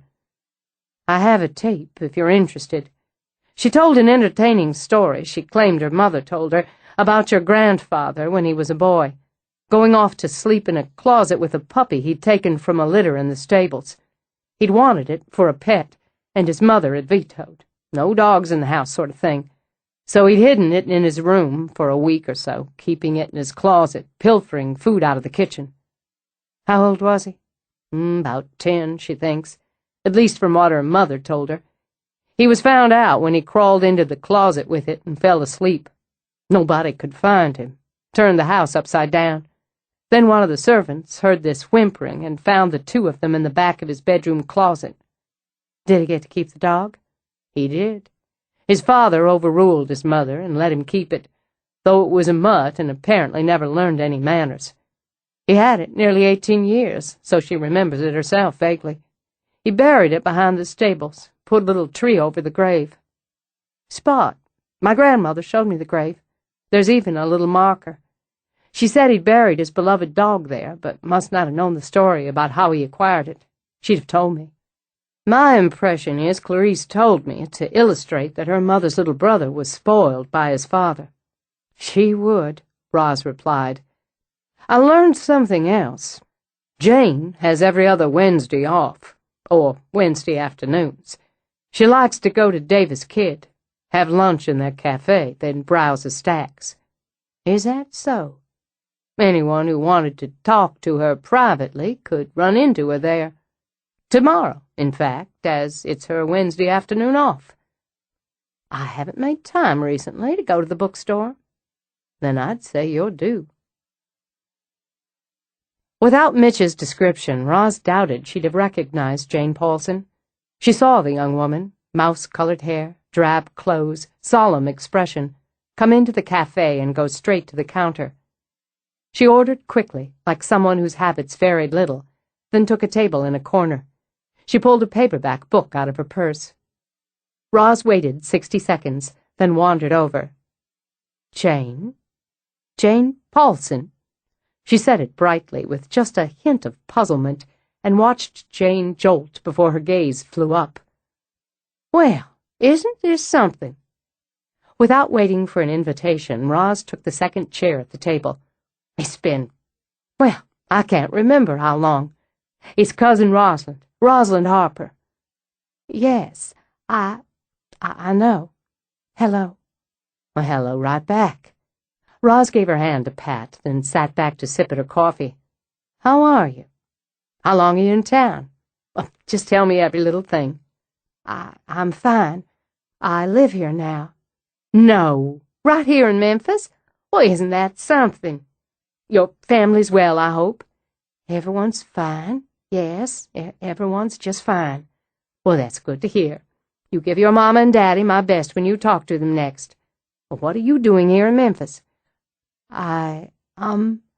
She broke off as her cup of soup and a half sandwich were served. Thank you. Cousin Rosalind, would you like something? No, coffee's just fine. And she couldn't do it. She couldn't look at that miserable, distressed face any longer and lie. Jane, I'm going to be honest with you. I came here today to see you. I don't understand. I know you're living with Cousin Rissy, working for her. Yes, I just remembered I have errands to run for her. I don't know how I could have forgotten. I really should go and, Honey. Roz laid a hand on hers to hold her still, and hopefully to reassure. I know just what she thinks of me, so you don't need to worry. I won't tell her we spoke. I don't want to do anything to get you in trouble with her, I promise you. What do you want? First, let me tell you that nothing you say will get back to her. You know how much she dislikes me, and the feeling couldn't be more mutual. We won't be talking about this, Clarice and I. So I'll ask you first, are you happy staying with her? I needed a job. She gave me a job. I really should. And if you could get another job? I can't afford a place of my own right now.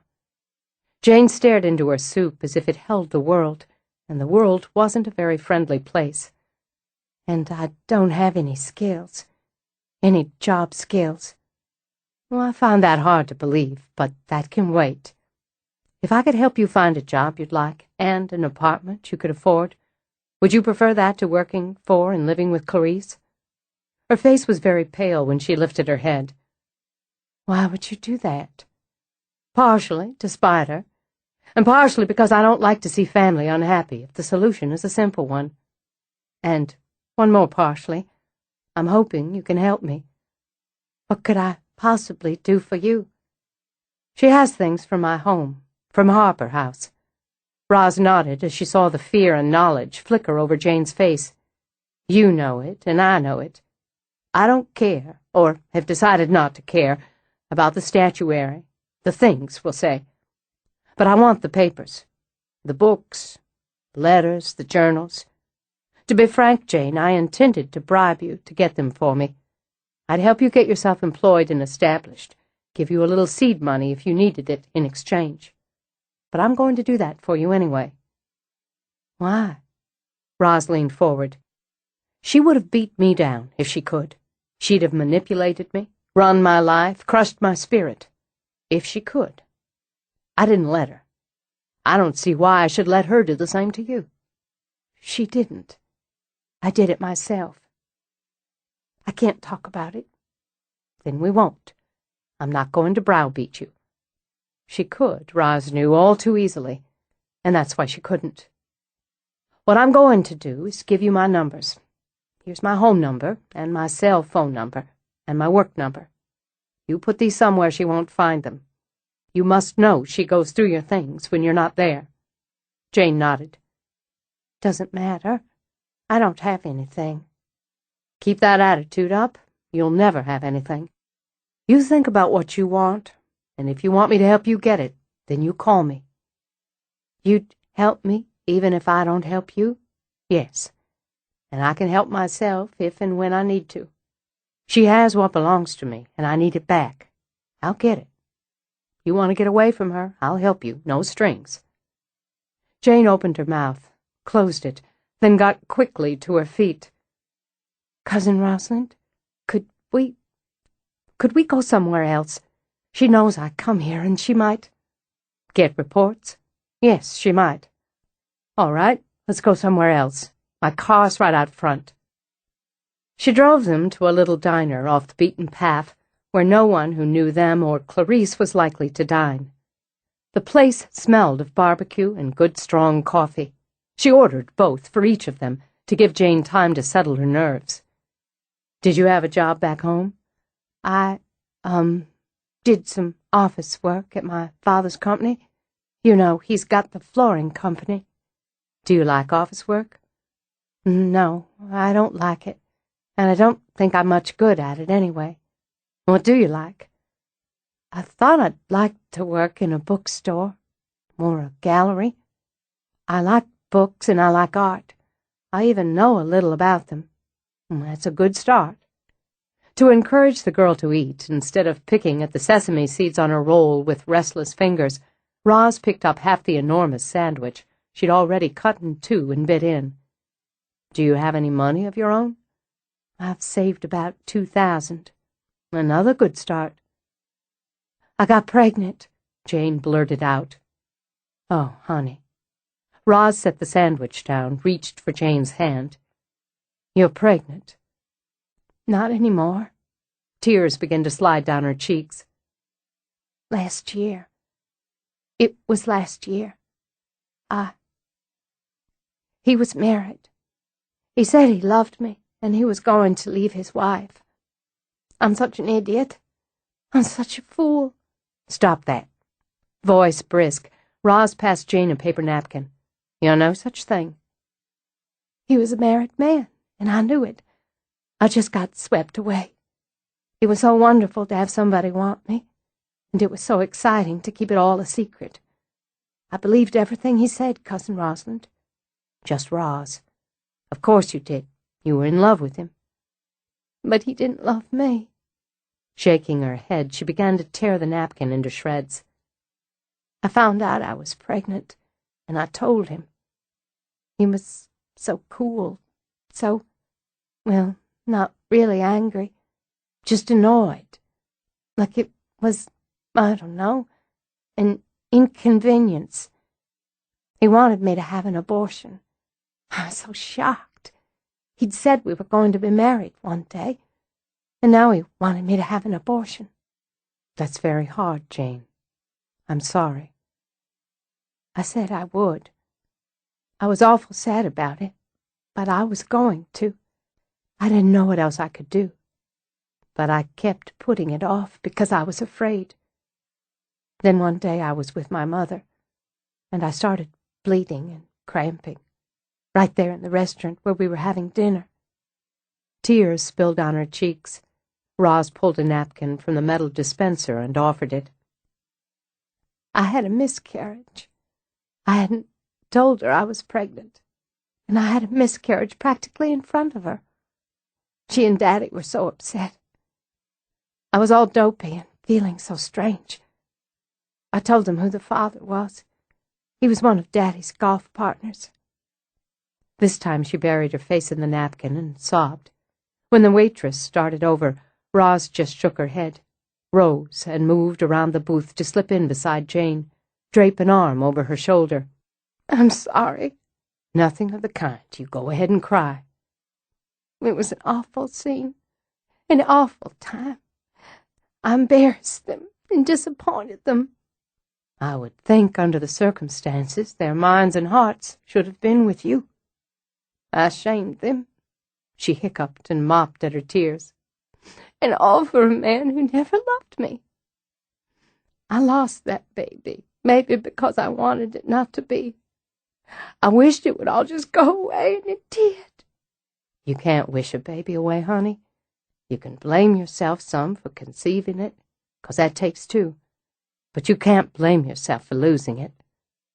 "I never did anything in my life except what I've been told.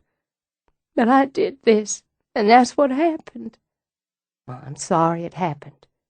We all make mistakes, Jane, and sometimes we pay a very stiff price for them. But you don't have to keep paying it." She gave Jane's shoulders a last squeeze, then went back to her own side so they'd be face to face. "Look at me now. Listen to me. The man who used you, he's out of your life?" She nodded, dabbed at her eyes. "Good. Now you can start deciding what you want to do. Build a life, or keep sliding around on the wreck of the old one." "You'd really help me get a job?" "I'll help you get one. Keeping it would be up to you." She has a lot of old diaries. She keeps them in her room, locked in a drawer. But I know where the key is." Roz smiled and sat back. "Aren't you something?" Chapter 17. "She's not evil, right?" Haley shifted Lily on her hip and watched Harper plug some portulaca into the bed outside the back door of his cottage. "I mean, she's nasty and mean, but she's not evil." "Obviously you haven't heard Mama describe Cousin Rissy as the uber-bitch demon from hell." "If she really is, then maybe she had something to do with Amelia. Maybe she's the one who killed her." "She wasn't born, or spawned, as Mama would say, when Amelia died. Oh, yeah. But she wrinkled her forehead. But that's only if we're right on the dates. If we're wrong, she could have done it. Assuming Amelia was murdered. Well, okay, assuming that. She has to have some reason for taking the diaries and for keeping them, don't you think? Other than being a selfish, tight-assed old biddy? Other than. All right, honey. As Lily squirmed, Haley put her down and began to walk her, holding her hands up and down Harper's patio. There could be things in the diaries that implicate her. Then why didn't she burn them? Oh, I don't know. It's a theory. We've got to have a theory and a hypothesis so we can work to the solution, don't we? Yeah, if you say so. But my solution is Cousin Rissy's just a sticky-fingered, black-hearted, selfish witch. Look here, sweetie pie. He plucked one of his moss roses, held it out at Lily's level. Isn't that pretty? Wouldn't you like to have it? Grinning, she released her mother's hands, reached out. You come on and get it, he told her. And when he held it just beyond her fingertips, she took 3 toddling steps. Oh, my God! Oh, my God, did you see? She walked! Did you see that? Sure did. Harper steadied Lily when she closed her fist around the flower. Look at you. Aren't you the one? She took her first steps. Haley sniffled, knuckled a tear away. She walked right to you. Always uneasy with tears, Harper looked up.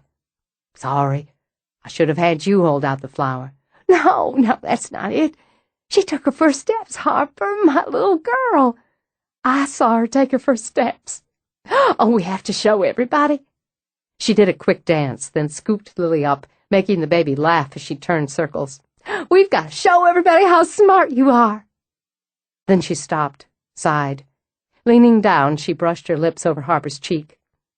She walked right to you, she repeated, then hurried toward the main house with the baby on her hip.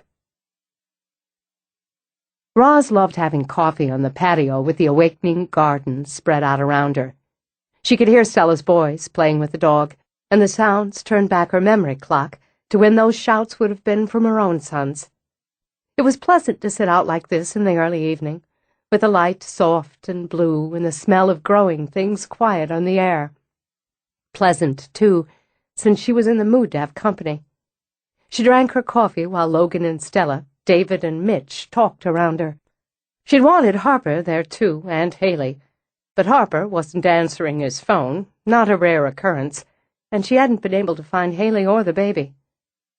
She said he was so happy with the way everything looked. He took her out so she could buy new patio furniture. Stella drained her glass of iced tea.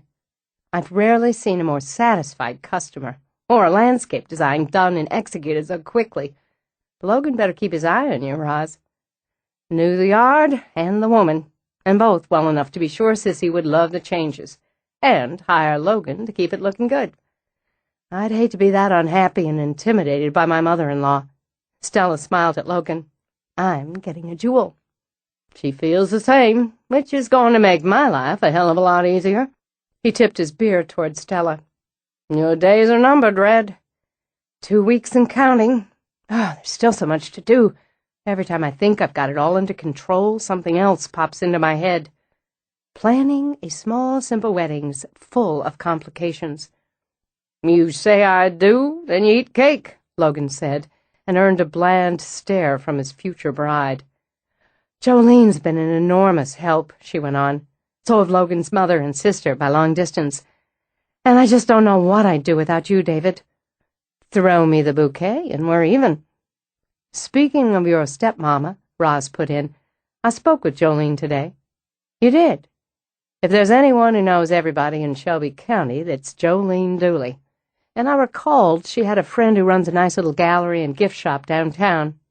Jane's got a job interview next Wednesday afternoon. You work fast, Mitch said. That girl needed a break. Now we'll see what she does with it.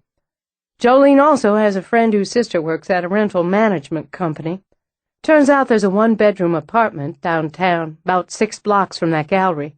Its current tenants are moving out in a couple weeks, and the lease fell through on the people who were going to move in. I should have said you work miracles. Oh, I just put in the request for them. Do you think she'll move on it? Logan wondered. Move out and bring you the diaries? The way you described her, she didn't seem to have much spine. Well, some of us don't, and some of us find out we've got one, but misplaced it. She's young, and she doesn't have what you'd call a lot of spirit. And though I made it clear there were no strings, I'm fairly sure she'll feel obligated if she takes this job in this apartment. Now, whether she has the gumption to act on that obligation's another matter. If she doesn't, Mitch asked, then I expect Cousin Rissy and I are due for a come-to-Jesus talk. I have a few cards up my sleeve, and I'll play them if I have to. David's eyes brightened as he leaned closer. Dirt? Such as? Family peccadillos that she wouldn't care to have come to light, and that I'll assure her I will light up like Christmas unless she returns what belongs to Harper House. She tapped David on the chin. But for now, they are my little secrets. Spoil sport. She turned, as did everyone else, when Haley shouted. Her face glowing, she rushed breathlessly to the table. She walked right to Harper, 3 steps. Nothing would do but that Lily demonstrate her new skill again. But she just buckled at the knees each time Haley tried to nudge her into a step, and preferred crawling on the patio or trying to climb up Roz's chair. I swear she walked. You can ask Harper. I believe you. Roz hauled Lily up to nuzzle. Teasing your mama, aren't you? She pushed back, rose with Lily in her arms, then picked up a cracker, held it out to Haley. You might as well start early using one of the primary parenting tools. Bribery. Scoot down there, hold that cracker out. As Haley obeyed, Roz crouched, steadied Lily on her feet. Harper held out a flower. That boy knows how to charm the girls. Go on, baby. Go get it. To enthusiastic applause, Lily performed. Then she plopped down on her butt and ate the cracker. When the others went inside, Roz sat with Mitch in the twilight. Would you be insulted if I said you make a beautiful honorary grandmother? Well, the term grandmother is a bit of a jolt yet. But since I couldn't love that baby more if she were my own blood, no. She took her first steps to my boy, to Harper. It's hard for me not to focus on that, on the significance of it. She's not seeing anyone? Haley? Her life's centered on Lily right now, but she's young and full of passion. There'll be someone sooner or later. As for Harper, I can't keep up with the females who come and go. Still, he doesn't bring them home to meet me. There's significance in that, too. Well, speaking of sons, mine's seeing a new young lady, a local girl, and it happens her parents are members of your club. He'll be at the dinner dance tomorrow night. I'm looking forward to introducing you. I'd love to meet him. Who's the girl? Her name's Shelby, after the county, I'm guessing. Shelby Forrester. It's a small and crowded world, yes. I know Jan and Quill, Shelby's parents. I know her, too, and she's a lovely girl. Her parents and I are currently on tenuous terms. Quill is doing business of some sort with Bryce, and it makes things a bit sticky between us, but that won't touch on anyone else. No one does complex connections in tenuous terms like the South. I suppose not. And I only mention it so that if you sense any awkwardness, you'll know why. But I'm prepared to be excruciatingly polite, so you needn't worry. I'm not, whether you decide to be polite or otherwise. Why don't we take a walk? That way I can hold your hand and find some shadowy and fragrant corner of the garden where I can kiss you. Sounds like a fine idea. You're doing a fine thing for Jane Paulson. Maybe, but my motivations are murky. He laughed and brought her hand to his lips. If your motivations were always pure, I doubt I'd find you as fascinating as I do. I do love astute flattery. Let's walk around to the stables. I'll show you Spot's marker. I'd like to see it. It might be a good place for me to broach another theory, one I've been chewing on for a while now. As they walked down the path, she gauged the progress of her flowers and kept out an eagle eye for weeds. I'd as soon you spit it out as chew on it. Well, I'm not entirely sure how you're going to feel about this one. I'm looking at dates, at events, at key moments in people, attempting to draw lines from those dates, events, moments, and people to Amelia.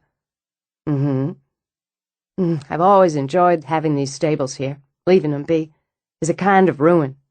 Head cocked, hands fisted on hips now, she studied the crumbling stones, the weather-scarred wood. I suppose I could have them restored. Maybe I will if I get these grandchildren, and they develop an interest in horses. None of my boys did, particularly. It's girls, I think, who go through that equine adoration period. She studied the building in the half-light, the sagging roof and faded trim, and the vines, the climbers, the ornamental grasses she'd planted around it to give it a wild look. It looks like something you'd see in a movie, or more likely in a storybook. That's what I like about it. My daddy's the one who let it go, or never did anything to preserve the building. I remember him talking about having it raised, but my grandmother asked him not to.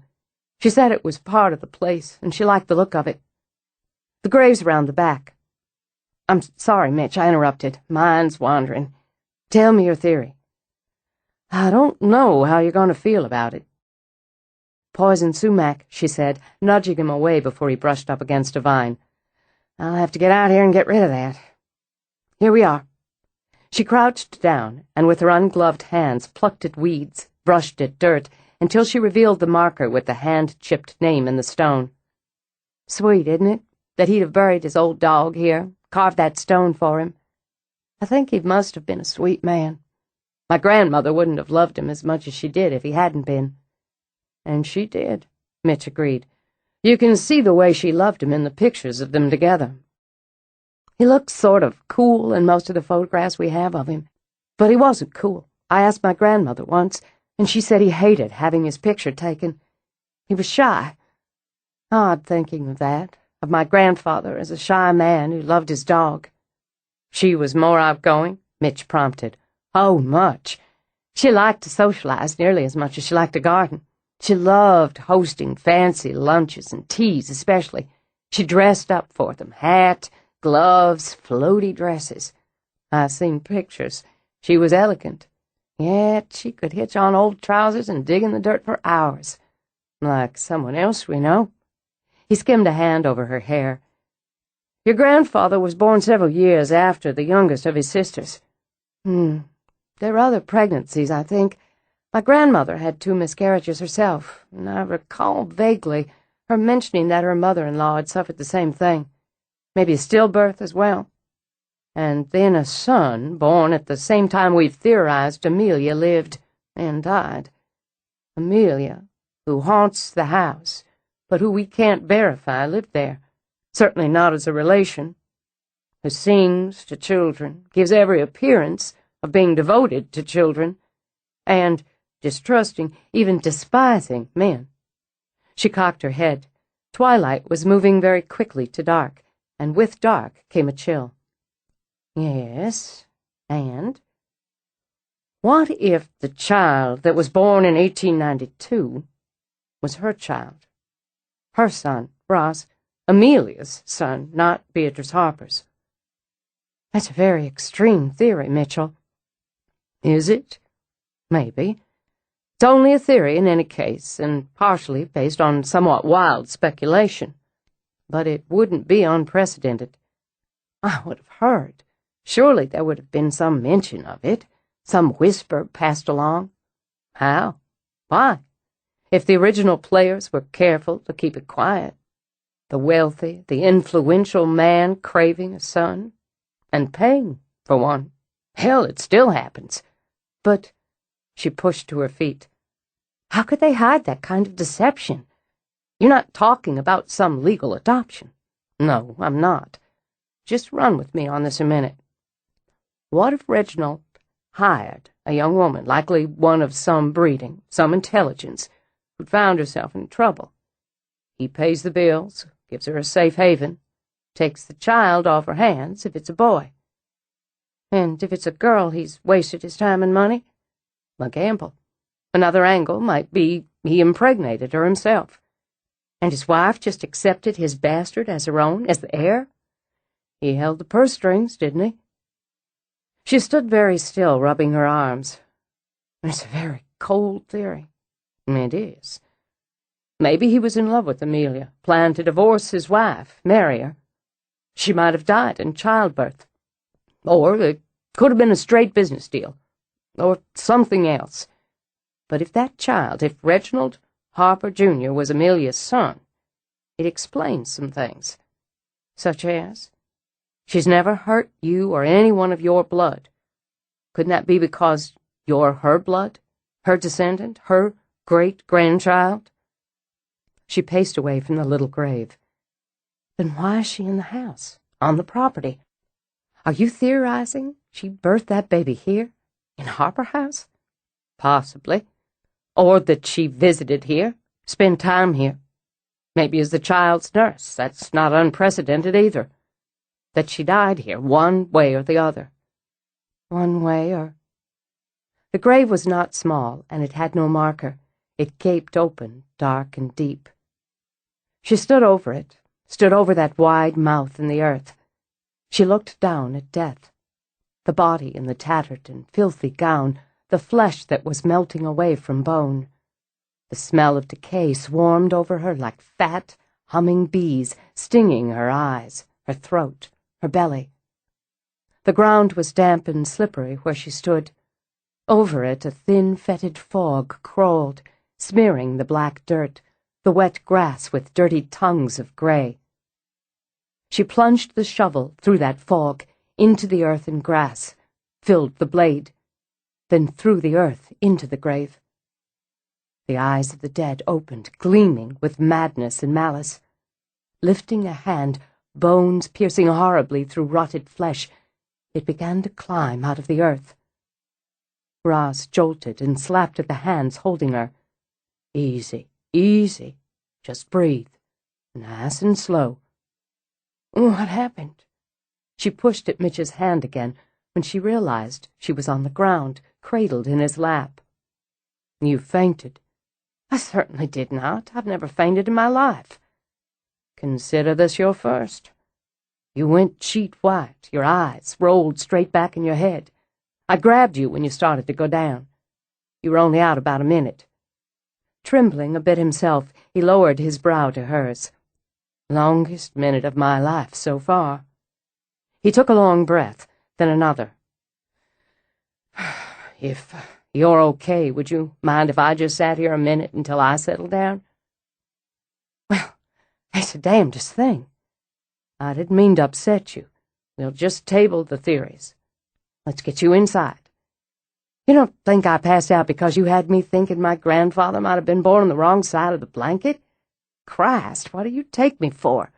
I'm not some silly, spineless woman who questions her own identity because of the actions of her ancestors. I know who the hell I am. Her color was back now, and those long-lidded eyes were ripe with irritation. Then you want to tell me why...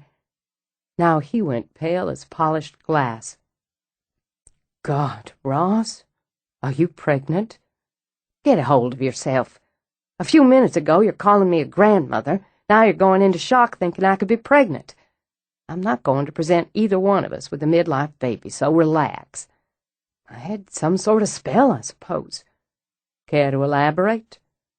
Well, 1 second we were talking. The next, I was standing... I don't know where, but I was standing over an open grave. She was in it, Amelia, and she was not looking her best. She couldn't stop the shudder and let her head rest against him. That good, strong shoulder. More than dead. Decomposing. I could see it, smell it. I suppose that's what took me down. It was, to put it mildly, very unpleasant. I was burying her, I think. Then she opened her eyes, started to climb out. If it's any consolation, if that had happened to me, I'd have fainted too. I don't know if it was here, I mean, this particular spot. It didn't seem like it, but I can't be sure. I've walked by here countless times. I planted that pachysandra, those sweet olives, and I never felt anything strange before. To risk another theory? You were never this close to finding out who she was before. I guess not. We'll have to dig. She pushed to her feet. We'll have to dig and see if she's here. They set up lights and dug beyond midnight.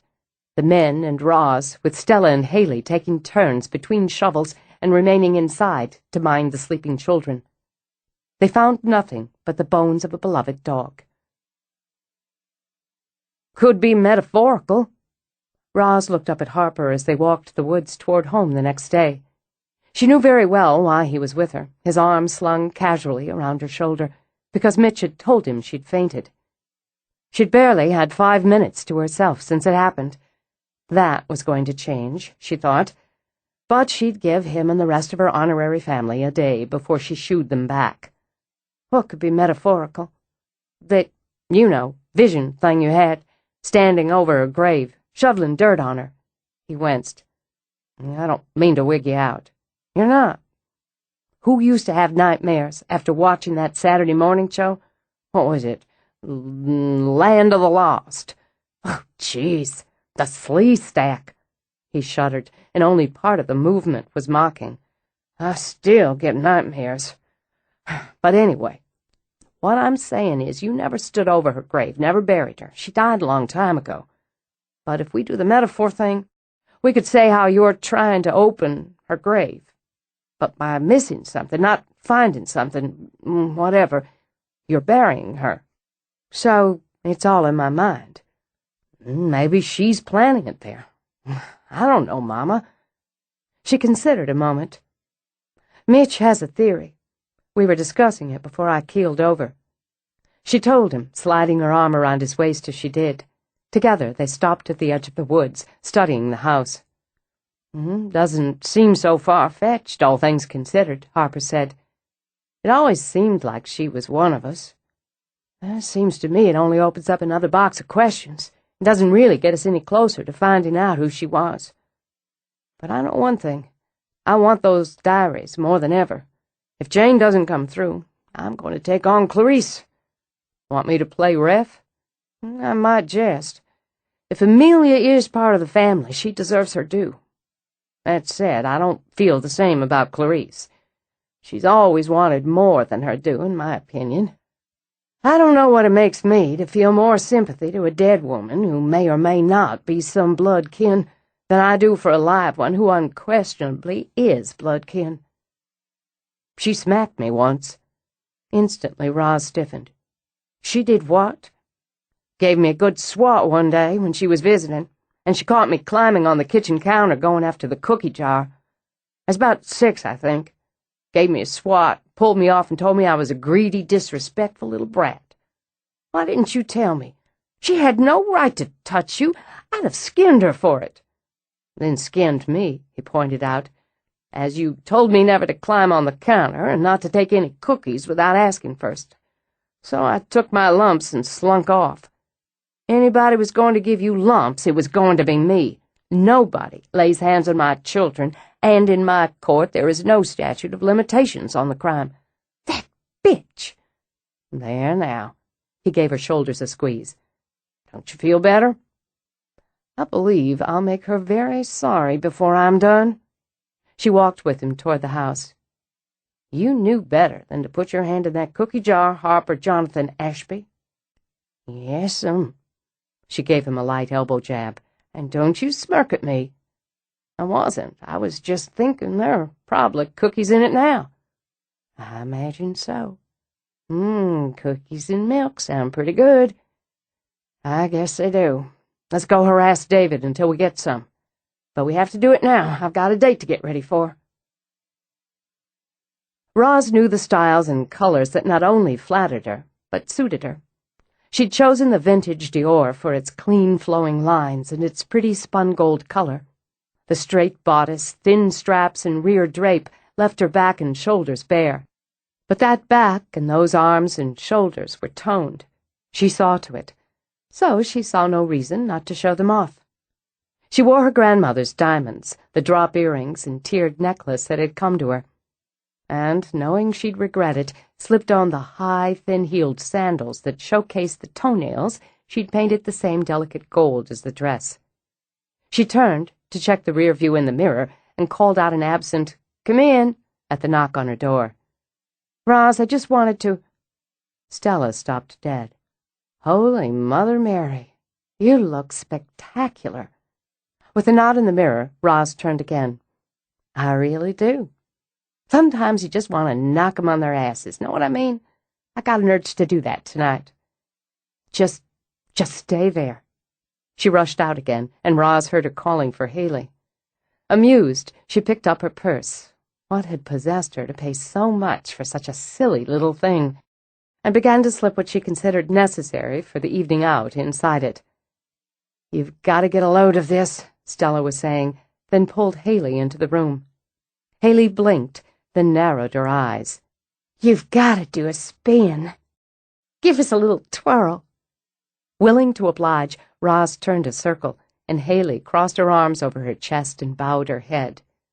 "We are not worthy." "Are those real diamonds?" "I know it's tacky to ask, but I can't help it. They're so sparkly." "They were my grandmother's, and particularly special to me. Which reminds me, I have something I thought you might like to wear for your wedding, Stella. It would cover the bases of something old, borrowed, and blue." She'd already taken the box out of her safe and now handed it to Stella. "Oh, God. John gave them to me for my 21st birthday." She smiled down at the sapphire earrings. "I thought they might suit the dress you'd picked out, but if they don't, I won't be offended." "There's nothing they wouldn't suit." Gently, Stella lifted one of the heart-shaped sapphire drops from the box. "They're exquisite, and more. I'm so—" She broke off, waving a hand in front of her face as she sat on the side of the bed. "Sorry. I'm just so that you'd lend them to me. If I had a sister, I'd like to think she'd enjoy wearing something of mine on her wedding day.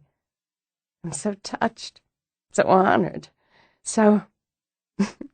I'm going to have to sit here and cry for a couple minutes. It's all right, you go ahead. You know, there's something old in that tradition's a symbol of the bride's link to her family," Haley sniffed. Roz patted her cheek. "Trust you to know. Y'all can sit here and have a nice cry together." "What? Where are you going?" Haley demanded. "Downstairs. Mitch should be here shortly." "But you can't." Biting her lip and obviously torn between sitting with Stella or preventing a catastrophe, she waved her arms like a woman trying to stop a train. "You have to wait till he gets here, then you have to glide down the steps. That staircase is made for a woman to glide down. You've got to make an entrance." "No, I don't. And you sound like my mother, who made me do just that for my escort. Thank God it was John, so we could laugh about it after. At the debut she forced me into. Believe me, the world will not end if I greet him at the door." She snapped her purse closed, took one last glance in the mirror. "Plus, there's another tradition I have to follow. If I don't go down, get David's approval on my dress, I'll hurt his feelings." "There are tissues in the drawer beside the bed," she called out. She'd barely finished modeling for David and getting his approval when Mitch was at the door. Opening it, she had the pleasure of seeing his eyes widen and hearing the low whistle of his breath. "Just how did I get this lucky?" he asked her. She laughed, held out her wrap. "The way you look in that tux, Doctor, you may get considerably luckier before the night's over." Chapter 18. I was trying to remember the last time I wore a tux. Mitch slid behind the wheel of the car, giving himself the pleasure of another long look at Roz as he hitched on his seatbelt. "Pretty sure it was a friend's wedding. His oldest kid graduates high school this year." "Now that's a shame, since you wear one so well." "Lean over here once." When she did, he brushed his lips over hers. Yeah, tastes as good as it looks." "It certainly does." Starting the engine, he pulled away from the house. "We could skip this business tonight, run off and get married. We're dressed for it." She sent him a sidelong glance as he turned onto the main road. Be careful how you bat those marriage proposals around, Dr. Carnegie. I've already shagged 2 in my time. Let me know if you want to try for 3. It felt spectacular, she realized, to be all dressed up and flirting with a handsome man. Are you getting serious on me? It's looking that way. You need to consider I'm a rent-that-tucks kind of guy, but I'd spring for one when you decide to take the jump. Least I can do. Of course, that is a deciding factor. He laid his hand briefly over hers. I make a good living, and your money isn't an issue one way or the other with me. What baggage I've got, I've pretty well packed up. For the past many years, my son's been the singular essential element in my life. He's a man now, and while he'll always be my great love, I'm ready for other loves, other essentials. And when he moves to Boston, he's going to cut me off at the knees. This time she laid her hand on his. I know just how it feels. You can't follow them everywhere. And I've been thinking it's easy enough to visit Boston now and again, or take a trip here and there when he's got a game somewhere appealing. I'm looking forward to meeting him. I'm looking forward to that, too. I'm hoping you're not going to be too uncomfortable with whatever friction there is between you and his date's parents. I won't be. Jan will. Being a spineless sort of woman who's decided to be embarrassed by her friendship, such as it was, with me. It's foolishness, but she's a foolish sort. I, on the other hand, will enjoy making her feel awkward. She stretched back and spoke with satisfaction. But then, I have a mean streak. I always liked that about you. Good thing, she said as they turned toward the club, because it's likely to come out tonight. It was fascinating to Mitch's mind to see how this set worked. The fancy dress, the fancy manners were a kind of glossy coat over what he thought of as basic high school clique syndrome.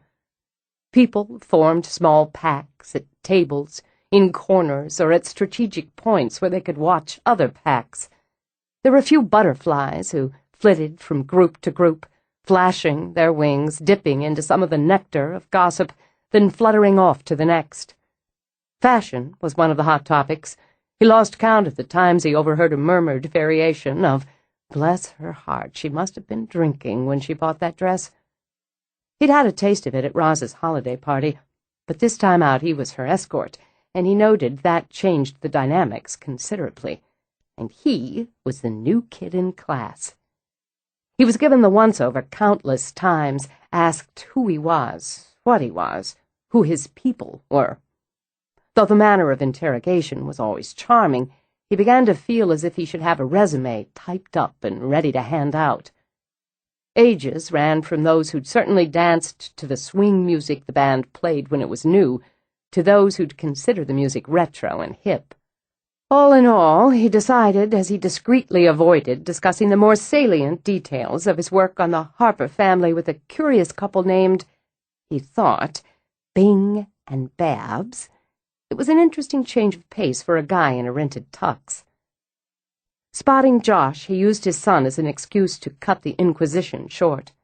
"Excuse me, my son's just come in. I need to speak with him." Mitch made a beeline through the tuxedos and gowns. "Hey, you clean up good." He gave Josh a one-armed hug around the shoulders, then smiled at the little brunette. "You must be Shelby." "Yes, sir. You have to be Josh's daddy. He looks just like you." "That takes care of the intros." "Wow." Josh scanned the room. "Some hot dog stand." The ballroom was draped with twinkling lights, festooned with spring flowers. Waitstaff manned one of 3 bars or roamed the room with trays of drinks and canapes. Diamonds glittered, emeralds flashed as couples took the dance floor to a hot rendition of Goodman's Sing, Sing, Sing. "Yeah, a little Philadelphia story." "What?" Mitch sent Josh a pitying glance. "There were movies made before the Terminator."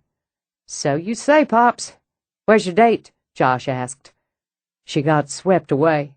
I've been—" "Oh, here she comes." "Sorry, got myself cornered. Hello, Shelby. Don't you look pretty?" "Thanks, Miss Harper. That's an awesome dress.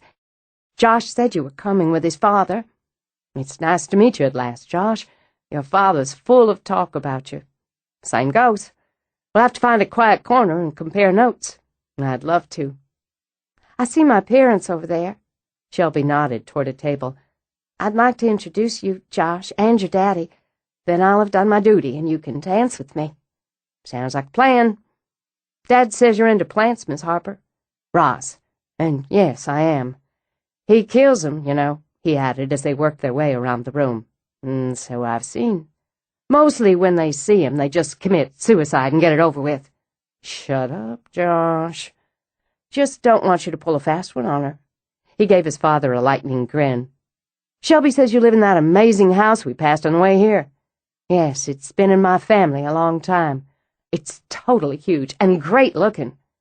He angled his head enough to send his father a quick and not-so-private leer. Dad's been spending a lot of time there. Working. Mitch managed, through years of practice, to give his son a light elbow jab in the ribs. I hope you'll come spend some time there yourself very soon. Roz paused by the table where Jan and Quill sat talking to other friends. Hello, everyone. As Roz had expected, Jan stiffened, went a little pale. Deliberately, Roz leaned down, air-kissed Jan's cheek. Don't y'all look wonderful? Mama, Daddy. Shelby angled herself around to make introductions. This is Joshua Carnegie, and his father, Dr. Mitchell Carnegie. My parents, Jan and Quill Forrester, and Mr. and Mrs. Rentho. Quill, a solidly built man with a glad hand and subtle comb-over, pushed himself to his feet to pump Mitch's, then Josh's hand, then inclined his head to Roz. Rosalind, how you doing? I'm doing just fine, Quill. How's business? He pokered up, but nodded. Bumping right along. That's good to hear. Jan, I swear Shelby's grown up to be an absolute beauty. You must be so proud. Of course. I don't think I understood you were acquainted with Shelby's escort. His father and I are great friends. Beaming, she slid her arm through Mitch's. In fact, Mitch is researching the Harper family history. He's finding all sorts of secrets and scandals. Playing it up, she gave a little head toss, a little laugh. We just love our scandals here in Shelby County, don't we? That's where I've heard the name, Rentho spoke up. I've read one of your books. I'm a bit of an amateur genealogist myself. Fascinating business. I think so. In any case, the Harper ancestors led me to Roz. In a smooth move, Mitch lifted her hand, kissed it. I'll always be grateful. You know, Rentho put in, I've traced my ancestry back to the Fifes in Scotland. Really? Mitch perked up. A connection to Duncan Fife before he changed the spelling? Yes, exactly. Obviously pleased, Rentho shifted in his chair to angle toward Mitch. I'd like to put something more detailed together. Maybe you can give me some tips. Happy to. Why don't we all sit down for a few minutes, Shelby began. Then y'all can get acquainted while we're expecting friends, Jan interrupted. Our table's full. I'm sure Rosalind and Dr. Carnegie can find another table, and we'll all be more comfortable. Mama. The word was a shocked whisper that Roz overrode with an easy smile. We already have one, thanks. In fact, we're going to steal this handsome young couple here. Shelby, why don't I show you where we're sitting, and Josh and Mitch can get us both a drink? Hooking her arm through the girls, Roz led her away. Miss Harper, I'm sorry. Miss Harper, I don't know what's the matter. Don't you worry about it. Here we are, right here. Let's sit down and you can tell me how you met that gorgeous young man before they get back. And you call me Roz now. Why, we're practically on a double date here. She put the girl at ease, chattering away until their dates returned with drinks and canapes. Only when Josh took Shelby to the dance floor did Roz show any fire. She didn't have to embarrass that child the way she did. If she had a brain and that spiteful head of hers, she'd have known I wouldn't have sat with them. That's a sweet girl. I can only conclude she does not come by it naturally. You smoothed it over. One of the reasons I eased out of academia was to rid my life of these little snarling matches and petty grudges. But wherever you go, life's just pocked with them, isn't it? I suppose. I mostly stay out of this arena, too. I have no patience for it. But I feel obliged to make an appearance now and then. You're not the only one," he said, and linked his fingers with hers on the table. "How much is it going to upset you to know Bryce Clerk just came in, with that same blonde he was with when he tried to crash your party?" Her hand stiffened in his, then slowly relaxed. "I had a feeling he'd show.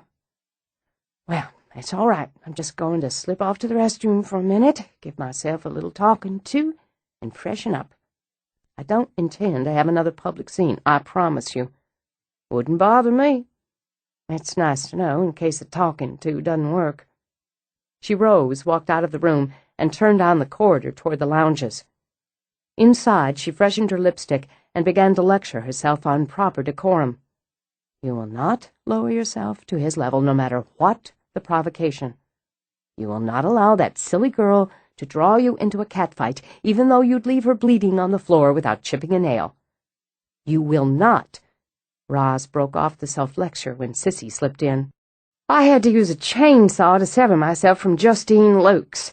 Bless her heart, that woman can talk you deaf, dumb, and blind without having a single interesting thing come out of her mouth. I wanted to get over to your table. I swear, Roz, could you look any more glamorous? I think I've reached the top of my game. How'd the visit with the in-laws go? If I'd have cold-cocked her with a cast-iron skillet, she wouldn't have been any more stunned. I tell you, honey, even she couldn't find anything to pick at, though I did have to spill wine on my new shirt as a distraction when she asked me about one of the shrubs, the one with the arching branches and all those white flowers. Oh, it smells delicious. The drooping leucothea, I suppose. Anyway, I owe you my very life on this one. Isn't that Jan's girl you're with?" Sissy sidled up to the mirror to fuss with her hair. "Yes, she's with my date son, as it happens, both of whom I'm just dying to meet. I do love adding to my quota of handsome men. I suppose you saw Bryce slither in?" She shifted her gaze from her own face in the mirror to Roz's. "I broke away from Justine so I wouldn't have to pretend to be civil to him. I don't know if you've heard the latest, but—" She broke off, zipping her lip when Jan came in with Mandy. Both women stopped, but while Jan looked ready to move by quickly, Mandy marched forward and jabbed a finger at Roz. "If you don't stop your harassment, I'm going to get a court order and have you arrested." Entertained, Roz pulled out her compact. "I don't believe attending a country club event could be considered harassment, but I'll have my lawyer look into it in the morning." "You know damn well what I mean. You called my spa pretending to be me and canceled all my treatments. You're calling me day and night and hanging up when I answer." Casually, Roz dusted her nose. "Now, why would I do any of those things? You can't stand the fact that I'm going to marry Bryce." "Has it come to that?" Roz closed her compact again. Part of her, that mean streak, did a little dance of joy. If Bryce had a rich one hooked, he was bound to leave her and her family alone. "Well, despite your rude behavior, you have all my sympathy. I know what you've been doing to Bryce, too, and to Jan because she's standing as my friend." "I haven't done anything to any of you." She looked over at Jan, and couldn't be less interested. "Someone called one of Quill's top clients, pretending to be me," Jan said stiffly. "A drunken, vicious phone call that cost Quill an important account." "I'm sorry to hear that, Jan. If you honestly believe I'd do something like that, I won't waste my time or yours telling you different. Excuse me." She heard Sissy's exasperated, "Jan, how can you be so slow-witted?" as the door shut behind her. She started down the corridor, only to come up short when she saw Bryce leaning against the wall. In hopes of avoiding a scene, she turned and started in the opposite direction. "Retreating?" There was a laugh in his voice as he caught up with her. "You surprised me." She stopped. She hadn't finished that talking to, she thought. In her current mood, it would have been a waste of time. "You never surprise me." "Oh, I think I do, and will again. I wasn't sure you'd be here tonight." His expression turned sly and smug. I heard somewhere that you dropped your membership. That's the thing about rumors. They're so often lies. Tell me, Bryce, what are you getting out of all this effort? Writing letters, making phone calls, risking criminal charges by falsifying credit cards? I don't know what you're talking about. Nobody here for the moment but you and me. She gestured up and down the empty corridor. So let's move straight to the bottom line. What do you want? Everything I can get. You'll never prove I made any calls, wrote any letters, used any credit cards. I'm very careful and very smart. Just how long do you think you can keep it up? Until I'm bored. I had a lot of time and effort invested in you, Ross, and you flicked me off. I don't like being flicked off. Now I'm back, and you won't get through a day without remembering that. Of course, if you were to make me a private, monetary offer, that's never going to happen. Your choice, he gave a shrug. There are things I can do to keep chipping away at you. I think you'll come around. I know just how important your reputation, your standing in Shelby County is to you. I don't think you do. She kept her eyes on his, even when the lounge door opened several feet behind them. You can't touch me, either, where it counts, no matter how many lies you spread, how many people you convince to believe them. Quill isn't a complete fool, and it won't take long for him to realize you're taking him for a ride, a costly one. You give him too much credit. What he is greedy. I know how to play on greed. You would, having so much of it yourself. Tell me, how much have you taken poor Mandy for so far? Nothing she can't afford to lose. I never took what you couldn't afford, Roz. He skimmed his fingers over her cheek, and she let him. And I gave you good value for your money. If you hadn't been so narrow-minded, we'd still be together. If you hadn't stolen from me, cheated on me with another woman in my own home, we might be. So I'll have to thank you for that. Tell me, Bryce, what is it about Mandy that appeals to you? She's rich, but then so are you. After that, she's young, and you weren't, and she's remarkably stupid. You weren't that either. A little slow, but never stupid. Are you really going to marry her? She thinks so. He took out a gold lighter, idly flicking the lid open and closed. And who knows? Money, youth, malleability. She may just be the perfect wife for me. It does seem small of you to be going around, making prank calls, complicating her life. Oh, and screwing with Quill and Jan, losing Quill clients. I think you need more constructive work. 2 birds, 1 stone. It keeps them sympathetic to me and chips away at you. And what do you think will happen when they find out the truth? They won't. As I said before, I'm careful. You'll never prove it. I don't think I'll have to. You always did like to boast and brag, Bryce. This time she patted him on the cheek and thought of it as her kill shot. Only one of your many failings.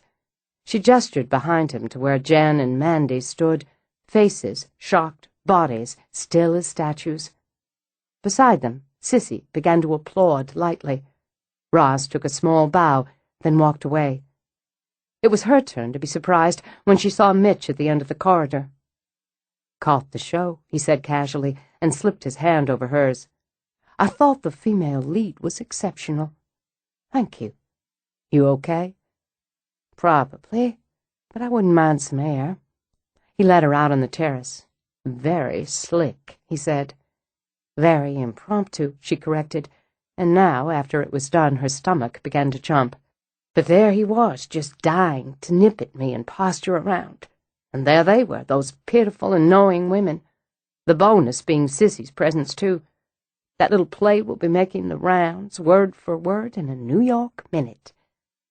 On cue, there was the sound of raised female voices from inside the ballroom, an abrupt crash, hysterical sobbing. Want to go in for the second act? No, I don't. I think you should ask me to dance, right here. Then I will.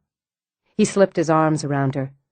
Beautiful night, he said, while the scene played out through the open doors behind them. Ah, it really is. With a long sigh, she laid her head on his shoulder and felt all those sharp edges smooth out. Just smell that wisteria. I want to thank you for not riding to my rescue back there. I nearly did. He brushed his lips over her hair. But then I thought you had it so completely under control, and I was enjoying my front row seat. Lord, listen to that woman wail. Doesn't she have any pride? I'm afraid Bryce had one thing right. She is stupid, bless her heart. Dim as an underground cave on a moonless night. Dad! Josh charged through the doorway. You've got to come see this. Mitch just continued to circle Roz on the terrace, though the music had long stopped, giving way to shouts and scuffling feet. Busy here, he replied. But Shelby's dad just clocked this guy, punched him out, and this woman ripped into him. The other guy, not Shelby's dad. It's all about teeth and nails. You're missing it. Go on back. You can give us the play-by-play later. I'm going to be busy kissing Roz for a while. Man, I've got to come to country clubs more often. With that, Josh rushed back inside, and Mitch lowered his mouth to Roz's. She needed to relax. She'd handled herself, Roz thought, as she replaced her jewelry in its case, and she believed that what she'd been able to do had finally pried the monkey of a vindictive ex-husband off her back. But the cost had been yet another public scene. She was tired of them, tired of having her dirty linen flapped around for avid eyes to see, and she'd have to get over it. She undressed, slipped into her warm flannel robe. She was glad they'd been able to leave the club early. Hardly any reason to stay, she thought with a sharp smile. The place had been a glorious mess of overturned tables, spilled food and drink, horrified guests and scrambling security, and would be the talk of the gossip circuit for weeks, as she would be. That was fine, that was expected, she told herself as she ran a warm bath. She'd ride it out, then things would get back to as close to normal as they ever did. She poured in an extra dose of bubble bath, a lovely indulgence for a midnight soak. When she was done, all relaxed and pink and fragrant, she might just wander down to the library and crook a finger at Mitch. Bless him for understanding she needed a little alone time. With a sigh, she slid into the tub, right down to the tips of her ears. A man who recognized a woman's moods and accepted them was a rare find. John had, she remembered, most of the time. They'd been so beautifully in tune, moving in tandem to build a family, enjoying their present and planning their future. Losing him had been like losing an arm. Still, she'd coped, and damn well if she said so herself. She'd raised sons she and John could be proud of, kept a secure home, honored her traditions, built her own business. Not bad for a widow woman. She could laugh at that, but the tension gathered at the base of her neck as she moved to the next phase. Bryce. A foolish, impulsive mistake. And that was all right. Everyone was entitled to a few.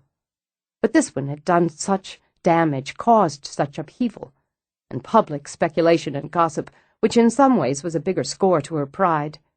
He'd made her doubt herself so often during their marriage, where she'd always been so confident, so sure. But he had an eroding way about him, slick and sly with all those insistent little rubs under the charm. It was a lowering thing to admit she'd been stupid, and over a man. But she'd cooked him good and proper tonight, and that made up for a lot of irritation, embarrassment, and pain. He'd served himself up on a goddamn platter, she thought, and she'd stuck the fork in. He was done. So good for her. Woo-hoo. Now maybe it was time for yet another phase in the life of Rosalind. Was she ready for that? Ready to take that big, scary step toward a man who loved her just as she was? Nearly 50, and thinking about love and marriage for the third time? Was that just insane?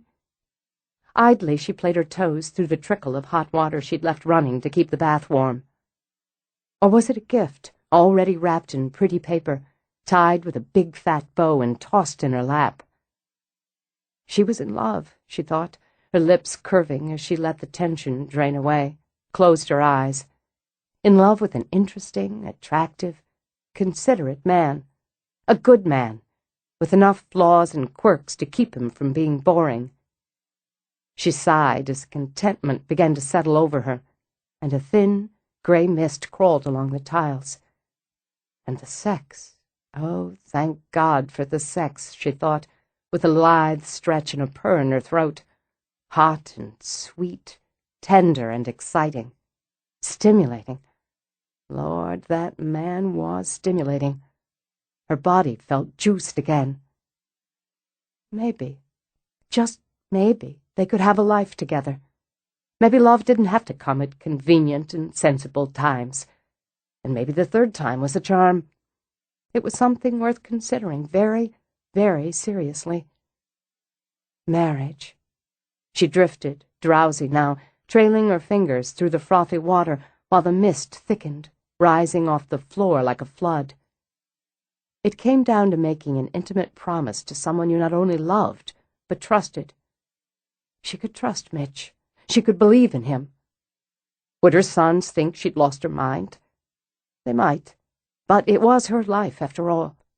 She'd enjoy being married, probably, having someone else's clothes in the closet, someone else's books on the shelf. The man wasn't what you'd call tidy, but she could deal with that if...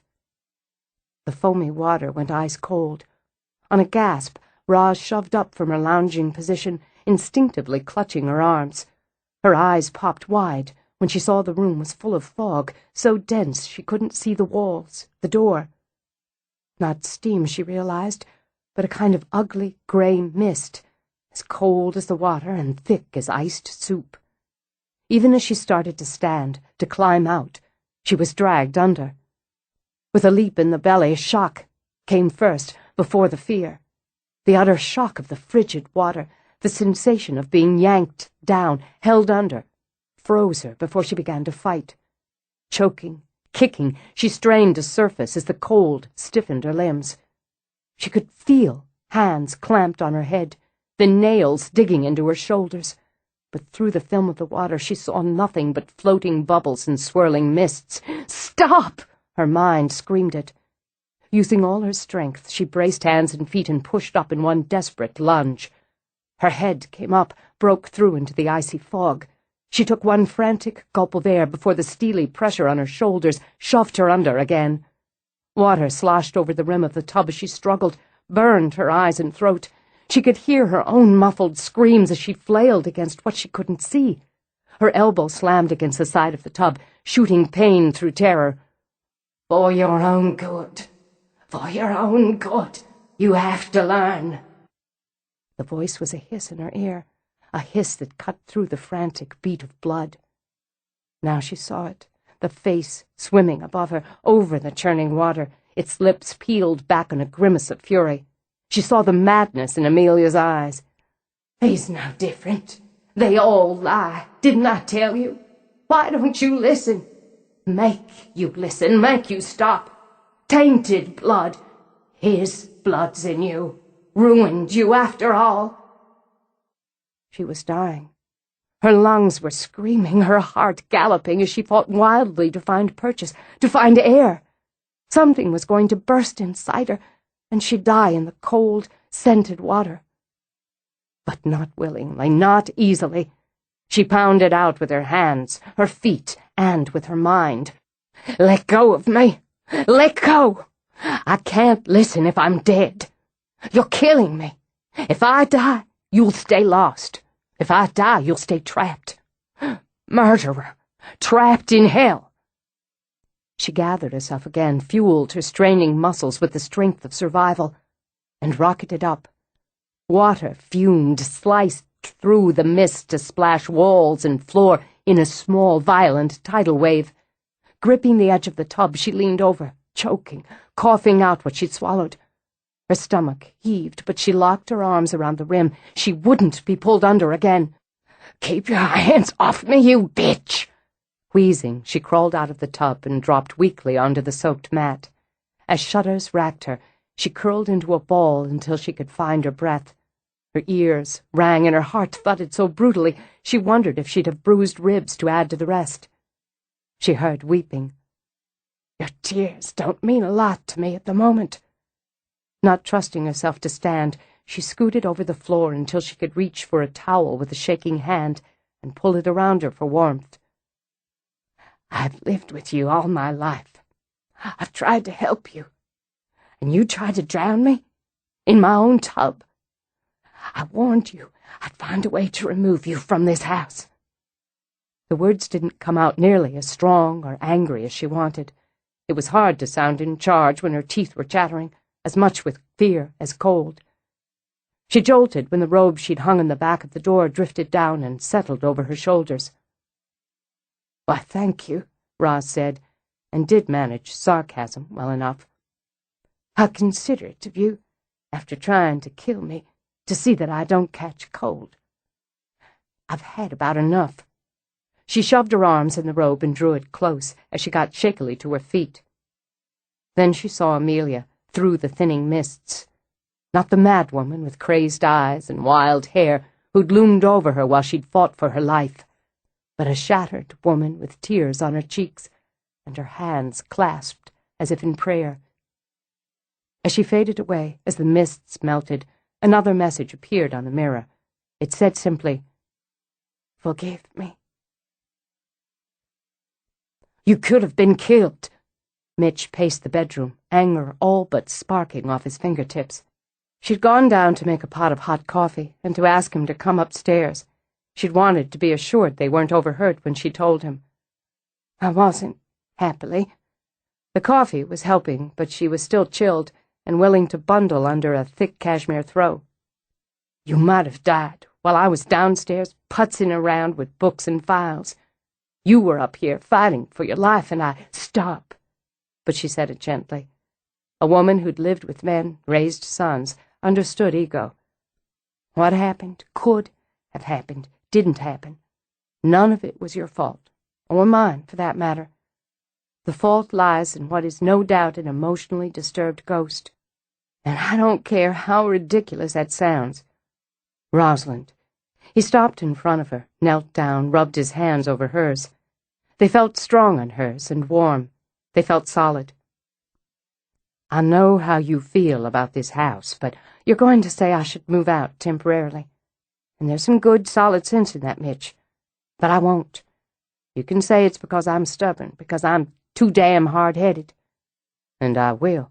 But, she said, besides that, and the fact I won't be chased away from what's mine, the problem won't be solved by moving out. My son lives on this property, as do others I care about very much. My business is on this property. Do I tell everyone to find other accommodations? Do I shut down my business, risk losing everything? Or do I stick it out and work to find the answers? She's escalating, Roz. For years she did little more than sing to children, an odd but relatively charming addition to the household. A little mischief now and then, but nothing dangerous. In the past year, she's become increasingly unstable, increasingly violent. Yes, she has. Her fingers linked with his, held firm. And you know what that tells me? It tells me we must be getting close to something. That maybe because we are, she's more impatient, more erratic, less controlled. What we're doing matters to her, just as what I think and feel matters, whether she approves or not. Meaning? He probably wouldn't take it well, she considered, but it had to be said. She'd promised him honesty and took promises seriously.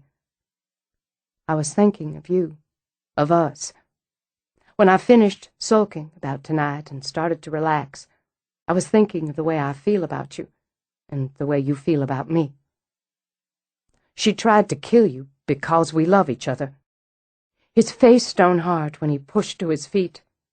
I'm the one who needs to leave, to stay away from here, and you, until we finish this. Is that how you deal with bullies? You give them their way? He started to pace again, but whipped around now, fury ripe in his eyes. We're not talking about some asshole trying to steal lunch money on the playground. We're talking about your safety, your goddamn life. I won't give in to her. That's how I stay alive. That's how I stay in charge. You think I'm not furious, not frightened? You're wrong. I notice fury comes first, because it's positive. At least I've always felt a good, healthy mad's more constructive than fear. That's what I saw in her, Mitch, at the end. Roz tossed the throw aside and rose to go to him. She was afraid, shocked and afraid and sorry, pitifully. You said once she didn't want to hurt me, and I think it's true. I also said she could, and I've been proven right. He took her face in his hands, then slid them down to her shoulders. I don't know how to protect you, but I know I can't lose you. I'll be less afraid if you're with me. He cocked his head, very nearly smiled. That's very tricky. It is, isn't it? She wrapped her arms around him, settled in when his came around her. It also happens to be true. She asked me to forgive her. I don't know that I can or will, but I need the answers. I need you to help me find them. And damn it, Mitch, I just need you. And that's hard for me to say. I hope it gets easier, because I like hearing it. We'll keep things as they are for now. Thank you. When I got out of there, she shifted her gaze toward the bathroom. When I got out and pulled it together enough to think, I was so relieved you were downstairs, that I could tell you that I wouldn't be alone tonight. Alone isn't even an option. Now, he scooped her off her feet. You're getting into bed, bundling up, and you'll be taking a closer look at the scene of the crime before I mop it up. I can take care of that, the mopping up. No. He tucked her in firmly. Give a little, get a little, Roz. Do what you're told and stay in bed like a good girl. You had a long and interesting day. Haven't I just? And it felt wonderful to snuggle in the bed, knowing there was someone to look after some of the details. I'm not sure what I'll have to give, but I'm going to ask you for a little something more. You want some soup? Something hot? Tea? Tea'd be better than coffee. Look at you, she thought. Dr. Studley, with your black tie loose and your tuck shirt rolled up to the elbows, offering to make me soup. She reached for his hand as he sat on the side of the bed. No, but thanks. I'm going to ask you to keep what happened here between us for now. Roz, how does your mind work? Frustration was so clear in his voice, on his face, she nearly smiled. You were almost drowned in the tub by our resident ghost, and you don't want to mention it? It's not that. We'll mention it, document it, go into great detail and discussion if need be. I just want to wait until after Stella's wedding. I just want a little calm. When Harper hears about this, well, he's not going to take it well. Let me just say a big fat duh, she laughed.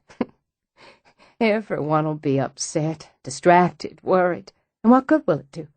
It happened. It's over. There's so many other things to deal with right now. I'm already going to be dealing with the fallout from what happened at the club. I can promise you word will be out, and it'll be a topic at my breakfast table tomorrow. And that bothers you. Actually, I think I'll enjoy it. I'm just small enough to bask in it. So let's leave this between us until Stella's had her wedding. After that, we'll tell everyone and deal with the fallout. But for the time being, we could use some undiluted happiness around here. Okay.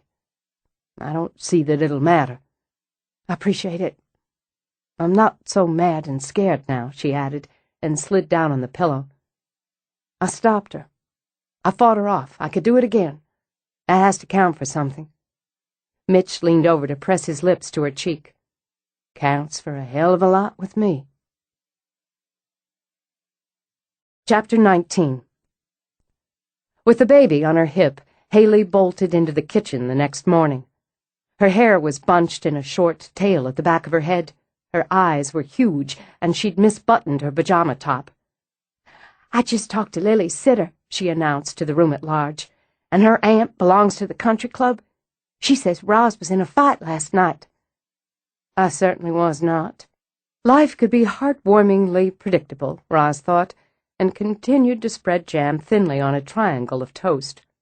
What kind of fight? Gavin wanted to know. A punching fight? I was not in a punching fight. Roz handed him the toast. People exaggerate things, little man. It's the way of the world. Did you kick somebody in the face? Roz raised her eyebrows at Luke. Of course not. You might say metaphorically I kicked somebody in the ass. What's A metaphor's a fancy way of saying something's like something else. I could say, I'm a cat full of canary this morning. She winked at Luke, and that would mean I'm feeling very satisfied and smug. But I never laid a hand on him. Who? Stella demanded. Bryce Clerk.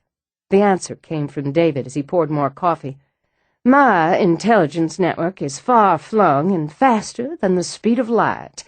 I heard about it last night before 11 o'clock Central Standard Time. And didn't tell anybody? Haley glowered at him as she strapped Lily in her high chair. Actually, I was waiting for all to be present and accounted for before I brought it up. Ah, here comes Harper now. I told him his presence was required at breakfast this morning. Really, David, it's no big deal, and I need to get ready for work. On the contrary. Shaking his head over his coffee, Mitch looked around the table. It was extraordinary. The woman, he said with a long look at Roz, is extraordinary. Under the table, she took his hand, gave it a warm squeeze. A silent thanks for letting this play out without any of last night's horror marring the mood. What's up? Harper demanded. We're having omelets? How come we're having omelets? Because your mama likes 'em, and she needs to recharge her energies after hauling out her can of whoop-ass last night. Don't be ridiculous, Roz replied, even as a chuckle tickled the back of her throat. What about last night? What whoop-ass? See what you miss when you don't go to the club, David told Harper. If somebody doesn't fill in the blanks soon, I'm going to go crazy. Haley gave Lily a sip cup of juice and plopped down. Spill every date. There's not that much to tell, Roz began. I'll tell it. Mitch returned Roz's bland look equably. She'll leave stuff out. Now, some of this I pried out of her because I wasn't there at the time, and some of the other I got from my son. But I'll tell it all in one piece. More impact. He started with a brief stop by the Forrester's table, then moved to the bathroom scene, then dramatized the altercation between Roz and Bryce outside the lounge area. Oh, my God. They walked out while you were talking to that. Haley cleared her throat, amended her first thought as she remembered the children. Man. His back was to them, Mitch filled in. It was perfectly staged. Haley fed Lily bits of egg and gaped at Roz. It's so cool. Like, I don't know, a sting.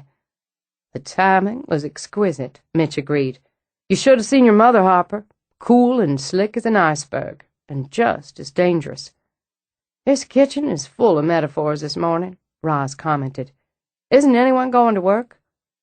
Seen her like that. Harper scooped up some omelet. Scary.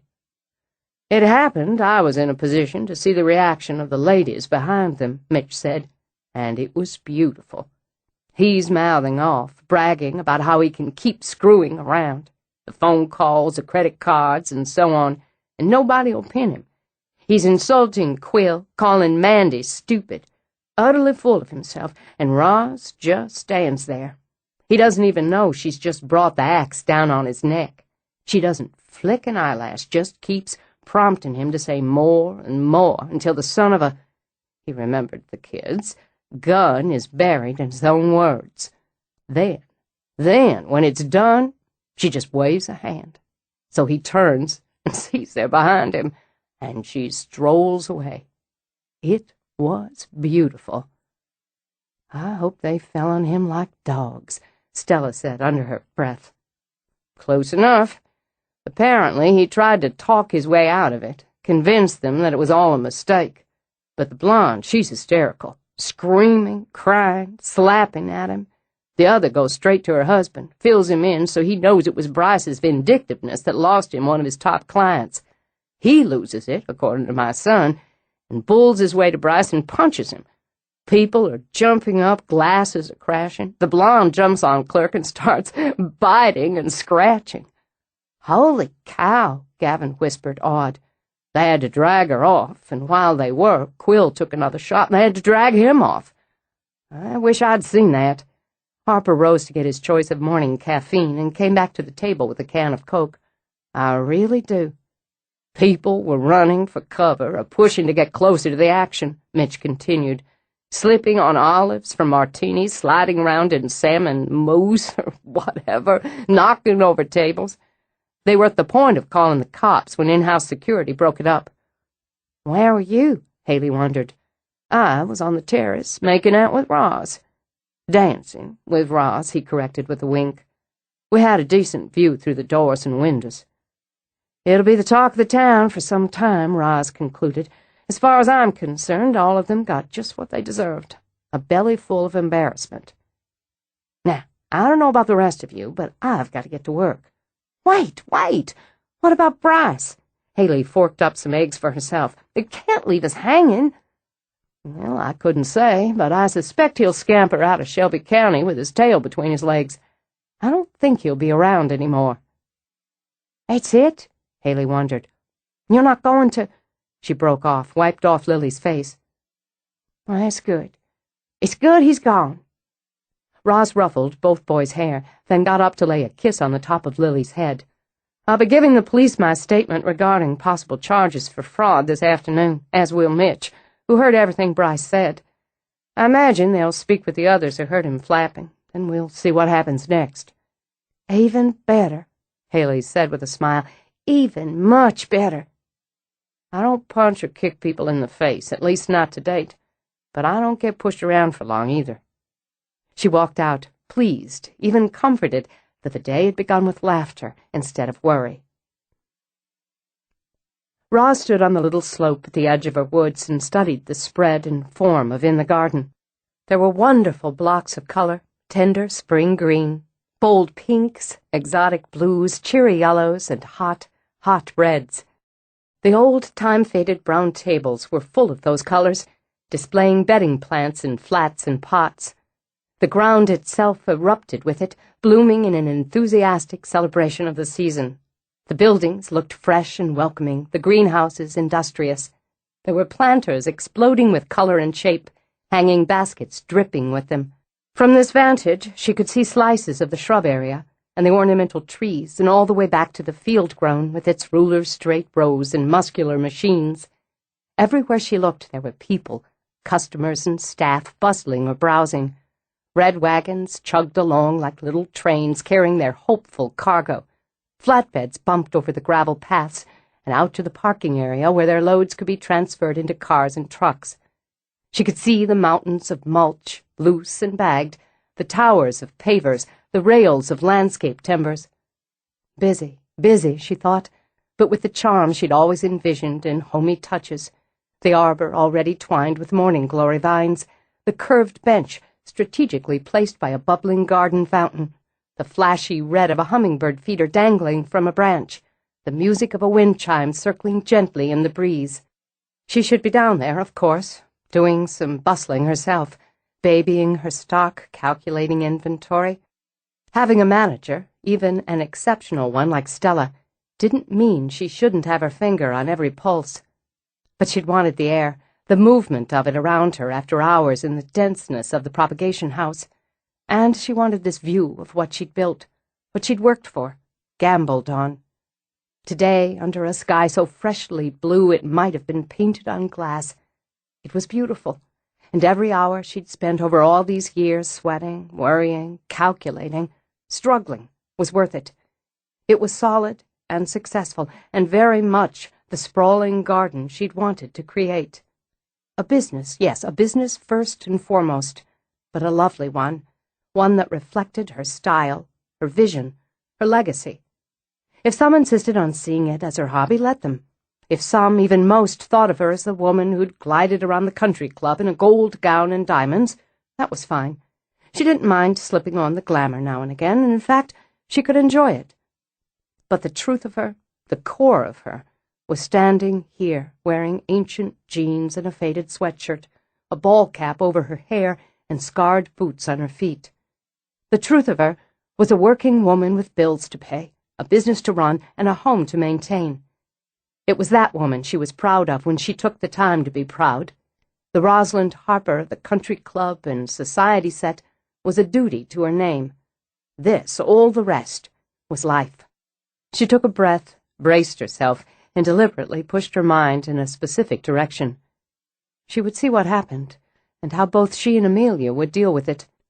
So she thought, if this was life, hers to live, why couldn't she gamble yet again, expand that life by taking into it fully the man who excited and comforted her, who intrigued and amused her, the man who had somehow strolled through the maze that grief and work and duty and pride had built around her heart, the man she loved.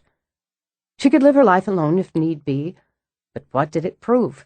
That she was self-sufficient, independent, strong, and able. She knew those things, had been those things, and would always be those things. And she could be courageous, too.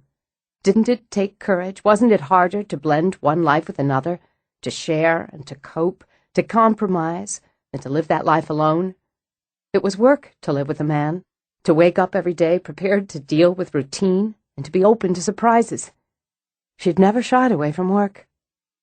Marriage was a different kettle at this stage of a life. There would be no babies made between them, but they could share grandchildren one day. They wouldn't grow up together, but could grow old together. They could be happy. They always lie. They're never true. Roz stood in the same spot on a gentle rise at the edge of the woods, but in the garden was gone. There were fields, stark with winter, barren trees, and the feel of ice on the air. Not all men, Roz said quietly. Not always. I've known more than you. She walked across the fields, insubstantial as the mist that began to spread, a shallow sea over the bare black ground. Her white gown was filthy, as were her naked feet. Her hair was a tangle of oily gold around a face bright with madness. Fear blew through Roz like a sudden, vicious storm, but she planted her feet. She'd ride it out. The light had gone out of the day. Heavy clouds rolled over the sky, smothering the blue with black, a black tinged with violent green. I've lived longer than you, Roz said, and though she couldn't stop the shudder as Amelia approached, she stood her ground. And learned so little. You have all you need. A home, children, work that satisfies you. What do you need with a man? Love matters. There was a laugh, a wet chortle that screamed across Roz's nerves. Love is the biggest lie. He will fuck you and use you and cheat and lie.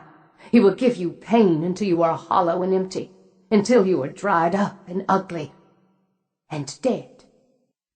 Pity stirred under the fear. Who betrayed you? Who brought you to this? Oh, they're all the same. They're the whores, though they label us so. Didn't they come to me, ram their cocks into me, while their wives slept alone in their saintly beds? Did they force you? Then they take what's yours, what was mine? She slammed both fists into her belly, and the force of the rage, the grief, and the fury knocked Roz back 2 full steps. Here was the storm spewing out of the sky, bursting out of the ground, swirling through the fog and into the filthy air. It clogged Roz's lungs as if she were breathing mud. She heard the crazed screams through it. Kill them all! Kill them all in their sleep!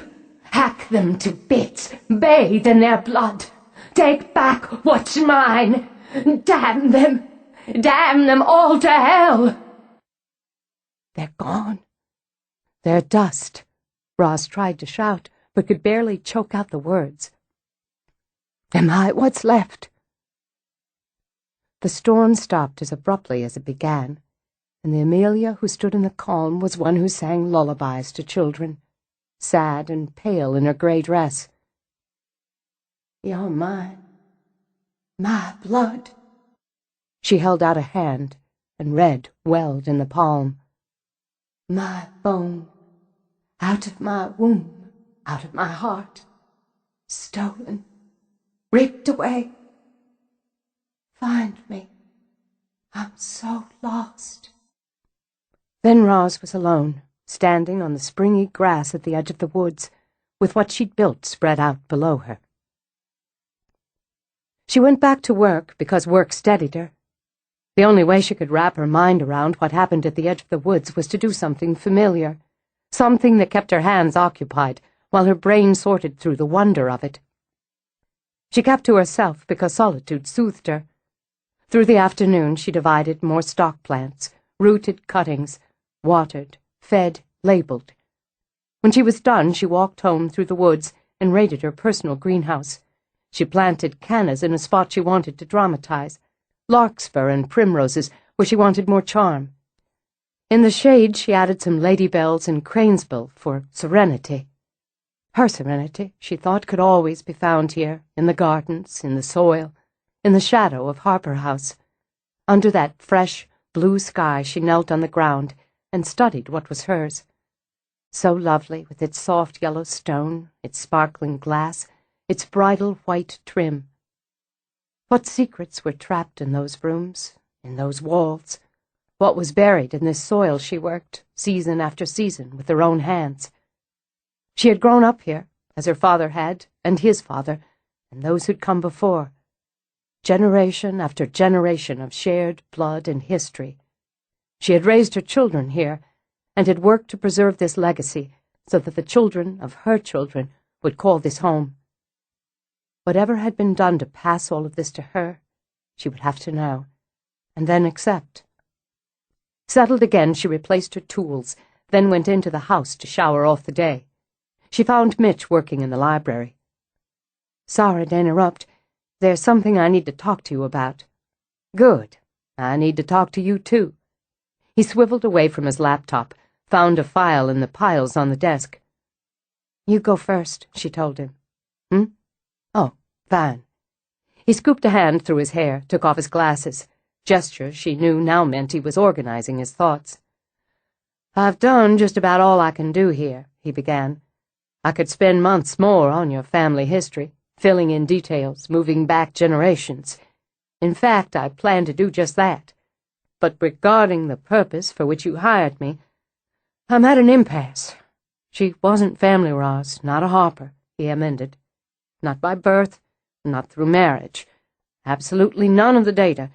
Names, dates, births, marriages, deaths. Nothing I have places a woman named Amelia in this house or in the Harper family. No woman of her approximate age died in this house during the time period we've pinpointed." "I see." She sat, wishing vaguely she'd thought to get coffee. "Now, if Stella is mistaken regarding the name, she isn't." Roz shook her head. "It's Amelia." "I agree. But there's no Amelia Harper, by birth, by marriage, in any record. Oddly enough, considering the length of time this house has stood here, there's no record of any female in her 20s or 30s who died here. In the house. Older or younger? Yes, a few." He set the file on top of a pile. One of the most entertaining deaths to occur here was back in 1859. One of your male ancestors, a Beauregard Harper, who broke his neck and several other bones falling off the second-floor terrace. From the letters I've read describing the event, Beau was up there with a woman, not his wife, engaged in a sexual romp that got a little over-enthusiastic. He went over the rail, taking his date with him. He was dead when members of the household reached him, but being a portly fella, he broke the fall of the female house guest, who landed on top of him and only suffered a broken leg. And terminal embarrassment, I imagine. Must have. I have the names of the women, the Harper women, who died here listed for you. I have some records on female servants who died here, but none fit the parameters. I got some information from the Chicago lawyer I told you about." He began to dig for another file. "The descendant of the housekeeper during Reginald Harper's time, she actually discovered she had 3 ancestors who worked here. The housekeeper's uncle, who was a groundsman, and a young cousin who served as a kitchen maid. From this I've been able to get you a detailed history of that family as well. While none of it applies, I thought you'd like to have it." "Yes, I would." "The lawyer's still looking for data when she has time. She's entrenched now. We could get lucky. You've done considerable work. Well, you'll be able to look at the charts and locate your great-great-uncle's second cousin on his mother's side and get a good sense of his life. But that doesn't help you. You're wrong. She studied the mountain of files and the board crowded with papers and photos and handwritten charts behind Mitch. It does help me. It's something I should have seen to a long time ago. I should have known about the unfortunate and adulterous Beau, and the saloon-owning Lucybell, and all the others you've brought to life for me. She rose to go to the board and study the faces, the names. Some were as familiar as her own, and others had been virtual strangers to her. My father, I see now, was more interested in the present than the past, and my grandfather died while I was so young I don't remember having him tell me family stories. Most of what I got was from my grandmother, who wasn't a Harper by birth, or from older cousins. I'd go through the old papers now and again, always meaning to make time to do more, read more, but I didn't. She stepped back from the board. Family, history, everyone who came before, matters, and until recently I haven't given them enough respect. I agree with the first part, but not the second. This house shows the great respect you have for your family. Essentially, what I'm telling you is I can't find her for you. I believe from what I've observed, what I feel, Amelia is your ancestor, but she's not your family. I won't find her name in family documents, and I don't believe she was a servant here. You don't. Consider the time, the era, the societal mores. As a servant, it's certainly possible that she was impregnated by a member of the family, but it's doubtful she would have been permitted to remain on staff, to remain in the house during her pregnancy. She would have been sent away, given monetary compensation, maybe, but it doesn't hold for me. After one last glance at the board, she walked back to her chair and sat. Why not? Reginald was head of the house. All the information I have on him indicates he was excessively proud, very aware of what we could say was his lofty standing in this area. Politics, business, society. To be frank, Ross, I don't see him banging the parlor maid. He'd have been more selective. Certainly said banging could have been done by a relative, an uncle, a brother-in-law, a cousin, but my gut tells me the connection with Amelia's tighter than that. Which leaves my lover, a woman not his wife, but who suited his needs, a mistress. She was silent for a long moment. You know what I find interesting, Mitchell? That we've come from different directions, to the same point. You've gone through so many reams of documents that it gives me a headache just to think of them. Phone calls, computer searches, courthouse searches, graphs and charts, and Christ only knows. And by doing all that, you've not only given me a picture of my family I've never looked at, people whose names I didn't know, but who are, in a very real sense, responsible for my life. But you've eliminated dozens of possibilities, dozens of perhapses as to who this poor woman was, so that we can whittle it down to the right answer. Do you think when we do, she'll have peace? I don't know the answer to that. Why are you so sad? It rips me to see you so sad. I'm not entirely sure. This is what happened today, she said, and told him. I was so afraid. She took a long breath. I was afraid the night she locked us out of the children's room, and when you and I came in from the terrace and she had that fit of temper, tossing things around. I was afraid that night in the tub when she held me under.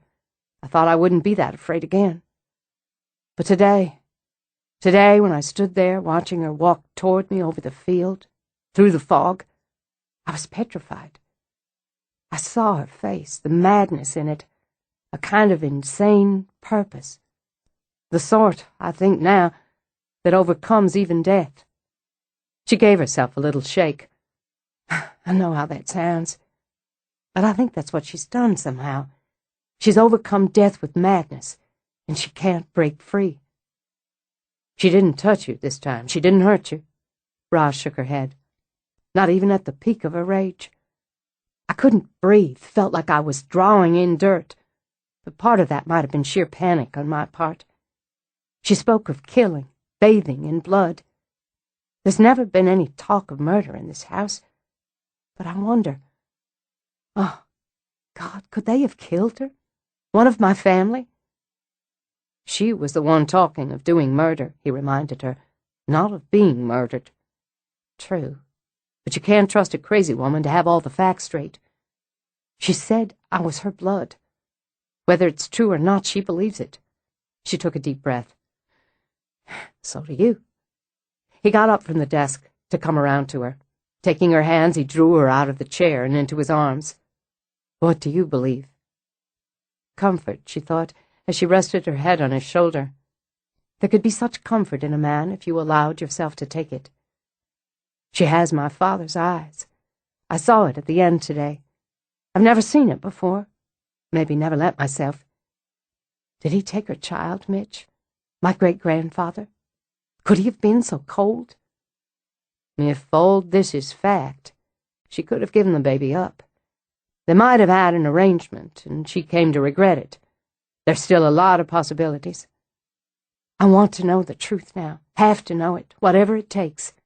She drew back, managed to smile. Just how the hell do we go about finding a woman who may have been my great-grandfather's lover?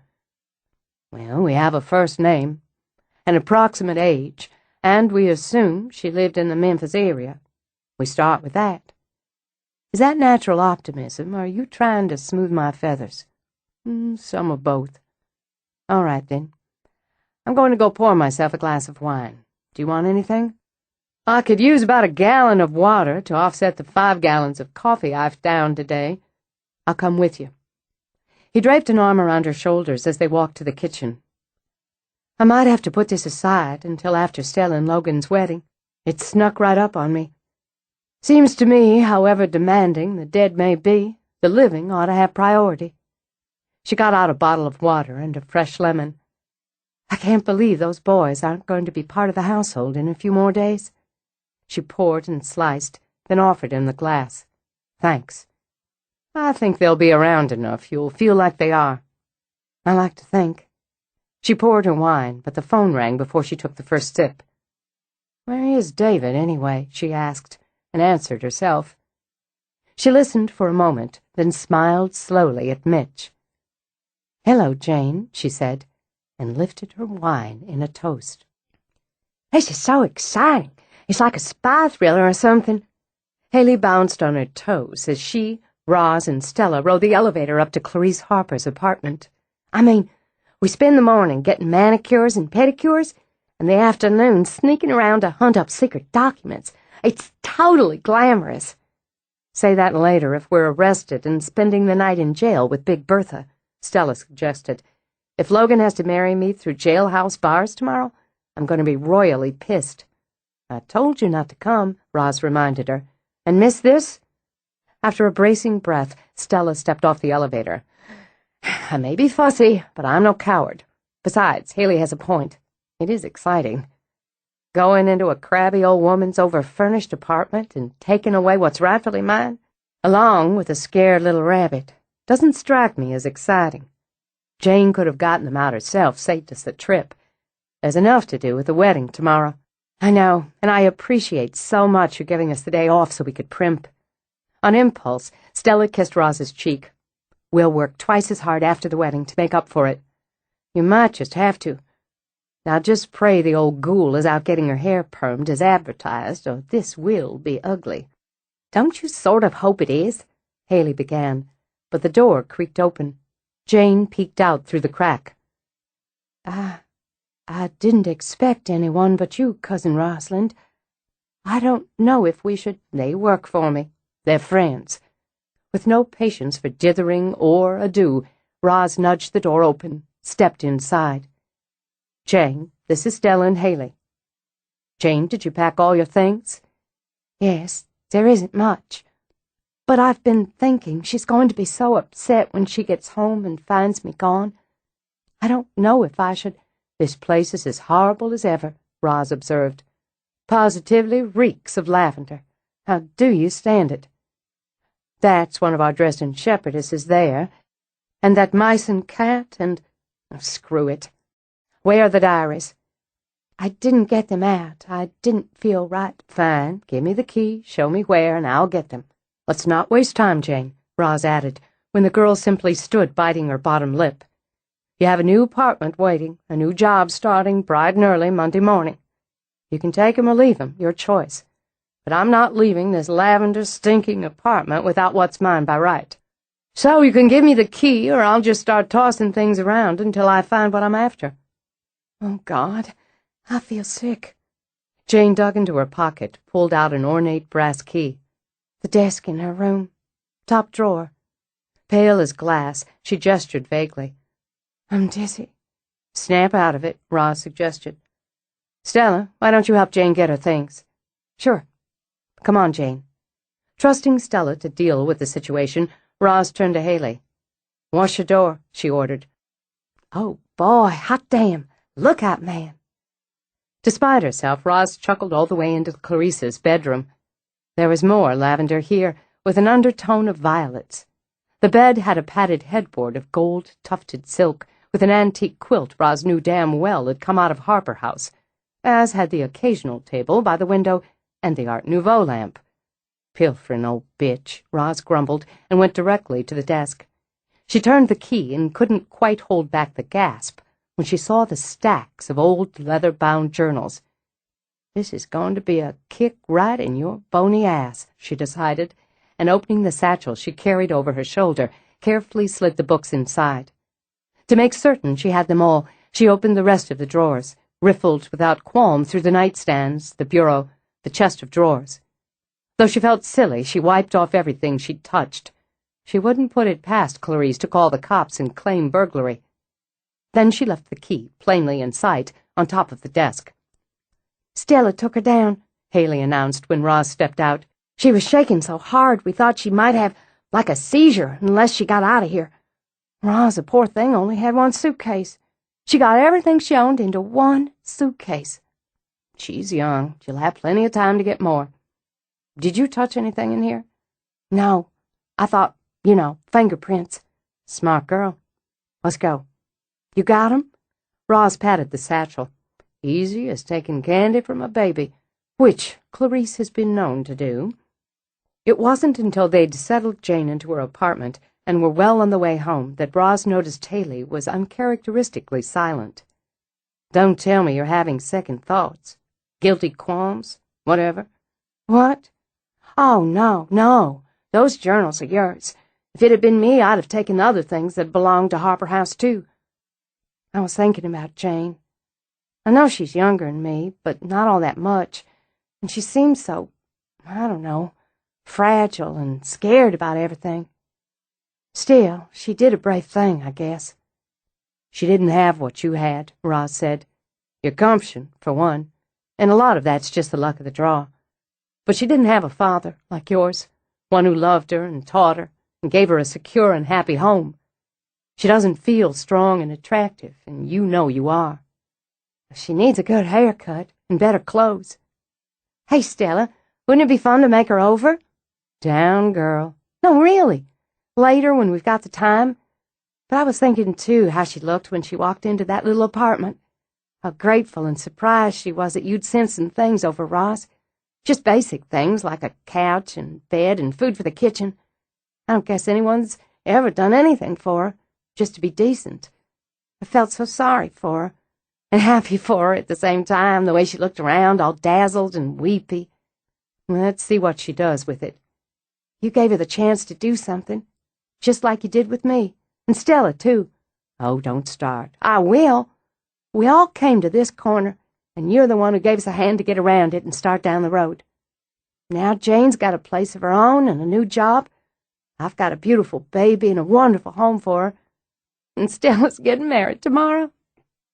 She began to sniffle, and Roz rolled her eyes toward the rearview mirror. I really mean, don't start. I can't help it. I'm so happy.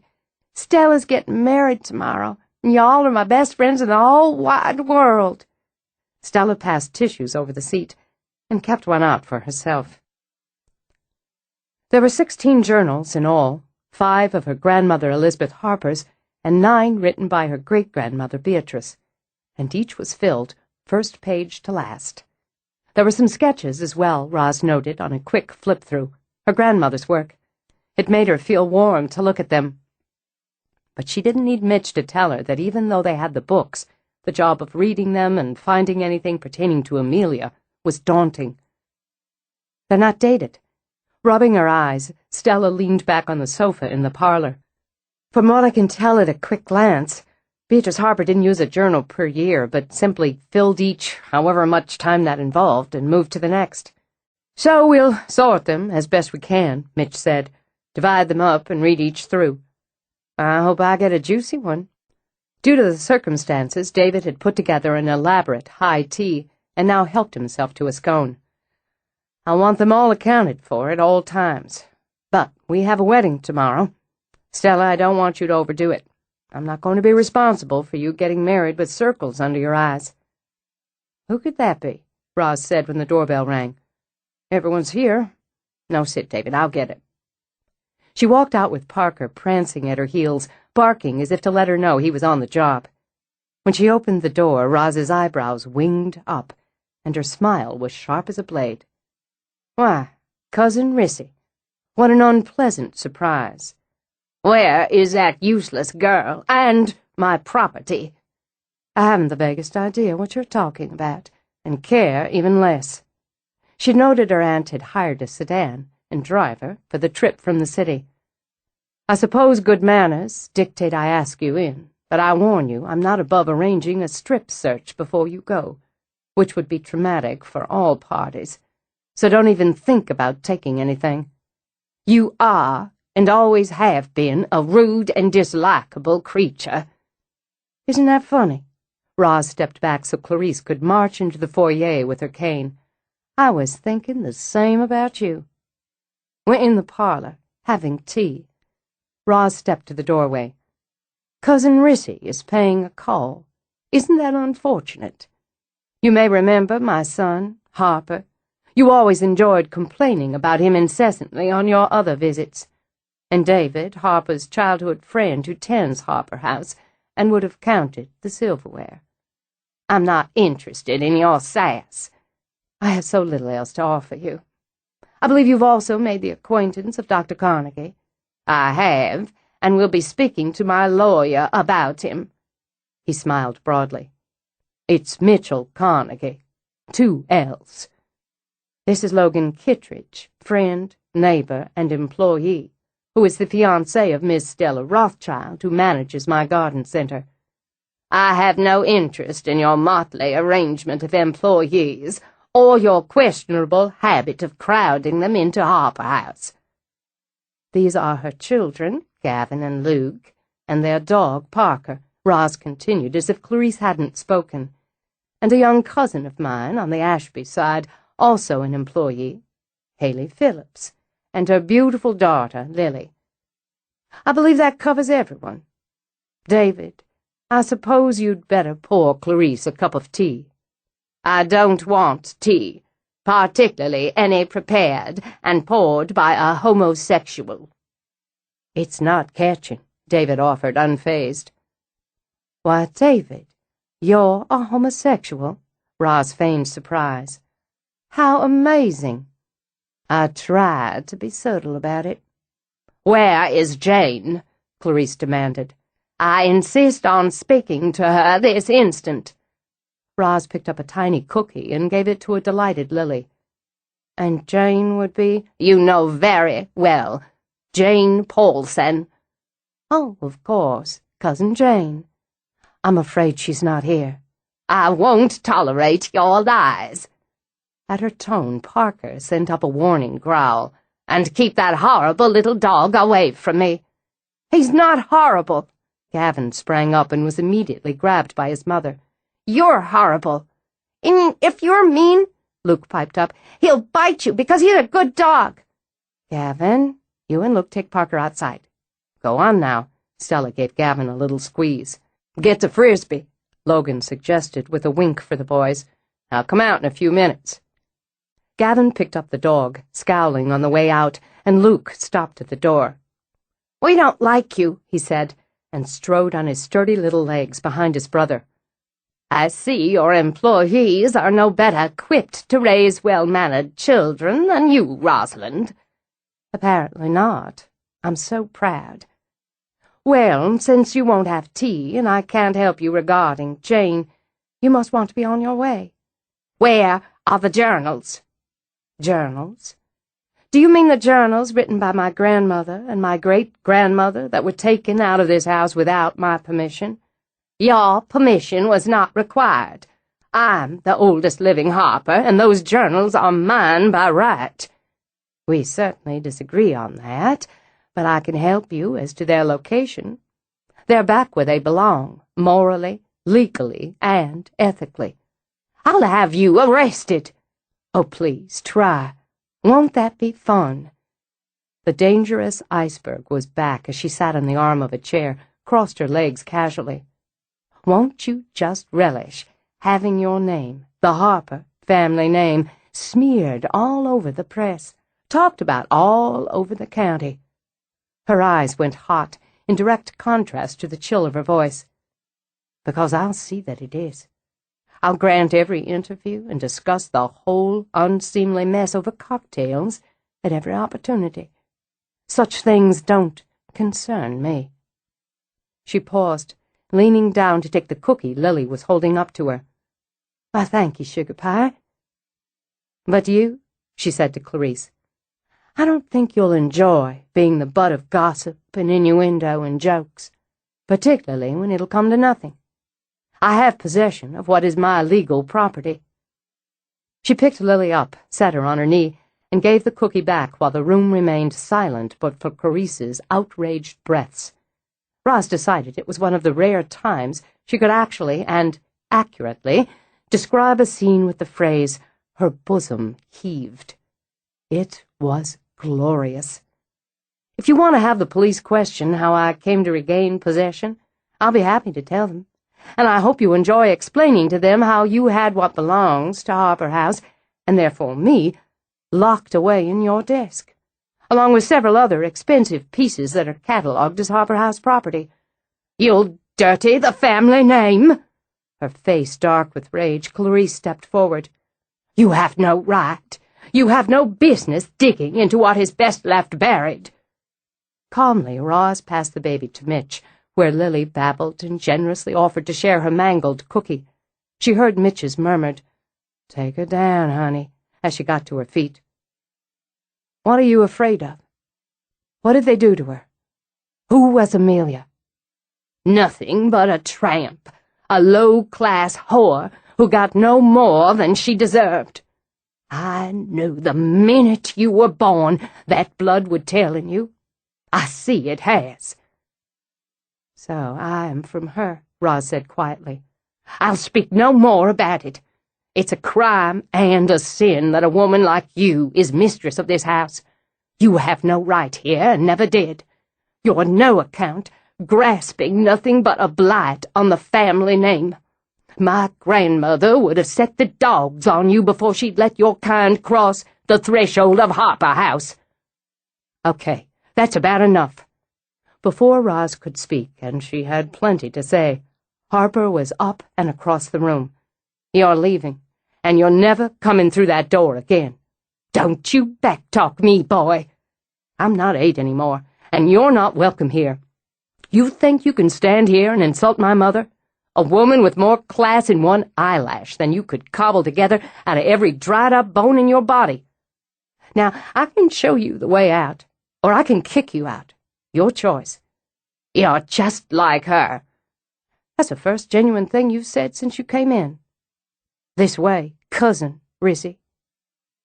He took her arm, and though she tried to swat him away, led her out of the room. There was a beat of silence, then Haley's low whistle. "Go, Harper." Chapter 20. Upstairs in the sitting room, Mitch lifted Roz's feet into his lap and began to rub. "Long day for you. Wasn't it just? You got in some mighty swings, Slugger." "I did, but Harper sure did bat clean-up and knock it out of the park. I know I'm in love when my girl can talk in baseball analogies." He lifted her foot higher to kiss her ankle. I'll take my share of the journals with me. I should be able to get a start on them tonight. You've had a long day yourself. After the wedding, soon enough. She tipped her head back, closed her eyes as his thumb pressed into her arch. Besides, if you go, you'll stop rubbing my feet. I was hoping this would be a suitable bribe. You don't need a bribe. I was hoping you'd stay. It so happens I have my suit for the wedding out in the car. Her eyes stayed closed, her lips curved. I like a man who thinks ahead. I wasn't sure there'd be a place for a man in the house tonight. Wedding eve, female rituals. We started our rituals at the salon this morning, and we'll pick them up tomorrow. They're going to make a lovely family, aren't they? They already do. I enjoyed watching those boys stand up to the old woman, and your elegantly executed shots, followed by Harper's base-clearing run. We were all wonderfully rude, weren't we? Of course, she won't speak to you again, won't help you with your book. I'm not worried about it. And we'll call it post-season play. She's unlikely to be entertained by what I write about her. I will be. She knows who Amelia is, what happened to her. I suppose she always has. There's a possibility she destroyed any journals with a mention of her. A small one, as anything pertaining to Harper House is sacrosanct to her. But it's something we should be prepared for. We just need a few seeds. I can propagate from there. She opened her eyes. Aren't you clever? I know I'm in love when my guy can talk in gardening terms. You haven't seen anything yet. Rosalind, I'm seduced by your feet. My feet? Crazy about them. I just never know. Slowly, he drew off one of her thick socks. What I'll find. Ah.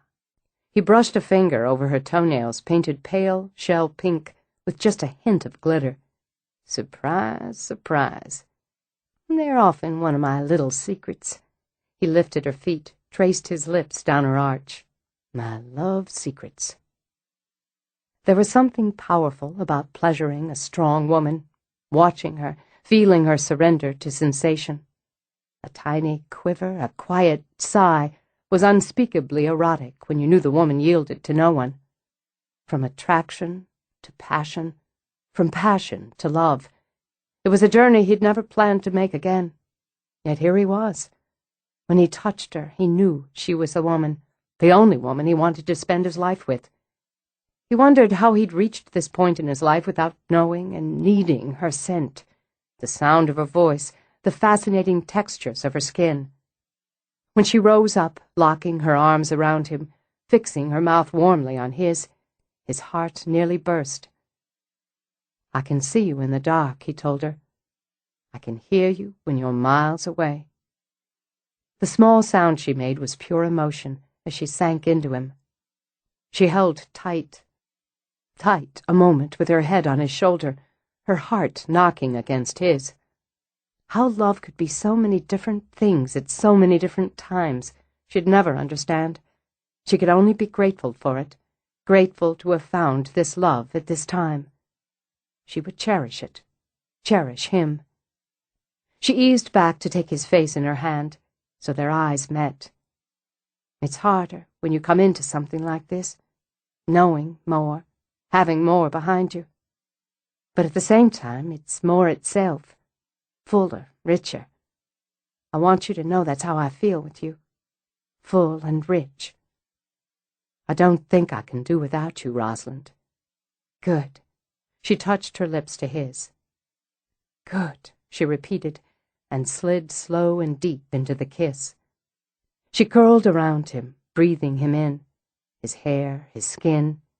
Here, unbearable tenderness, and there, a simmering excitement.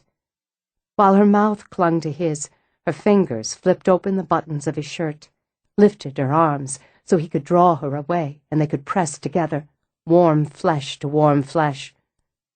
He pressed her back onto the couch, let his hands and lips roam over her, breasts and shoulders and throat, down to that impossibly narrow torso.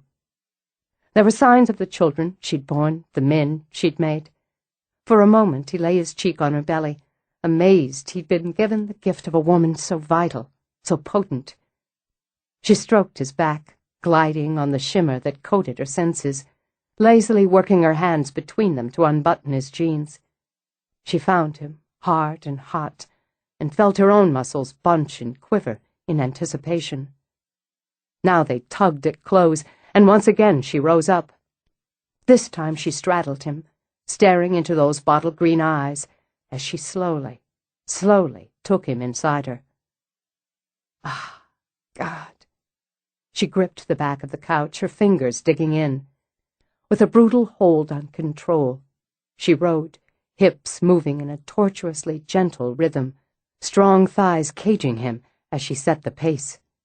She could feel his hands on her, a desperate grip on her hips as he struggled to let her lead, then a smooth caress up her back, a slick stroke to cup her breasts.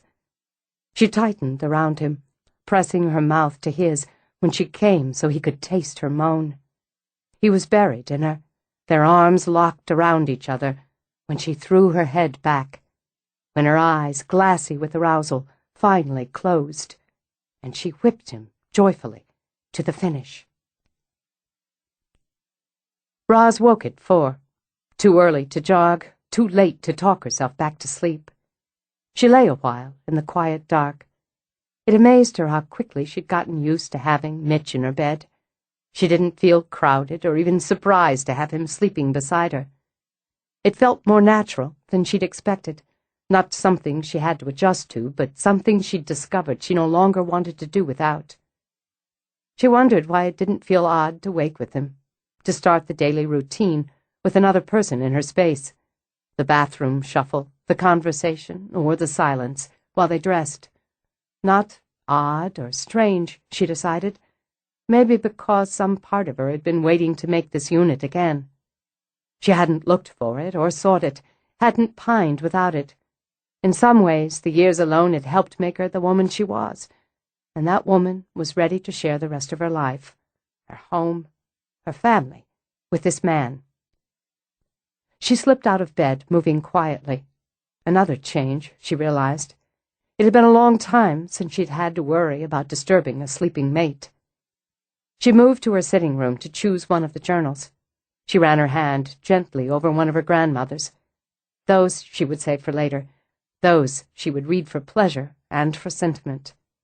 What she did now, she did for duty. It took her less than 15 minutes to conclude she and her great-grandmother wouldn't have understood each other. Weather remains fine. Reginald's business keeps him in New Orleans. I was unable to find the shade of blue silk I'm seeking. The shops here are simply not au courant. I believe we must arrange a trip to Paris. Though it's imperative we engage another governess for the girls before we do. This current woman is entirely too independent. When I think of the money spent on her salary, her room and board, I find myself most dissatisfied by her service. Recently I gave her a very nice day dress, which didn't suit me, and which she accepted without a qualm. However, when I ask for some small favor, she behaves very grudgingly. Surely she has time to run a few simple errands, when there's nothing else on her plate but minding the girls and teaching a few lessons. I have the impression she considers herself above her station. Roz stretched out her legs, flipped through pages. Most of the entries were more of the same. Complaints, tidbits about shopping, plans for parties, rehashes of parties attended. There was very little dealing with the children. She set that one aside for later, picked up another. Skimming, she found an entry on dismissing a maid for giggling in the hallway, another on a lavish ball. Then stopped, and read more carefully when an entry caught her eye. I've miscarried again. Why is it as painful to lose a child as to birth one? I'm exhausted. I wonder how I can suffer through this process yet again in the attempt to get Reginald the heir he so desperately wants. He will want to lie with me again as soon as I am able, and that ordeal will continue, I suspect, until I conceive once more. I can find no pleasure in it, nor in the girls who are a daily reminder of what I have yet to accomplish. At least, once I conceive yet again, I will be left to myself for the months of waiting. It is my duty to bear sons. I will not shirk my duty. And yet it seems I am unable to bring forth anything but chattering girls. I want only to sleep and forget that I have failed once again to provide my husband and this house with the air they both demand. Children as duty only, Roz thought. How sad. How must those little girls have felt, being failures because of their sex? Had there been any joy in this house during Beatrice's reign as its mistress, or had it all been duty and show? Depressed, she considered switching to one of her grandmother's journals, but ordered herself to glance through one more. I'm so sick to death of that busybody, Mary Louise Barker. You would think because she's managed to birth 4 sons, and is once again fat as a cow with yet another child, she knows all there is to know about conception and child-rearing. This is hardly the case. Her sons run around like wild Indians, and think nothing of putting their grubby little hands on the furniture in her parlor, and she just laughs and says boys will be boys when they and their scruffy dogs, 3 of them, come romping in. She had the nerve to suggest I might see her doctor, and some voodoo woman. She swears she'll have the girl she pines for this time, because she went to this hideous person and bought a charm to hang over her bed.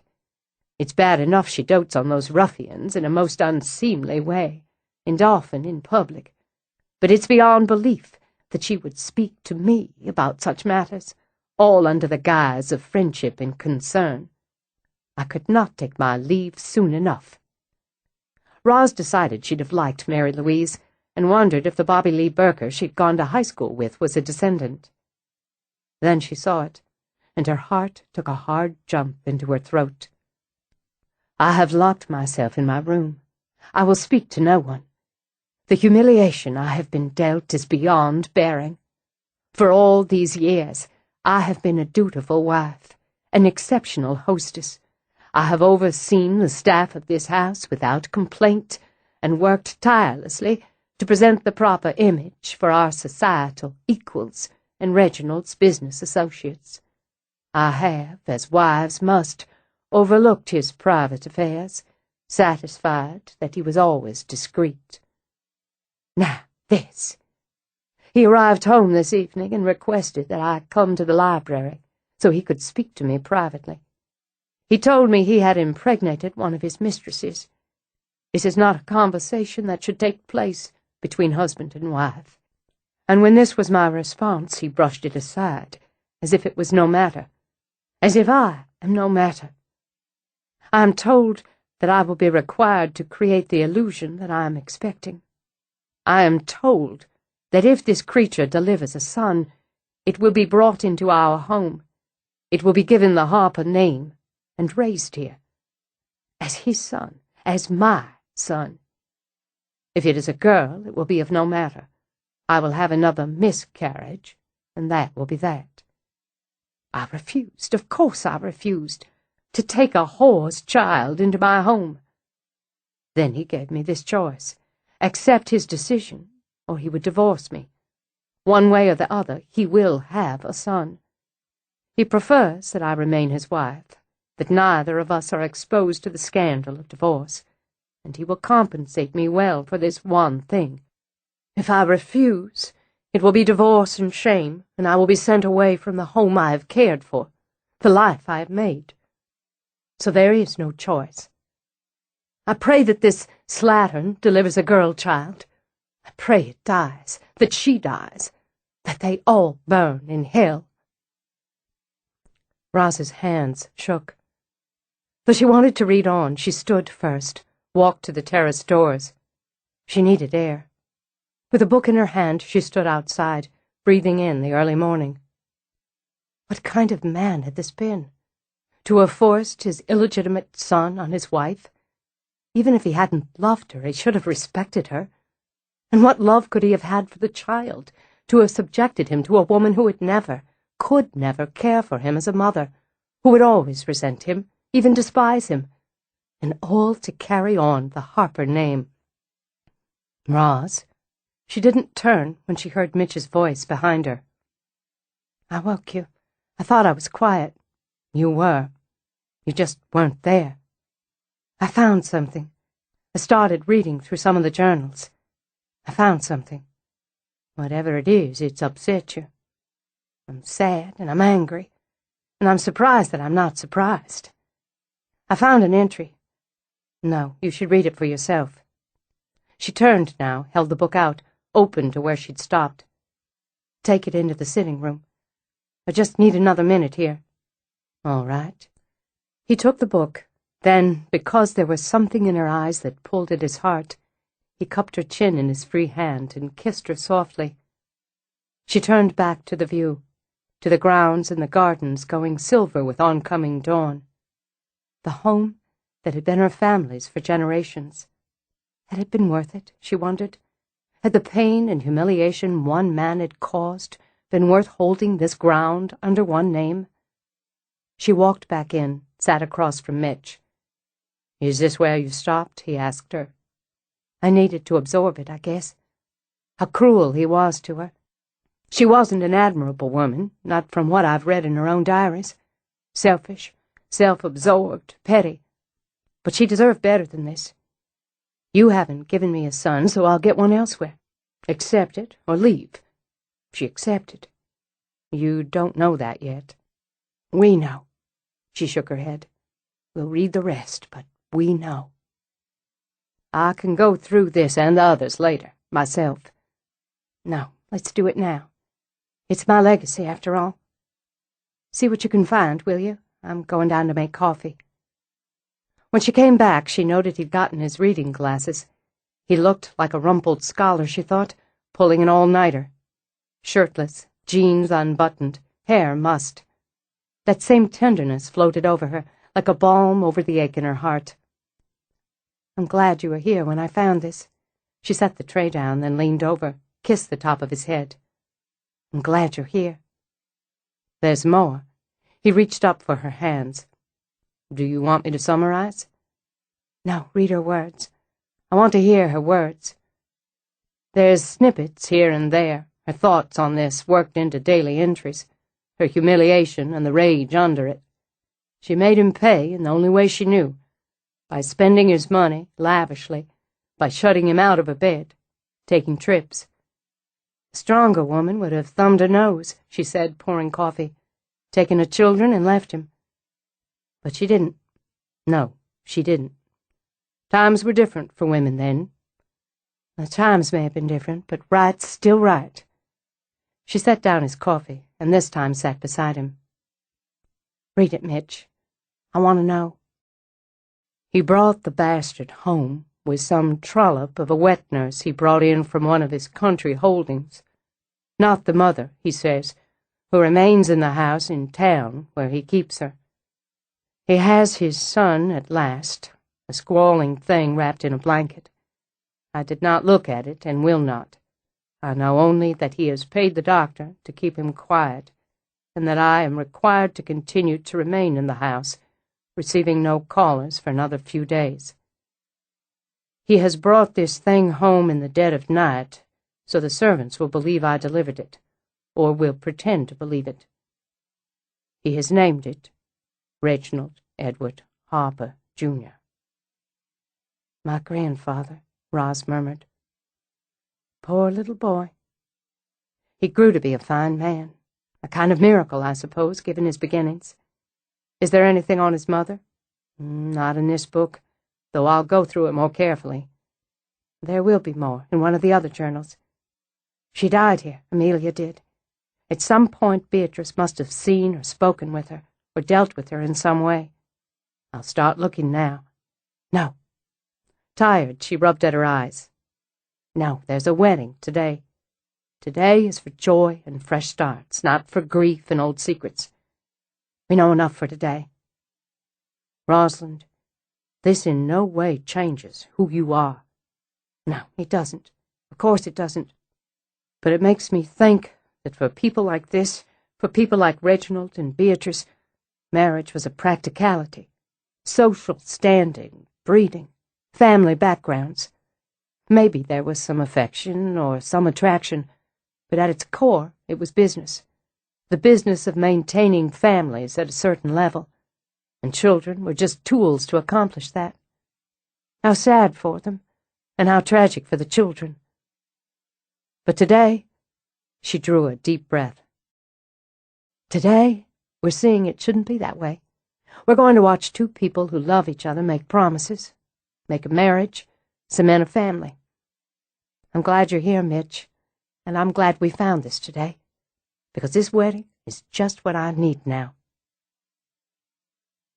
It was the perfect day for it, tailor-made, with candy blue skies and balmy air scented with flowers.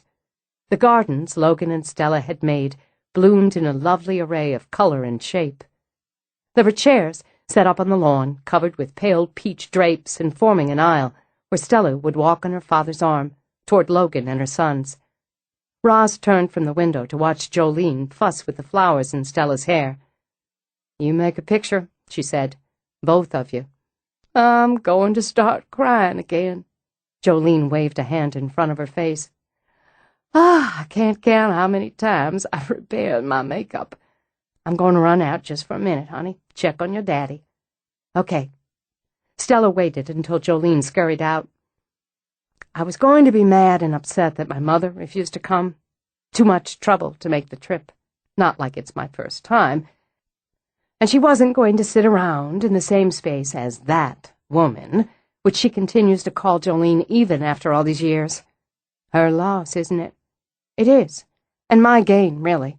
It's Jolene I want today anyway. And you, and Haley. Stella lifted her hand to touch the sapphires in her ears. They're so perfect.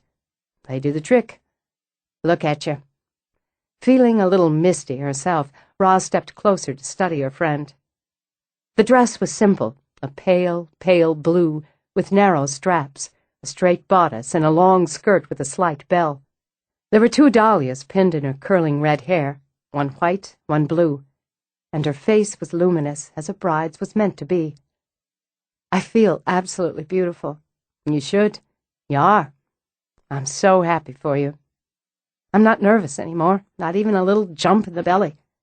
Stella pressed a hand to it as she blinked tears back.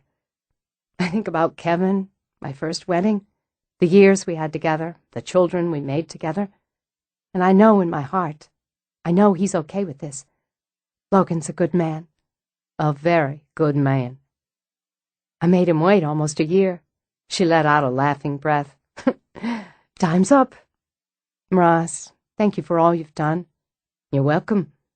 I'm ready to get married. I'm absolutely ready. It was sweet, Roz thought, and it was lovely. The man and woman, the young boys coming together in the gardens of the home they'd share. Logan, big and strong and handsome in his suit. Stella, bright and beautiful in her bride dress, and the children grinning even when Logan kissed the bride. The guests broke into spontaneous applause as Logan swept Stella off her feet and spun her in a circle, and Harper topped off the moment by popping the first bottle of champagne. I don't know when I've seen a happier couple, Mitch commented, and tapped his glass to Roz's. Or a prettier family. You do good work. I didn't do anything. It's like a family tree. These two come from one of your branches. May not be blood, but it comes to the same. It's their connection to you that brought them together. They did the rest, but the connection started it. That's a nice thought. I'll take it. She lifted her glass, sipped. There's something I want to talk to you about a little later. I wanted to wait to bring it up until after Stella had her day. A wedding day, by rights, belongs to the bride. What's it about? I guess you could say it's about connections. She rose on her toes to kiss him. We'll talk about it after we go home. Fact is, I've got to run back real quick. With all this commotion, I forgot the special bottle of champagne I have back home for the bride and groom and their wedding night. I can run get it. No, it'll be quicker if I do. I'll be back in 15 minutes. As she got to the car, she stopped as Haley called her. "Roz, hold up. Is it okay if we ride with you?" A little breathless, she stopped at the car with the crying Lily in her arms. "I got a cranky girl here. Needs a little nap. But she won't go down. Car ride'll do the trick. We can take mine. It has the car seat." "Sure. It's going to be a quick run, though." "It's all right." She walked to her own car, battled an objecting Lily into the seat. "Rides always calm her down, and if she goes to sleep, I can just sit out here with her until she wakes up. Then we'll both have a better time at the party." As advertised, the crying stopped, and Lily's head began to droop before they were down the lane to the main road. "Works like a charm," Haley said. "Always did with mine, too." She looked so sweet in her pink party dress. "Everything looks so beautiful. If I ever get married, I want it to be just like that. Springtime, flowers, friends, shining faces. I always thought I wanted a big church extravaganza, but this was so romantic. Just right for them. It's nice to—" "Slow down. Stop the car." "What? What's the— Oh, my God." They looked over it in the garden. Roz had closed for the day so everyone could enjoy the wedding. But someone, she could see, had been there. Someone she thought still was. Several of her outdoor displays were overturned, and a car was parked sideways, crushing one of her beds. "Call the police," Roz snapped, and was already out of the car. "You and the baby get out of here now. Go back to Logan's right now." Don't go in there now." "This is my place." And she was already running. Her flowers, she thought. Plants she'd started from seed or cutting, babied along, nurtured and loved. Destroyed, beaten down, ripped to pieces. Innocent, she thought, as she took only a moment to grieve for the loss and waste. Innocent beauty crushed to nothing. There would be payment made. She heard glass shatter and charged around the back of the main building. She saw Bryce swinging a baseball bat at another window. "You son of a bitch!" He whirled. She saw the shock first, then the rage. "Thought you were busy today. Figured I'd be done before you came by." "You figured wrong." "Doesn't matter a damn." He slammed the bat into the next window. "Time you learned a lesson. You think you can humiliate me in public? Set the cops on me? You humiliated yourself, and if you don't put that down and get the hell off my property, I'm going to do more than set the cops on you." "Such as? Just you and me now, isn't it?" He slapped the bat against his palm, took a step toward her. "Do you know what you cost me?" "I've got a general idea, and it's going to be more. Trespassing, destruction of property." He didn't use the bat, though she saw in his eyes just for an instant that he considered it. But he swung out with his hand, cracking her across the cheekbone and sending her sprawling. That was all it took. She was up like a flash and launching herself at him. She didn't use nails and teeth as Mandy had.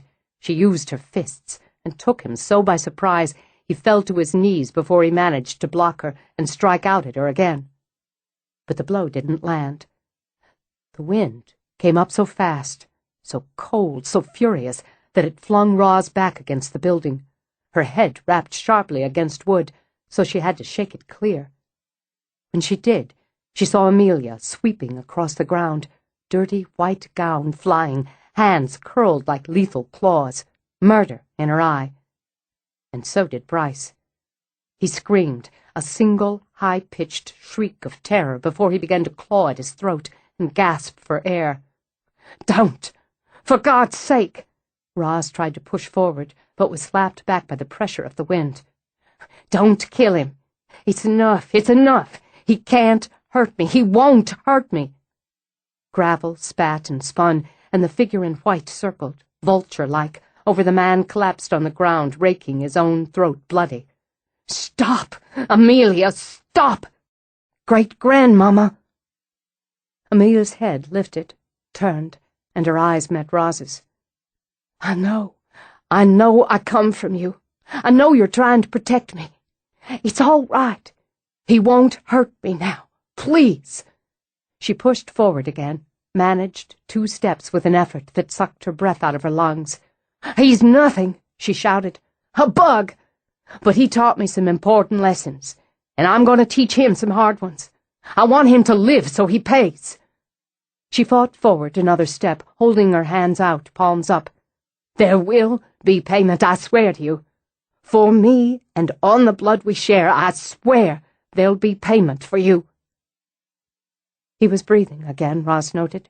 Short, harsh breaths, but air was wheezing in and out of Bryce's white lips. She crouched down, spoke calmly. "Looks like it wasn't just you and me, after all." The wind began to die, and through it she heard shouts and running feet. When she straightened, Amelia was gone. She staggered back on rubbery legs as Harper flew around the side of the building, 2 strides ahead of Mitch. "I'm all right. I'm fine," though she felt her head circle like a carousel. But this one might need a little medical attention. "Fuck him!" "Mama!" Harper grabbed her, feathered his hands over her face. "Jesus Christ!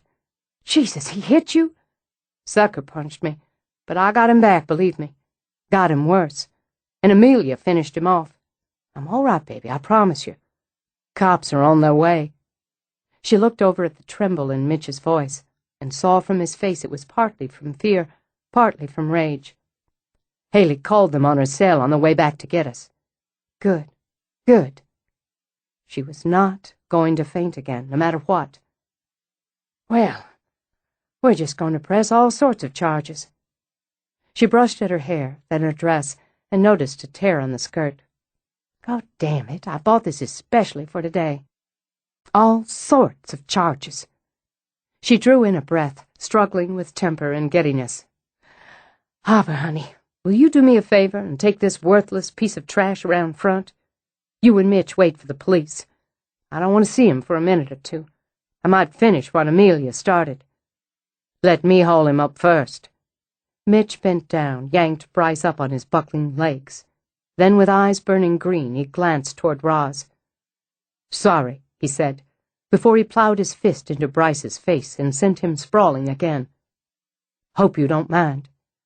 "Not a bit," Roz told him, and despite the churning in her belly, found her lips spreading into a wide grin. "Not a damn bit. Harper, you mind taking it from here? I'd like a word with Mitch." "Happy to." He dragged Bryce off and shot a look over his shoulder. "Mama, you sure can kick ass." "Yeah." She drew in a breath, let it out. "If it's all the same to you," she said to Mitch, "I'm just going to sit down right here until I get my feet back under me. That ass-kicking took something out of me." "Wait." He peeled off his jacket, spread it on the ground. "No point in messing up that dress any more than it is." She sat down, then tipped her head onto his shoulder when he joined her.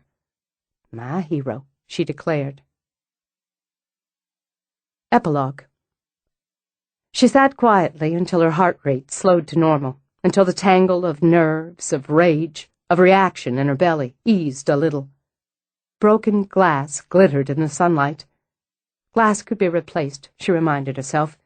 She'd mourn her flowers, but she'd save some of the wounded, and she'd grow more. She'd grow an abundance of more. "How's your hand?" she asked Mitch. "Fine. Good." He all but spat it out. "He's got a chin like a marshmallow." "Big, strong man." She turned to wrap her arms around him and didn't mention Mitch's raw, scraped knuckles. "He must have gone crazy to think he could get away with this." "A little, I guess. I imagine he planned to be done wrecking my place before the reception was over. He'd figure we'd blame it on kids, or the police would, and all I'd have was a mess on my hands. A man like that doesn't have any respect for women, doesn't believe one can best him. Well, one did. Well, 2.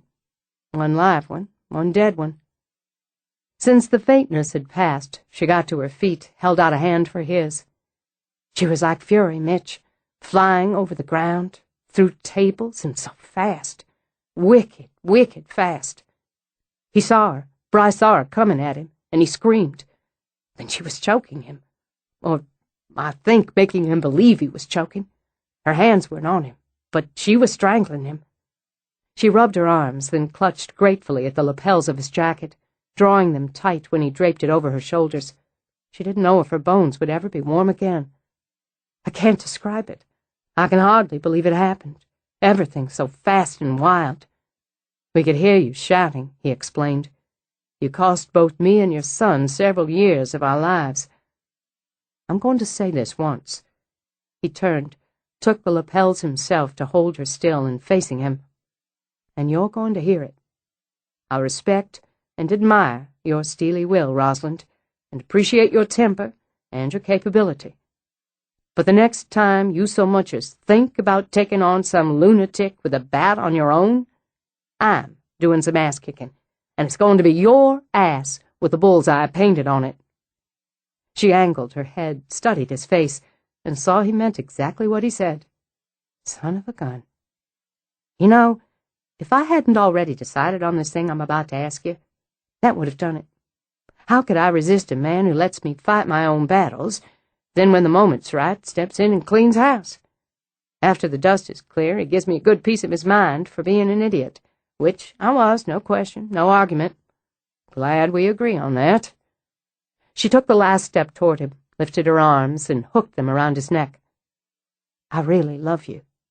I really love you back. Then you won't have a problem marrying me." She felt his body jerk, just a little, just once. Then it settled in against her, warm and true. "I don't see a problem with that. You're sure?" "Couldn't be more sure. I want to go to bed with you at night, wake up with you in the morning. I want to sit and have coffee with you whenever I please, know you're there for me and I'm there for you. I want you, Mitch, for the rest of my life. I'm ready to get started on that." He kissed her bruised cheek, her uninjured one, her brow, her lips. "I'm going to learn how to tend at least one flower. A rose. My black rose." She leaned on him. She could lean on him, and trust him to step back when she needed to stand on her own. Everything inside her calmed, even when she looked at the destruction of what was hers. She would fix it, save what could be saved, accept what couldn't. She would live her life and plant her gardens, and walking hand in hand with the man she loved, watch both bloom. And in the gardens of Harper House, someone walked and raged and grieved, with mad eyes burning into the candy blue sky.